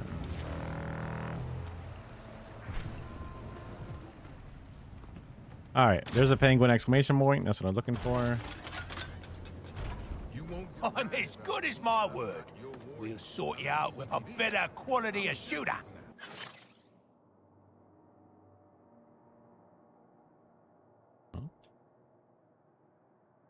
Oh.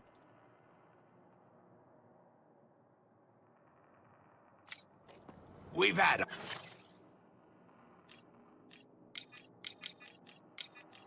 I'm confused.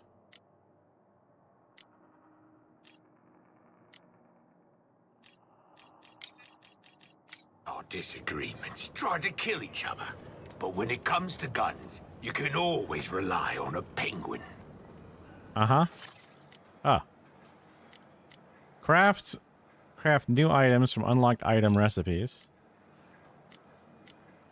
What's a new melee weapon?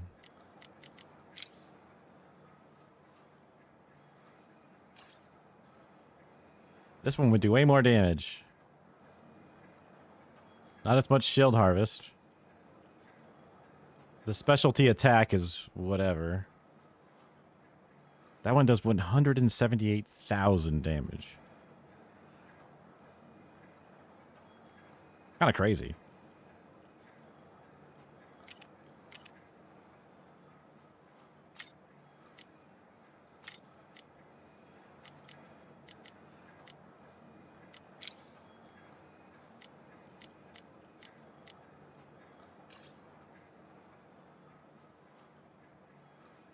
That should be better. More XP.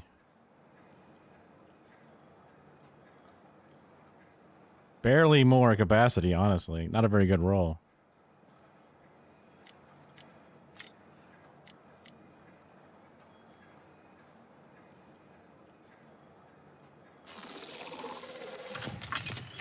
Significantly better.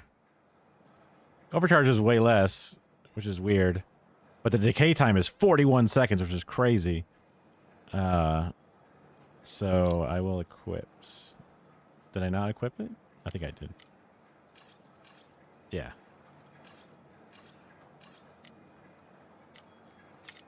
Okay. I already have set bonus versions of those, and I already have all the gold versions of these, so. What about overhauling stuff? Like my grenade. Overhauling this.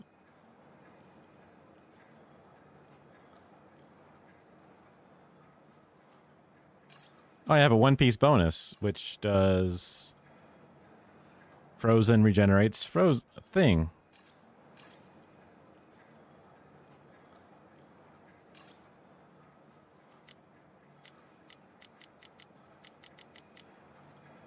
Back.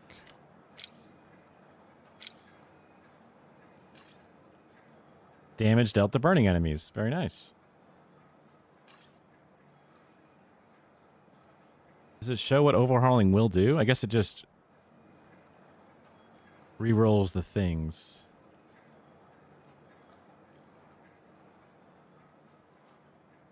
The augments stats and all weapon attachments on the item will be re-rolled.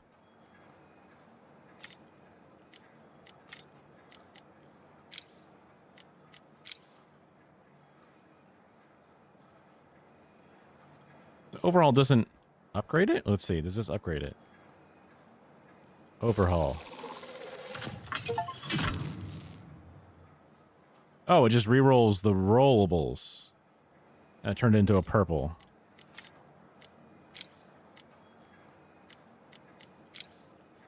So this thing's pistol damage and fire when the magazine is full.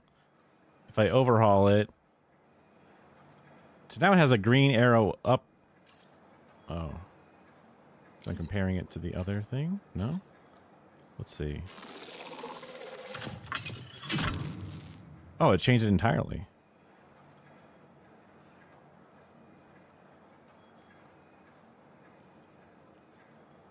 It boosts the current level. 3,000. Mag size 9. Oh, it's going up.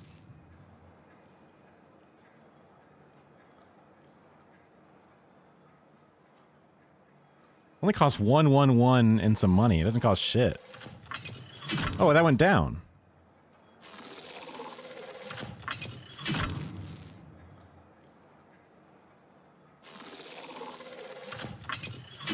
Yeah, it's just re-rolling some. Well, I want to go back to the 3,400. I lost the thing. Doesn't cost much resource at all, so.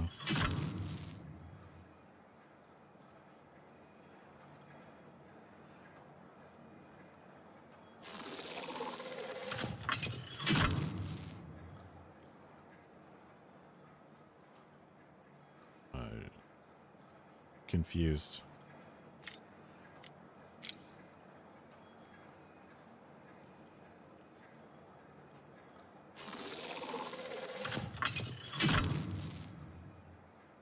Oh, I think because the 5% damage got rolled, that went up. I think that's the difference. Sure.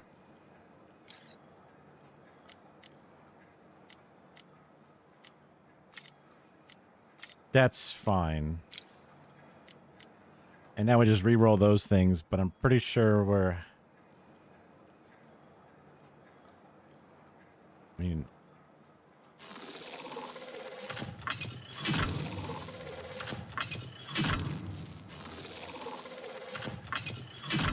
Pistol damage is nice. And health and stuff. So I think that's better. Cool. Enemies that are close, XP from kills, that all seems fine. Okay. Interesting. I think I'm pretty happy with... Maybe I can try... Here, let's try... What is this? Y? Running Yeah. with guns. Let's try making a melee weapon and see if we like it. Because again, it doesn't cost shit. So, versus my current... Wait, no. Why is it comparing it to a different one?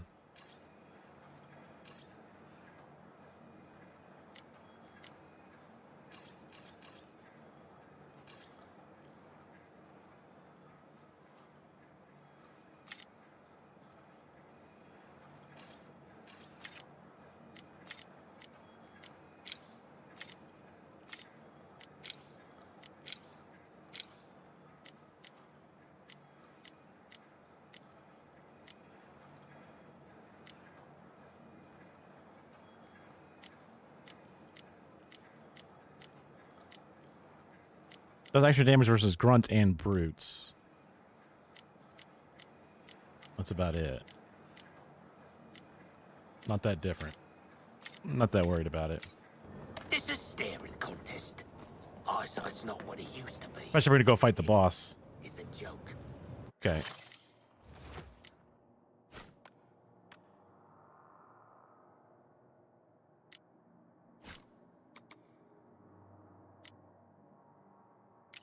Ready to... Wait, more battle pass?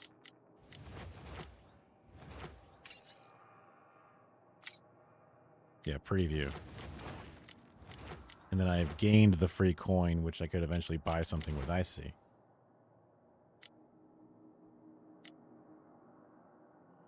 Oh, there's a whole bunch of stuff in here.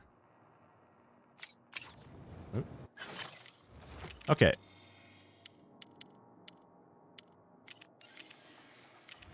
Map.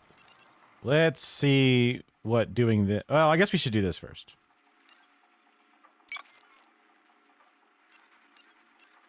This is just doing missions for whatever, which I don't really care about. This is not the way out. This is the way out. Can I clear this marker? I have to do it on the map. Remove waypoint. Wait. I did it. Okay. And now, wait. Oh, that's my character. Got it. And this is... Fine, we'll do your LexCorp break-in. I just want to say, I think we could have made this marriage work. Yeah, I'm in my zone now. I should be on point. Come on, drone. Crime's awaiting. Within, League statues, silver smirks. Without, these golden waterworks. Come on, Terrence. Be honored.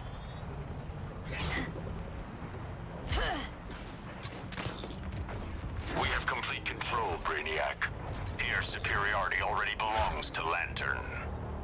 Our patrols are rounding up the remaining stragglers as we speak. Yes, I'll be continuing my surveillance. Repelling Quinn.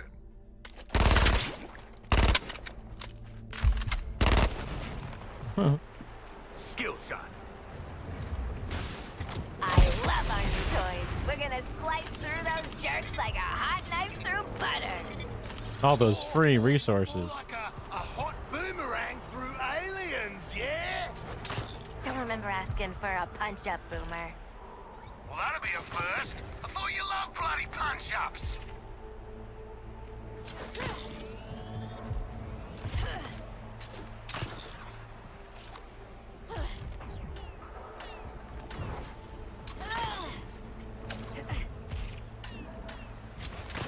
Thought I had it. This is Lois Lane. Some of the people in the city are doing their best to survive. Get it off your chest, talkative ghost voice. It's a safe. What happened to the parade? What do you mean? You don't see that thing in the sky? You better not call it off. I traveled all this way to get an autograph. Yeah, me too. Hey, excuse me. Do you know what's going on here? Is this part of the show? You must not be from Metropolis, huh? I thought we were holding on bringing the bomber combat units online alongside Project K. That was Green Lantern's call. They brought in some extra effort to deal with those insurgents. It's very Arkham City to have all the enemies just randomly idling and talking.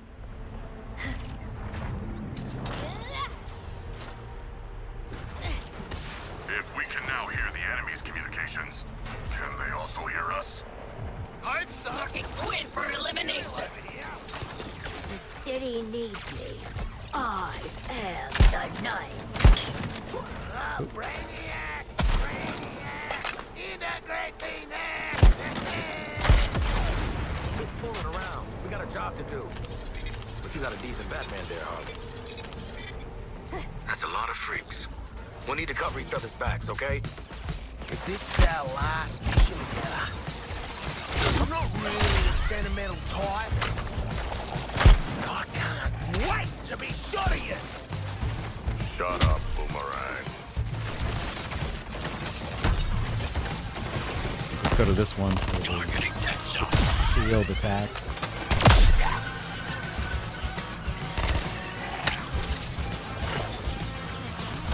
How do you like that, Deadshot? Move goes the cockatoo! Why didn't it?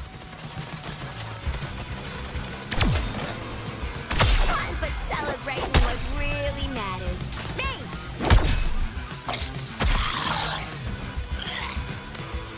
New bullet!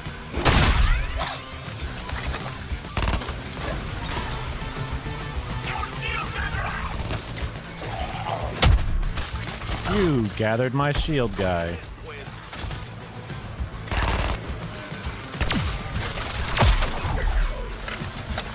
Oh, I think we broke them all.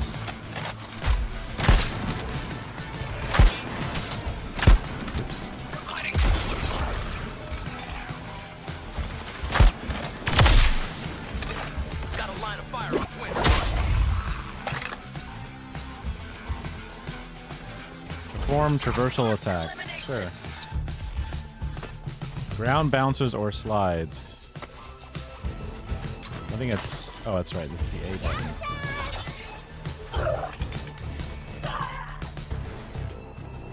Where's the enemies? Great thing. We are triumphant. Doesn't look like they got inside. Combat hope we can flare find a live challenge. science Maxed. Wait, is that a Riddler trophy? I just kicked it. Holy shit.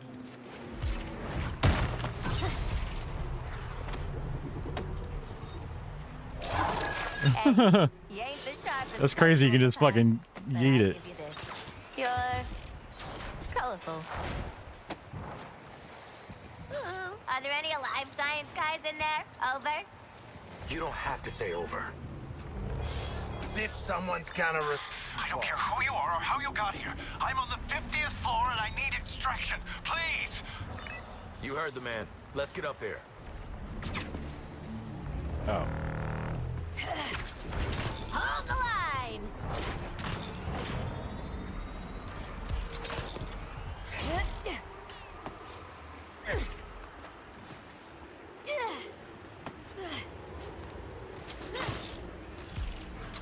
Watch the sky! Oh, that's too high.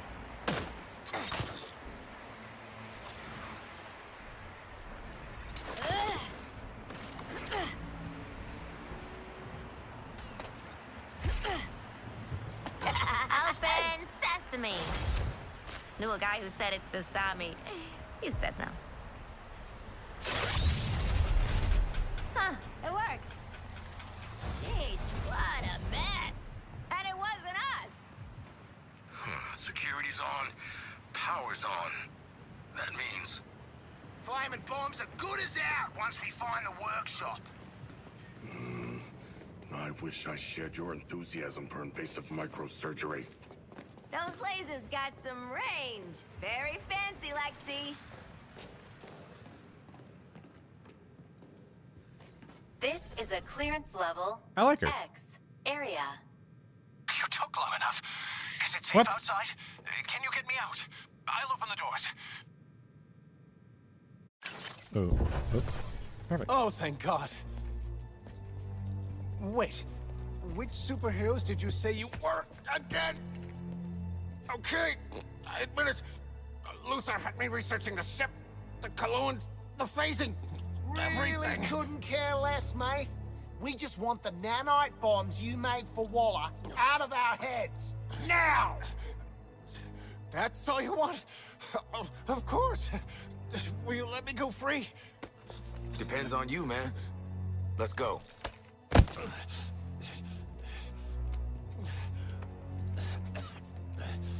Kind of funny. He was like, all right, fine. We had insidious reasons with our corporate... No, we don't care about that. Shut up. Has nothing to do with us. This technology is one of a kind. Reversing a nanite graft to the This ain't brainstem. show and tell. Just do it. Also, these were just randomly injected into our heads, not only in our brainstem specifically.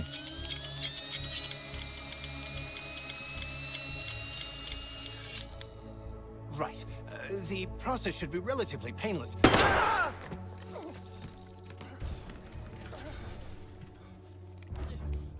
I assume that she has responders that can listen to our every move, and she hasn't told us about it so far. Give me access to Luther's files now, and I might not shoot your other leg. I'm afraid I can't allow that. Director Waller, in person. I don't suppose you brought a warrant, but it wouldn't matter anyway. My secrets are my own.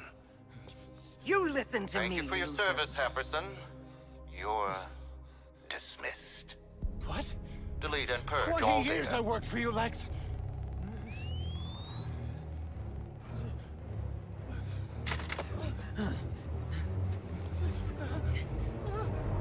Is he gonna explode?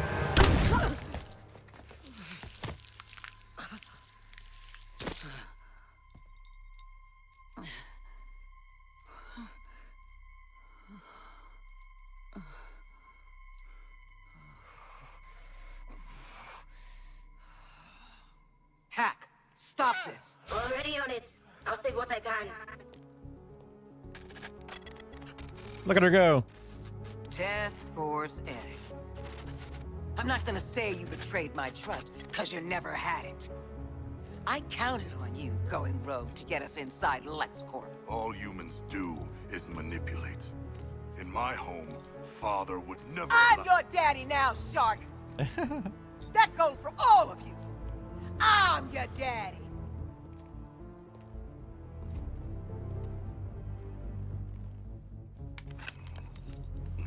Oh, those bombs ain't coming out.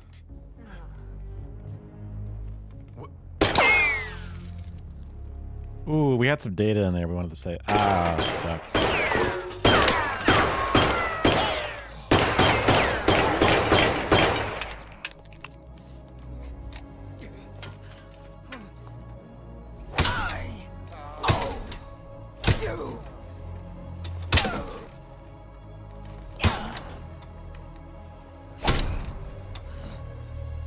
Now you better get that into your heads if you want to keep them.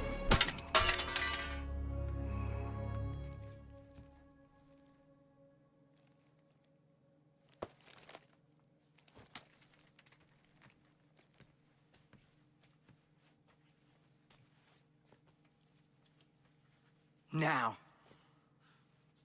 Luther's ahead of us, and we've got nothing on him. What are you going to do about that? Well, Ivy was in here, boss. Maybe we could ask her. Ivy? What, Ivy? Poison Ivy? Dead poison Ivy after Scarecrow gave Gotham a crop dusting. That one?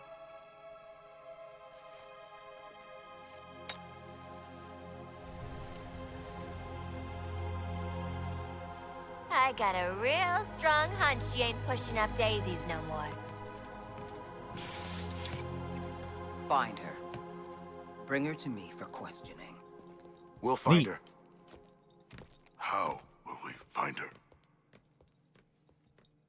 Some people really hate this type of dialogue that has like that. At least you shipperds got us these. I find it For the latest Lex refreshing compared to like to standard fanfare. reliable, #1 choice for crooked PMCs and juntas everywhere.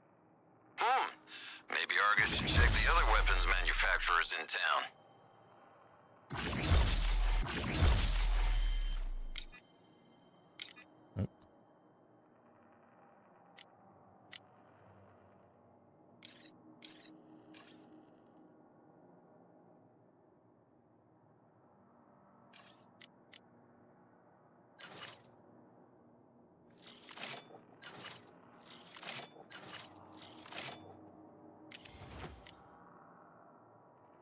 You know, I can't do talent point here, which is different and weird. Find an Ivy.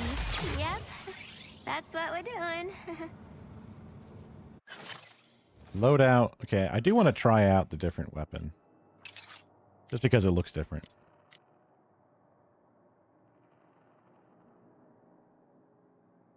And it has the extra stats or whatever. But now we can upgrade new things from the crafting menu. Neat. Is there anything cool to do in here? I guess not. Talk to that guy. Thor. Wait, what? Thor.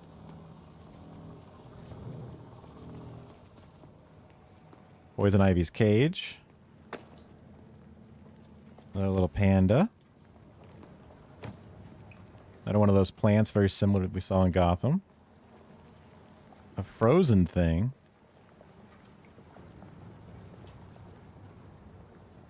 A fish. What does that book say? The water is out of fish? Instead of the fish is out of water? Yeah, this little cup here. Oh, wait. Oh, Luthor. Okay, Corp. Okay, I just didn't read the whole thing. Fine work, comrades. We are defeated, with no real plan. You know, you could just ask the living search engine for help. We've been poking around the League's databases. The Batman figured out how to find your plant lady. This Ivy has the abilities of a goddess. Surveilling her feels profane. Well, your Batman has a problem with boundaries. He certainly does. On tracker to find Ivy. Just modded your comms. If Ivy's in the city, this tracker will lead you to her. Let's find her before the League does. What is this little thing here? Ivy those League chumps should be worried about. Lest y'all want to end up a poorly plated spring mix, you better put me in charge and let me talk to Ives first. Yeah. These corrupted former humans are the rank and file of the invading army. Transformed by bioengineered weapons known as Terminauts. The transformation process is biometric, fatal to the human host. The Terminaut takes complete control, physically augmenting the body and subsuming intelligence. Follow-up for post-invasion. Investigate potential workforce applications. Hell yeah, man. Slavery of a new form. Look at her go. What is that? Whoa. Come back. Oh.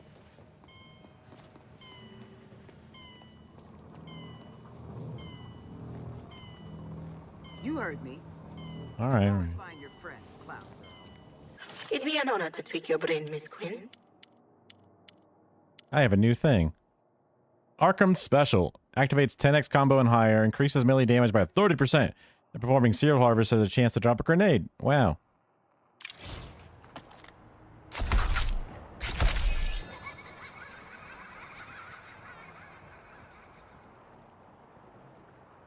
So I just have this ha ha ha coming off my head if I have a 10x combo. Okay, I don't really pay attention to my combo meter so much because there's so much of shit going on. But that might be a good way for me to notice I have a good combo. And just, if I have a good combo, good things are happening. If I'm taking damage, my combo goes down. If I do good things, my combo goes up. So I don't really think about it too hard. It's not the same thing as the previous game with like the... Harley, you know Ivy. What the hell are we walking into? A glorious hell, perhaps. Were it me, I would be filled with rage. Overcome by the bloodless. I would bathe in the viscera of my enemies and... Yeah, we get it, Shark. Ivy's not like that. She's a bloody terrorist. She'd kill half the world if she could. I like her already. Am I falling? Yes, I am.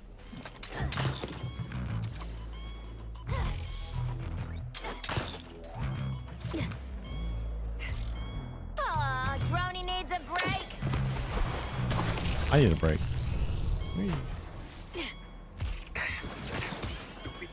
Missing Ivy. Gonna be stumbling over vines and shit. Cheer up, Floyd. You get to meet Poison Ivy, the girl who actually saved Gotham from that nutcase Scarecrow. Yeah, for real. She was a damn good friend to a girl with a shitty boyfriend. Should have a judge. Aw. Does not sound like a terrorist. Oh no.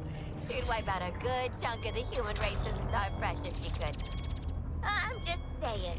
My girl Pamela, she's complicated. What's the matter? Drones pooped?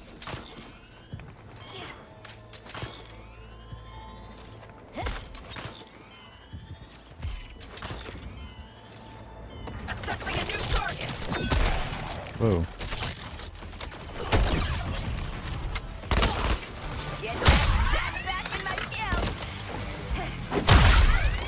That's what I wanted to do. I got a little wild there. Lucky Hack found this bat junk, but we'd be relying on my womanly intuition. Used to dream of making a lady All find her. right. Didn't do it though, that's just creepy. Congrats. You Good point. respect personal liberties more than the bat.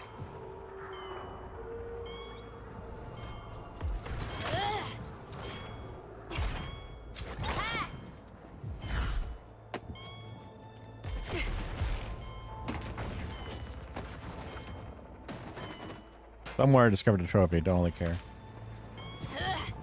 What if we're walking right into a trap? That does appear to be our group's specialty. Oh, it's totally a trap. But if I play it cool like, long time no see, lively Ivy, I think she'll almost definitely let me live. Party active and ready.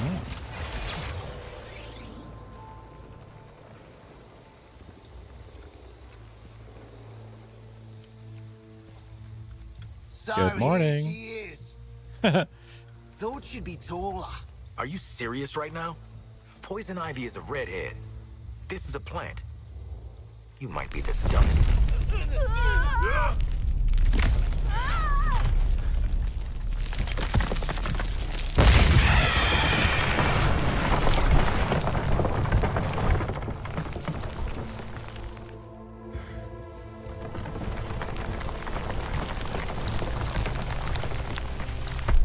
Nature always wins.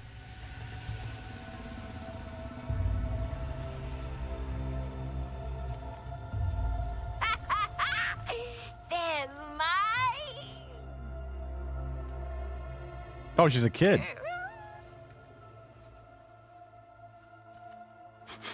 She is not made of meat. Is this what you call a vegetarian option? I don't know you, but my pheromones remember you. Strange emotions. Tell me about it. Wasn't expecting you to come in fun size. You really don't know me? Harley and Ivy forever? In 10-story burning letters? Nope. I mean, she's aging quickly, though, so. Jeez. LexCorp really did a number on you, huh, Red? He dressed you up in that outfit, too? No. I took it. When I broke out. He shut me in a room in his tower. If I worked on the things he wanted, I got a whole hour of sunlight every day. What did he want? Weapons, making them more effective against the alien invaders. You know, they're very susceptible to plant toxins. And, I know all about plant toxins. We know. That's why they call you Poison Ivy. It's just Ivy. Weirdo. Where's Lex now? I don't know. Something spooked him, I guess. He got in his big robot suit and stomped off. Ooh, I know that look. Who you murdering? The corrupted things that are coming. All of them. They're poisoning the Earth with their gross bodies. So I lured them here.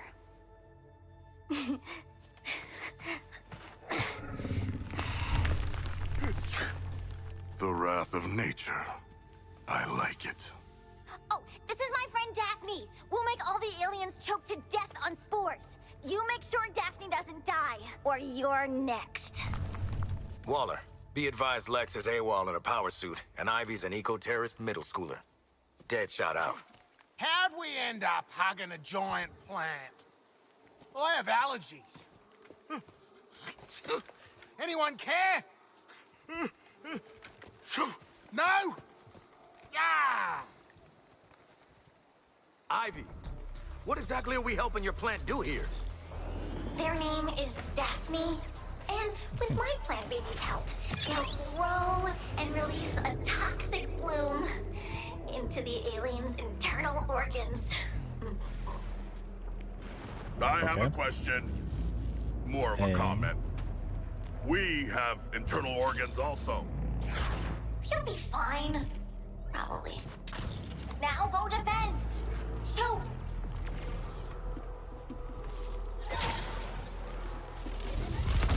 Whoop. What are they doing to my plant, baby? It's suffocating! We are gross! When I was a nigger, they said alcohol was not my growth. Idiot. You're a gross! Stay my helper before those aliens pollute everything!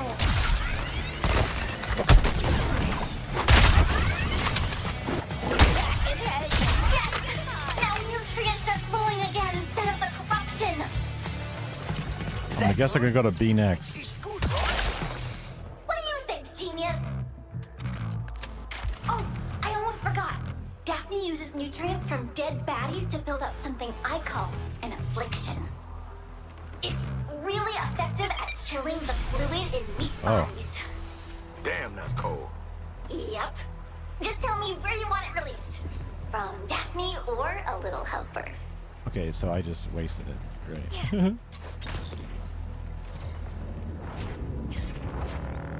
We reached the first stage of growth. Good for you. You think some plants will stop the end of the world? Don't mess up protecting my plants, new friends. I haven't decided yet if I need new friends.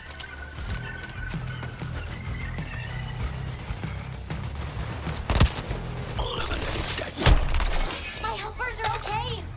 I can feel it in the root network.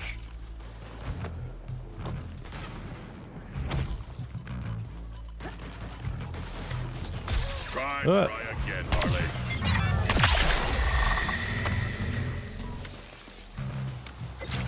Oh, they're over there. Right, because I was attacking them. Cool.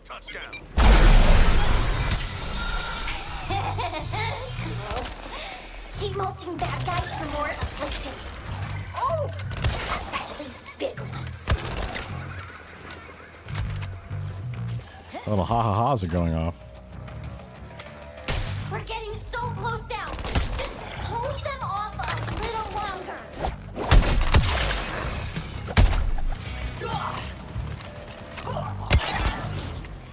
How? Us two are bloody dynamos. Is that all?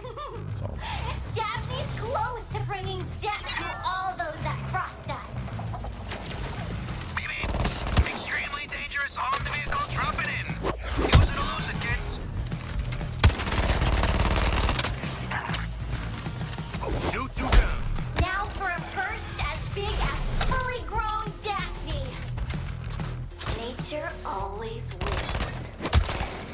I recognize that line. Ew, deja vu.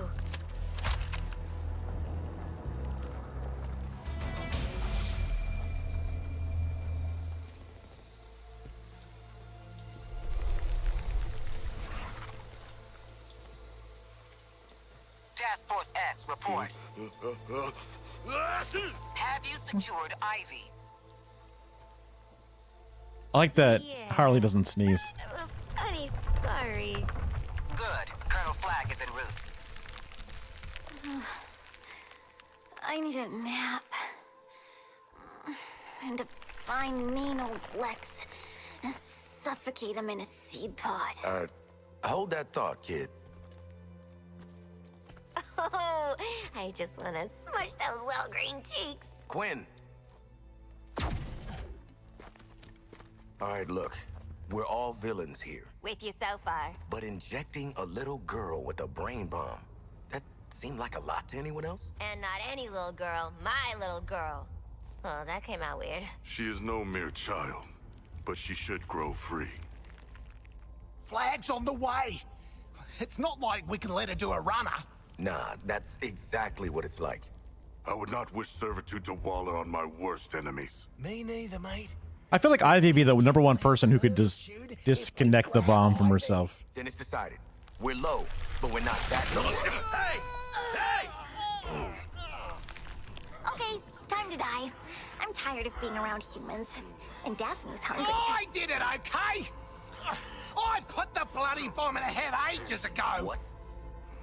What? I thought you'd thank me. I didn't trust her. She's a ranger. Red, I'll make this up to you. We've been through worse together. Like knowing my ex.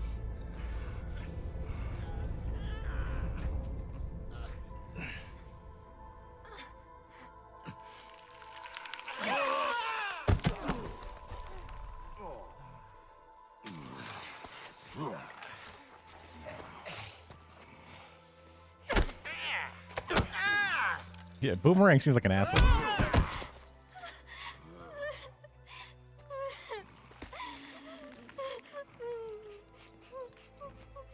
Hey, bombs are this season's shot caller. And they're discreet. You don't have to coordinate around them or nothing.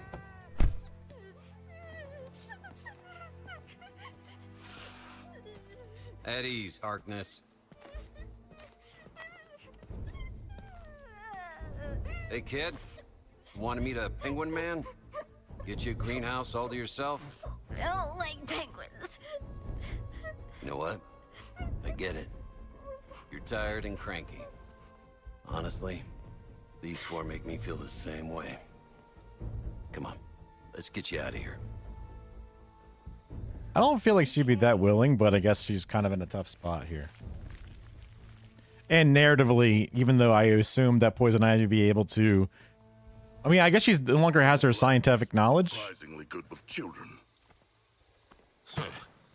And I thought Zoe was scary. But for the narrative element, even they want to keep it going.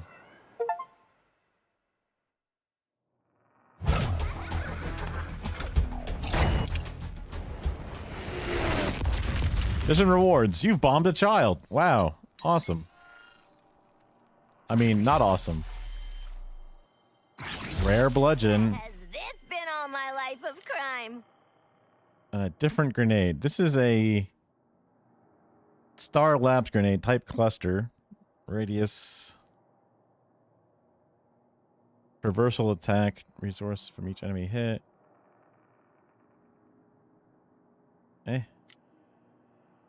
This one compared to my current one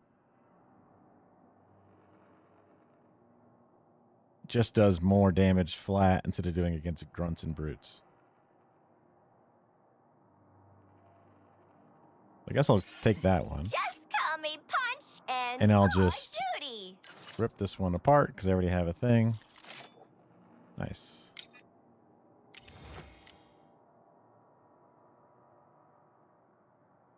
Oh, I've completed 43% of her. All done with your little garden party?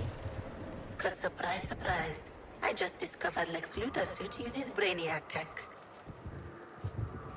I'm That gonna didn't use sound that that to find surprising. him. Meet me in Park Ridge. How would you like for me to Wait. Don't worry, Miss Quinn. Brain's not gonna upgrade itself. At least, not yet. And I guess I can switch out things if I felt like I'm fine for now. I was thinking that she had contracts. Have I not completed? I guess I haven't completed these yet. Kill more while airborne. That should be easy. Traversal attacks. One more. Got it. Evidence points to Poison Ivy. Alive. Interesting. Brainiac's marked Poison Ivy for priority integration. If Ivy's back, I hope Brainiac understands how unpredictable she can be. It's like the man says, ours is not the wonder why, Bruce. Even after a whole career in Gotham. Hey, it's Batman. Never get used to the staring.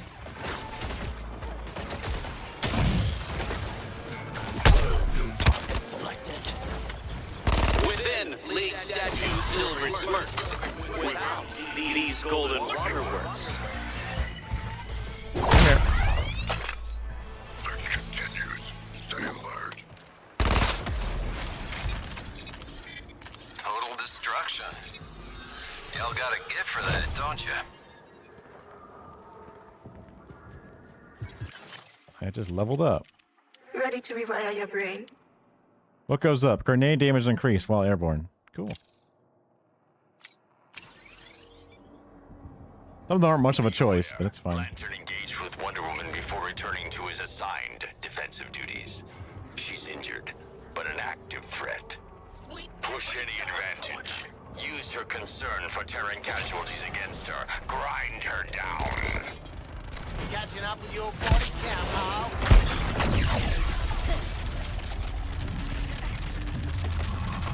Is that a weapon or something? What is this? Let's all agree to not talk about the huge failure back there. That's this thing shooting. About the bombs. No, boomerang. Oh.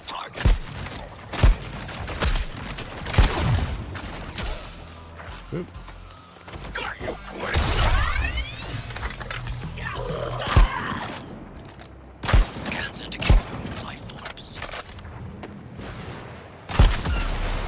Ooh, does that count as an airborne kill? It's an ugly job, and mostly you're gonna be the ones doing it. Okay.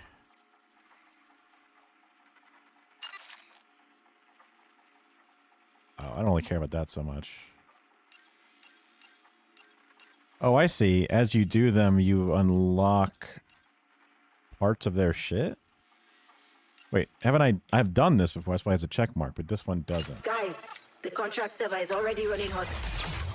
I could use a better data caching system. Like Brainiac's. Hook me up with one of those data terminals, and I'll hook you up with extra contracts.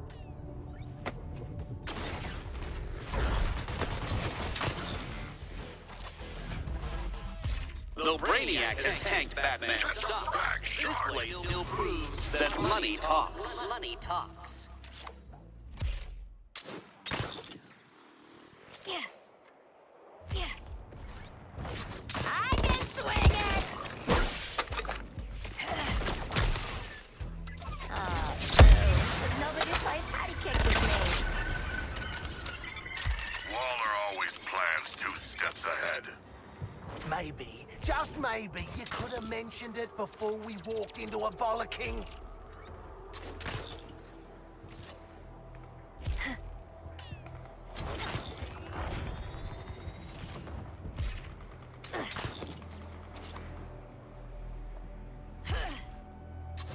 I see it.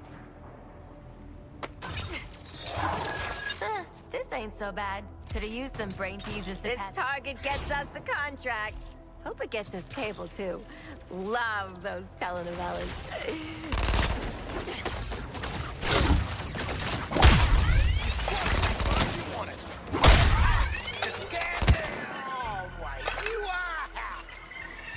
Boomerang, do I need to run a diagnostic scan on you too?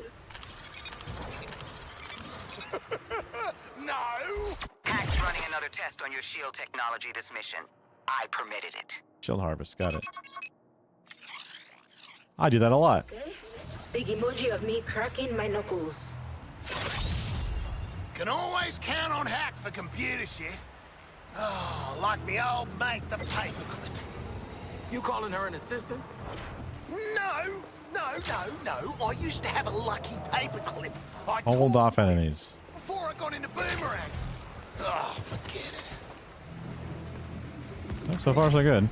Looks like they ain't letting up. There they are. Got a mess of enemy ground troops incoming.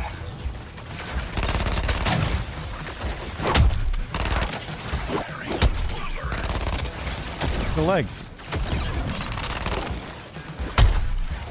Lined up the target.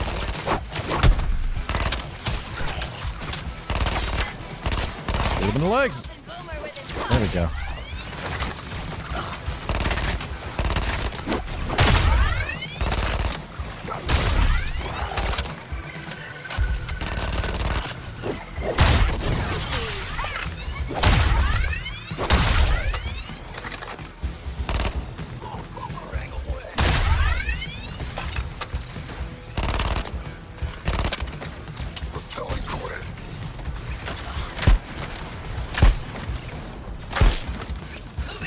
Hey, I need to kill airborne enemies. Oh, do I have to kill them all with this instead? Resistors are taking you apart. Fight harder.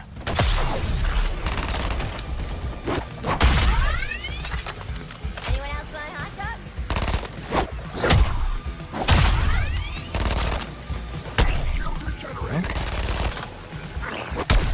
I will crush upon them.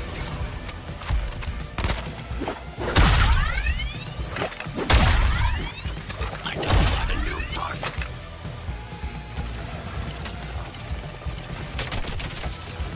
Don't worry, Hal. You're big in Gotham.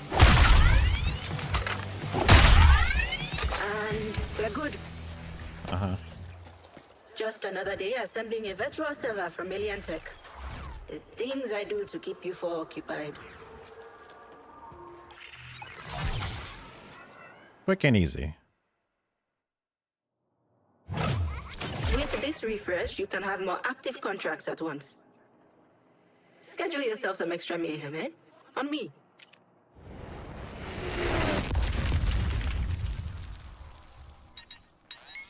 Ooh, legendary. Must be hack stuff. I feel like a kid who robbed a candy store. I hit the frickin' jackpot! Mine! So Gizmo gives me extra burn stuff. This one does a little less damage. Traversal attack resource. But her bonus is extra resource. Harvestable. And then this is way less health capacity, but better overcharge. Better harvest chance. Not quite as long of a time. Better radius. Better reserve capacity and better XP. And every time you take still, you take 5% less damage and generate 1% traversal attack resource. And oh, that's cool.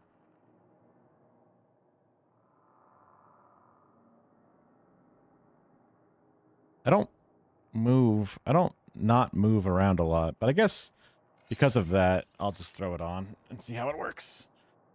I think more overcharge is nice.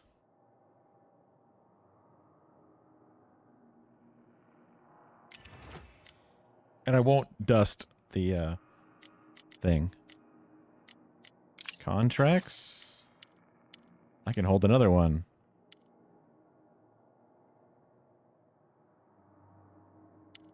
No need to read the fine print. Do the job, get paid, and nobody sues.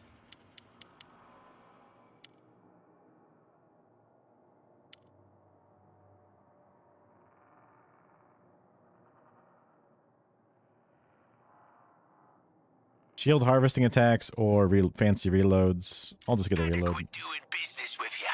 Hope you live long enough to cash in. I think we're good. Okay. And now we do the next mission. Which I guess unlock new gear? Support squad missions. Unlock new gear.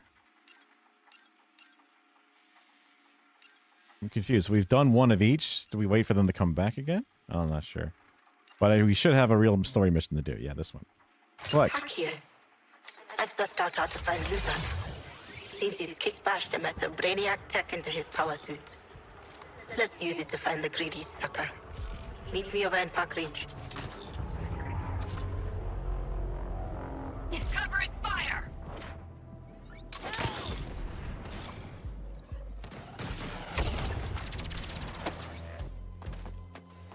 Rejoining unit. Though Brainiac has tanked Batman's stuff, this place still proves that money talks. Money talks. Gravity's a killer. Metropolis is starting to grow on me. It's a nice time of the year. Just at the start of invasion season. Switching target. Wow, that ruined my attack, huh? That's good. Here is my punchline, Harley Quinn.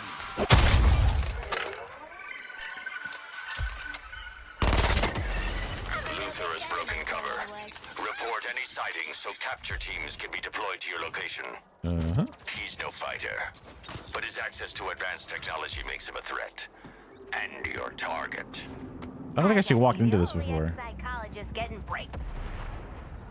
Hurry up, we're gonna be Okay, we did. Because it said like the other one was said unlocked. You're right. I keep forgetting you're a bigger I guess I did. Everyone should be a big fan. When people think Metropolis, they think Superman. And Wait, what is that? Thunder?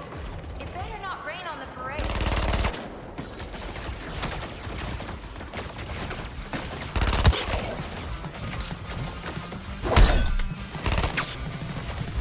Ooh, couldn't get you target with you, shark. Yeah, they die too fast. Providing support fire. Argus thanks you for your selfless and uncoerced contribution. That's all for you. Drone, work with me here. Printing stories to astound. This planet makes it. Cluster suppression troopers on your next mission, Task Force X. They hit hard at close Modified close range combat, heavy body armor, and slow firing, devastating shotgun arm.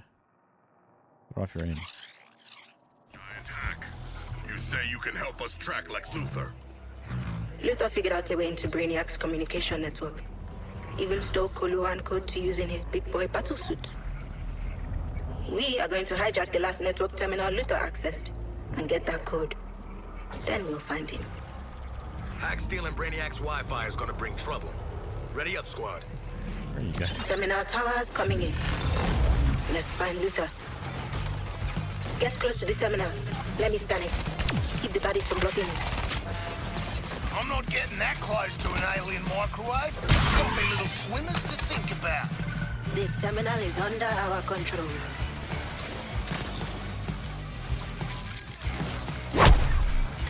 Whoa, long shot, no see. Enemies blocking me at the terminal. Okay. Gonna slam dunk.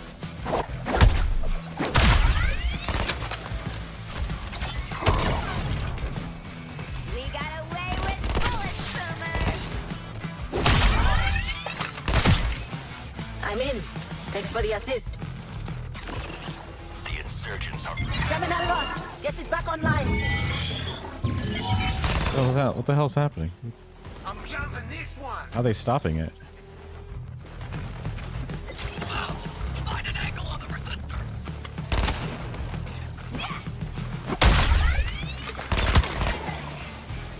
Aiming for death shot.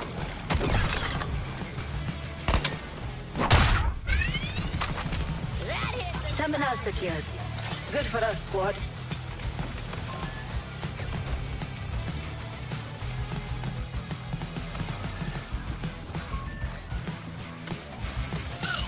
We should join the fray.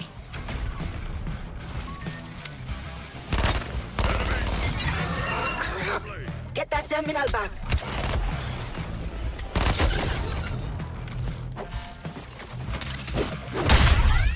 Firing on Quinn.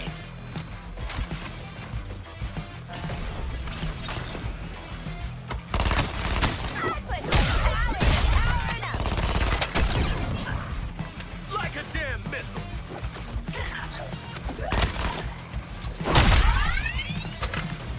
Ding ding, win a prize!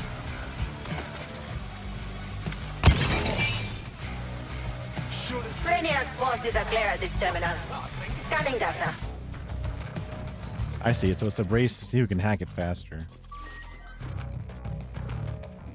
Oh, there goes my combo. Getting a lot of signal interference from those big enemy units. Maybe Brainiac psychic link? Clear the air for me.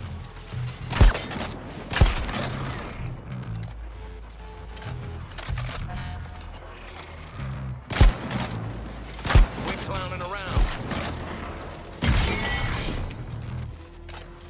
You've cleared out the aliens. Scanning the objective.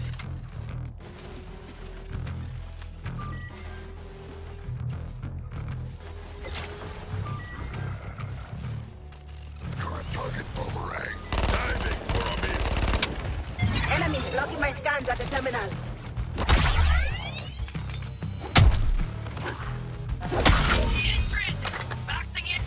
Brainiac goons are off our point. Scanning.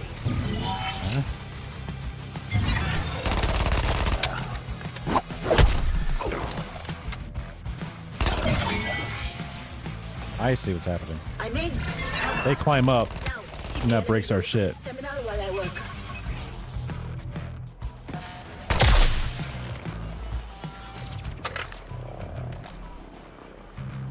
Whoa, whoa, whoa! Your fingers on the trigger, Quinn.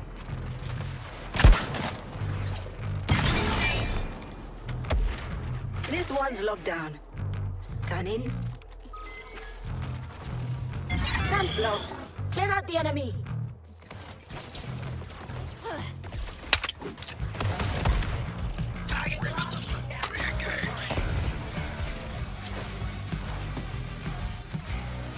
It's a shark.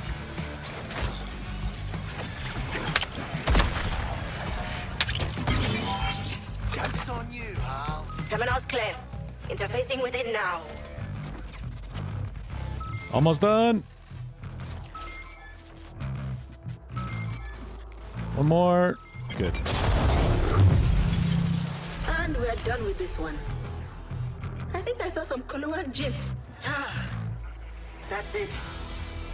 I'm headed back to HQ to sift through this data. Okay, so just one for this one, but probably future ones will need more than one because you kind of had a dialogue that sounded like there was more than one.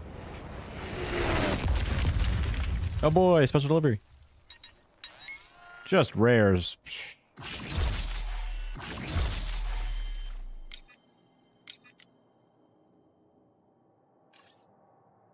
Not even close.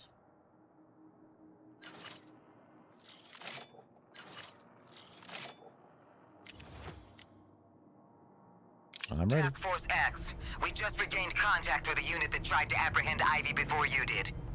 She released a bioweapon. It was an accident! An oopsie! You froze some of my men solid. The invaders can freeze Yeah, the more I hear it, the more I understand what you're saying. all sorts of things! My whiteness is showing when I'm like, Jamaican, you know? Bring me those soldiers and I can keep working on it. And save them. If I have to. It was an oopsie, yeah. Put the bus through decontamination. I'm heading out. TFX rendezvous on site. Rendezvous? I'm a sucker for fancy talk. Coming out swinging! I like that she's like, hey, the Joker was a bad boyfriend. It's really interesting. I never would have associated that with Harley Quinn's character. Thought I heard something.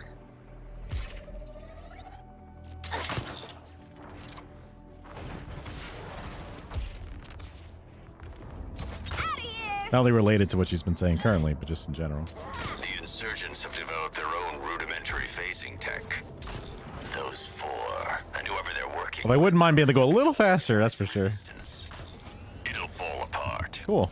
On our I mean, it does seem like Joker mostly just uses her, right? One more swing. No! From at least the different media that I've seen. Ready for the August, guys. If they need psychiatric appraisal, I might be a little rusty. Oh, it's like a Renaissance painting, only with all ice and murders. Well, actually, some of those had a buttload of murders. The man shattered. Fascinating. Oh, do I have contracts to redeem?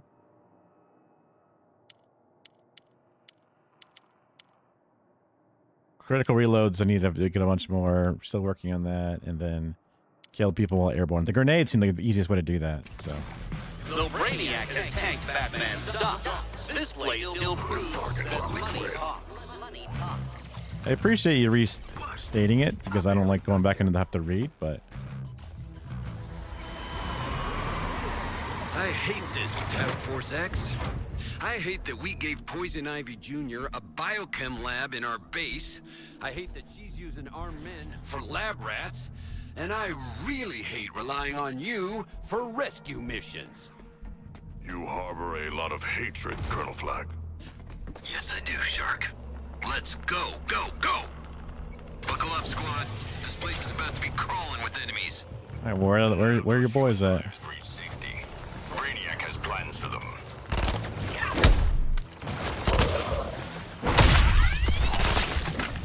Fucking quit for elimination. Spotted a survivor, but so have the enemy. Get over there.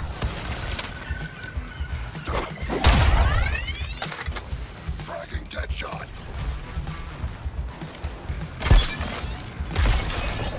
TFX, I got good soldiers hurting with who knows what kind of crap in their bloodstream. So get this done good, quick, and cheap.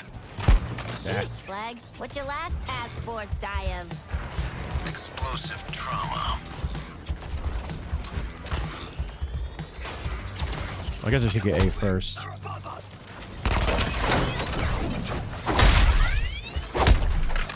Plastic Deadshot now.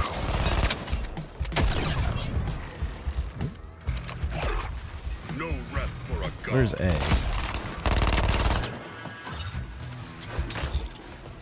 Okay, initiating scan. TFX, this next part's on you. God help us. Damn it. I can't risk exfil with the enemy armor in the AO. Yeah, it sucks to be left to deal with a tank. If only someone could find us its weakness. Fine, okay. Take your shot after it fires its energy weapon. Let's grab B. Take it easy, pal. Get yourself a seat. I got you, buddy. We have the numbers. In and out, TFX. Get in that door and bring my team out. Well, get out there and grab them before the hostiles do.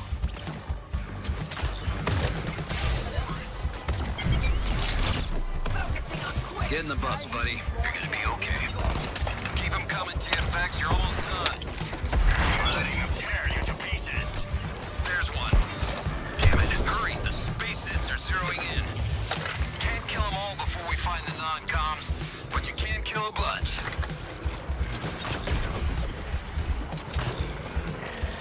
Oh, balls that up!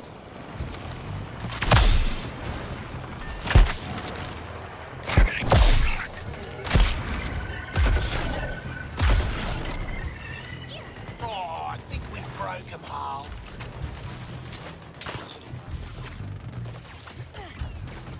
Fine, one swing at a time.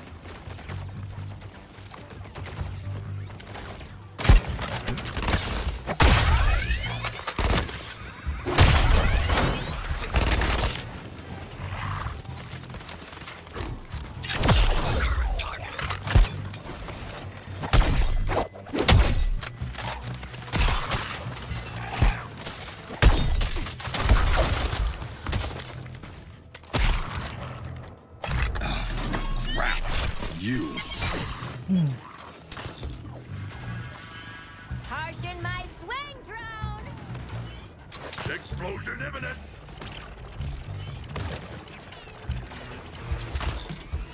Target sighted. See? That lady hasn't sung yet, TFX. I need the rest of my team.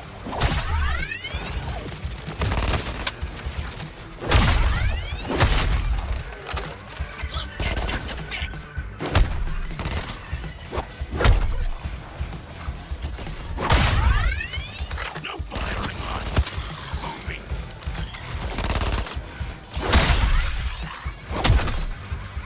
Target lock. Cut.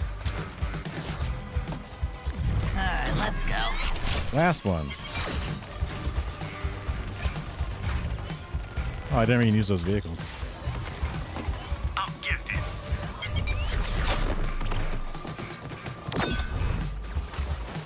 Evac complete. Argus, prep decontamination and medical. Give me Kolchak on standby.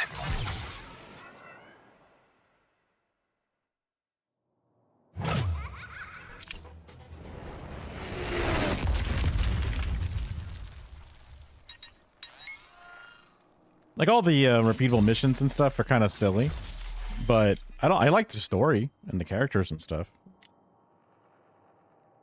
Just seems like a very uninspired way to do the gameplay itself. Wait, what is this? Oh, I have a yellow shield. I thought it was green for a second. I was like, huh? Hack's still working on the tracker. I want you geared up to engage Luther when the time comes. But polygamy is illegal in this state. Nothing's illegal when you're rich, Sharky. Make sure our gear's square before heading back to HQ and Hack. Not all of us are idiots. Still waiting on proof of that. Waller out.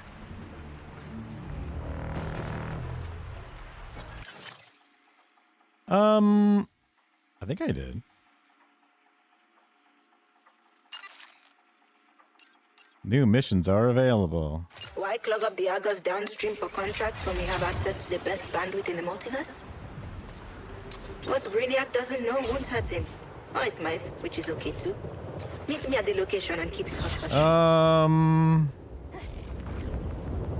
A stirring figure to behold. The world. Switching targets.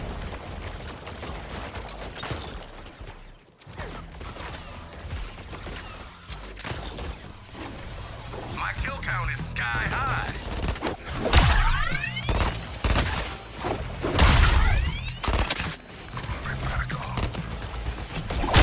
I think it was the Will Smith one, but honestly, I don't remember anymore. On your target like gum, Deadshot.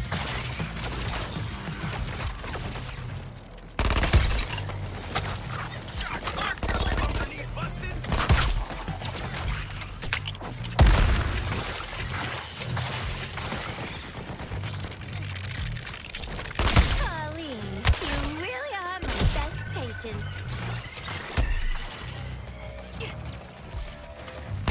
Dibs on shooting Boomer's target.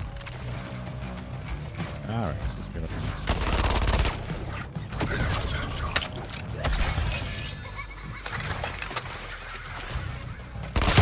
Ow, I'm lethal.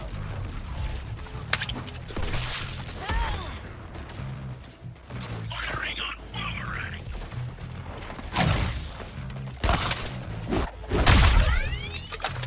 Got you. Waiting. Whoa. Harley is mighty for such a small human. Let's get it, guys. Follow my lead.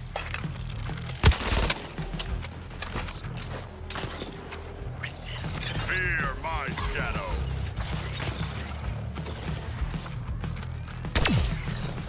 Focusing on a new target.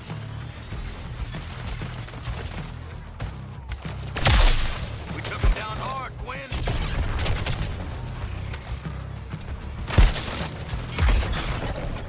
Pick it up, Quinn. I'm coming. Where's the other shield generator?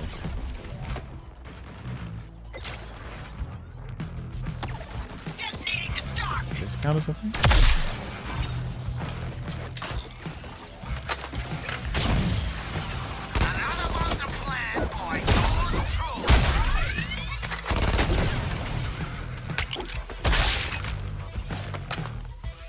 confused. A and B. So B needs... This is A. And it has 2 shields. Your savagery inspires me, Harley. This one's B and it has 1 shield.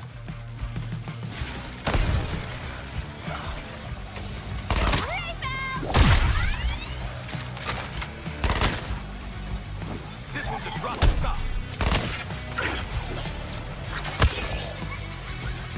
Focusing on boomerang.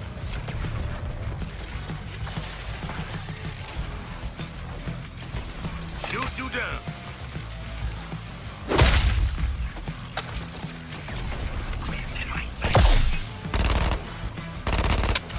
Bombs away!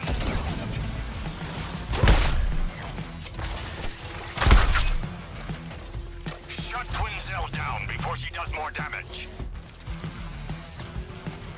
Seriously. Is there one over here? Yes. Oh my god, it's like way down here. I will grunt upon them.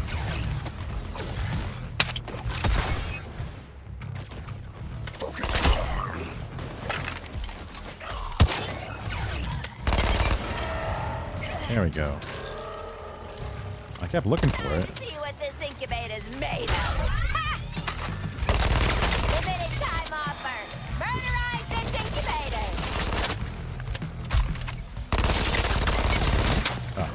This ain't a comedy special, Queen. Without the Terminauts, it's anarchy. That's what the Resistors want.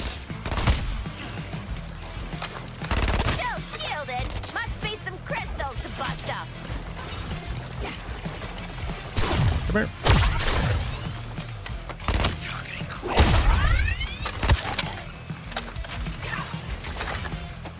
I see a crystal.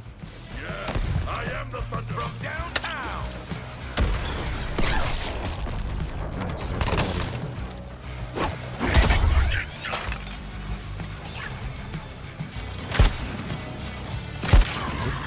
Good shield.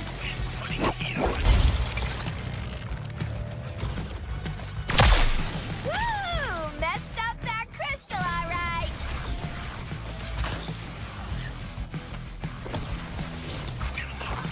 Another crystal? Targeting boomerang.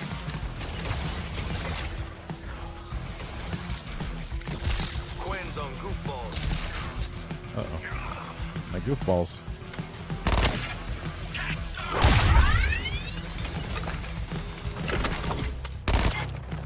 What can I say? I support sharks. Somebody over here. A fully armed vehicle to your position, Task Force X. You're welcome. Identified a new I target. just want to find the damn shield generator. Holy train coming through. Lie on the tracks. I guess I'm getting some random side missions completed by doing combat finesse. Close up. Reaction shot.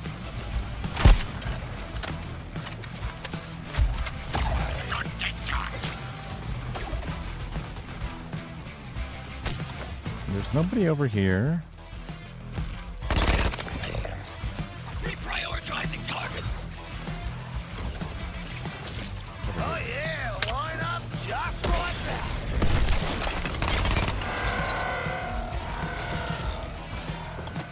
One freshly unshielded incubator. Ready for our special touch. Get your incubator while it's hot. Kill it. Took forever. Confirming the perimeter is now clear. You followed orders. Good for you. Yet we're still on this list of shit. Oh, that's an affirmative, Shark. I didn't realize this was even a mission. It just seemed like a bunch of stuff that was here.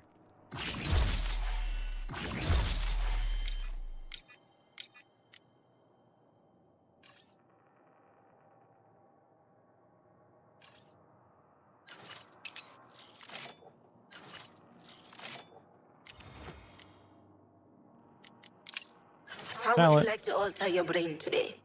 Hitting 3 measures with a grenade generates 3 combo. Enemy kills generate 1% health and 1% shield. Oh yeah, that seems way better. For my style, at least. Alright. We have some contracts we can cash in. Nice work out there. And then we have new things. Shield harvesting. 10x combo. You are green. Contract is go. Corrupted choppers while airborne. Sure. That seems pretty easy. And now, oh yeah, select mission. Our next actual mission is we can do this Why one clog up the Argus downstream for to make sure contracts when that we have access to the best bandwidth in the multiverse? we're not under leveled or What whatever. Brainiac doesn't know won't hurt him. Or it might, which is okay too. Meet me at the location and keep it hush-hush. A stirring figure to behold. The world's false idol cast in gold. Cast in gold. Drone, work with me here. I cannot believe Ivy is performing experiments on Waller's soldiers. Have you seen Ivy's cute little cheeks? Who could say no to those? But I was Waller's experimental subject. That is so sad. The city isn't empty yet.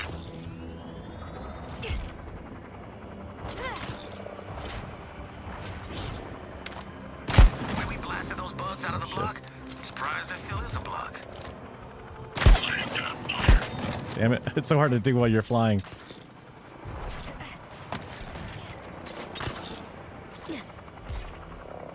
Come on, drone. Crimes a wasting.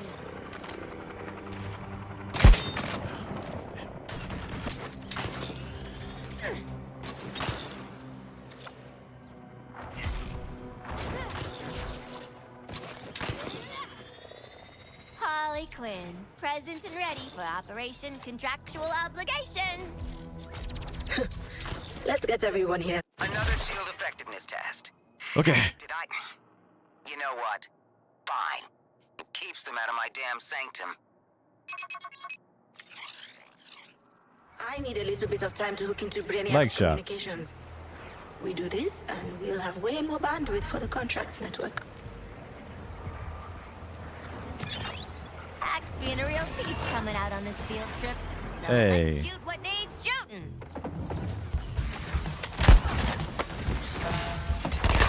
Taking your target, Deathshot. Over.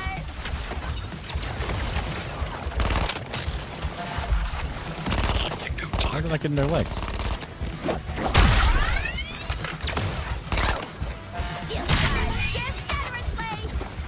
Got that terminal back from Brainiac's forces. Scanning now. The enemy took our terminal offline.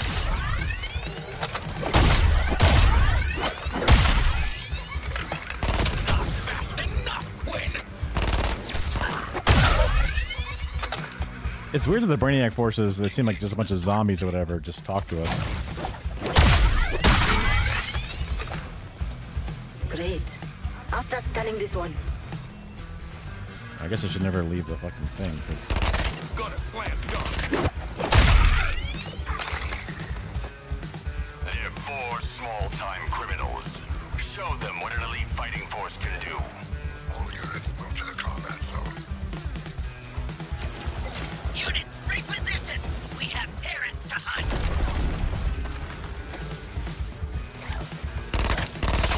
Brainiac forces blocking my scans at a terminal.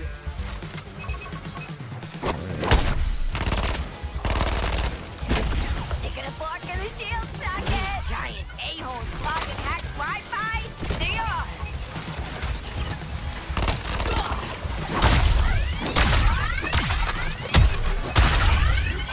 alright.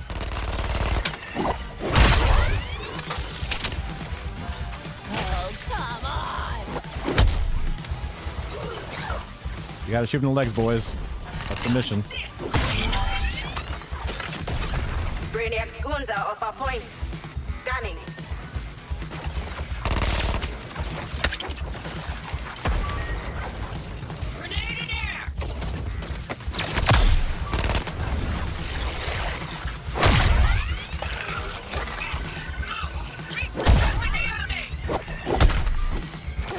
Oh, you lost your flame.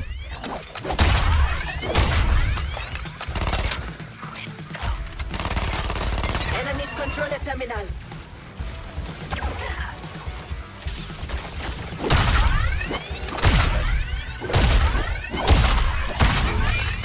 Almost got this one. Got that. Whenever they have the blue flames on them, you can melee them for a bunch of extra bonus damage and gain some shields. But you can only do that if you shoot them in the legs, in case you weren't here earlier. Like that. Shoot them in the legs, they get flamey, then you can whack them. It's pretty simple. And that's what the Scans finished. That's bolt this pistole's one. pretty good. Good work, Hack. Oh, I thank you, Hack. Hack Contract Network version 2 is coming online. Oops. Okay, just one again. Nice.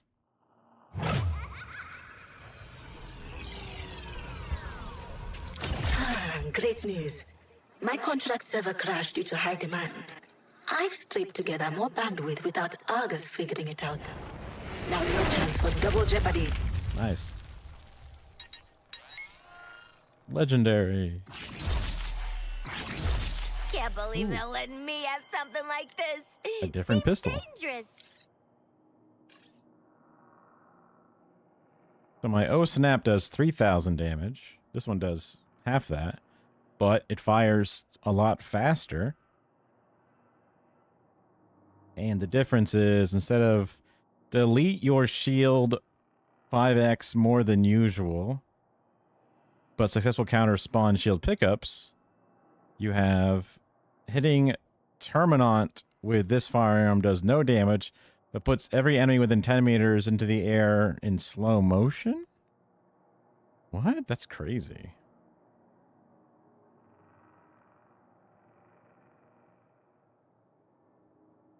That would be more for a team thing, because things that go into the air get critically hit more often. So that would be like, I would then shoot this at other things. It would do actually no damage, but then people with the minigun and shit would do extra damage, but that's not good for me. So we just dust that sucker. And dust that sucker. Easy peasy. And then we have a talent upgrade. Time for a little fun with neurochemistry. Damage reduction is increased.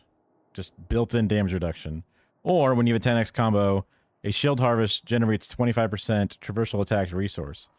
That does seem pretty good if you're doing a lot of shield combo, because you can do your grapple attack a lot. 15% DR, this might be worth it, especially if you're getting like a boss battle with a bunch of little gremlins coming at you. You just do 4 shield harvests, and then, oh, when you have a combo of 10 or higher. But that's not hard to do when you got a bunch of gribblies. I just need to use my grapple attack way more often. This one's definitely just the easiest one to get, but this one probably is good for crazy missions. So I'm going to go with that for now. Okay, ready for the story mission? I think so. No, I hit Y. Or triangle, which changes my weapon or whatever. Map. Okay. So these are just like little nothing missions, I guess. Oh no, he's a part of these missions now.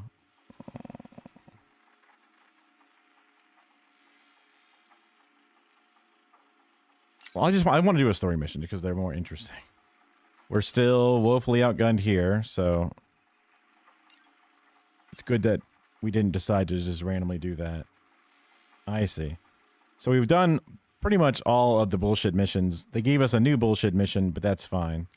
I think we got a new contract we can take, right? Yeah, a new spot, so we can just grab that one. Contract's got it all. Risks, danger, bloodshed. What more could you want? So, shield harvest, chopters while I'm airborne, 10x combo, just do it, and then collect things, just do it. Not too bad. Brainiac, did some crims break into your skull house and lift your weird laptops? Oh, better call the Justice League. Rising high, a sun-kissed tower, a beacon of the city's power.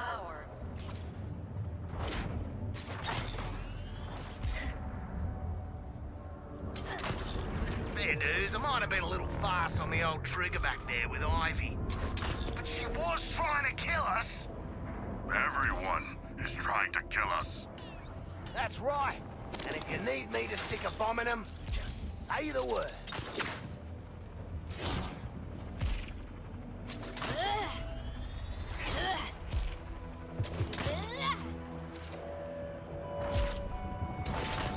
Good thing Deathstroke wasn't with us Who is the plant-controlling meta who's recently joined the battle for Metropolis?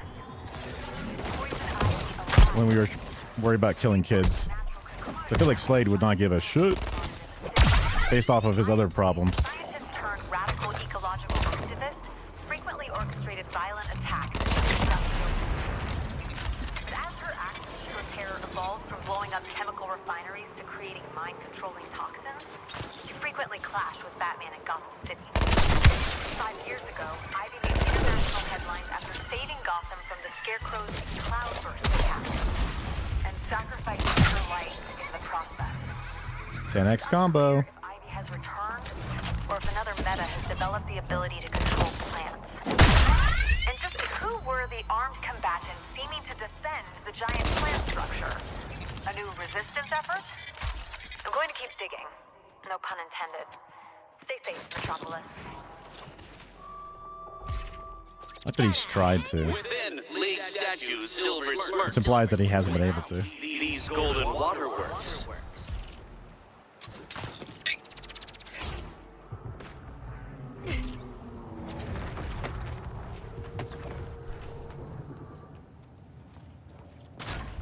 All right, Ivy, what you got? Ivy's bioweapon is ready.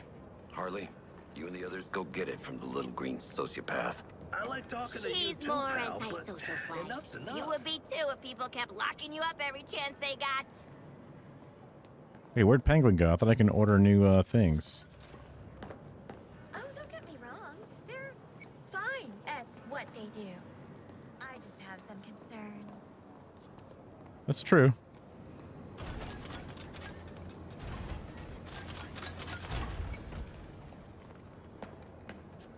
Where did Penguin go? Maybe it must be after the dialogue, maybe.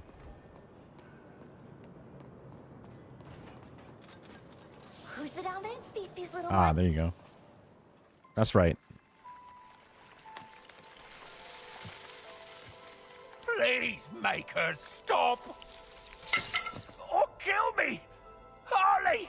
For old time's sake! Thought you'd never ask. Penguin! Let's play a game. You're Victor Freeze, and I'm the brilliant scientist. No! Yes! You little green! What do you know? I think she likes you this time around, Ozzy.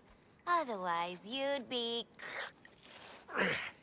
Already put Father Verarchus minders in medical, she has. In frostbite. I was only going for a tinkle. Try and show you later. What's got her on this plant sugar high, Cobblepot? Penguin! Adults is talking! I've been providing weapons for the little imp to work a sorcery on. With this affliction on your weapon, you can freeze the aliens in place. That's neat, right? Technically, it crystallizes the fluid in their bodies, but I think deep freeze sounds scarier. So we're gonna call it that. Yes, yes, you're very clever, little Miss Greenhouse Gas. So, how's about some right frosty close combat gear? Still working out some kinks on the grenades. Bang!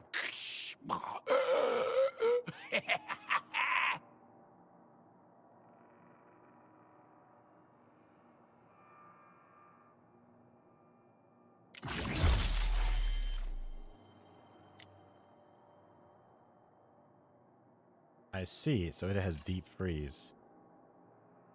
So it's a very slight damage reduction, but it implies deep freeze.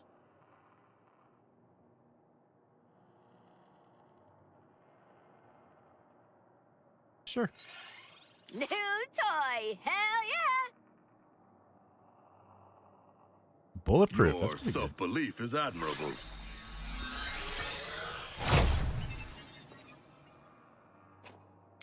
before I forget, Waller wants you to see Hack. Her pet computer virus claims she can find Lex Luthor now. Oh. I bet you're here to make those stupid metal weapons a little more... face melty. Hmm? Let's do it. We have gained deep freeze. We can apply a friction to different melee weapons. Is it just for free? Because this one was better than this one. Oh, you spend a little bit? Yeah, it's nothing. Okay, all iced up. Oh, watch your fingers.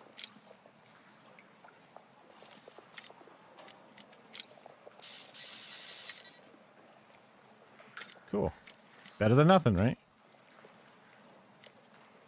We can't do grenades yet. I see. It makes sense. And then supercharge. Penguin, we should make more weapons together. I've got lots. I switched this one with this one. Yeah. Although Do you a special for the best of enemies. we can craft new things now because we unlocked that thing that they can craft. So we can do epic ones, which could just roll more augments. Bread and butter right here. Won't fail ya. Melee damage on shield. That's good, because that's what I do. Does less damage, but it does more shield harvest damage, which is really where I mostly use it than the current one. And the Suicide Strike, I don't really do it that much, honestly, because it's just not as important for me.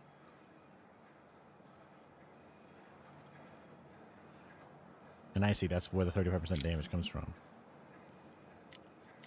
Let's just roll another one and see. Now don't go smiling. Makes me uncomfortable. Does more Suicide Strike, damage on afflicted enemies. Let's break that one down. You know, I came up from nothing with... That's crazy that, wait, this cost me 4 epic, 9 rare, 18, 9, 4. Pretty piece for an ugly mug.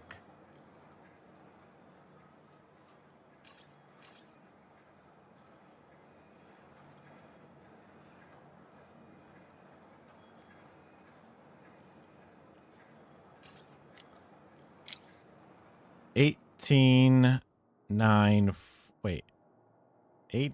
9, 4. So I end up getting more rare and epic out of them after making them. Yeah, it is a paddleboard, yeah. Shield regeneration on melee hit is kind of what I also use it for. But this one is more about... Well, this one does more damage on harvest, which is an extra... Which sometimes these things live with a couple of health left, which is not great. Let's just craft another one. Let's see. Done and done. In a better mood now. More damage on shield harvestal and XP gained. And it does a lot more base damage, which I think is good. So yeah, I like that purple one the best. Okay. Was there any other weird things I needed? I don't think I really needed firearms. Wait, you can just craft a specifically epic or legendary one? Hitting a terminal does no damage. Yeah, we don't like that. SMG. And this one does no damage. Yeah. Okay. Traversal mod, we're pretty happy with our current one because it's some kind of perk. So unless I overhaul something, which I don't think I need to. Yeah, we're pretty happy with that and that. The one piece bonus is shooting frozen regenerates shield, and I like to make frozen with this, so that just helps me with that. And then this one's bonus is damage to burning, so if anything ever starts burning something, that'll be good. But for the time being, it's fine. And standing still gives me extra traversal attack, which could be good against, you know, hiding against a boss or something. And then being able to do a free big damage attack against them. All right, and the next thing we need to do is... What? Other side of this? Talk to Hack. Okay. It looked like it was right there. Hack's found a way for your team to track Lex Luthor. Go get your presents, kids. The other one's all cold, huh? Now I gotta think about all the deeply tragic Christmases for little baby Rick Flag. So this is where they parked you, Hack. Dig what you done with the place, Hack. Thank you, Miss Quinn. It's cramped, but better than the insulated Faraday cage Willa had me in. So... The wall says you got a tracker for Lex rigged up. Key to Luther's heartbeat and good at a range of 5 miles. Just apply the code to your comms. You just have to follow the dots to the bald billionaire.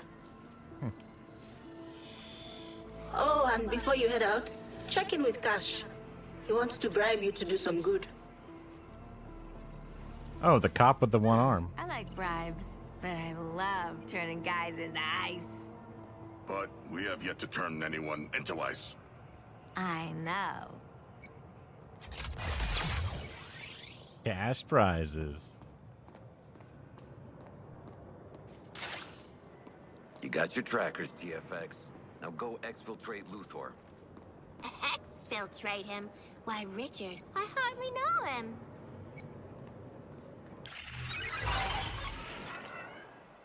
You seen those drones carrying people out of the city, Task Force X? Hack's learned how to stop them getting away. Can even grab up the folks they're carrying. You just have to knock out the drones and care about someone else's skin besides your own. Let's talk about that. The better quality care package.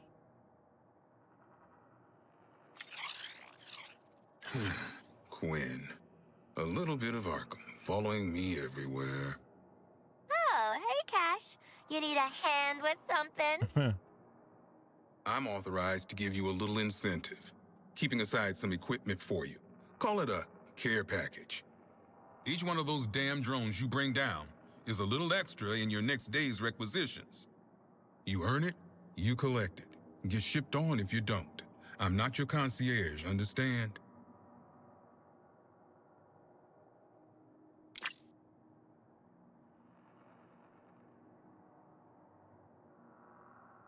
I guess I... For me, they shouldn't have. Give it!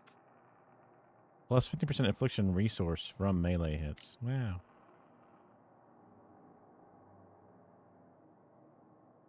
Type fastball.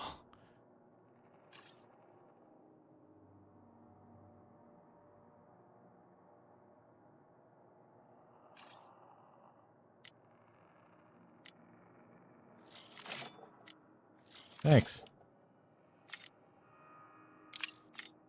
I got a question. Are we ever gonna get to use our new ice shit? It's been 5 damn minutes. They're setting up training in the field. Get out of here. What are we waiting for? Ice time! Ice time! Ice time!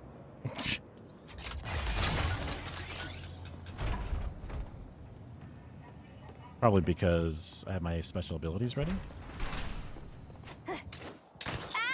Easy trapeze! Is Ivy's ice power familiar to you, Harley? New to me, Shocky. She used to be all about plants and walking around just in her jammies. Interesting. So she is growing and learning. No life signs.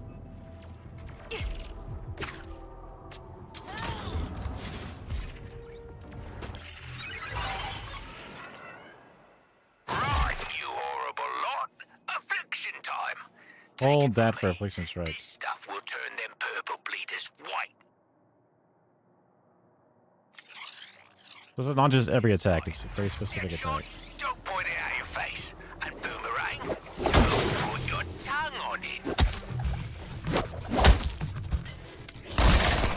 Oh, right. They die only to ice.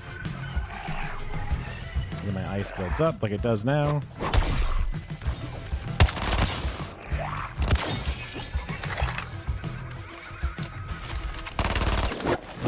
Special delivery.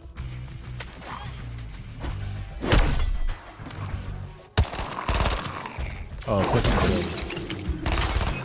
Fair play to Hall. That's some sustain. Of course, they want you to use the new stuff.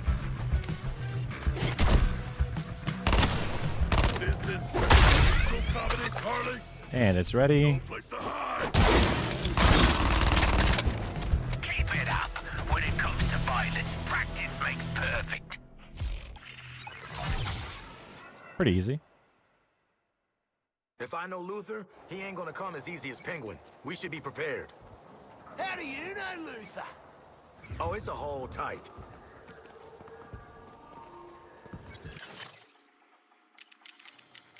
Talent. Let's see what we've got for you. You won't lose combo when combo breaker event triggers. It can only happen once every 30 seconds. I don't really know how often that happens, so I'm not too worried about it. Grapple attack, have a 20% chance to drop grenade ammo. That's not a huge deal, so I guess I'll just stick with this one.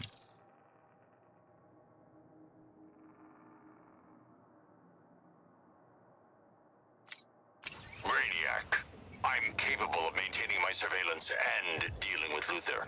It's too soon to deploy. He wants to prove himself to the cause. Of course, Brainiac, for the glory of New Kolu. Within, League statues silver smirks. Without, these golden waterworks.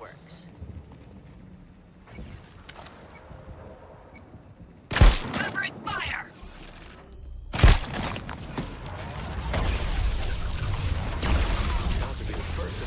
Dark says you here. Who am I to argue?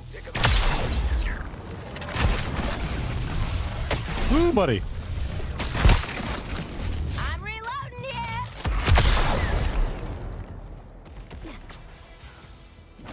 You got something?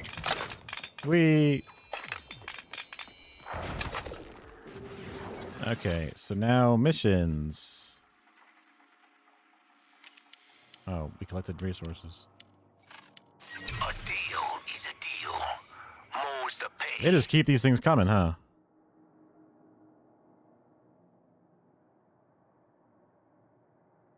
Hack says this counts as eco-terrorism, but I'm not scared at all. Oh, I wanted to do missions. So they have a brand new mission, which hopefully is fun. Brainiac's bugs have been scanning Star Labs' advanced weapons division. You ever hear the saying, send a thief to catch a thief? Isn't that technically kidnapping? Why not recall the first thief? You know what? Forget it. Intercept that data and get us those advanced weapons. Laying down fire! The new memory? Ooh, another installment of my favorite disaster scene. Well, shouldn't someone be doing something about this? Yeah, you know, this way. Like what it is. Listen, we got our jobs. Yeah, that's right. We're not the heroes around here. Exactly. It's chill. This is Superman City. If whatever that is thinks it can try us, it's got another thing coming. Within, League statues silver smirks. Prioritizing target Golden waterworks.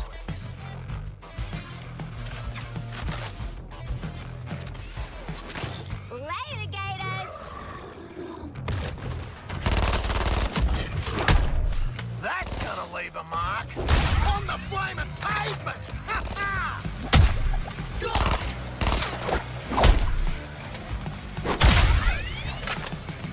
There is no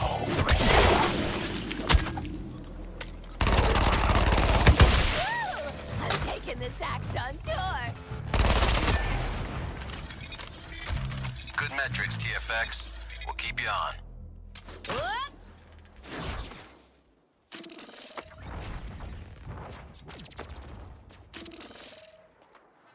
Too small. It's huge.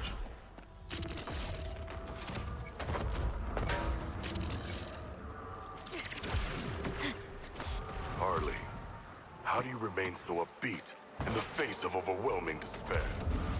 I think about all the people who weren't so lucky. Pushed down. So, not all your effort is invested in physique. It must be a rude awakening that brains be broad at every turn. I had a nice memory or a nice little dialogue thing I ruined by having Riddler talk. Or you can continue to pummel your way out of every problem as your unused intellects gather dust. The choice is yours. I guess these little guns are just here to like give you resources. Hurts my feelings, you tested. Hey, I bet this one swiped the star whatever data. Get him. Don't give up the probing hunt yet. Assessing a new target team. We got it. No Catwoman, but who is? But I'd have felt worse about shooting up Catwoman. Whatever happened to her? Only needed to hear the first part, Harley. Secure the data for hack. Ah, shit. And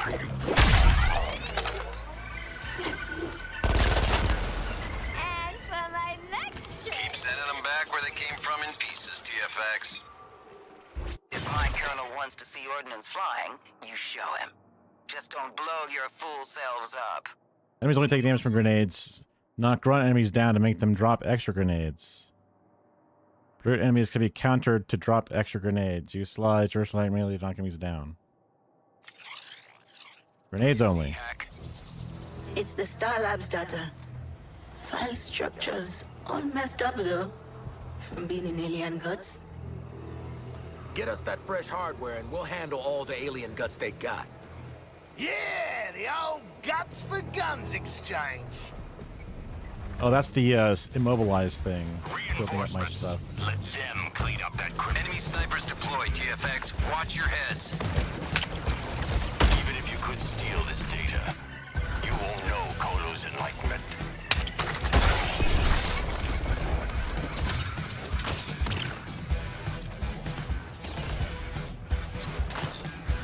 Open them up. Our advantage is slipping. Compensate! How many grenades I have? 0. Boom!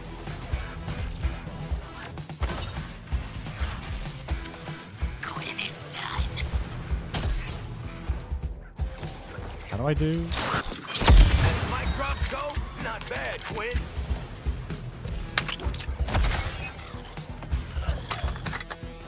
Engaging the shark! Aw, Droney needs a break. Where the hell?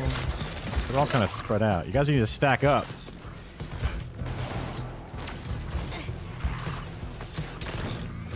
Just flying into walls. Terran spotted!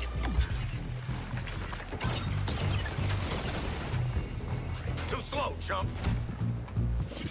Come together, boys. Come on. Eliminating dead shots!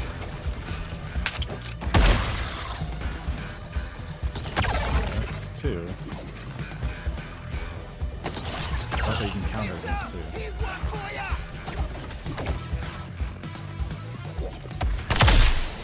You made a boo-boo.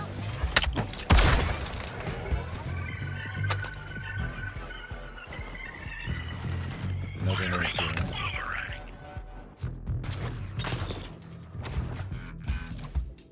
Resistor in sights!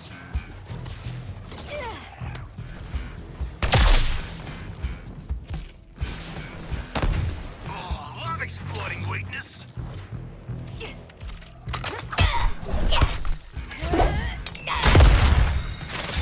Grenades. Handling Quinzel, but lethally effective.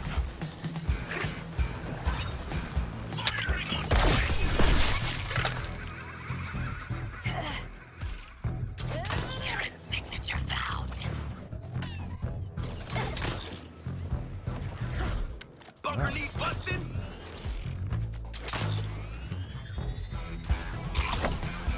Redeploying to counter. No grenades.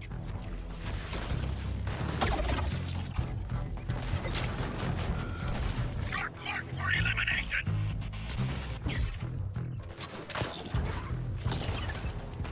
Let it, Boomer. I'm on your target. I got one to do. I just love you guys. One guy left. No grenades. Over here.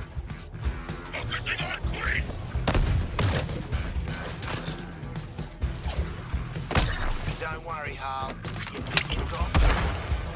That's a wrap. Schematics, fabrication Okay, instructions. the drop down attack is way easier What to if you spawn like grenades guns, like I that. guess?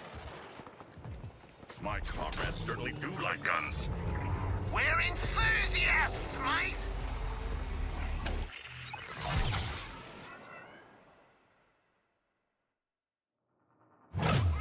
You're looking at the latest Star Lab prototype arms. Highly classified.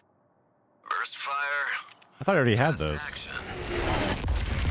Good staying power considering they're pew-pew guns made in a damn laboratory. No time for safety checks. Let's see what you do with them. Wow.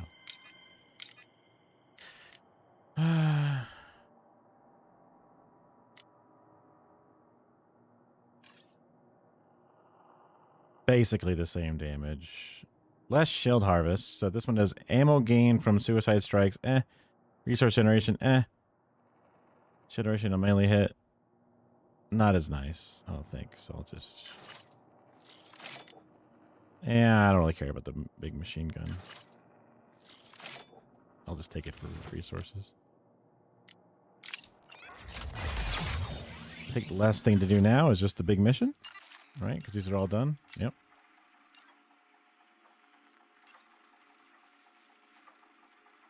Right? Main objective. Hack. Story. Wallace dead set on you bringing Luther in. Follow the All track right. that you're holding on his heartbeat.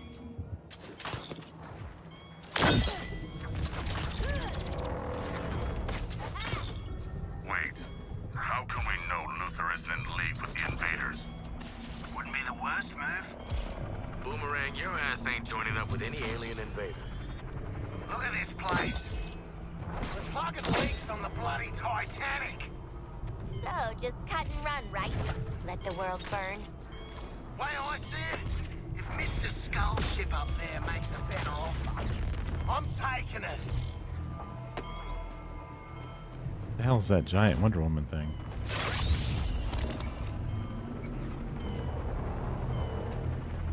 Worse, better, better, perfect. Worse. Really looking forward to meeting the man who funded the development of these brain bombs. Target located. Kill him. Waller will kill you. Ah, I think I found Lex. Come here.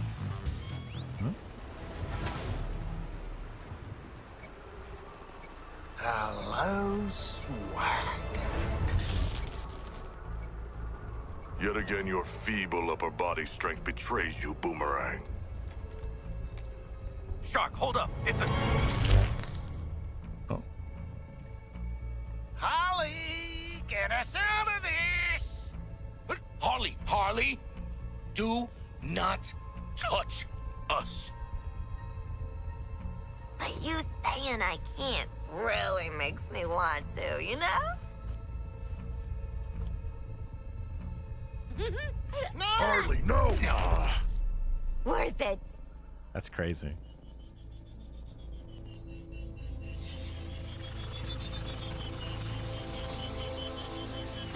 I expected that to catch one of you at most. Lex, we've been known to exceed expectations. Surrender, Luther. We have you outnumbered and outgunned. My. I could use an army of you. He's pretty underwhelming when you get to know him. Seems you all have that in common. Tell Waller to stay out of my way. If you'll excuse me, my plan to neutralize the Justice League starts now. Wait, that's what we want to do too. I'm going to enjoy this.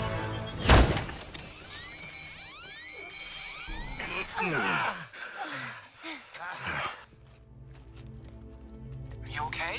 Where? You're almost there, Lacey. Oh, shit. The Flash is back. Come on. Good guy Flash or bad guy Flash? Uh-oh. Wow. Oh, definitely bad. Is it? We know you're getting help, Lex. So tell me about your secret pal. Spare yourself some broken Oh yeah, he's got all the fucked up face things. Take the shot already! That's the Flash? You might as well post him the bullet.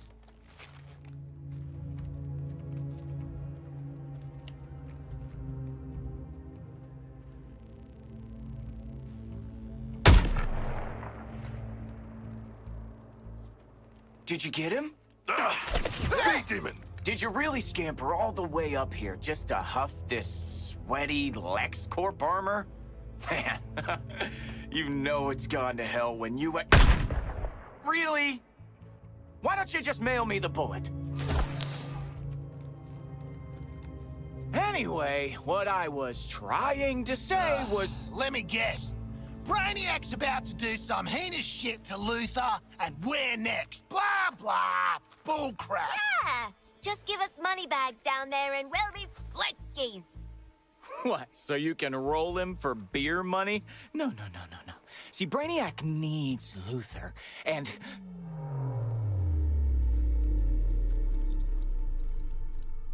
Oh, you know what? Hold on a sec. Hello, Brainiac? Is it happening now? Great. You will have Luthor ASAP. Good news! You want Luthor, all you have to do is... come and get him. He has his thumb back. Hey, what's going on? Kiz. I have no idea how to even try to pronounce that.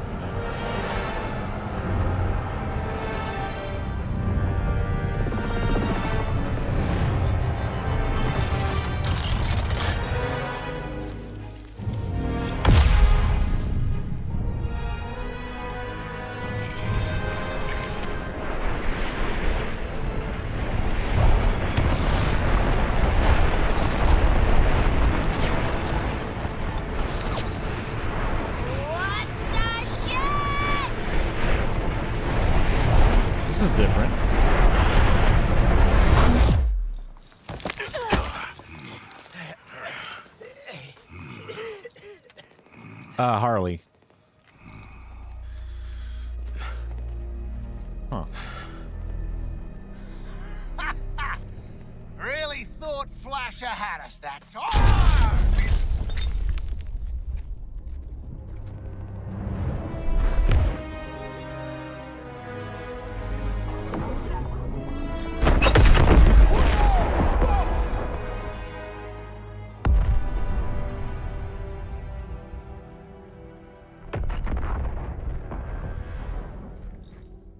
I think he thinks we can hear him? Right here! In the big box with Luthor on it! Maybe if we ignore him, he'll just go away? Ma'am, we're reading a massive target near Constitution Plaza. Task Force X, what the hell was that? Flash is alive, and he's playing for Team Brainiac. And don't forget the great big gun. And he has Luthor. One damn thing at a time. That artillery is gonna wreak havoc on our front line. If there's a snowball's chance in hell you can destroy it, I expect you to. No matter the cost. Are we clear? Yeah. We're the snowball. How hard could it be? Although it has some like Stories to astound. This planet makes the news go round. Go round. clear out enemies to proceed. Okay. Where's the Daily Planet? Is that it behind this thing? Probably. Survive the gun, get a prize! A consolation prize, that is. Lex is he's an older model. Oh, you're dead. I need to do some...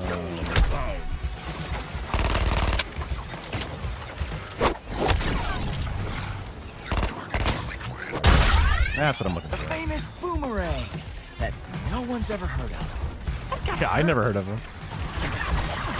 Sorry, buddy. Shooting with that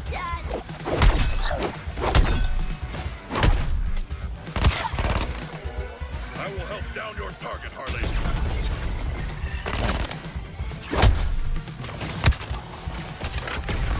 Hey, Super. Harley Quinn. What? The Joker saw in you? I mean, at least he was somebody. You are just a groupie. Damn. It's fucked up. Please stop hitting the guys I have tagged for shield. Have you told them how you got your name yet? That one is a doozy. Me? One enemy's alive. Oh, there you are. Flag, I'm not Oh, you seeing killed any damn weaknesses on that gun. What the hell do we do? According to Hack's analysis, that thing is stuffed full of Terminons. Hack? They'll react to the nanotechnology from other Terminons. That might expose them. Oh, what the? I'm highlighting nanotech remnants on the enemies you've killed. Grab as much as you can. The gunk? You heard her. Scoop it up, buttercups. Scooped. Feels like more of a boomer thing. Just do it. Ready? I've marked a location on the artillery where Terminons are concentrated. Apply the nanotech there. Wind up your pigeon arms and get it done, TFX. I think we need some more goo.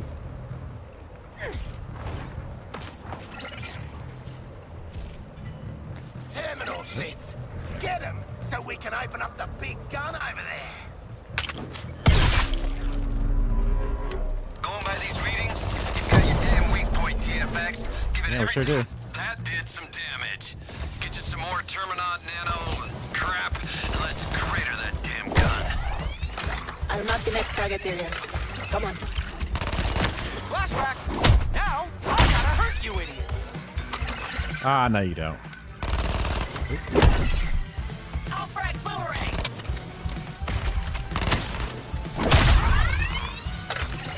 Got the trouble. Why beat yourself up when I can do it for you?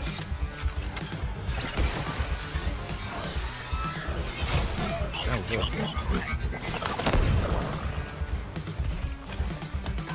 Poor Harley. Finally graduated from sidekick school, but they don't cast female villains over 35. How old am I? Not enough chance. Well, anyway, time to toss him at the gun. Gun.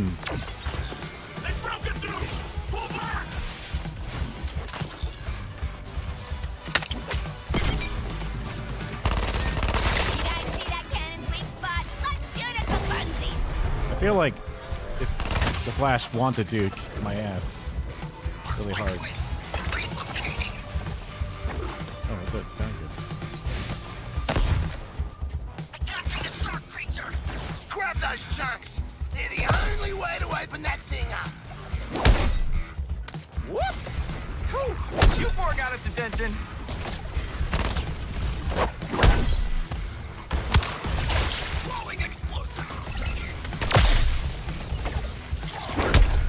Oh, damn it.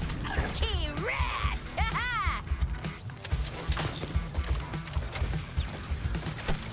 Target acquired.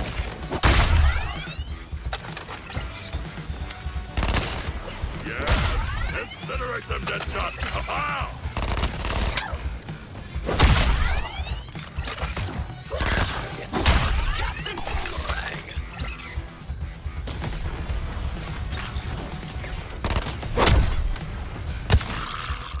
Man, they die too fast.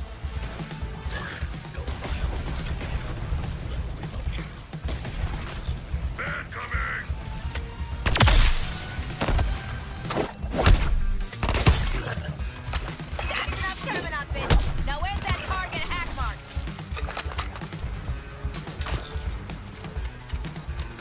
Focusing on the Stark. Oh, wrong X. I need two more. I'm initiating an alternate firing sequence. Whatever that means. Must be a scientist, I thought. Terminot chunks are the only things that'll open up that gun. Snatch them up, people.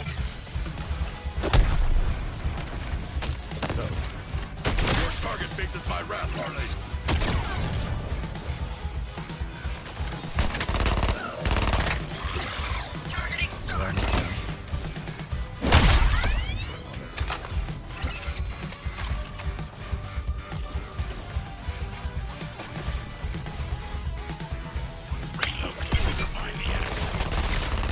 Guns showing us its squishy bits, people.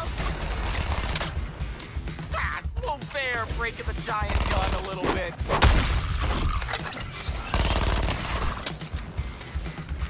No place to hide.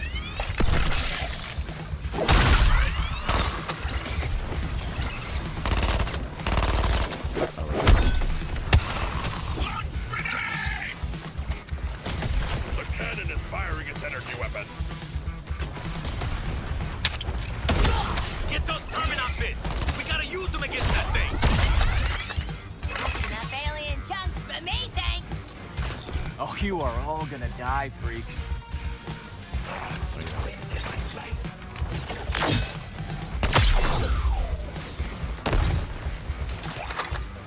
Fucking quit for a living. New firing sequence!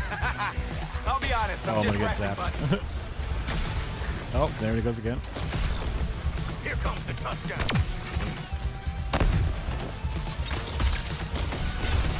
Explosive release. Hey, big gun. Go up. What's got 2 thumbs and fists full of alien guts?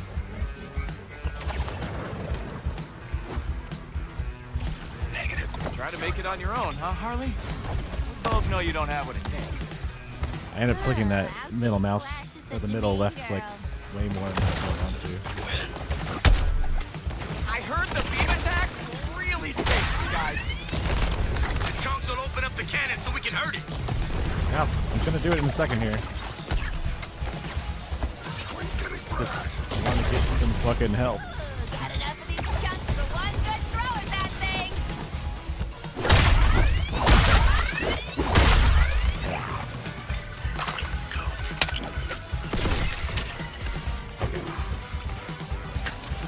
Hack has identified the Terminot remains for us.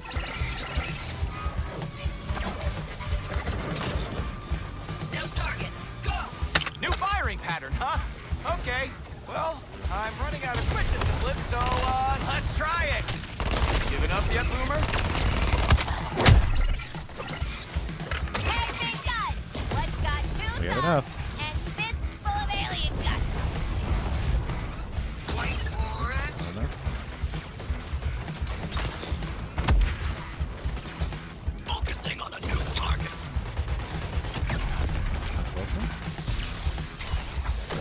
Ah, the humor of failure. Oh, right, they fucked up my weapons. Don't get hit by that beam! Try not to. Give up already, Harley Quinn. Got enough chunks. Haha! That artillery's on its last legs, but you really pissed it off. Expect a hot AO.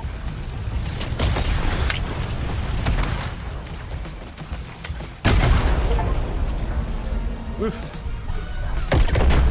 That gun's out of my AO, and you four are still in one piece. Let's call it good news. Yeah, yeah, fair. Not too bad news, TFX. I'm taking my desk with their Let us controller on it. extract Luther before the Flash returns.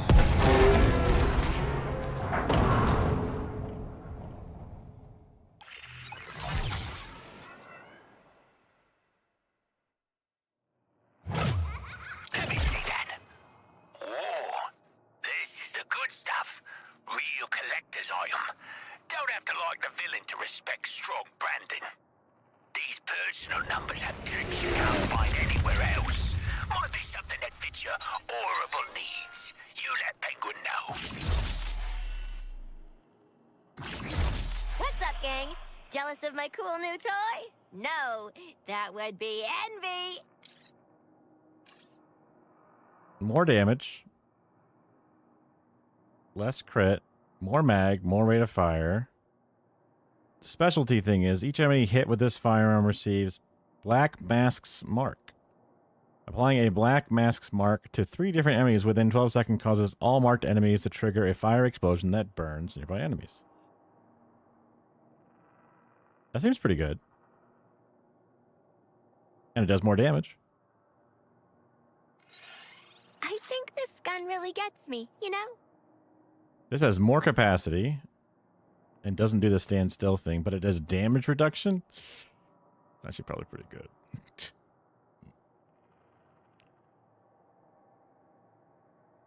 It's probably pretty good.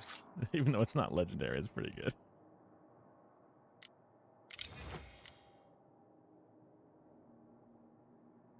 I'm ready. Hey, easy. Where's Flash? He got away! We're here for Lex, man. Let's get him. Now. Nope, okay, let's get Lex now. Oh, no, we can do this. Talent. It's your brain. Choice is yours. Chance to instantly reload firearms after pistol kills. Or grenade hits have a chance to spawn additional grenade.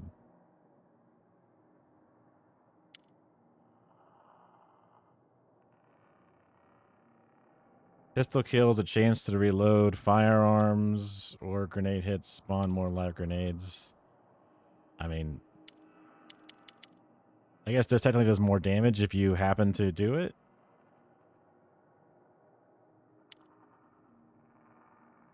And it doesn't even always reload on a pistol. I guess it's grenades, because I mean, like, reloading isn't that hard anyway, so I'm not that worried about it.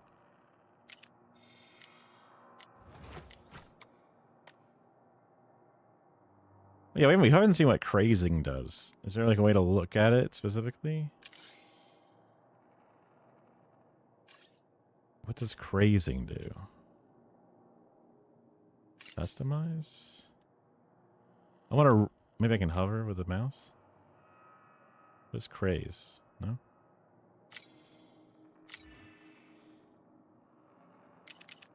Did I finish the contract? I did. I did harvest attacks. Anybody tells you this reward is stolen, you punch him square in the face.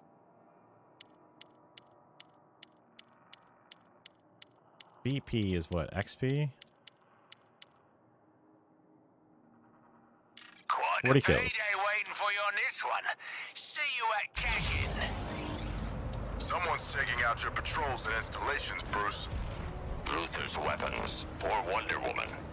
I also can't discount the gang of miscreants. Though damage at this scale indicates ability and competence those four don't have. Hey, I think Luther's still in here. Printing stories to astound.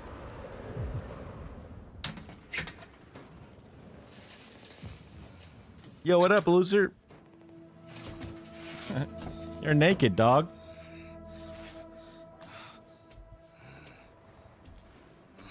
What is that?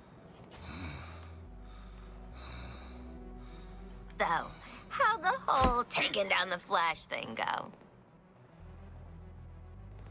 Still in play? Now get out of my way. I have work to do.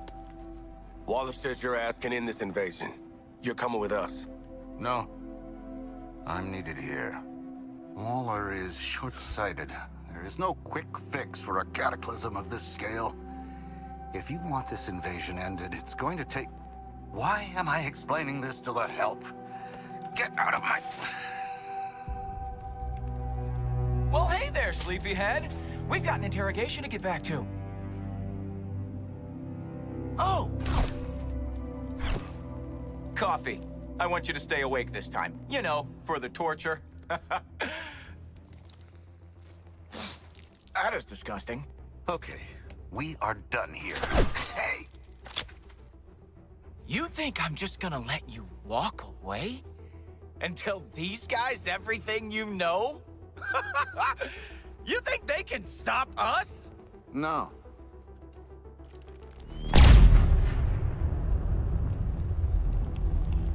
Speed slower.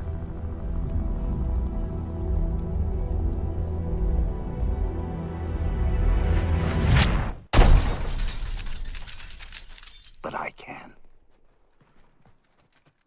Holy shit! Get him!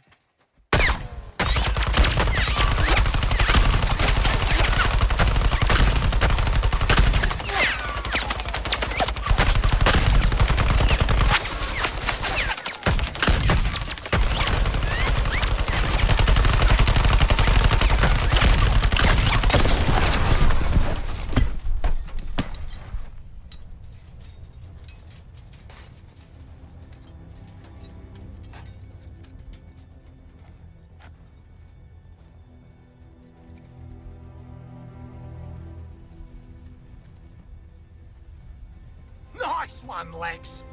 Always thought your inventions were a bit shit, but this is...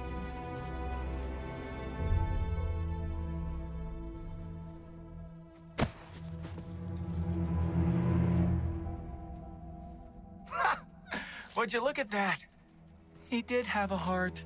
Catch. Oh, yuck!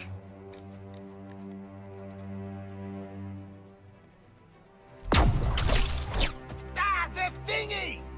What did you think would happen? You'd crawl out of your cells, swoop in, save the day? Pathetic. Pathetic? At least I'm not a big hero turned stooge for a spaceman. Okay, Boomerang. You want to see what a real hero can do? I'll show you.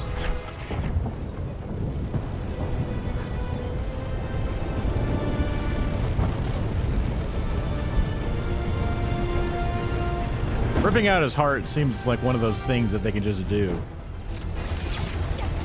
Oop. Dodge, dodge, Pay attention, dodge. Boomerang.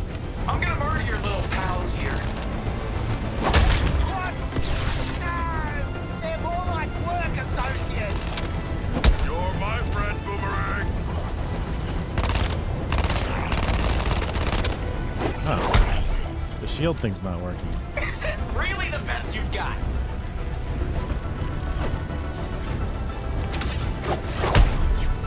Oh my! Did we just take out the world's greatest assassin? Just you wait. Let me catch my breath.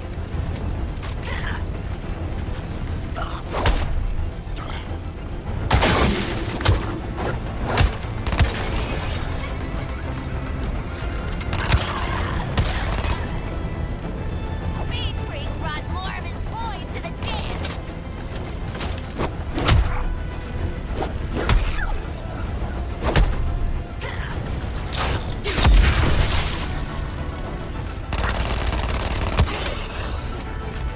The coward sends more pawns. Oh no! Harley's down!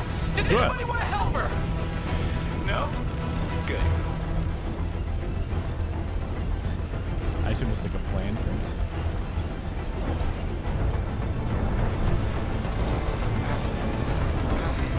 Come on then, you prick!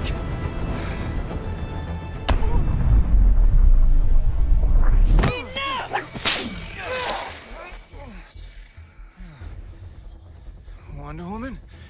Did Green Lantern ever catch up with you? You know what? Looks like he did. Flash, how do I stop this?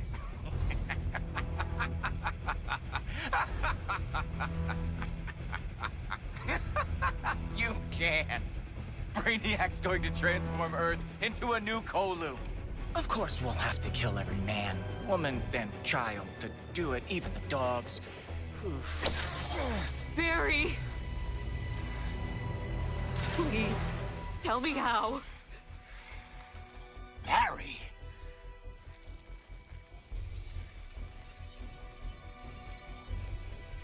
You have to kill us, Diana.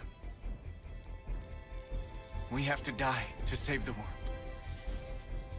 Barry.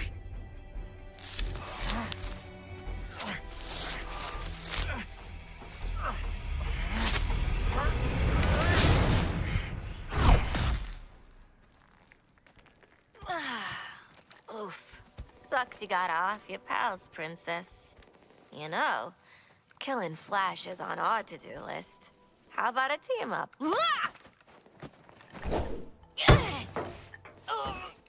You didn't let her finish. We should team up.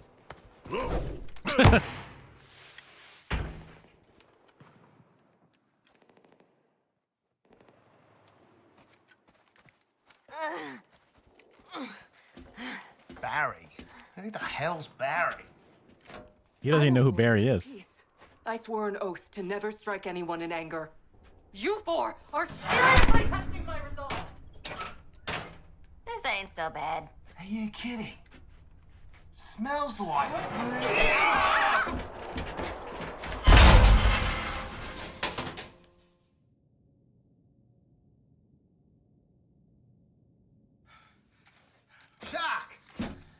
can see in the dark, right? I cannot. Got a bloody shark and he's good for nothing. Harley? Why not just the dude with the frickin' tactical mask? Oh, yeah. Deadshot? Floyd? Shut up, shut up, shut up, just shut up! I hate small spaces, I hate losing, I need air, and I'm stuck in here with you assholes. You ask a man to use his words. Someone is touching me. Not me. Actually, it might be me. I don't mind. I thought you were a handle. Wait. What am I holding on to? What? I swear I am going to kill all of you. Sweetie, cool those jets. Just take a deep, common breath, all right? Mama will get us out of this can. No! Have you lost your damn mind, Quinn? Again? I need to sit down. I'll hold on to something. Now everyone is touching me. Nope, still just me. Starting to think there's no handles in this thing. Everybody shut up! You were the one. Get me the hell out of here! Hang in there.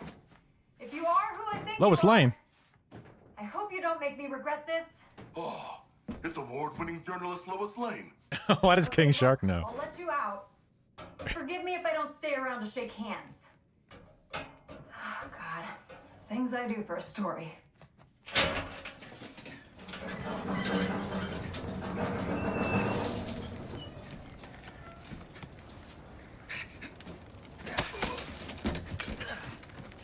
A C Lab? What an interesting... I mean, like when they're trapped in the closet episode? She just run away? What the fuck?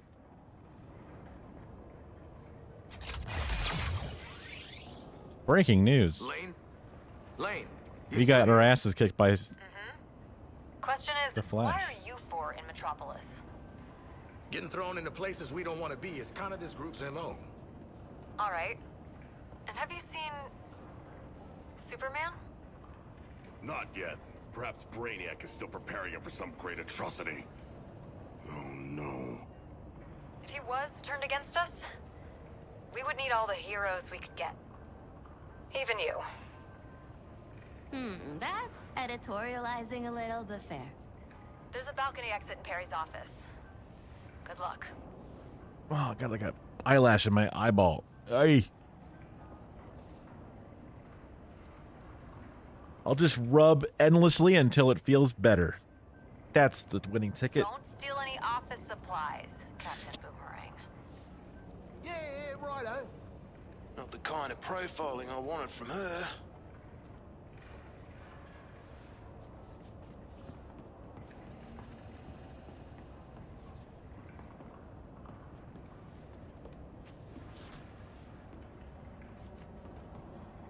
Most of the people got raptured. Dear editor, I found your papers reporting on my personal life to be invasive and sensational. Yours sincerely, Harley Quinn. P.S. Please do not open the Minus the last attached to percent. this letter.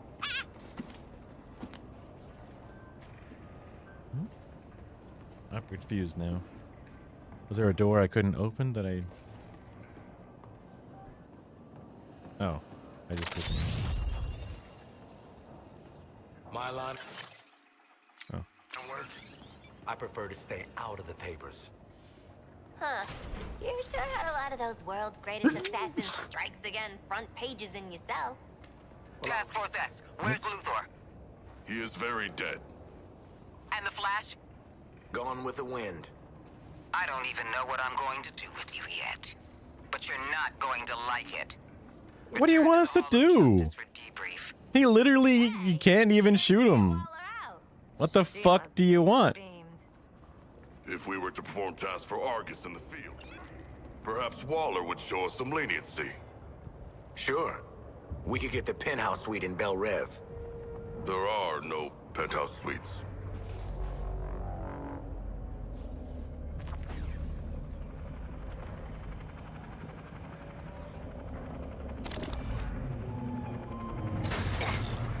Now you see me?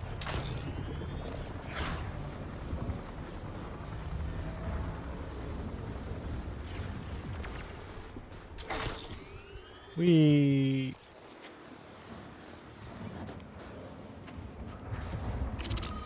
And that's that, riddle donezo. Consider your wits matched, Eddie.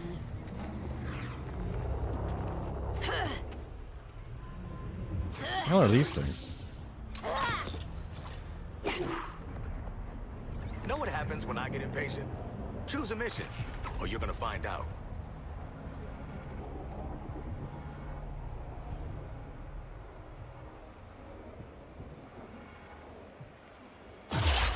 I'll use a sliding scale to grade you on this one.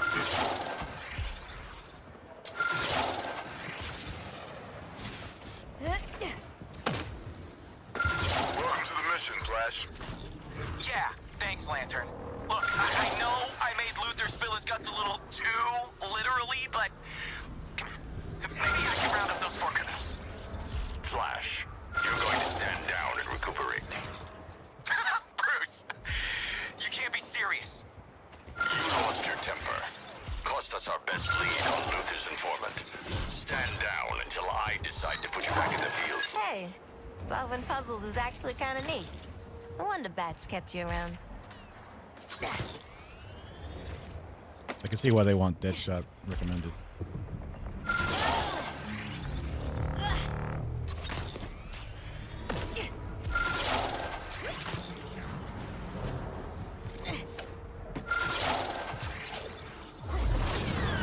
Aw. Eddie's never gonna let me hear the end of this. Never. Is it too late to throw in with Brainiac? In Baker Line, a renter's choice, and there resides the people's voice. Harshin my swing drone! What the? These things don't exist. Okay. Batman, are you there? Diana, get off. I always thought you were smart, Bruce Wayne. For a mortal, that is. But if you think I'm going to give up on Lantern, Flash, Kal-El, or you, maybe you're not as smart as I thought. Okay, what are my things? None of these done yet. Your choice. And then the other was... There's a new penguin and a new something else. Oh, one of her missions. I've authorized Ivy to investigate weapons. Let's finish the dialogue first, though. Simple, Diana. Join us or die. Okay, there wasn't much else left. Who? Wonder Woman?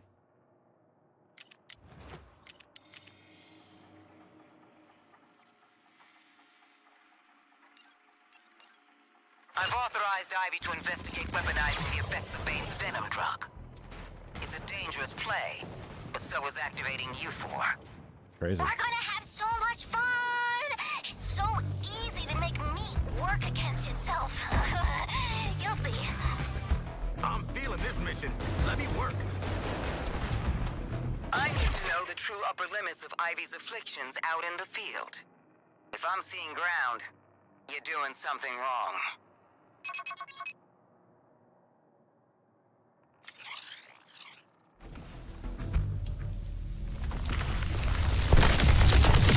Daphne! Our lab assistants are here.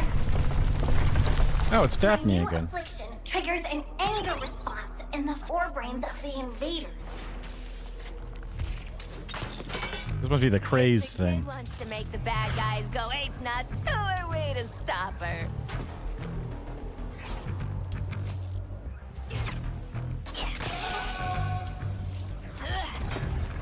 Those alien creepazoids are not respecting nature. Get them off the sprouts!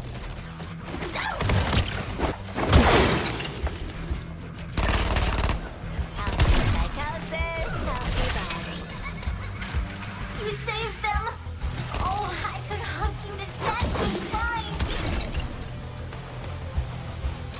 Get sprouts in trouble. Let's see those green trigger fingers.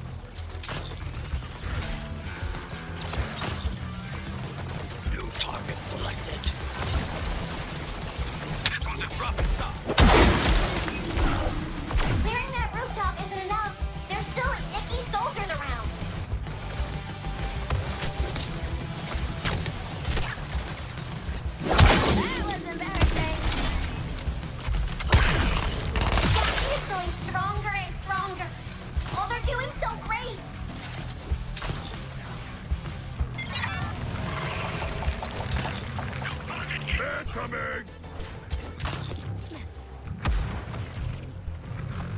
Oh, it's like before you get to the thing.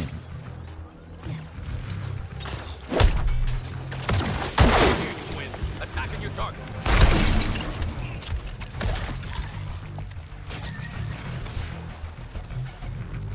Where the hell's this other one?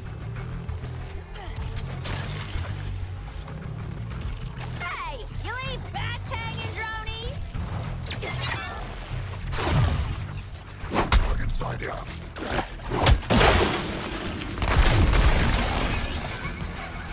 Harley, we took them out. Guys, we better swoop in and rescue little red sprouts from the baddies. You clear. Keep them off the plant babies for good, or Daphne will get corrupted. That's better. We're all back and mad at meat sacks. Don't sleep on defending the damn Sprout Squad. What's the matter? Drones? From downtown.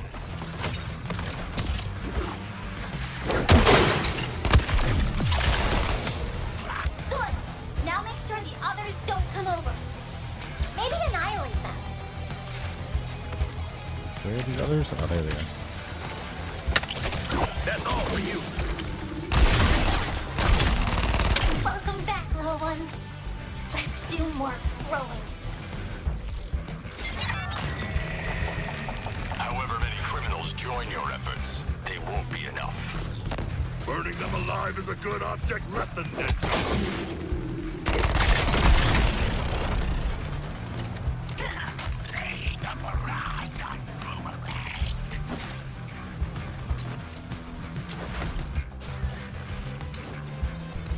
Reprioritizing.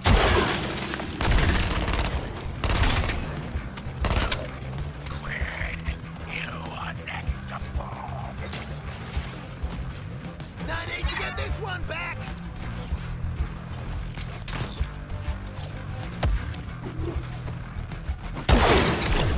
It's growing too fast. It must be contained. Protect the sprouts. They are part of the natural order. Let's check it out. The toxic fruits of our labor.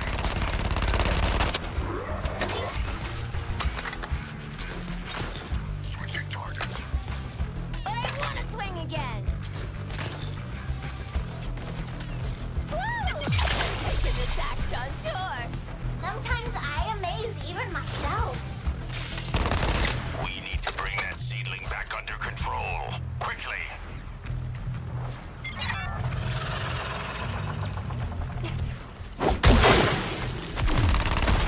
Venom Frenzy, releasing the Venom Frenzy. Isn't Daphne's commitment to being deadly inspiring?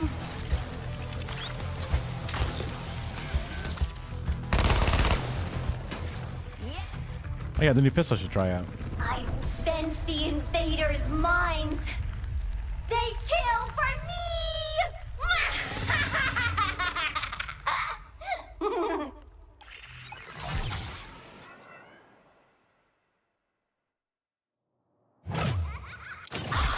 This is an exciting one.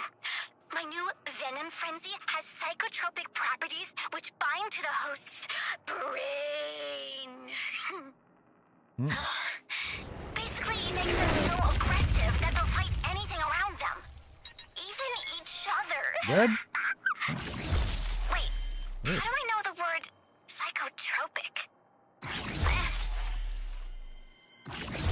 This'll make for great. Don't I already have what's this? the military word for capers? Like hijinks? Burning. I don't have any burning yet, but damage to afflicted I would have. So the difference here is literally marginal amounts of damage. Damage versus grunts. Generation is up. Affliction, resource from. Traversal attracts is whatever. I'll equip this one. So far it's better than Gizmo. And then this one has Venom Frenzy instead of Deep Freeze. Melee hits give more of the thing. See what the strike, resource generation. Does way less shield damage for me, though. That's the problem there. So probably not worth it. And this is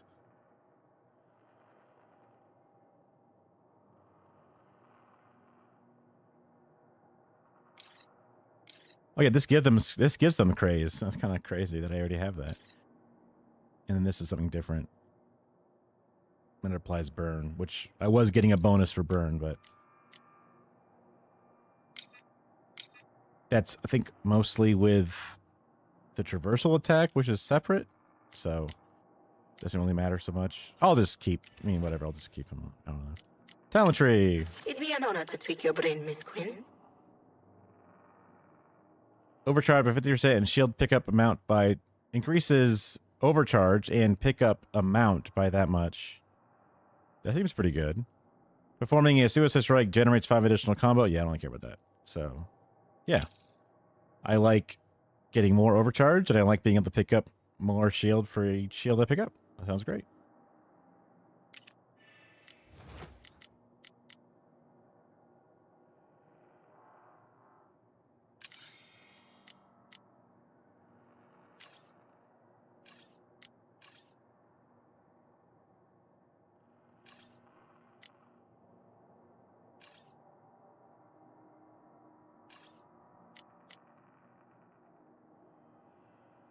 Burning. And the pistol gives burning. Whereas this does crazed. Which doesn't really do too much difference. So I guess I'll keep this one equipped, actually. This one does crazed, this one does burning, yeah. To welcome those from far and wide, this sign spells out our civic pride.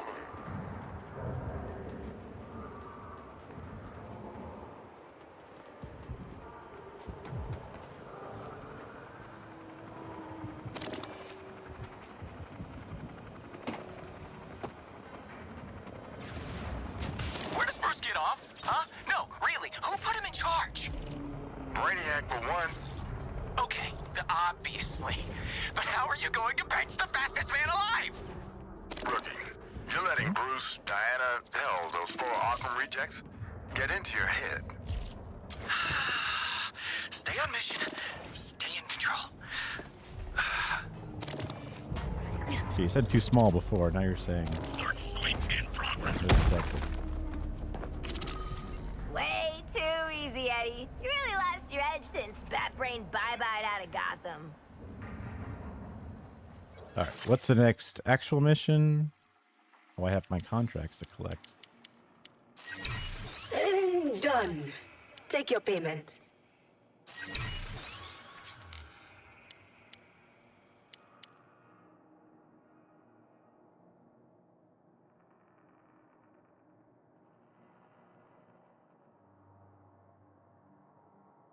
I guess I get a new grenade type? This one was the gerbils' idea.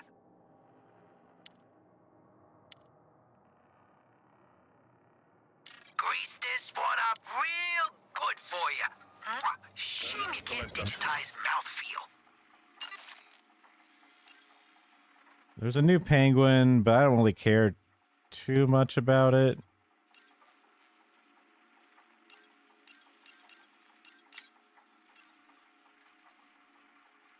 Other than that, there's a new primary objective here.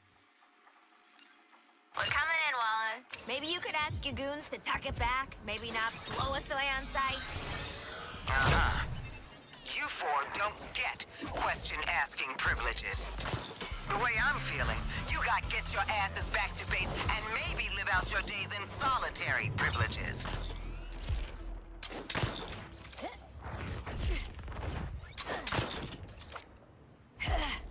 All forces, resistance was to be expected. It's your chance to prove yourselves to Brainiac, to fight for a new Koru. Pressing fire initiated. One more swing. No! I'm a real big fan of my solo work.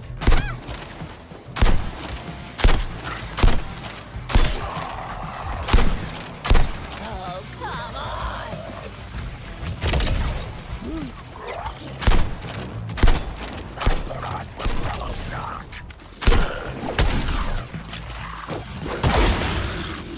Selecting new target.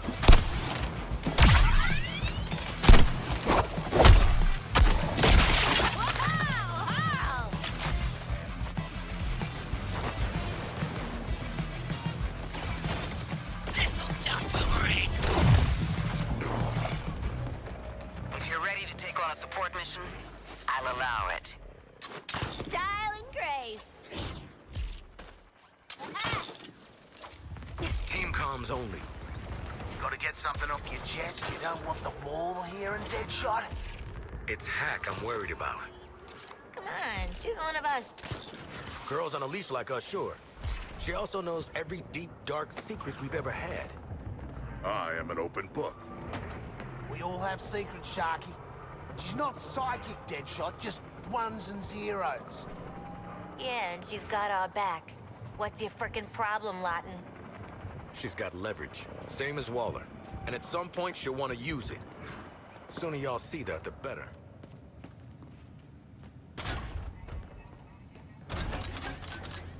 It's okay. What's it like seeing poison on?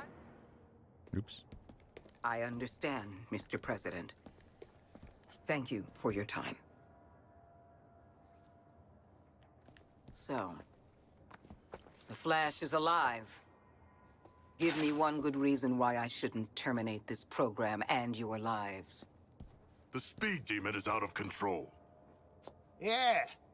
I've spent a large part of my brilliant life trying to kill that little bastard, but let me tell you, that was not Flash. It's like he's possessed. Possessed, brainwashed, I don't care. When I give an order, I expect... Warning. Intruder detected at Oh, I guess he may not know who his secret identity is. So he's like, Barry, huh? Scanners at the entrance. We're about to have company. Task Force X, to the door.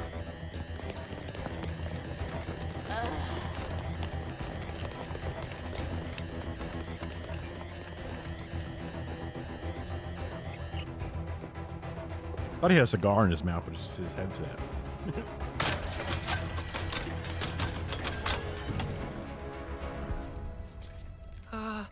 Well, howdy. My name's Hero. Are you the guys trying to save the world? Get him. Whoa, anti-speed force.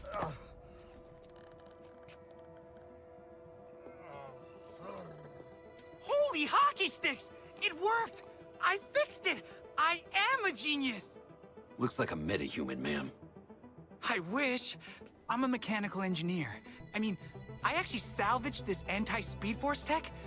I was working on something just like it to get the Flash's autograph. I'm a huge fan, you know. Hi. I make things like this little guy. It's kind of my superpower.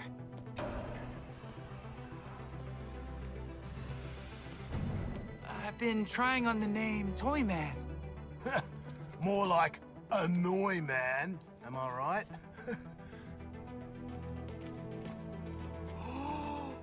Hold the F-wording door! Is that the inner sanctum? You guys are allowed in the Justice League super secret hideout? Man, if you gave me 5 minutes in there, you'd have the world's authority on microtech and the Justice League at your service. Yes. And all my inventions. He fixed the anti-speed tech thing.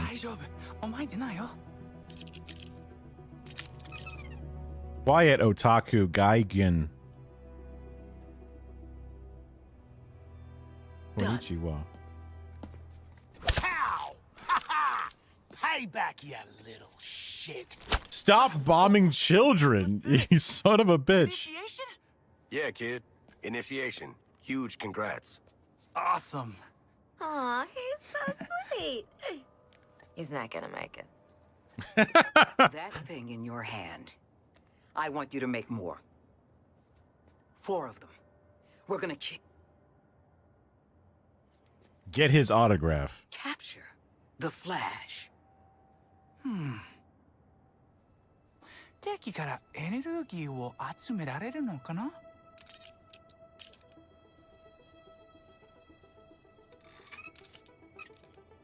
Yeah, I think that'll work. All you need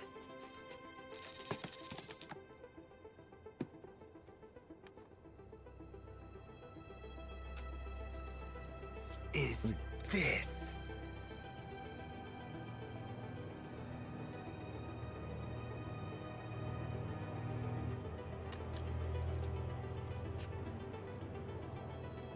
Okay, kid, let's get you settled. We want to see what you're capable of. Sure thing, new friend. I'm not your friend. Walk. Toy man. Get out there and get him what he needs. Shotgun. We got 2 kids bossing us around now. Cool, cool. Teeny truck road trip. It'll be fun. Don't you like kids? I like my kid.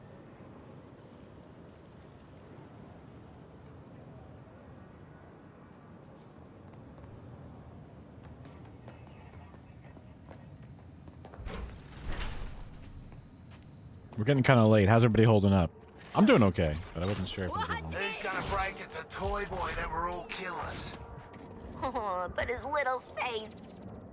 Sure, we can break that too. Well, Carrie, yeah, you had a whole night's sleep.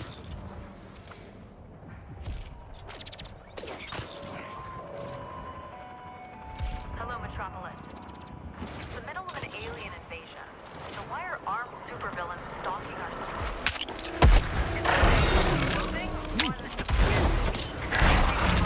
Wait, why?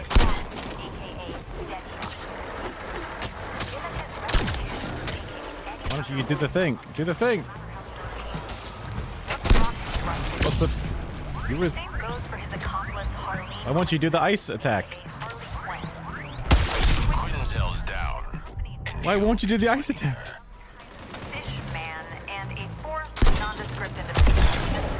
Given Brainiac's bitch. ability to control members of the Justice League, I guess you can't melee a tank? I don't know. I want to. Talent point. Don't worry, Miss Quinn. I'll be gentle. With your brain. Your brain. Superman villain. Oh. Ground evades and ground slides. Increase the damage of your next hit by a bunch. Increase the damage of your next grenade. And generate a combo point. I don't really care about that. So I guess... melee hit? It's not really a big deal. or is Metropolis in danger of becoming the next Arkham City? I hit B to go back. And... Stay safe out there. Oh, goodbye, grenade. They're armed, dangerous, and likely up to In the killing game, I got the quick fire round. Godspeed to your next godforsaken victims, TFX. Identified a new target! Though Brainiac has tanked Batman's stocks, this place still proves that money talks. Money talks. Money talks. Some kind of like...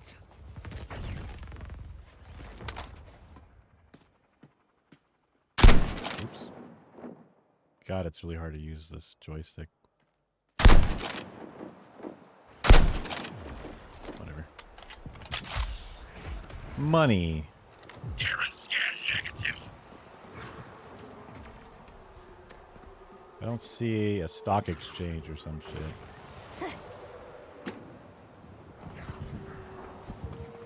Oh yeah, what are we doing mission-wise? Well, this is a mission.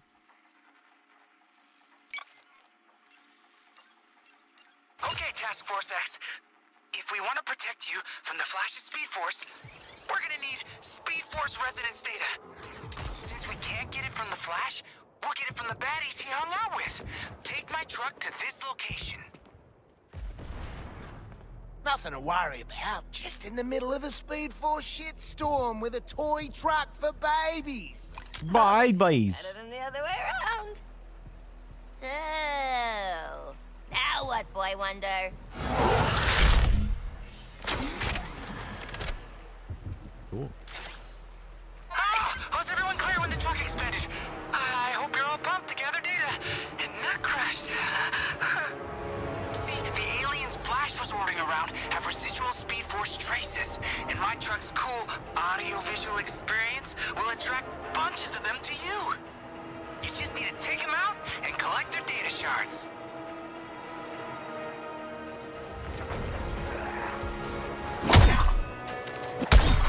Nice! Now grab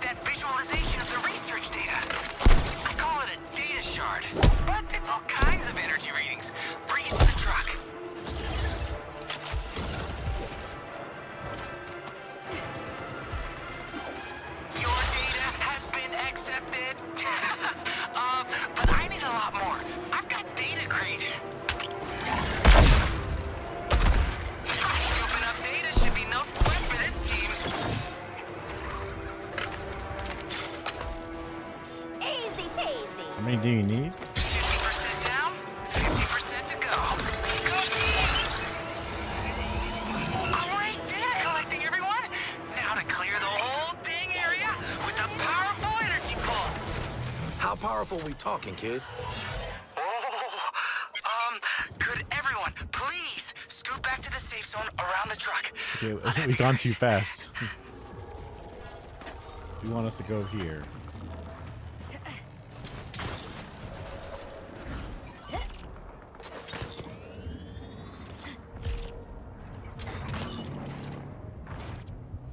I think I've already gotten that one.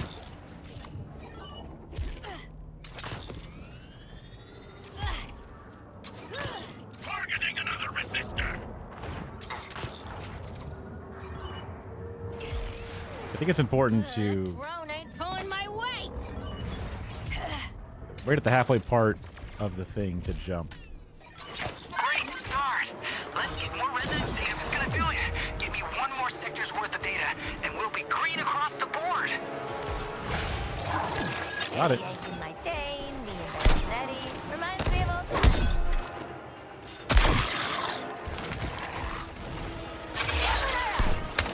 My kiddo likes this one. So much data to collect. So much. Who ordered muscle? Guys, I'm seeing some huge readings.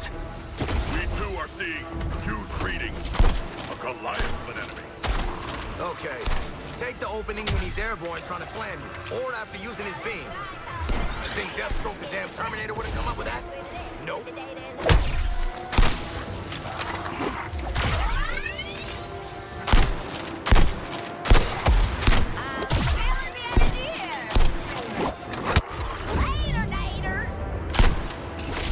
Ducky cover! It's gonna flow!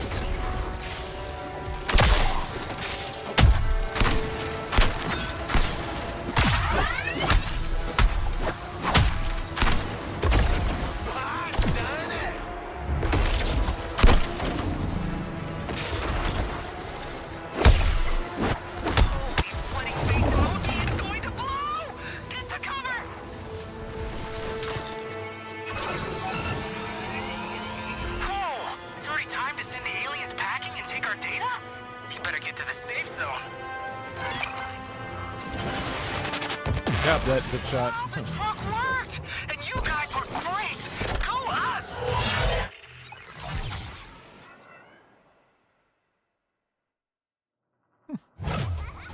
This is your Speed Force decoupler Mark II. It makes it harder for the Flash to use his powers. While it's charged, it reduces Speed Force damage. And when the Flash is building up cool Speed Force attacks, your shots can actually hit him. In a non-lethal way, right? Yeah, weird thing to talk about. Counter the Flash to keep decoupler charged. I see. With a charged decoupler, shoot him. Understood. Going to war against metas and aliens on American soil. Guess it'll look good on a resume. Nice to feel like part of something bigger. Even if it is a shadowy paramilitary outfit. They say we only traded one prison for another. But I like the new prison. Argus don't fraternize much. When I think of Arkham City now, that's what I remember. The fraternizing that went on.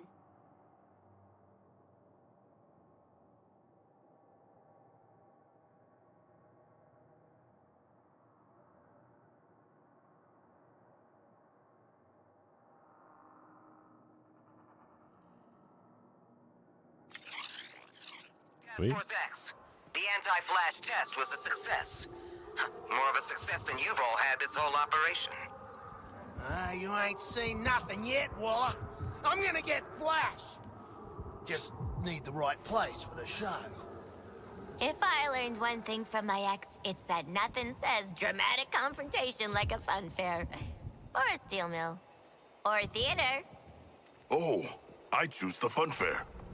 Loomis Land. Huh, that's not the worst idea. Always wanted to do a hit in an amusement park. I don't care where you do it. Why? Just do it right.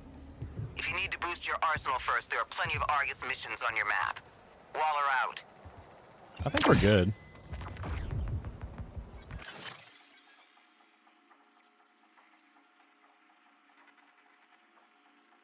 Feel pretty good with our very legendary whatevers. I mean, I guess I can teleport back to the Hall of Justice just to see what the kid can augment.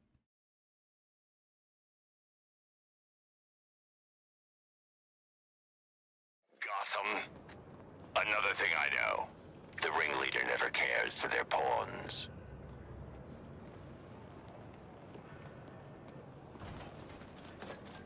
Pawns are material like the rest of us. After you've tightened up your gear.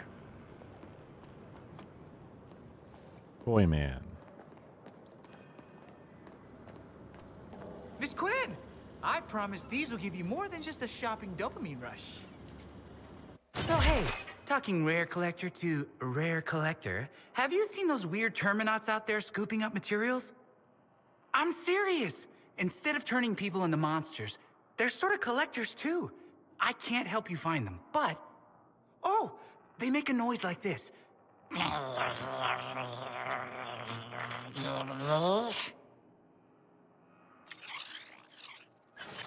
Look around while I freak out. I'm just engineering stuff for real-life, world-saving legends?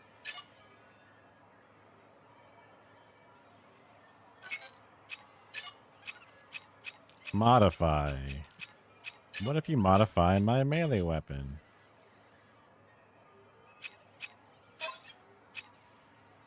Oh, it changes the thing.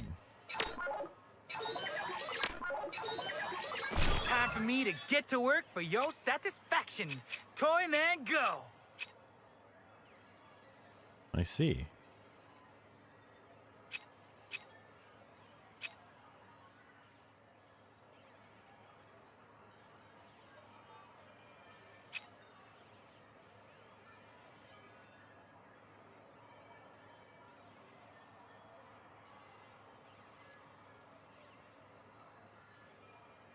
I do not profess to be a miracle worker, but...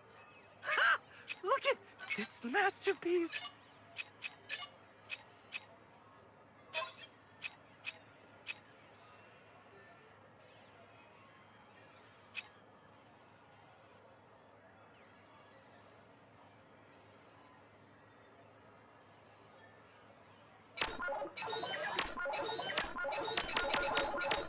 What if I... Well... Not happy? No, that's cool. I can fix it.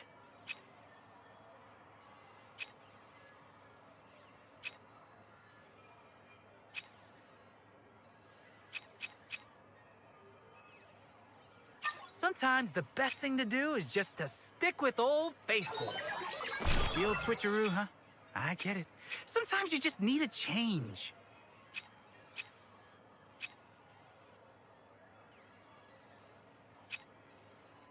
Did you not like anything? Is that costing him to do that? Harder. Don't you worry. Already batting 1,000. That's what I like to hear. Interesting.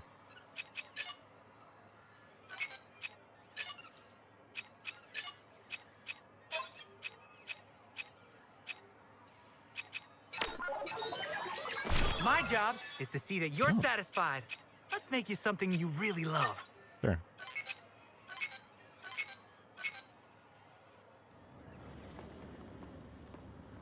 Hey, does the Justice League mind us camping out their place like this? They are superheroes. Son, not all superheroes wear capes. Oh, okay. Are we partners in crime? Oh, you have the new Venom stuff, right?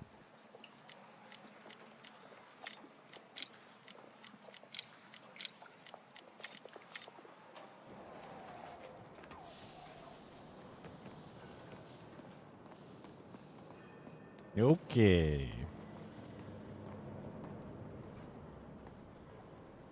Gun range. One ground rule. Careful. Looking for that perfect something to fit your personalities?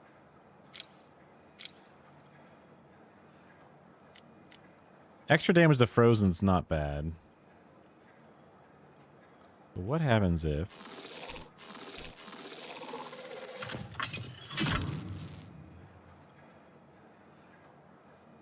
I think this is better.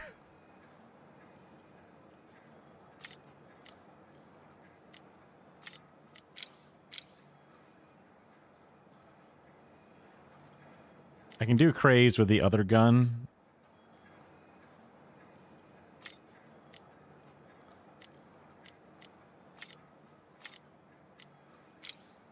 What are your crafting options here? Just the same stuff.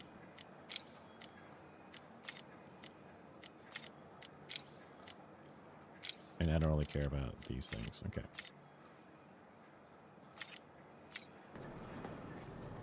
Ollie, don't do that thing where you stand there staring. Give me the...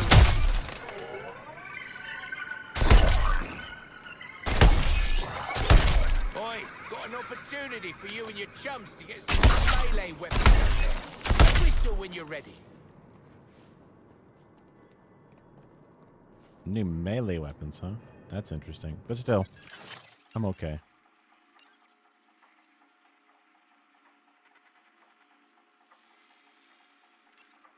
New weapons.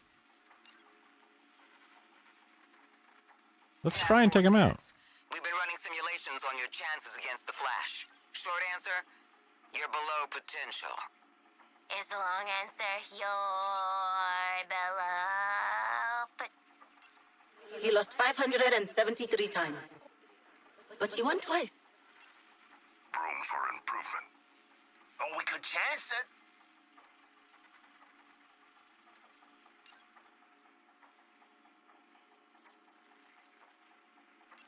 I don't really care about the cars that much.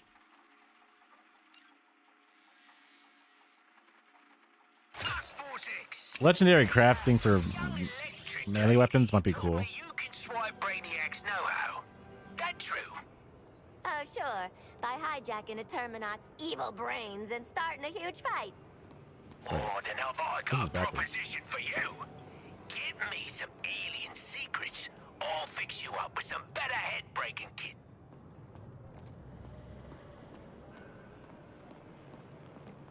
We're 5 by 5. Beeping and clicking was just one of Toyman's gadgets. Yeah, I set him straight.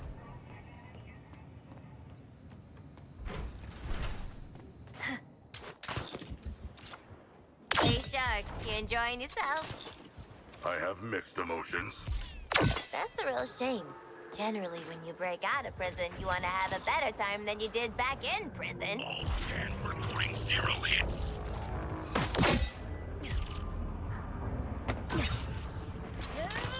Have you heard anything about the Terrans using a shrinking and expanding bus against us? Shrinking buses?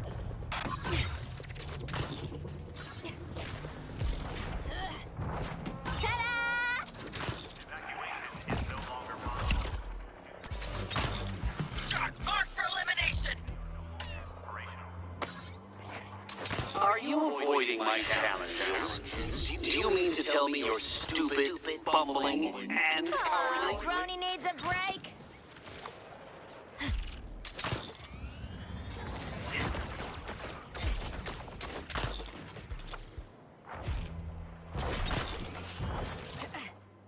What are you gonna do after Flash dies? Isn't that like your whole doing a solid for Penguin?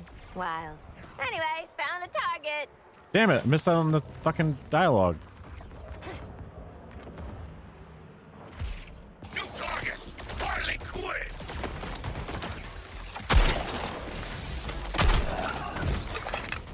Wow. Now for the part that I like best. Battle. Music to me is toothy. One for the books. If this wasn't all a deniable.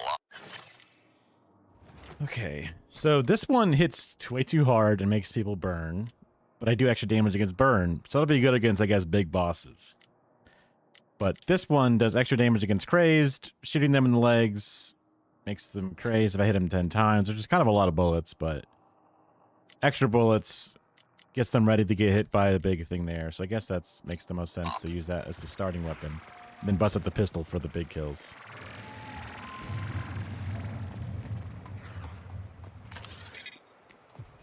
Searching in progress. Cobblepot's got some ideas for repurposing Terminauts in combat. I didn't ask for the gory details. That's your job to report back on. So you gotta kill those things to get some boosts. Scanning data. Penguin, I can hear you breathing. Sorry. But if that geezer Brainiac can make guns that big, think how big he does baseball bats. Just don't breathe into the microphone. Oh, don't mind us, you two. Out here, fighting hordes of alien bastards. Let's take out the new guys. Damn bombers. Gonna get loud, TFX.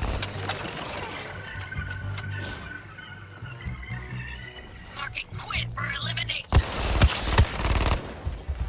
I got plenty of these. Guys, it's like the floor here is lava, but poison lava.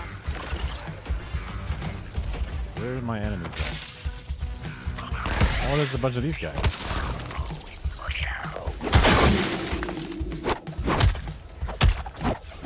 Prepare to fend off more enemies.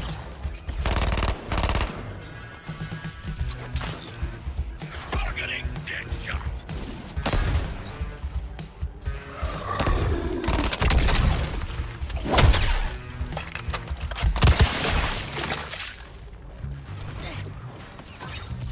Up and away.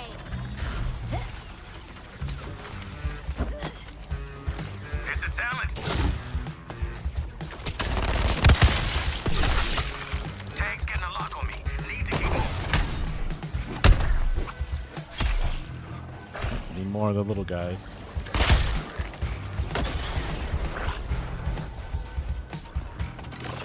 Targeting boomerang.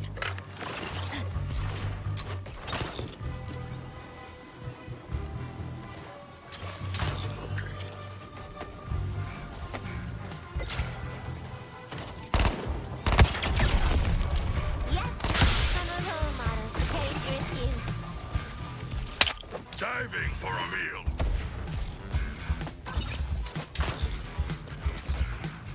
What can your kind possibly learn from this? Nothing. Moving to engage the enemy. Alright, get on. Nice, nice. God, the enemies are all hitting. Hidden. No firing lines. Moving.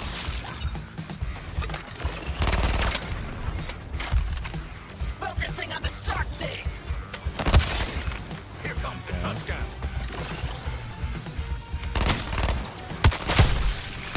Do I get a prize?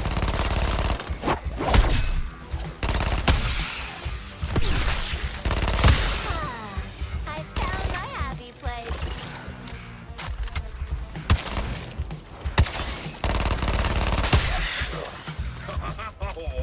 Oh, that was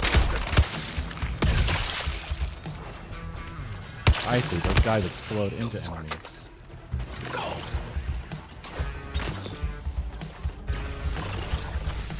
Engaging the shark thing.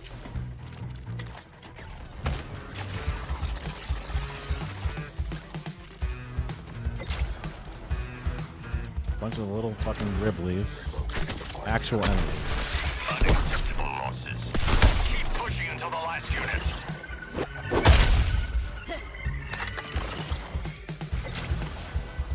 A tank. And an enemy. Nope, these are just. moving to engage the enemy. Where'd my red thing go? Yet more enemies approach.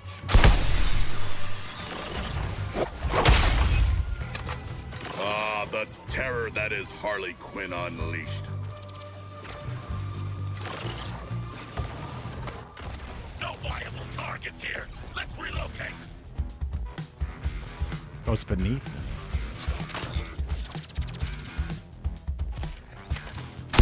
My kind of crossfire, Quinn.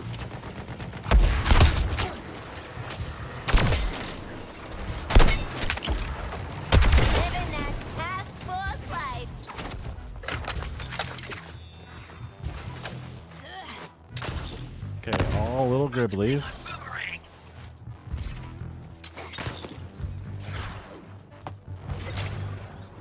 Relocating to find the enemy.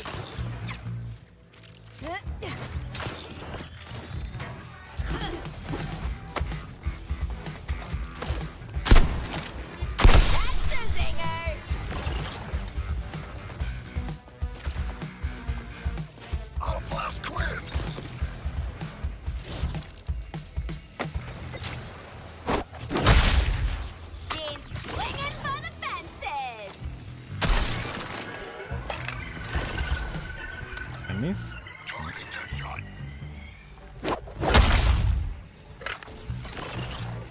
No firing lines. Moving.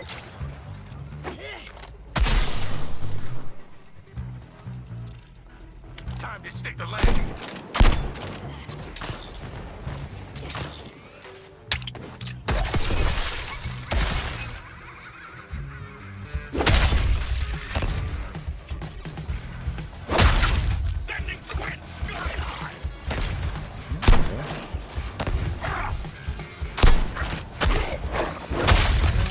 One more. These don't count. There's the last one.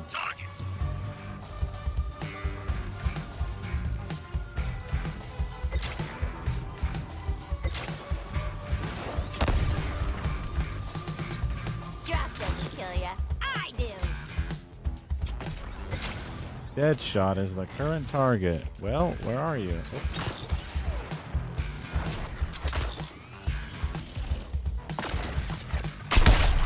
Your side hustle's done, Oswald. Bravo! Never had a doubt you four would pull it off. What with your remarkable talents. I can tell he's being sarcastic. Never shown real love.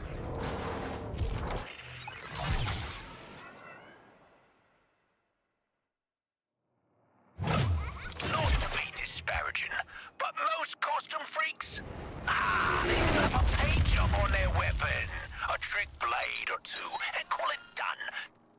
No. You want to get inventive when it comes to hurting people. Let Penguin show you how.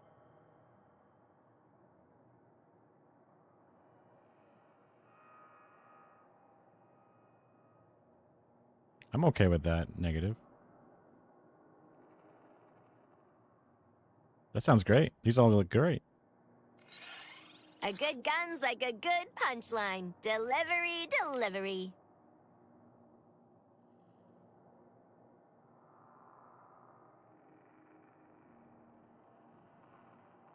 You wearing your ice headset? That's crazy. She's got a bit of a headache.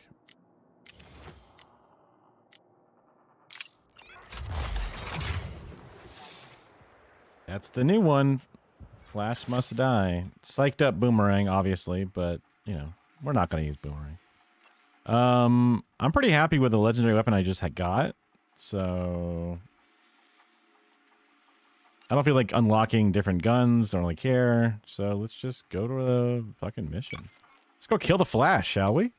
Argus's hacker gained access to Brainiac's network. Intermittent access. But she's skilled. A useful addition to our army.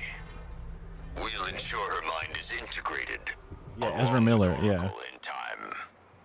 This city is a chessboard, and you, dear squad, are my pawns. I guess I turned off the mission. Task Force X, we've been running simulations on your chances against the Flash. Short answer, you're below potential. Is the long answer you're below? You lost 573 times. But you won twice. What the hell's this carbon for? Oh, we could chance it. Step out and accept your fate.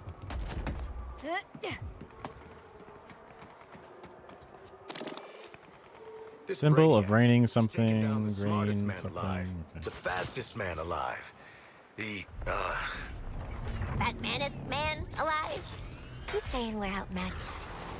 Could be that's our edge.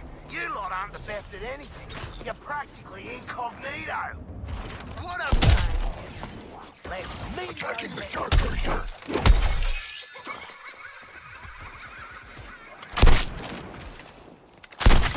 Always showtime. Total destruction. Y'all got a gift for that, don't you?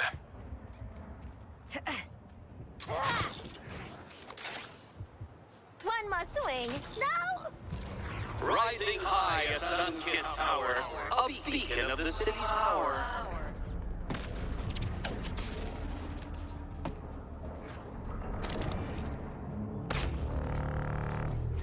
It's gotta be this thing. I'm just too far away. Metropolis, this is Lois Lane. If you can hear me, you need to find shelter and stay out of sight. Apparently, this task force of felons are on their way to confront the Flash. I know we're used to cheering on the other side, but I don't need to tell you that things are not the same in Metropolis right now. Maybe permanently. We have to hope these unlikely anti-heroes can slow the Flash down until Wonder Woman arrives. Hack! We need you to link up Waller's phone to every TV screen in Metropolis. You got it. Where is my phone? Greetings, Metropolis! Presenting the one, the only, Captain Boomerang! And help. What did I tell ya? I'm no one's sidekick. Flash, I'm calling you out. Only one of us pulls off the red tights look, and it ain't you, Speedy. You stole my phone? That's a federal offense! Yeah, we're ready for a rematch, Flash. A rematch with a bullet. We're gonna give you the content you love. A good old-fashioned freak show! Speaking of... What are you doing, mate? I'm smiling. You're right. Terrify the bastard. Perfect. When I think of the Justice League, I think of Wonder Woman, Superman, Green Lantern, Batman. You don't want to mess with that lot. But you, Barry, you're just the team mascot, aren't you, mate? The comic relief. The speedy flaming larrikin. Yeah, he's the loser of the league, folks. The fastest man alive, according to all these girlfriends. It's the Flash. Sorry.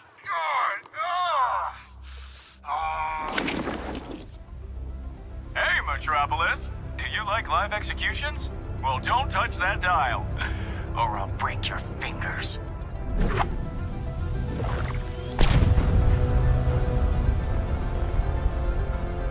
I gotta counter him, then I shoot him.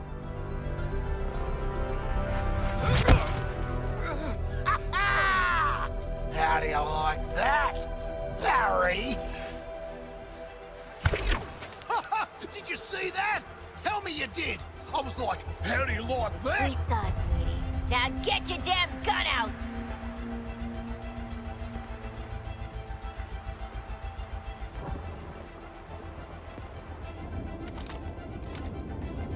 Wow!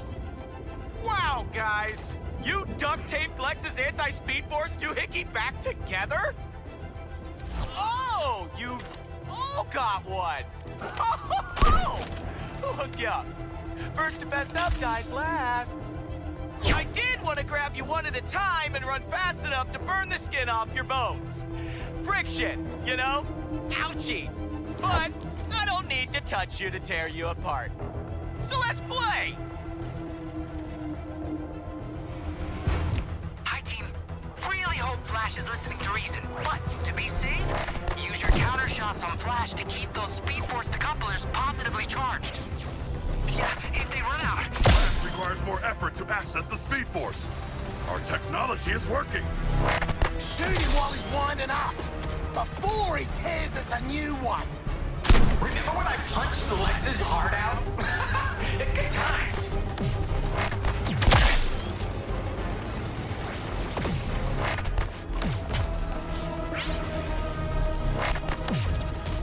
I'll almost feel bad killing you, rambunctious scamps. Oh.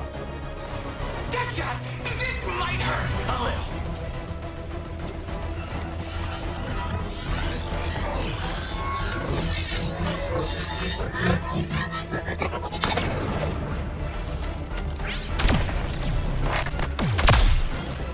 Guys, wang a grenade and flash this lightning mine bullshit, or he'll pin me in again. I mean, pin us in. I see.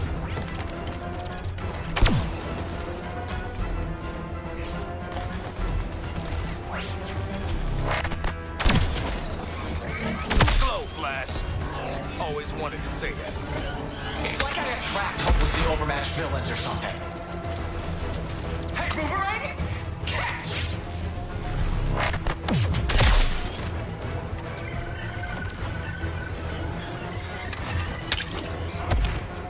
Coupler charge, shoot, blast. Which says.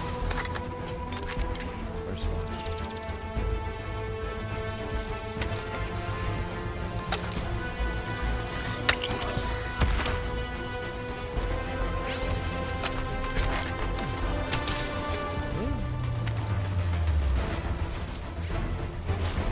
Want to learn how electricity works, Harley? Oh, thank you. Keep that decoupler charged. The speed force can be super dangerous. Watch me fry, Boomerang! Don't it, Flashy?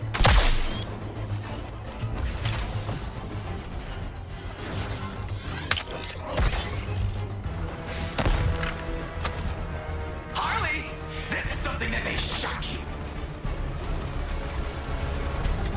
You guys, it's so cute how you think you'll live through this. Eeny, meeny, miny, Harley. Okay, a few surprises, but I've got some of my own.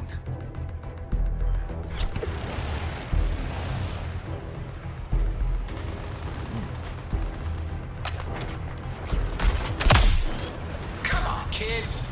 Call it quits while you still have all your fingers and teeth. Whew. Just a little winded.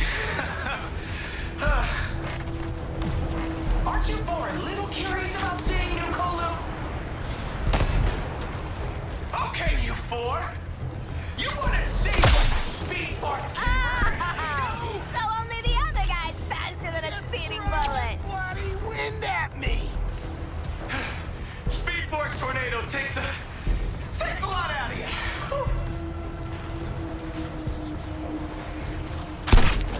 Seriously? What do you think four washed-up crooks can do against the might of Brainiac? Shark, you better move those fingers. Tell you what, give up now, and you won't get Junior Justice League badges or lobotomies. Haven't decided. Give up! Wonder Woman's not gonna save you this time.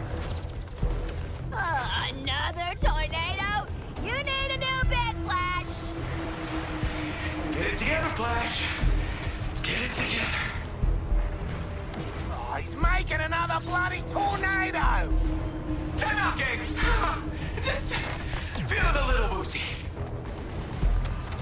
I think the red is Flash's health, blue is my charge.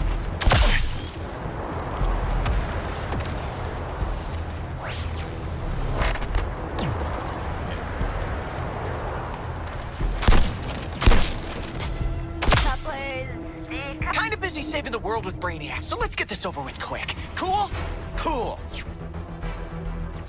Try to outmaneuver these. Don't let the tornado hit you! Just need to, recharge a little. Why don't you take this for a spin? I got no grenades. The Flash is vulnerable. This jolt's for you, Deadshot!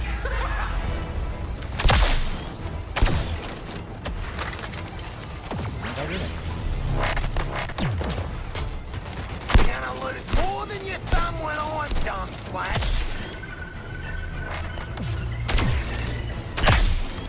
Think of this as a jumbo joy buzzer, Quinn! Give up! I entered the flash! Let me just catch my breath. I'll kill you guys in a sec! I control the lightning! I control the wind! Forecast says lightning, high winds, and dead crooks! He's throwing a frickin' tornado at us!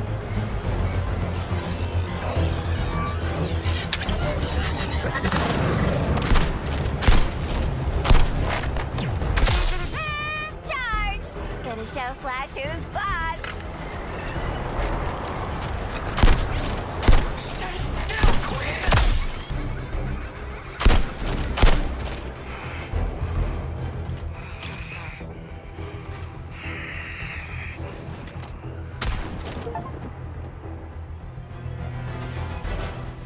Easy peasy.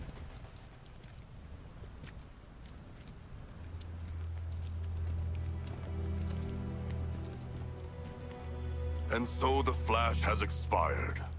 He saved our lives, yet we ended his.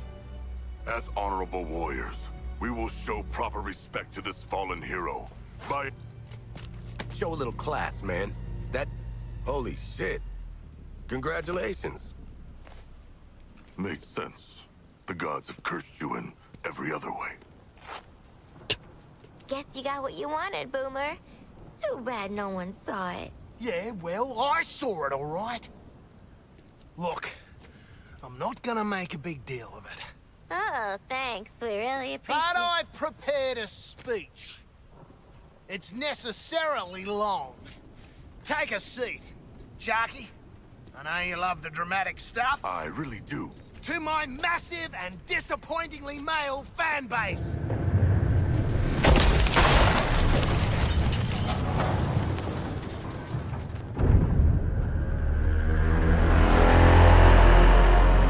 I don't think the ship dug your bait and tackle show, Boomer.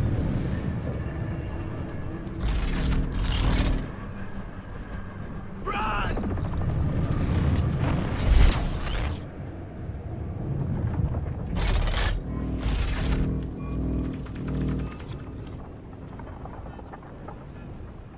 He's got a big hog. No speech required. Yeah, real bummer we won't get to hear the rest of it. Don't worry. You'll have time for last words. That man was the first friend I made on the League. We were gonna see Brainiacs do Kolu together. You're gonna wish you stayed in lockup. Oh. You need another lesson, convict. I want to learn how far I can shove this foot up your glowing green ass. Deadshot, we're gonna get groomed if we don't get out of here. You should listen to the Section 8 here. You are gonna get creamed. Nah. I'm thinking this round might go the other way. More insubordination? Okay, Floyd. What can I say? Killing your first Justice League asshole perks you right up.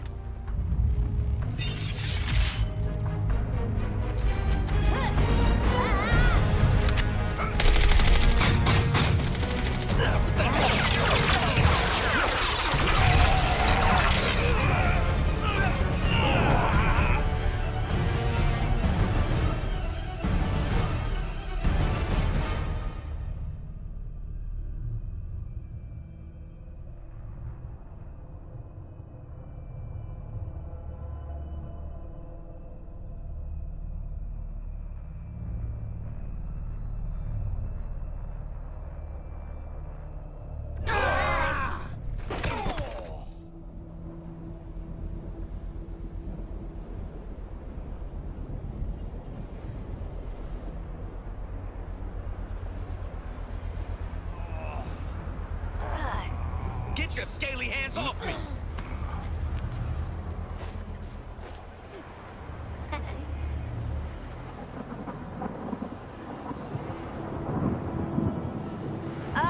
Waller, pretty sure we just died and are in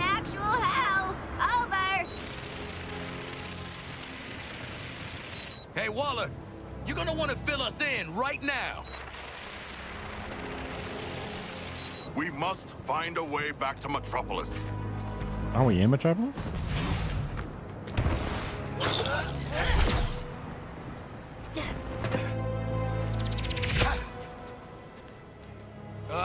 Guys, It's like a future vision or something. we're still in Metropolis.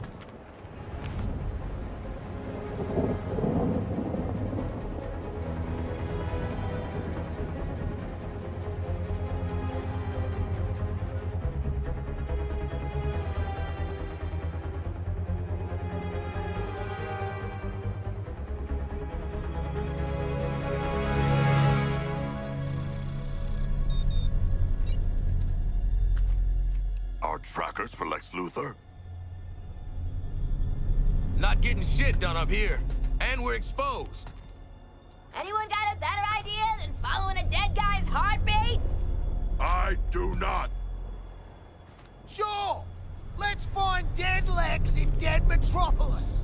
Ha! What could go wrong?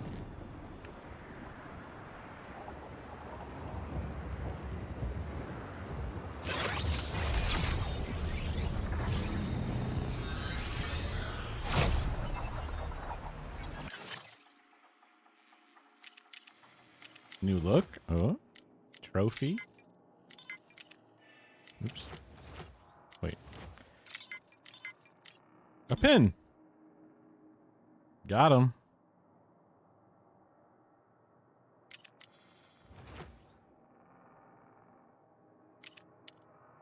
And a new talent. 20 combo and higher enemy kills have chance to cause enemies to explode. Neat. Place has really gone to hell. Wait, we in hell? Is that what this is? If I died and had to spend the next however long with you, I'd end myself again. Rude.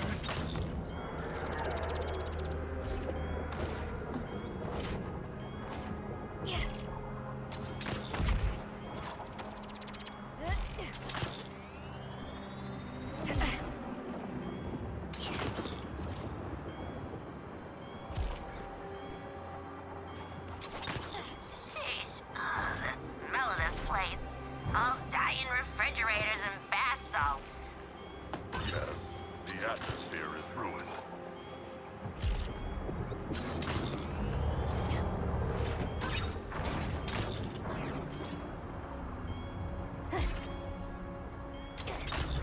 Whoa, that's the Hall of Justice. And it's been total.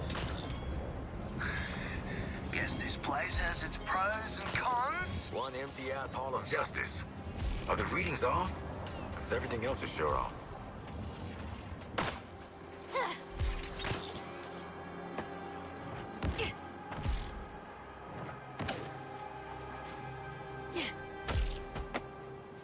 The apocalypse seems to have spared the elevator.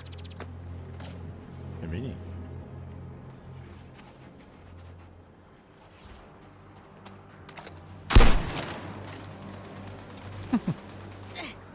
Oh yeah.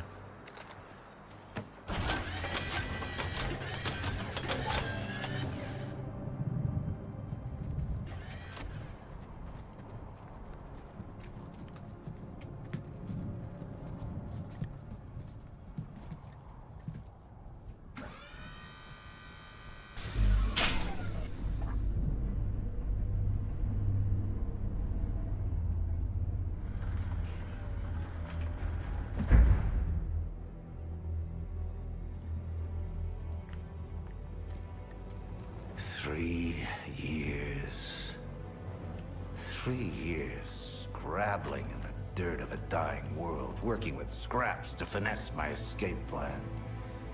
And you've jeopardized everything in 3 minutes! He's got all his hair. Hi, we're looking for Lex Luthor. Bald guy, rich, big hole in his chest. This is Luthor. His scent is the same. Mostly. Ah, come on. We all saw what happened. if this is him, how'd he grow his hair back so quick, eh? My hair is hardly...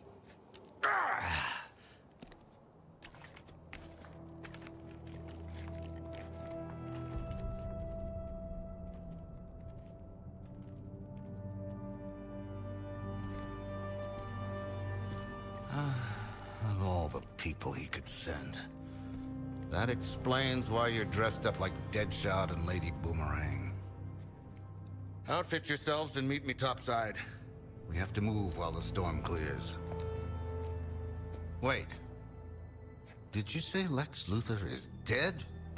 Yeah, mate, kinda. The fool. We need to leave. No. Hold up. Stop. What the hell is going on here? Where are we?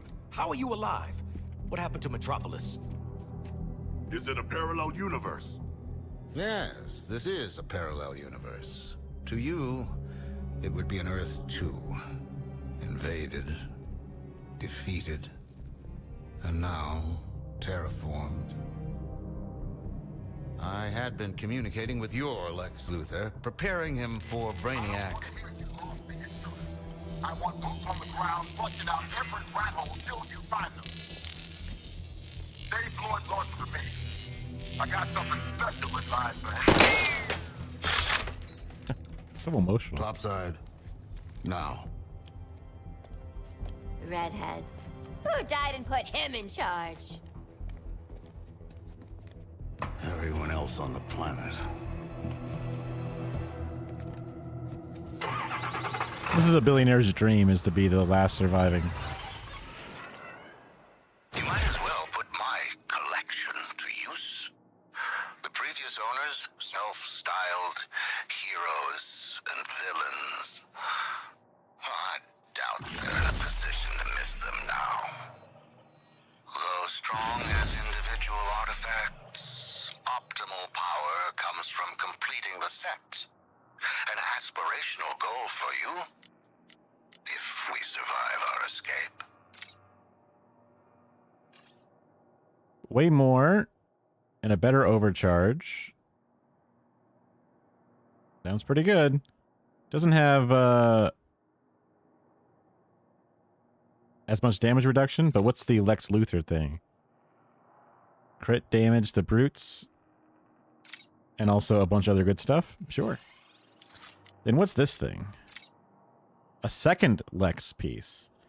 So if I didn't like my Gizmo to burning stuff, I could double it up to crit strikes generate 1% suicide strike resource, which is I don't use that much, and transversal attacks do less damage but have chance to electrify enemies.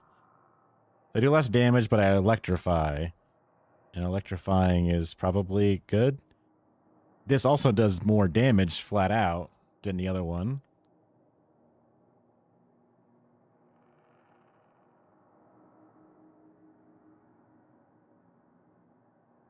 Less damage to enemies that are further.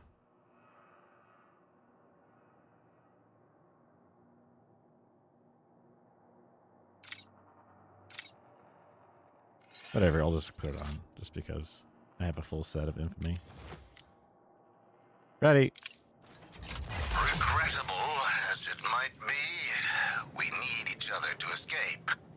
Specifically, I need you with the mobile laboratory.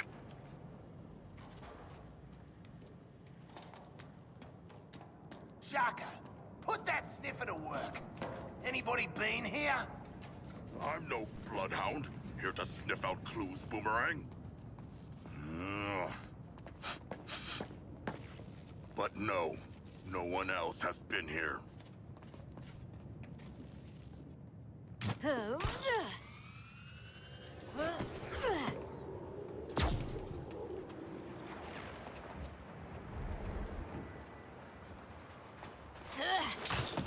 do you think Walla will give us for this, Lex? Oh, this guy you want to jab a neck bomb in. Yeah, Boomer, because he's not a freaking kid. It would be prudent to commence our evacuation before the enemy forces arrive. Our escape plan is necessarily simple. Protect my mobile lab while we cross the ruins of Metropolis. When we reach Lex Tower, I will phase us back to your Earth. This is gonna be like in that movie. Movie. The desert. I'm Mad speaking. Max. I built this vehicle for stealth, eluding the Skull Ship's scan frequencies, not confrontation. None of us are leaving Earth 2 without it.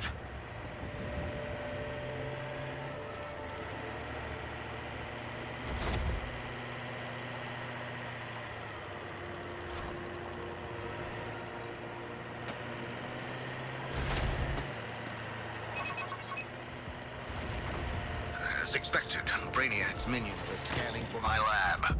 If they lock on, we lose any chance of escape. That signal tower will make short work of my stealth systems. Clear the troops and destroy it post-haste. Oh, troops first, huh? As it is. Gonna get your target with your shark. I'll need to divert all power to countering the tower's scans. This lab doesn't move until it's down. Headshot tag!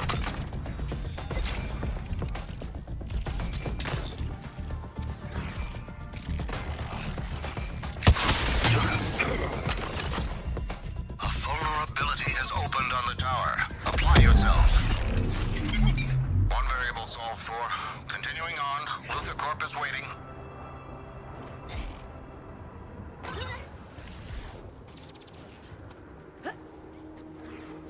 Okay, I'll bite. What's with the giant metal jellyfish? Brainiac's storage units. A captive human population awaiting enlistment into his army to fight on your world. Why didn't you bust him out then, mate? Make an army? Beat Brainiac? Jeez, pull your finger out. This is the level of strategy your world's boomerang employs? Mm-hmm. Hold on. I still don't get how Lex faked his own death. Faked his boomerang? What do you think is happening right now? If I'm being honest, I wasn't strictly paying attention back there. But I want to say, time travel? Close. I'm not your Lex. This isn't your dimension. We are in a variant timeline, and honestly, Lady Boomerang would have picked up on this a lot quicker. Dear sweet Lady Boomerang. Finish this contract so I can just keep it moving.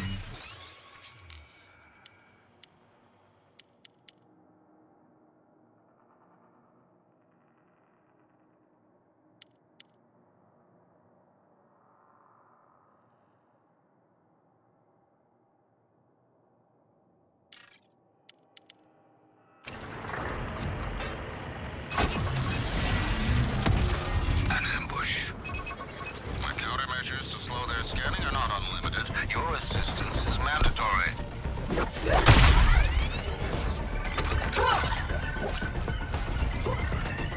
Prioritizing targets. Dead shot.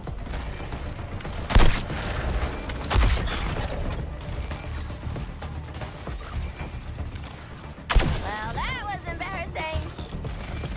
Just a little miss. It's okay. Got a shield. Senseless violence. Love it.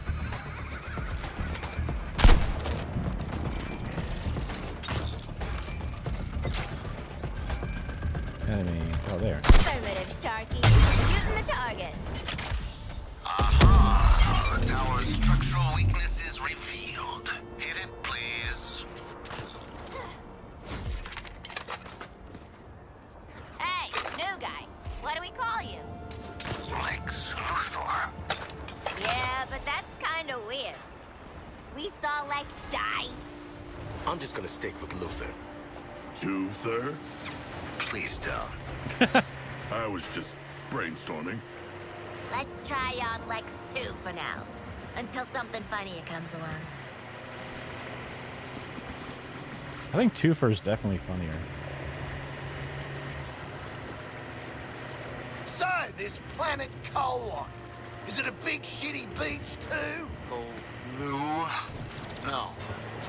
We are still within the pardon my dust phase of terraforming. Continuing the analogy, consider these Coluan smart crystal structures as the scaffolding. In a few more years, this world will be a more accurate copy of Colu. I don't intend to be here to see it. Wonderful. Brainiac's phased in another signal tower. That's a problem that will need your brand of solution. But I want to swing again! I don't know about you, but I am a sitting duck as long as that tower is functional. Handle it.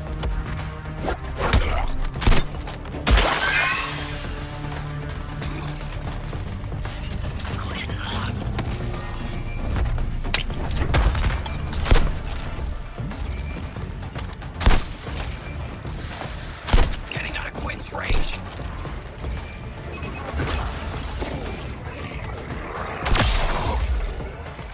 We ought to split before that thing pops!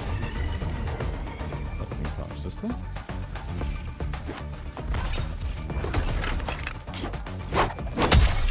Hey, trooper! Right, Harley? Some of us could go ahead. Deal with that tower.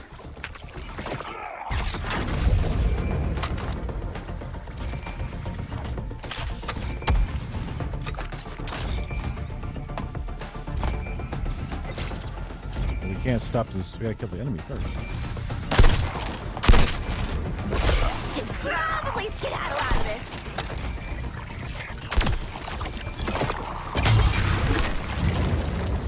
With that onerous shield out of the way, you can deal with the tower. Took you long enough. Ready to move on to Luther Corp? Good. Gotta give Luther props for staying alive. Real survivalist is. So he drank his own urine. Ah, big deal. Who hasn't drunk their own urine? There, Black's Tower. What remains of it? I'm preparing the lab for phasing, beginning power distribution. It's going to attract attention. Just an observation, but you and other Lex's architectural choices kind of feel like, you know, you're compensating for something. Think it's too much? Why am I talking to the help?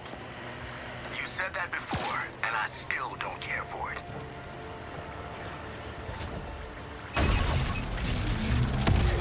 Keep them off me. I'm calibrating the instruments.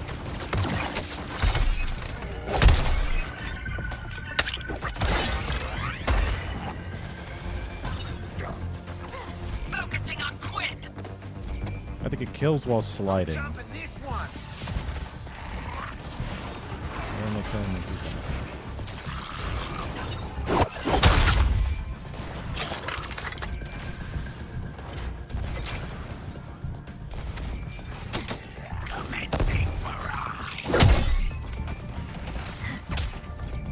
Clear the splash zone!